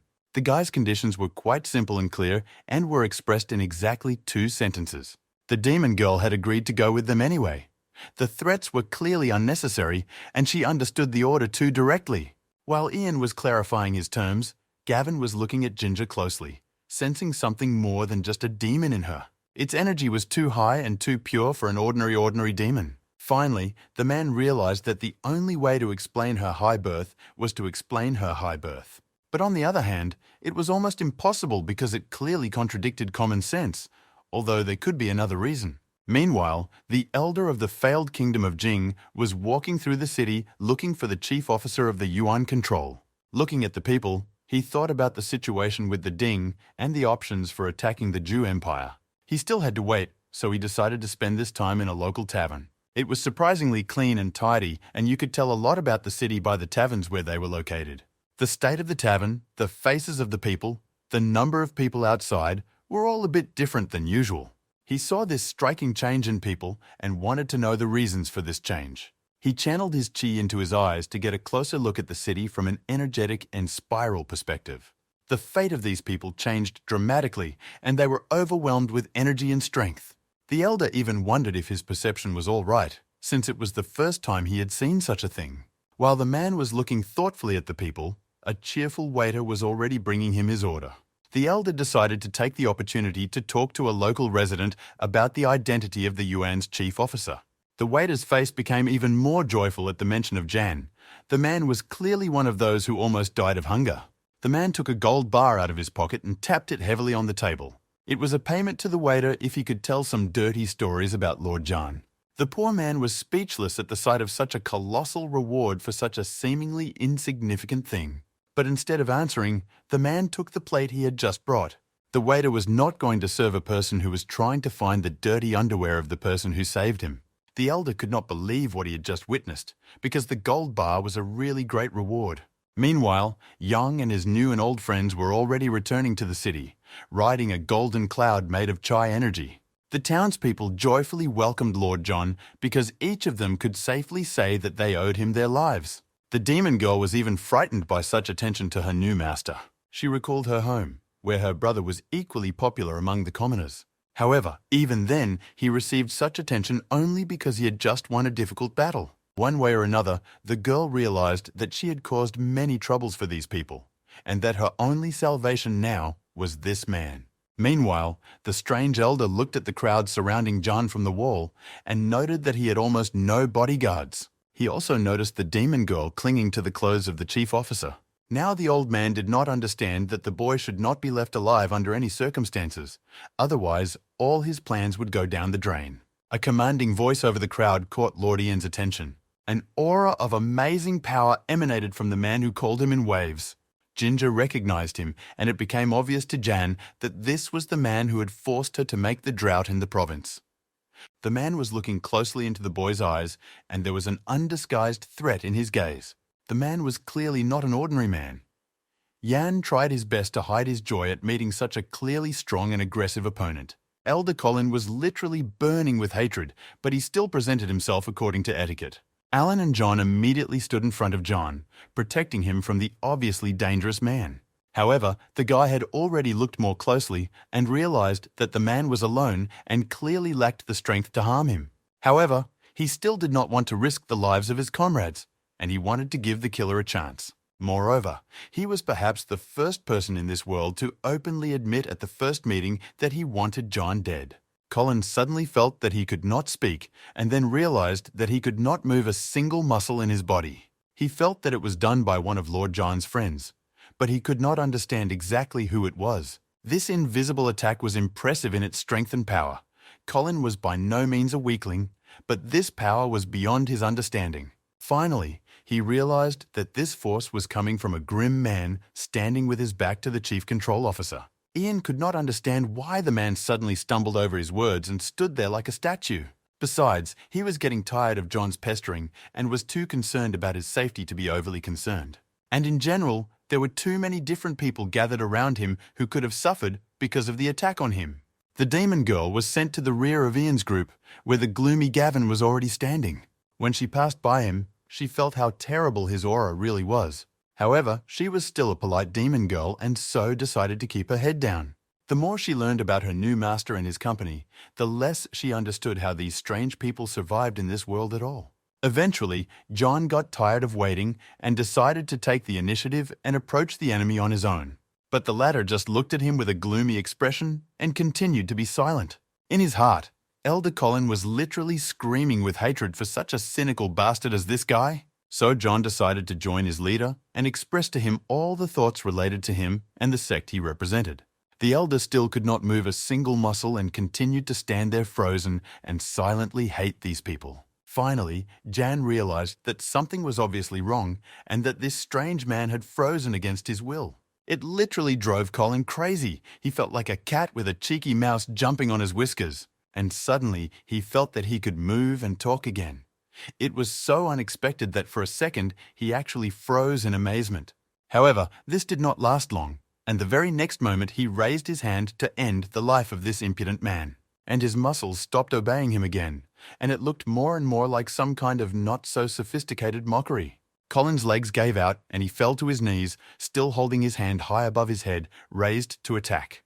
The sight was so shameful that even John and his friends felt out of place. Terrible emotions were raging in the elder's soul, and he tried to drown them out in the only way possible now, by repeating mantras over and over again. After all, suddenly the paralysis disappeared again, and this time Colin did not want to waste his chance. He instantly turned into an almost disembodied spirit and flew away with great speed. Jan did not remember such a strange attack, and it had started so promisingly. But in the end, it all seemed like a bad joke. Colin tried to gain maximum speed to at least slightly reduce the feelings of shame and embarrassment that burned in his soul. He turned to the elder, whom he felt halfway there, especially since he would not have been able to escape from him in any case. Gavin appeared in front of him, his eyes looking like a teacher who was very angry with a negligent student. Colin was on his knees and did not dare to look up at the elder, nor did he dare to lie, but simply not answer his question.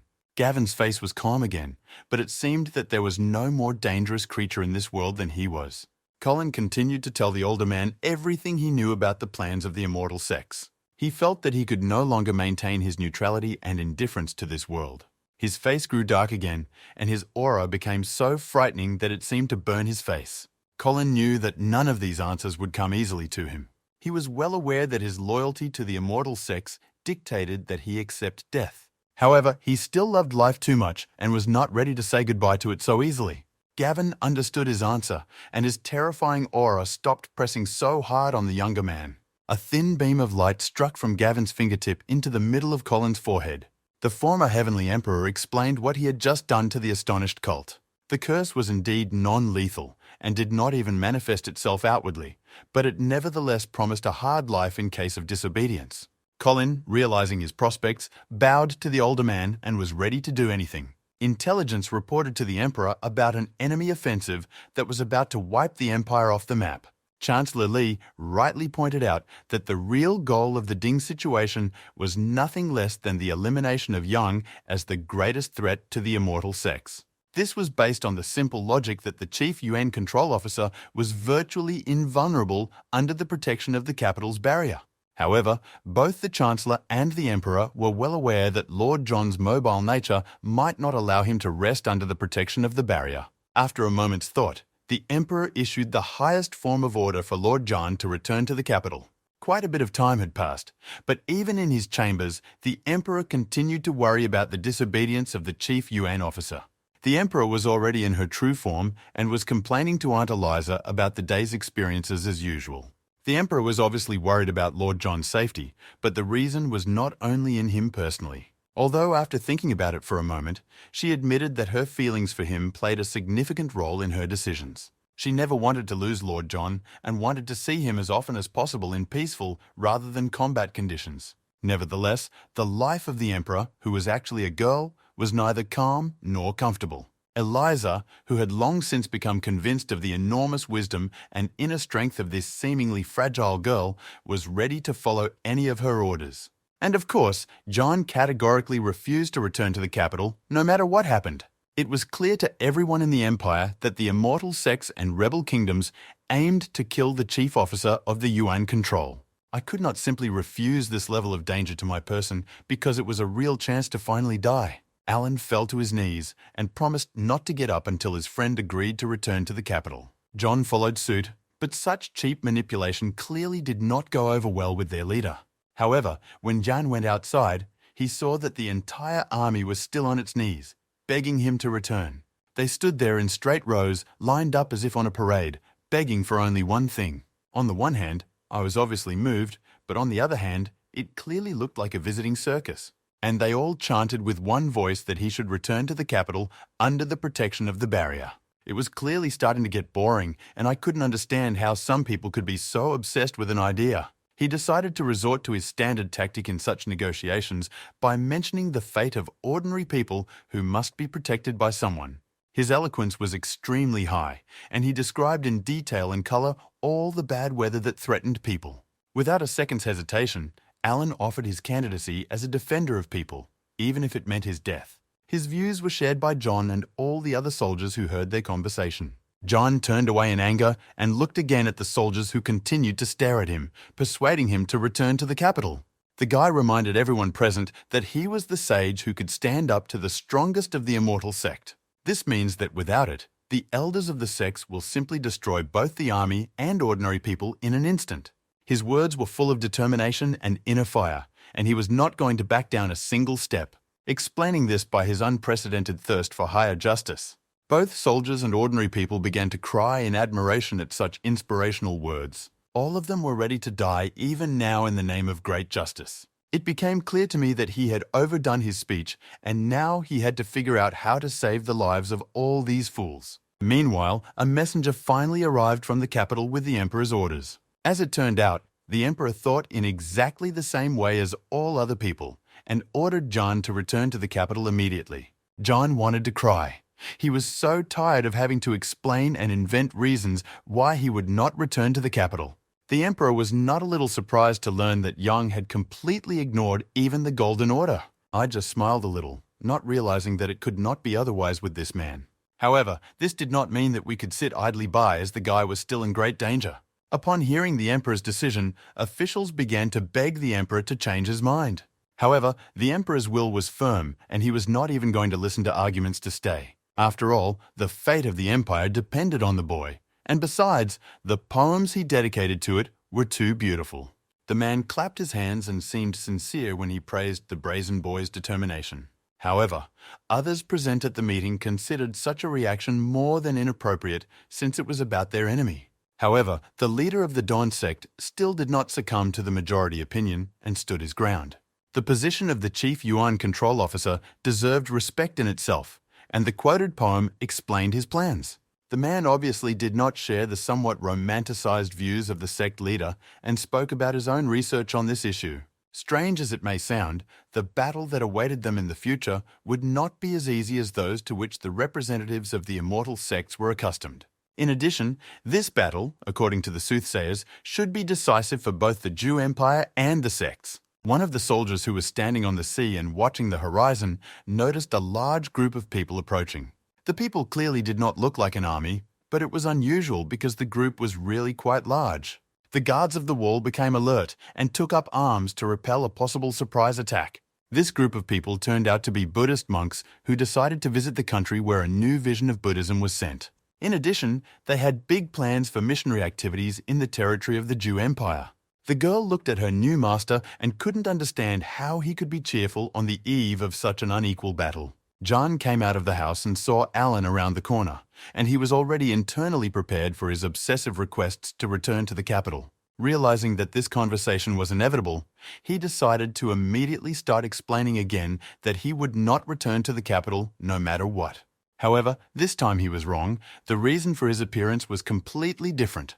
It turned out that Jeff and Bob had come from the capital to support him in the upcoming battle. Jake was also here as usual, watching the area from the nearest roof. John still hoped to the last that they would stay in the capital and not endanger their own lives. Ian did not understand why Jeff mentioned the Emperor, who, in theory, should have executed him for disobeying an order. The Emperor was also here and also wanted to take part in the battle, which further complicated the boy's plan. He was so bewildered that he even began to reprimand the Emperor for his childish behavior. However, John had a clearly weaker position here because he himself behaved even worse, although he had much less power. It was obvious that they were telling the truth and would never leave John in this battle. As it turned out, almost the entire corps of Imperial bureaucrats was also there, led by Supreme Chancellor Li. The guy wondered why fate was once again putting obstacles in his way in the form of people who were ready to die for him, even though he did not ask them to.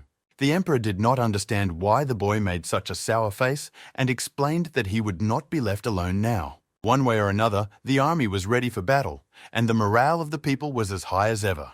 Nevertheless, John was worried about the Emperor, his friends, and the Empire as a whole. Now his death was accompanied by another task to ensure the safety of the Emperor, all his friends and colleagues.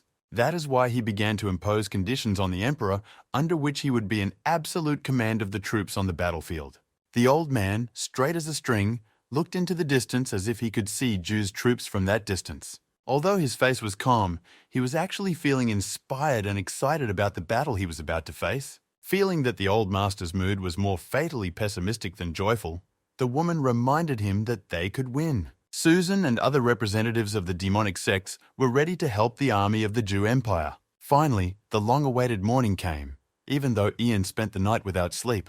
He spent the whole night trying to figure out how to conduct today's battle to save his friends from death. His sage's armor shone in the rays of the morning sun that penetrated through the windows. In fact, he did not feel worthy of this beautiful armor because when he received it, he wished for death, not wisdom. However, this was not the time for such reflections, and so he called the day laborer to help him put it on. Finally, all preparations were completed and it was time to move towards the enemy. The army of the Jew Empire was ready for a long time and lined up in the right squares they began their march. Residents of the city shouted words of support to the soldiers, showing their unity and cohesion in this difficult hour.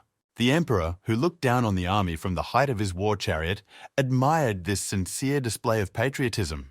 Chancellor Li also could not hide his admiration for the fact that, realizing all the troubles that war could bring, he preferred to think about peace. He also thought about what would happen after the war, depending on who would win it. Jan called his three main officers, whom he trusted more than anyone else in the army. He entrusted them with the mission of cooling hot heads, especially among the aristocracy and especially the Emperor himself. The Emperor would have ordered him to be closer to the line of contact because he considered it his duty, but Young took him at his word and forbade it. The Emperor was furious and shattered by this decision, but he had to keep his word and therefore only shouted at his subordinate powerlessly. Young hurried his officers to immediately move the Emperor to a safer place. Bob hurried to obey the order, but the Emperor clearly wanted to say a few more words to Lord Yang. The Emperor called the boy closer to him so that he could hear him over the noise around him. Leaning into John's ear, the Emperor hinted that the boy had a good reason to stay alive and return to the capital. The Emperor, flushed, read a few lines from the memorable poem that the boy had written on his last night in the capital. Ian was surprised to hear these lines because he was still not sure that he had not dreamt the events of that evening. After all, he had drunk too much wine. The Emperor lied and pretended to be a good brother who was taking care of his sister, although in fact, he was the girl. I had to come up with a story on the fly as to why no one in the entire Jewel Empire knew about the Emperor's sister. It was a rather intimate moment, but this was the Emperor's way of declaring his love for the boy. Having said everything he wanted to say, he commanded Bob to leave, leaving the flushed John alone with these thoughts. Still, in the story the Emperor told, the ends did not meet, but in any case, it could wait. John's plan was actually quite simple. He had to die first in this battle, and then, having gained omnipotence, he could stop it immediately. He ordered the troops to start marching because they still had to take the necessary positions. Finally, they reached the John River, where this grand battle was to take place. Alan correctly noticed that the position of the Imperial army was quite weak, and although he trusted the boy, he wanted to know his plan. However, I did not tell him, but explained with a smile that one way or another, events would develop according to his will. The pseudo-emperor looked at the map of the area where his spies had reportedly located the Imperial army and did not understand why he should attack them here. However, he was quickly reminded of the order of the Grand Elder, who clearly stated that the attack should be carried out in this place. The man believed that victory was already in their pocket, so no maneuvers could be carried out, but simply crush the enemy in numbers. Moreover, the basis of their army's strength was not in infantry or cavalry, but in the support of immortal sects. John had been standing on the riverbank for some time, waiting for the enemy to appear. And finally, he heard them first and then saw them. And although anyone in his place would have been scared, the guy's face was joyful. An army of tinkers was coming at them with a roar. Their numbers made the earth shake, and the smoke rose to the sky. And in the sky itself, riding dragons and flying swords made of key energy. All the cultivators of the immortal sects seemed to be visible together. Ian closely watched the immortal sects because it was from them that he saw the greatest danger. Indeed, the sky literally burned with the energy used by the cultivators of the immortal sects. Yuan control officers looked at the enemy army without fear, and although it looked invincible, no one thought of escaping. Ordinary soldiers who lined up in straight rows waiting for the battle felt the same way. They were led into battle by Lord Yang himself, who knew no defeat and always achieved his goal. In addition, the sense of justice also raised their morale. However, the Emperor looked at this formidable army and saw no way to defeat them. John looked very determined and bravely faced the entire armada of enemy troops. But the Emperor was still pessimistic, and although they would sell their lives dearly, defeat was inevitable. These cultivators, unlike others, did not move on flying swords but in the energy spheres. This was the so-called Dawn sect, which was one of the strongest sects among immortal cultivators. Indeed, the Union of Kingdoms and all 13 immortal sects have gathered here today, throwing all their strength behind the goal of essentially killing one man. The difference in power was obvious, but the head of the Dawn sect still insisted that all sectarians be on their guard. After all, the signs of the soothsayers said that Lord John still had a chance to defeat the sectarians. The head of the Dawn sect shouted, amplifying his voice with technology so that everyone on the battlefield could hear him. Alan rightly pointed out that things could be extremely dangerous for Jan, as the sects have repeatedly resorted to insidious methods. However, this scenario was completely satisfactory for the guy because his death guaranteed instant rebirth and thus instant victory. Suddenly, another voice interrupted their conversation with a rather optimistic statement. It was Gavin, who had an unusual kind smile on his face, and although it was unusual, Ian returned the same smile. After finishing the conversation, he rose into the air and went to the man who was calling him to talk. They hovered in the air opposite each other, carefully studying the other.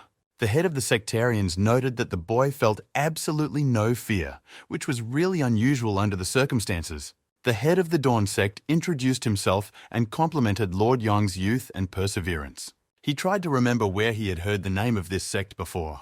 Jan's brazen behavior was explained by the fact that he was trying to divide the sectarians as much as possible in order to concentrate all their anger on himself. In Will's understanding, there was no way the guy could behave so brazenly without a powerful ally behind him. The head of the Dawn sect began to accuse Yan, making him the culprit of the troubles that had occurred recently and those that would happen in the future. However, John had something to say about this accusation, as this position of his enemy was pure manipulation. In addition, he had thousands of proofs in the form of people who fearlessly came to hold him today, and millions more across the country whose support he felt even across the gigantic distances that separated them. One way or another, the troubles of yesterday or tomorrow could not justify the violence committed by representatives of immortal sects. Lord Ian's words were true and therefore difficult to argue with. The head of the Dawn sect found no counter-arguments and therefore decided to move on to the main part of this conversation. However, he suddenly felt that something was very wrong with him and his energy decreased dramatically. And then he realized that he could not even move his eyes, being completely paralyzed. There was a pause in the conversation that prompted John to recall a recent meeting with another cultivator. He was a member of the sectarian army and looked at the head of the Dawn sect and understood perfectly well what he was feeling. One of the assistants realized that something was clearly wrong in their heads and rushed to him to find out what was wrong. He was still standing there without moving and did not react to his subordinate. Finally, he saw his master's face and realized that things were really bad. He was bleeding from his eyes, mouth, nose, and ears, which was clearly not a good sign. All of this was the work of Gavin, who was fulfilling his inner vow to ensure the safety of Lord Jan. It seemed that paralysis had broken not only the head teacher of the Dawn sect, but his entire army. Teacher Will was shaking from side to side and seemed about to faint. Eventually, his legs gave out and he began to fall straight down from the dragon without making a single strike. Under the watchful eyes of the two armies, he fell directly into the stormy waters of the river and never surfaced. To say that Ian was surprised is an understatement. He had expected this obviously strong opponent to finish him off in one blow. The Emperor and Chancellor Li also did not understand what was happening and began to suspect that Yang had some cunning plan. The rest of the guy's allies were just happy about this turn of events, not really thinking about how it happened. The army of Zhu's empire greeted him with joyful shouts and the clashing of weapons, and their already high morale became even stronger.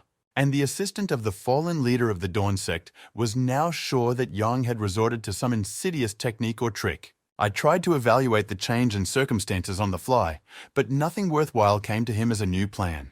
And of course, the enemy will not believe that their leader died just before they hit the guy. I tried to mentally list my strongest allies to see who was capable of such a trick. But his attempts to justify himself only angered the sectarians, who were ready to rush into battle without orders to take revenge for the teacher. Some of them threw their hands in the air and began to form a huge fireball above them. When the ball absorbed enough energy, it turned into a mirror that emitted a clearly destructive aura.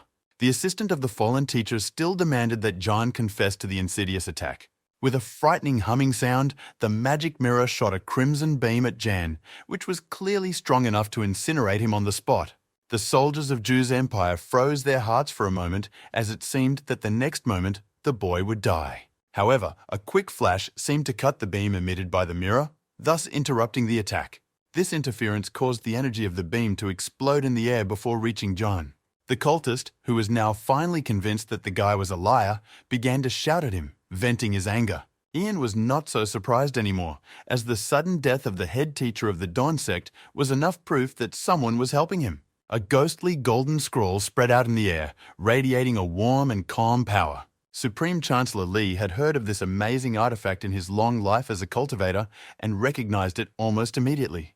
The first poet, Alan, who seemed to know everything in the world, also understood what appeared before him. Some officials and sages who came across texts describing this also understood the significance of this manifestation. A huge golden scroll stood like a wall protecting the army of the Empire.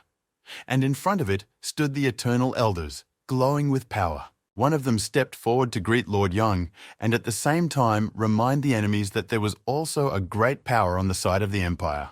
One of the cultists, who was obviously more than a few hundred years old, recognized the old man. These two were clearly ancient rivals and had more than one conflict in their history. Old Theodore came closer to the boy and introduced himself and explained why they had come. John was shocked by this turn of events and even forgot about his desire to die for a while. So, when he heard that the old man was asking him to punish him, he could not turn his back on the truth and admitted that they deserved only praise.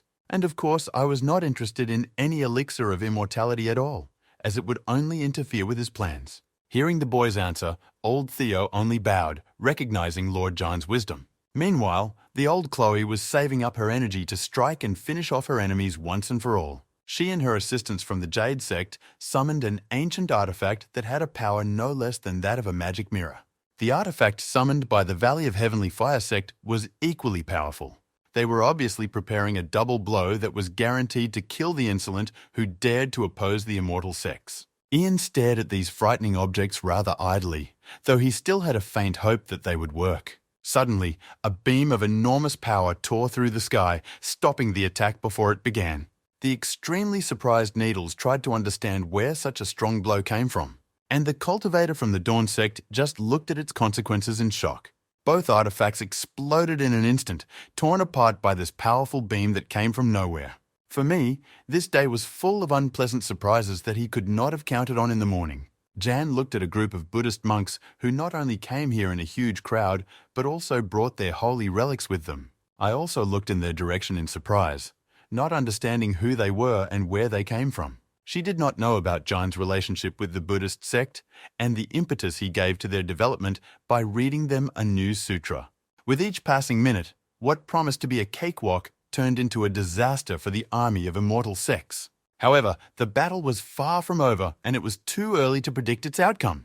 Moreover, as the supreme elder of the Dawn sect aptly noted, the army's strength was still unequal and the sectarians had the advantage. The elder from above looked down on the Buddhist sect and hinted to them that they should not interfere in the internal affairs of the Jew empire. And especially, it was not worth getting in the way of the immortal sects, which, according to the old man, were the supreme power of the entire heaven. However, the Buddhist elder did not succumb to the provocation and calmly greeted and assured the interlocutor of the exclusively peaceful goals of Buddhism. The old sectarian sensed a weakness in the Buddhists and decided to resort to bribery to draw their power to his side. The emperor was speechless at the brazen and treacherous behavior of the head of the Dawn sect. The Buddhist elder responded by ritually folding his arms and closing his eyes, seemingly deep in thought. But the next moment he screamed because the sectarian's words were a clear insult not only to a Buddhist but to any person with a shred of conscience. In addition, Buddhism could not come to the hearts of people through orders or imposition. At the end of his speech, the old Buddhist offered the sectarian peace on the condition that he give up his claims. Janko watched the negotiations in silence for 3 minutes, cursing himself and the day he decided to help the Buddhists. David was also among the crowd of Buddhists, and he still felt very grateful to Lord Young. Young, hoping to distract the sectarians from the Buddhists, intervened in the conversation in the hope of provoking an attack on himself. This partially succeeded. The elder of the Dawn sect turned to him, and his aura burned with hatred. With a quick movement, he took a position to attack and began to concentrate energy in his palm. The elder's attack was indeed the strongest thing that had ever appeared on this battlefield. The huge palms that appeared around John began to rapidly shrink to crush him like an insect. Ian hoped that no one on the battlefield would be able to interrupt this attack because its power was truly phenomenal. David also realized that in the next moment Jan would be killed, but he had no way to save him. Gavin decided to intervene and was ready to use all the strength he had left to save the boy. He also did not have time to save him, but the next moment it became clear that there was no need. The palms came into contact with a terrible force and for some reason began to fall apart. The guy was clearly still alive. Once again, Jan felt that some supreme deity was simply mocking his fate, amused by his unjustified expectations. It was already becoming a habit. So often the cultist accused the boy of treachery, hidden allies and powers. In response to this, Ian stopped believing himself as his words sounded so pathetic. Other sectarians also shared the opinion that Young was a treacherous bastard and their anger at him exceeded any conscious limits. Behind the guy, a portal opened that radiated black, eerie energy, and from its depths came an equally eerie voice full of sarcasm. The man was clearly a cultivator of a high rank of his.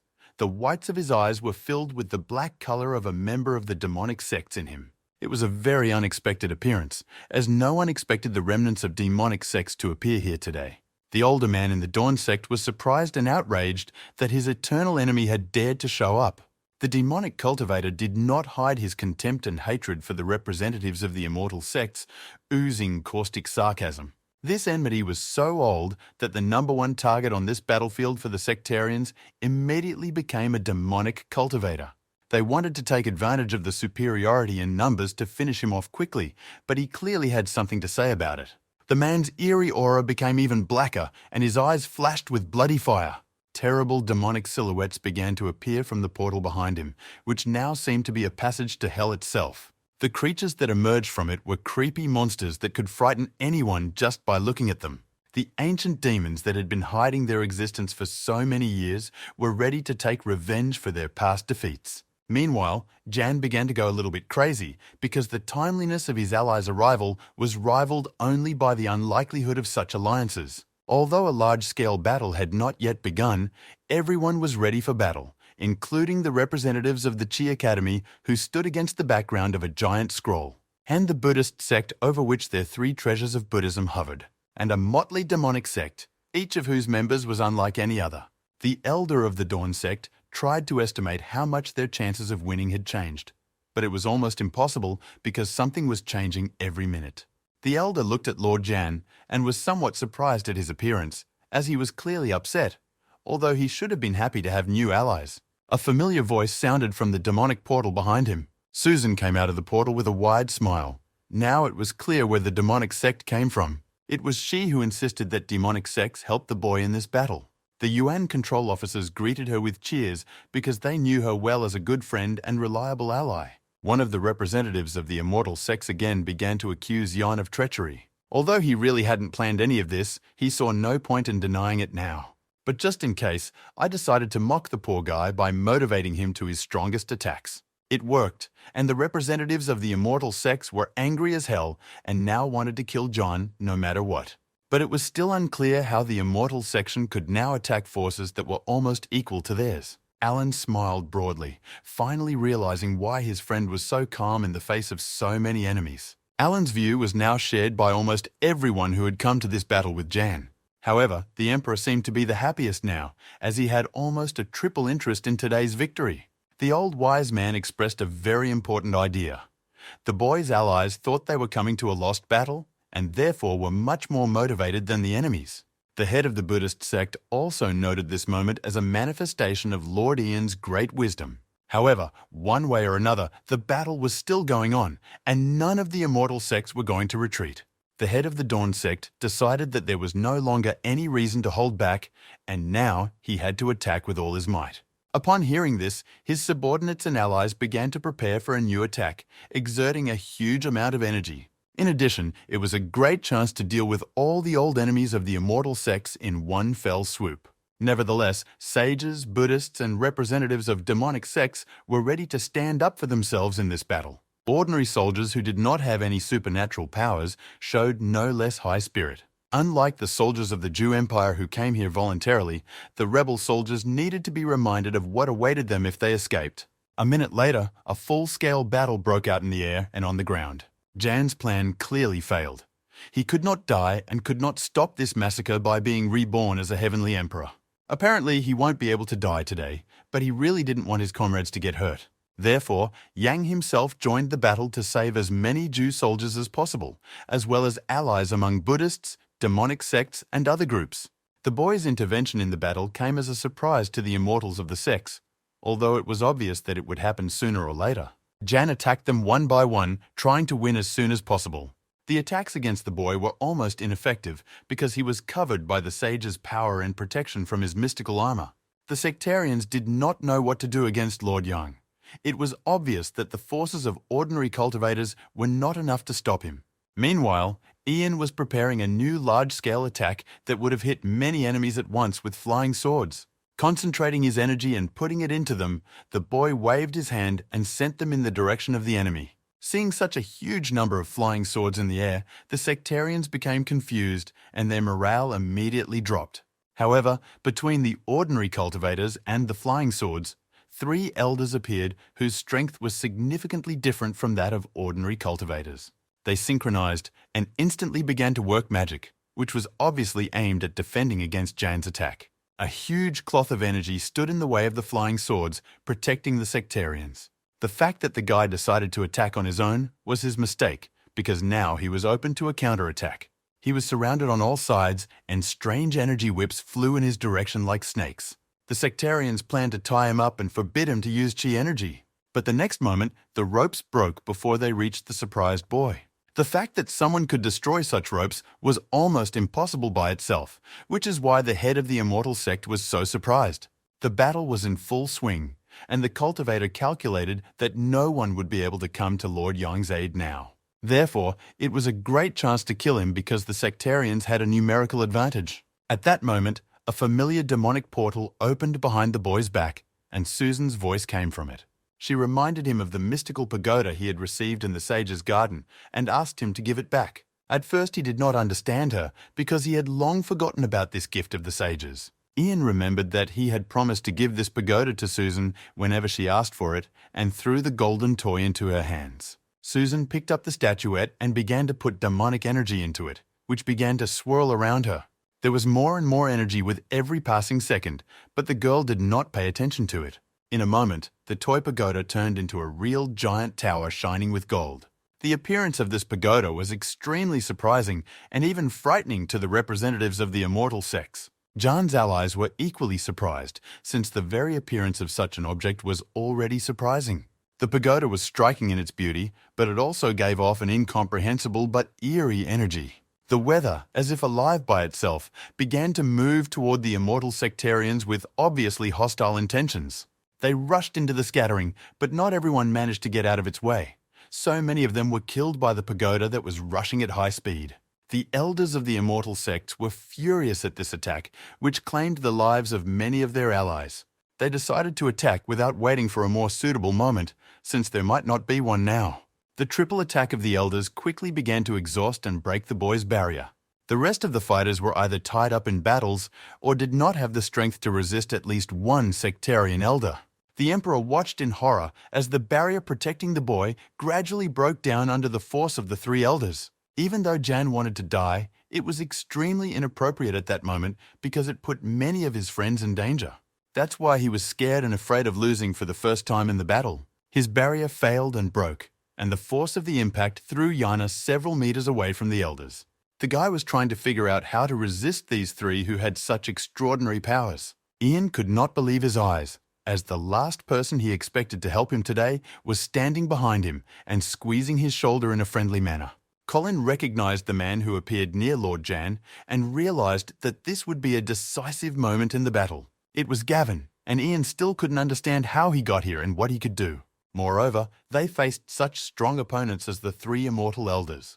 But the man was calm and clearly confident in his victory. Suddenly, his body began to radiate a tremendous amount of energy. The elders decided that such interference in their battle deserved death. In the next moment, all three rushed to attack Ian and Gavin to finally end their lives. However, the image of the man began to change along with the energy that was raging around him. Suddenly, the energy turned into a huge column of fire that seemed to reach the highest heavens. The elders felt the change in this energy and could not believe that such a thing was possible in this world. A huge dragon appeared before them, controlled by a figure from whom divine energy, inherent only to celestials, emanated. The battle around them froze for a second as everyone tried to figure out if their eyes were lying to them. The Buddhists had their own vision of what happened, but Amitabha's story was really something similar to Gavin's. Meanwhile, Gavin's algebra had changed radically, and now it was hard to recognize him as the orphaned vagrant of yesterday. This statuesque man standing on the head of an unprecedentedly huge dragon could really only be a divine emperor. He slowly raised his hand and began to concentrate an unprecedented amount of energy in it. And his huge dragon also decided not to waste time and devour all three wise men at once. Other sectarians who had seen the attack on the sages were about to turn on them. But one of them made a quick gesture and summoned a mysterious artifact that resembled a small lantern. This instantly raised the spirit of the sectarians because they knew how powerful this artifact was. They were already rejoicing as if victory was assured. The elder pointed the lamp toward the dragon and filled it with his own chi energy. The lamp shone with turquoise light, and a strange energy mist flew from the elder's hands toward the dragon. The dragon stopped just a few meters from the elders. The frightened old man could not believe that this artifact worked on such a huge creature. However, it was time for him to deal with the rider of this dragon, who was obviously no less dangerous. However, Gavin was clearly not surprised or impressed by the artifact the old man used. An energy impulse suddenly emanated from his figure, which could be felt even at a great distance. This impulse awakened the dragon, who did not hesitate to attack the elders of the immortal sects again. The flames exhaled by the dragon burned the figure of the old cultivator, and although at first he even held on, the attack was too much for him. This was the end for the elder and his centuries-long path to becoming a divine emperor. The mouth of the huge dragon was getting closer and closer while his long life was passing before his eyes. The mouth closed with a thud, and the elder became just an undercooked snack for the huge creature. The dragon roared in celebration of his victory, and this roar caused flames to swirl around him. The emperor felt very similar emotions to a dragon because the elder was a really dangerous enemy. And Alan once again recognized the wisdom of his friend who recognized such a talent in the cursed vagrant. But the sectarians, meanwhile, were preparing a new attack by summoning demonic heads similar to those that attacked the capital. This also made no impression on Gavin, who calmly watched them approach. In the next moment, his figure became impossible to see behind the lightning striking in all directions from him. It was an instantaneous counterattack by Kotra, who finished off the other two elders in an instant. Alan's smile grew wider and wider, and he nodded to himself and decided to do something. He meant that he would never argue with Jan again, even if he suggested or did absolutely stupid things. Meanwhile, Ian himself was surprised at how scary the man really was walking around all this time. He really promised to protect the boy at all costs, and Ian did not know if there was anyone in this world who could defeat him. After surveying the battlefield, the Emperor realized that the battle was almost over because the enemies were crushed. It was the right time to launch a decisive offensive to finally break the enemy. On the other hand, Emperor Tsing realized the same thing. His troops fled, and his allies were killed. He fell to the ground and could only stare at the advancing troops of the Zhou Empire. Yan, who did not like to see people die for nothing, hung a ding in the air above the soldiers and asked them to admit defeat and surrender. The same was repeated by the Empire's soldiers because they shared the views of the chief officer of the Yuan control. The Ding warriors looked at each other because I realized that they couldn't win or even do serious damage to the enemy. Finally, almost simultaneously, they threw their weapons to the ground, recognizing themselves as prisoners. The next moment, the soldiers of the Empire began to shout, proclaiming the victory of the great Zhou Empire.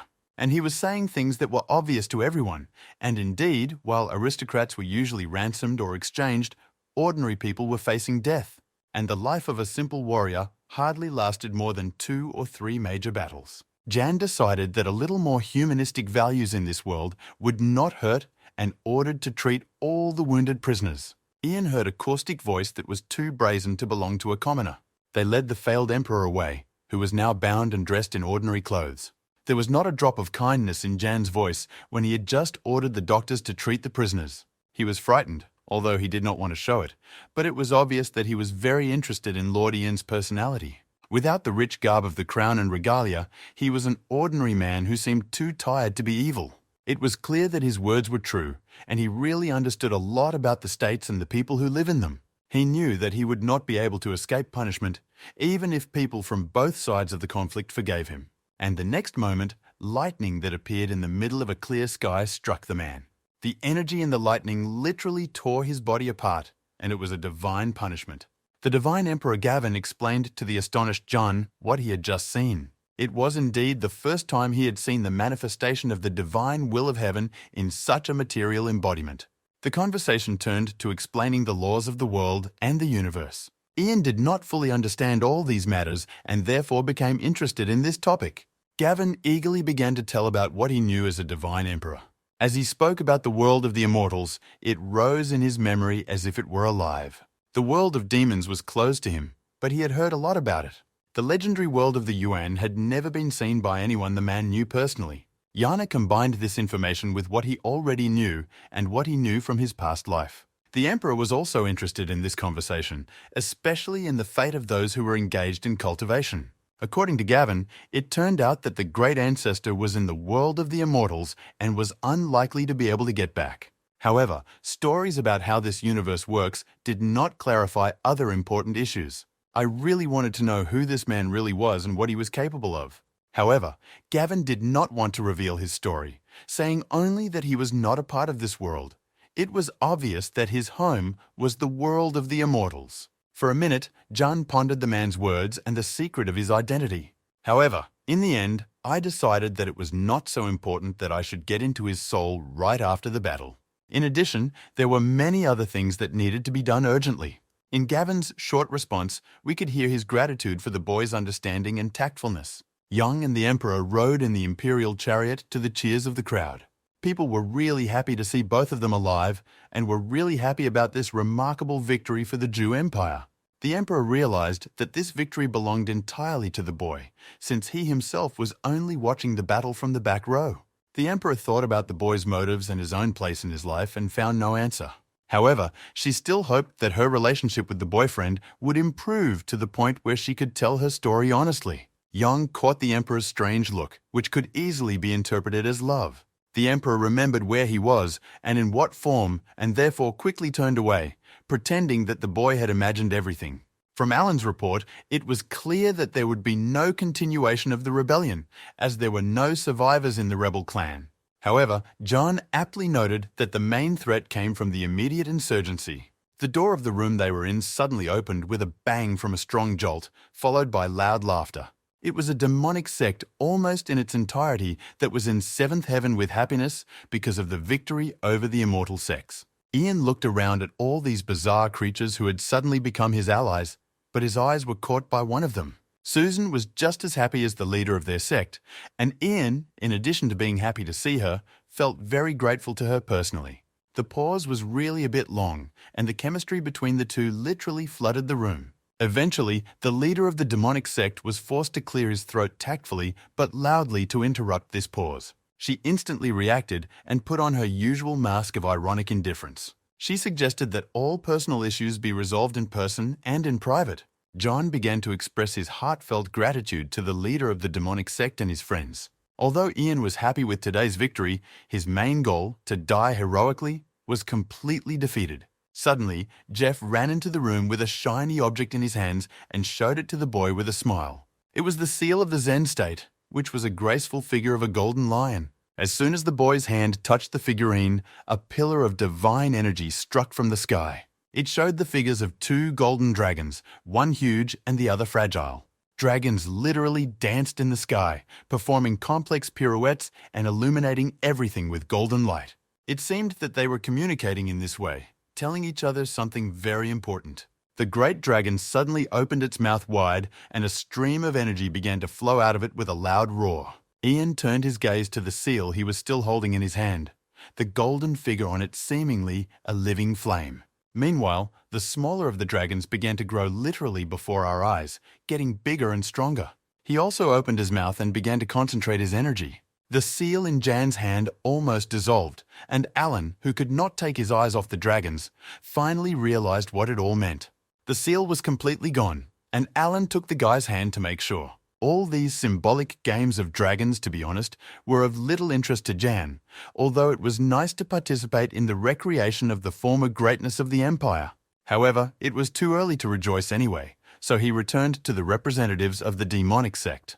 Now it was time to sign alliances, because that's what you always do after a victory. Representatives of all the groups that came to the aid of the Zhou Empire in this difficult hour gathered in the hall. The Z Academy only wanted its own revival and new students who would continue to study Confucianism and Taoism without hindrance in the future.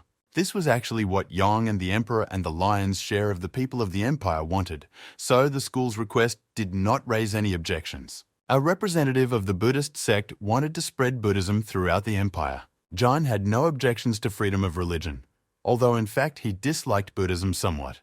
However, he understood that people often needed to believe in something more, but John was not going to allow the treasury to spend money on luxurious churches. In general, he considered any expenditures from the treasury for any religion inappropriate and wrong.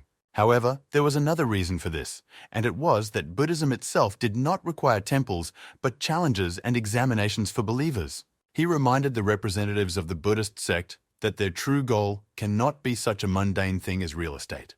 The Buddhists recognized his rightness and the wisdom of his decisions and bowed to him ceremoniously. In fact, John was a little bit cranky, knowing that this generation of Buddhists had not yet lost their thirst for luxury. Finally, Yang returned to the immortal sect's elder with a question about the reward for them. However, it turned out that he was not the leader of the sect, but Susan, and it was her with whom he should talk. She decided to be cunning and not ask for any gifts directly. Instead, she asked the boy about his vision for the future of her clan. The guy had the answer because the problems of the demonic clans were on the surface, as were the methods of solving them. He immediately explained his thoughts on how to organize the management of various sects, which should lead to overall growth. Jan's policy in this matter was quite simple. Make the pie bigger, not try to grab a bigger piece. Especially not to try to put spokes in the wheels of more successful sects, as demonic clans used to do. This was a rather new idea for them, as they had never thought about such a model. My new thoughts were actually quite simple. There is work, and there is something else, and you need to concentrate on work. The demonic sect has always been extremely strong and focused on fighting other people of its kind. The guy only offered a way where every member of the community could help everyone else without unnecessary obstacles and losses. Susan, who had been silent all this time, finally intervened and showed an obvious fact from the history of demonic clans that confirmed the boy's words. She wanted the revival of her own clan and did not want to repeat the mistakes of the past that led to such a deplorable state of the present. Her decision was quite simple. None of the demonic sects possessed such an important and powerful artifact. Susan was very persuasive, and everyone knew how dedicated she was to the cause of demonic cultivation. No one could find counter-arguments to her words, and knowing her strength and stubbornness, few people were determined and brave enough to confront her. Finally, it came to the fun part, and the victory feast began. Ian quickly got tired of the loud party and decided to take a walk to get some air. When he reached the walls of the fortress, he saw a girl standing looking at the night sky. Susan smiled happily at the boy, and for some reason blushed when she saw his smile. In fact, I wanted to get rid of the pagoda artifact because it was interfering with his death plans, and I decided to try to return it to the girl. However, her answer clearly showed that she did not want to change her mind. Jan smiled at her words and realized that there was no point in continuing the conversation in this vein. After a short pause, Susan smiled a little sadly and informed the boy of her imminent departure. Ian missed her and was grateful for her help in the battle, so he wanted her to stay a little longer. In response, she smiled at him and hinted that his visit to her was not excluded and that he would be welcomed. I was a bit confused by her words, but I really saw no obstacles to visit her one day. Suddenly, she took a quick step toward him, their faces just a few centimeters apart. Ian was ready for romantic kisses, not knowing how else to interpret her behavior.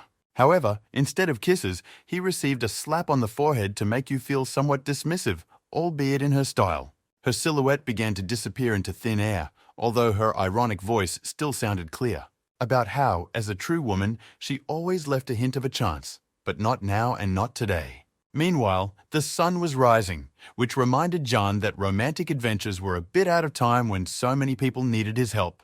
The Zhou Empire and all its components, including the Kingdom of Tink, were experiencing new times and new challenges. And all these right reforms, which John knew from the history of the former world always lead to prosperity, needed his protection. The right to land, to education, to freedom of thought, and no sectarians who will impose their will on everyone around them. To boldly build a new one and not be afraid that it will be destroyed by war or taken away by an aristocrat, this is the life the guy wanted to build. The man and woman had been knocking on the door for quite some time, knowing that sooner or later it would open. Finally, Fiona opened the door, although she didn't want to, and her neighbors decided to give her a comb for some reason. She did not understand why the woman was grateful to her and remained silent while she happily talked about her life. She picked up the comb, and the memory of Lord Jan, the reason she was here now, pierced her consciousness. She recalled how she had been a prisoner of a demonic cultivator, wearing a mask that looked more like a bucket. At some point, Susan decided to explain to her what the future held for her. Susan's cunning knew no bounds, and she decided to let the girl go and let her do whatever she wanted. Fiona immediately rushed to those whom she considered her family. The mortal sects were obviously not happy about you. And although she was formally accepted, she felt humiliated and neglected at every step. At some point, it became obvious that if she remained in the ranks of the immortal sects, she would have an unhappy and very short life.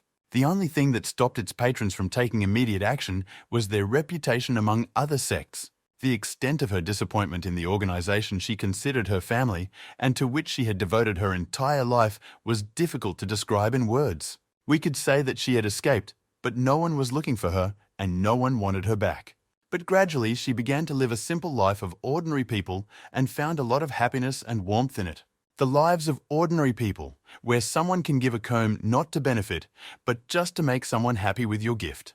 However, this life was also full of dangers and sorrows, and one of them came to the village where the girl settled. The monster had tiger-like features and a huge sword without a scabbard, and its motives were obvious: murder, slaughter, and plunder. There was no way. He was almost 5 times smaller than the creature and had only a small hoe as a weapon. The monster only laughed at this pathetic attempt and immediately attacked, continuing to laugh at the old man. However, his laughter suddenly stopped because Fiona, although she had lost her status in the immortal sects, had not lost her power. At first, the wounded monster didn't even realize what had happened, and there was only one question in his mind. what the cultivator had forgotten here. However, the next moment he fell dead, and any questions ceased to bother his mind forever. Obviously, no one in the village knew her true story, and so the villagers were frightened that such a strong person lived among them. The girl tried to explain something, but she knew it would not help overcome their fear. It was not only because she was strong, but also because immortal sects have been doing terrible things to ordinary people for centuries. The long silence was finally broken by a man who had just almost died at the hands of this terrible monster. He didn't realize that his question would cause Fiona a lot of heartache. She did not answer the question, instead only thanking them for taking her in at the time. With tears in her eyes, she took the first step, as she realized that she would no longer be able to enjoy a peaceful life here. She didn't know what else to say, and to be completely honest, words were superfluous. She went up to where she could see the whole village and heard a familiar, ironic voice that now had a note of sympathy. She finally understood why Susan had let her go, but it didn't make it any easier. The girl had already moved on, not intending to continue this conversation, but the demonic cultivator still found a way to interest her. She was holding a pill in her hand that was supposed to restore the girl to her former appearance by removing the curse. Although there was a price for everything, Fiona was willing to pay it, especially since she understood perfectly well why Susan needed it. King Meng and his companion reached the reservoir that was the landmark by which the border was determined. They traveled together, keeping their identities secret. Meng was not a fool. Although he was tough and quick to make decisions, he never shied away from using other people's methods because they were other people's. Although rumors about the prosperity of the neighboring province came from various sources, William was sure that they were, if not lies, then great exaggerations. Finally, the men arrived in the village and could see with their own eyes the changes brought about by recent reforms in the empire. Indeed, the village did not look devastated or poor at all, although this is exactly what it should have looked like after the nightmare of the hungry months. Meng was in a hurry to take a closer look at the cement slabs that Lord Yang had recently introduced. But in the next moment, he jumped up in surprise as he saw a whole herd of cattle being led by a local resident. The next thing that caught the king's attention was a school whose students clearly did not come from noble or wealthy families. Meng understood the importance of good roads and education, which were supported by a developed agriculture. While he was carefully observing the students of the school, Lord Yang himself came up to him and greeted him quite kindly. The king's guards, who were instructed to remain inconspicuous, violated this prohibition because the boy was a source of immediate danger. Meng didn't believe in coincidence, so he immediately began to think of ways the boy could have found out about his visit. One way or another, Jan was not hostile and invited him to a more private conversation. The royal guard, who considered any hint a source of danger, reached for their swords. However, the king stopped them, trusting his own intuition and not feeling any danger from the boy. Finally, Meng greeted him according to etiquette and thus accepted the invitation to talk. Yang gestured for the king to follow him, his eyes still showing no alarm or threat. The king paid tribute to the empire and Jan's participation in its rapid development. They were sitting in the cozy garden of the mansion, where the boy had settled and sipping tea. In fact, the negotiations had already begun because it was easy to see the metaphor he was putting into them in his words. However, King Meng did not like word games, preferring direct and sincere words and unambiguous actions. But he still decided to play the game with metaphors, although he was not as good at it as the boy. Lord Ian was obviously a fish out of water in this game and continued to explain the problems of old management systems using tea metaphors. King Meng was tired of games and decided to speak directly, even though two opposing entities were fighting in his soul. The king understood what his title meant and therefore wanted his people to be as happy as possible and to live in prosperity and abundance. But on the other hand, he could not give up his ambitions and power even partially. Yang poured more tea, noting Meng's wit and wisdom and hinting that he understood the dual nature of his feelings. With a smile and without haste, Ian began to explain the kingdom's position in relation to other powers and his vision of the world. Meng frowned because the natural law he knew was that the strong eat the weak. However, John dismissed the king's suspicions with a smile and continued his speech, interspersing it with questions. According to the king, none of the 6 kingdoms was powerful enough to fight the empire, but they did not want to unite either. Meng was truly a patriot and a soldier, because the last thing he would have wanted was unnecessary death and misery for his own subjects. But he was well aware of the political situation around his own kingdom and recognized the need for change, and his next words deeply impressed the boy. By the time Jian got to the capital, the news had already overtaken him by several days. People were happy about this news because, first of all, it meant that no new casualties would be needed in the war. The first thing Jian did was go to the emperor's palace to report on his strange conquests and other adventures. The bureaucrats were generally happy to see the first Yuan control officer in the palace alive. Against the backdrop of his amazing conquest, Jian also had rather positive feelings when he went to report. The emperor was very pleased to see the boy, and even for a second forgot himself and began to speak out of place. But he recovered in time to return to the formal address. First of all, the emperor wanted to know the details of the bloodless conquest of the Mung kingdom.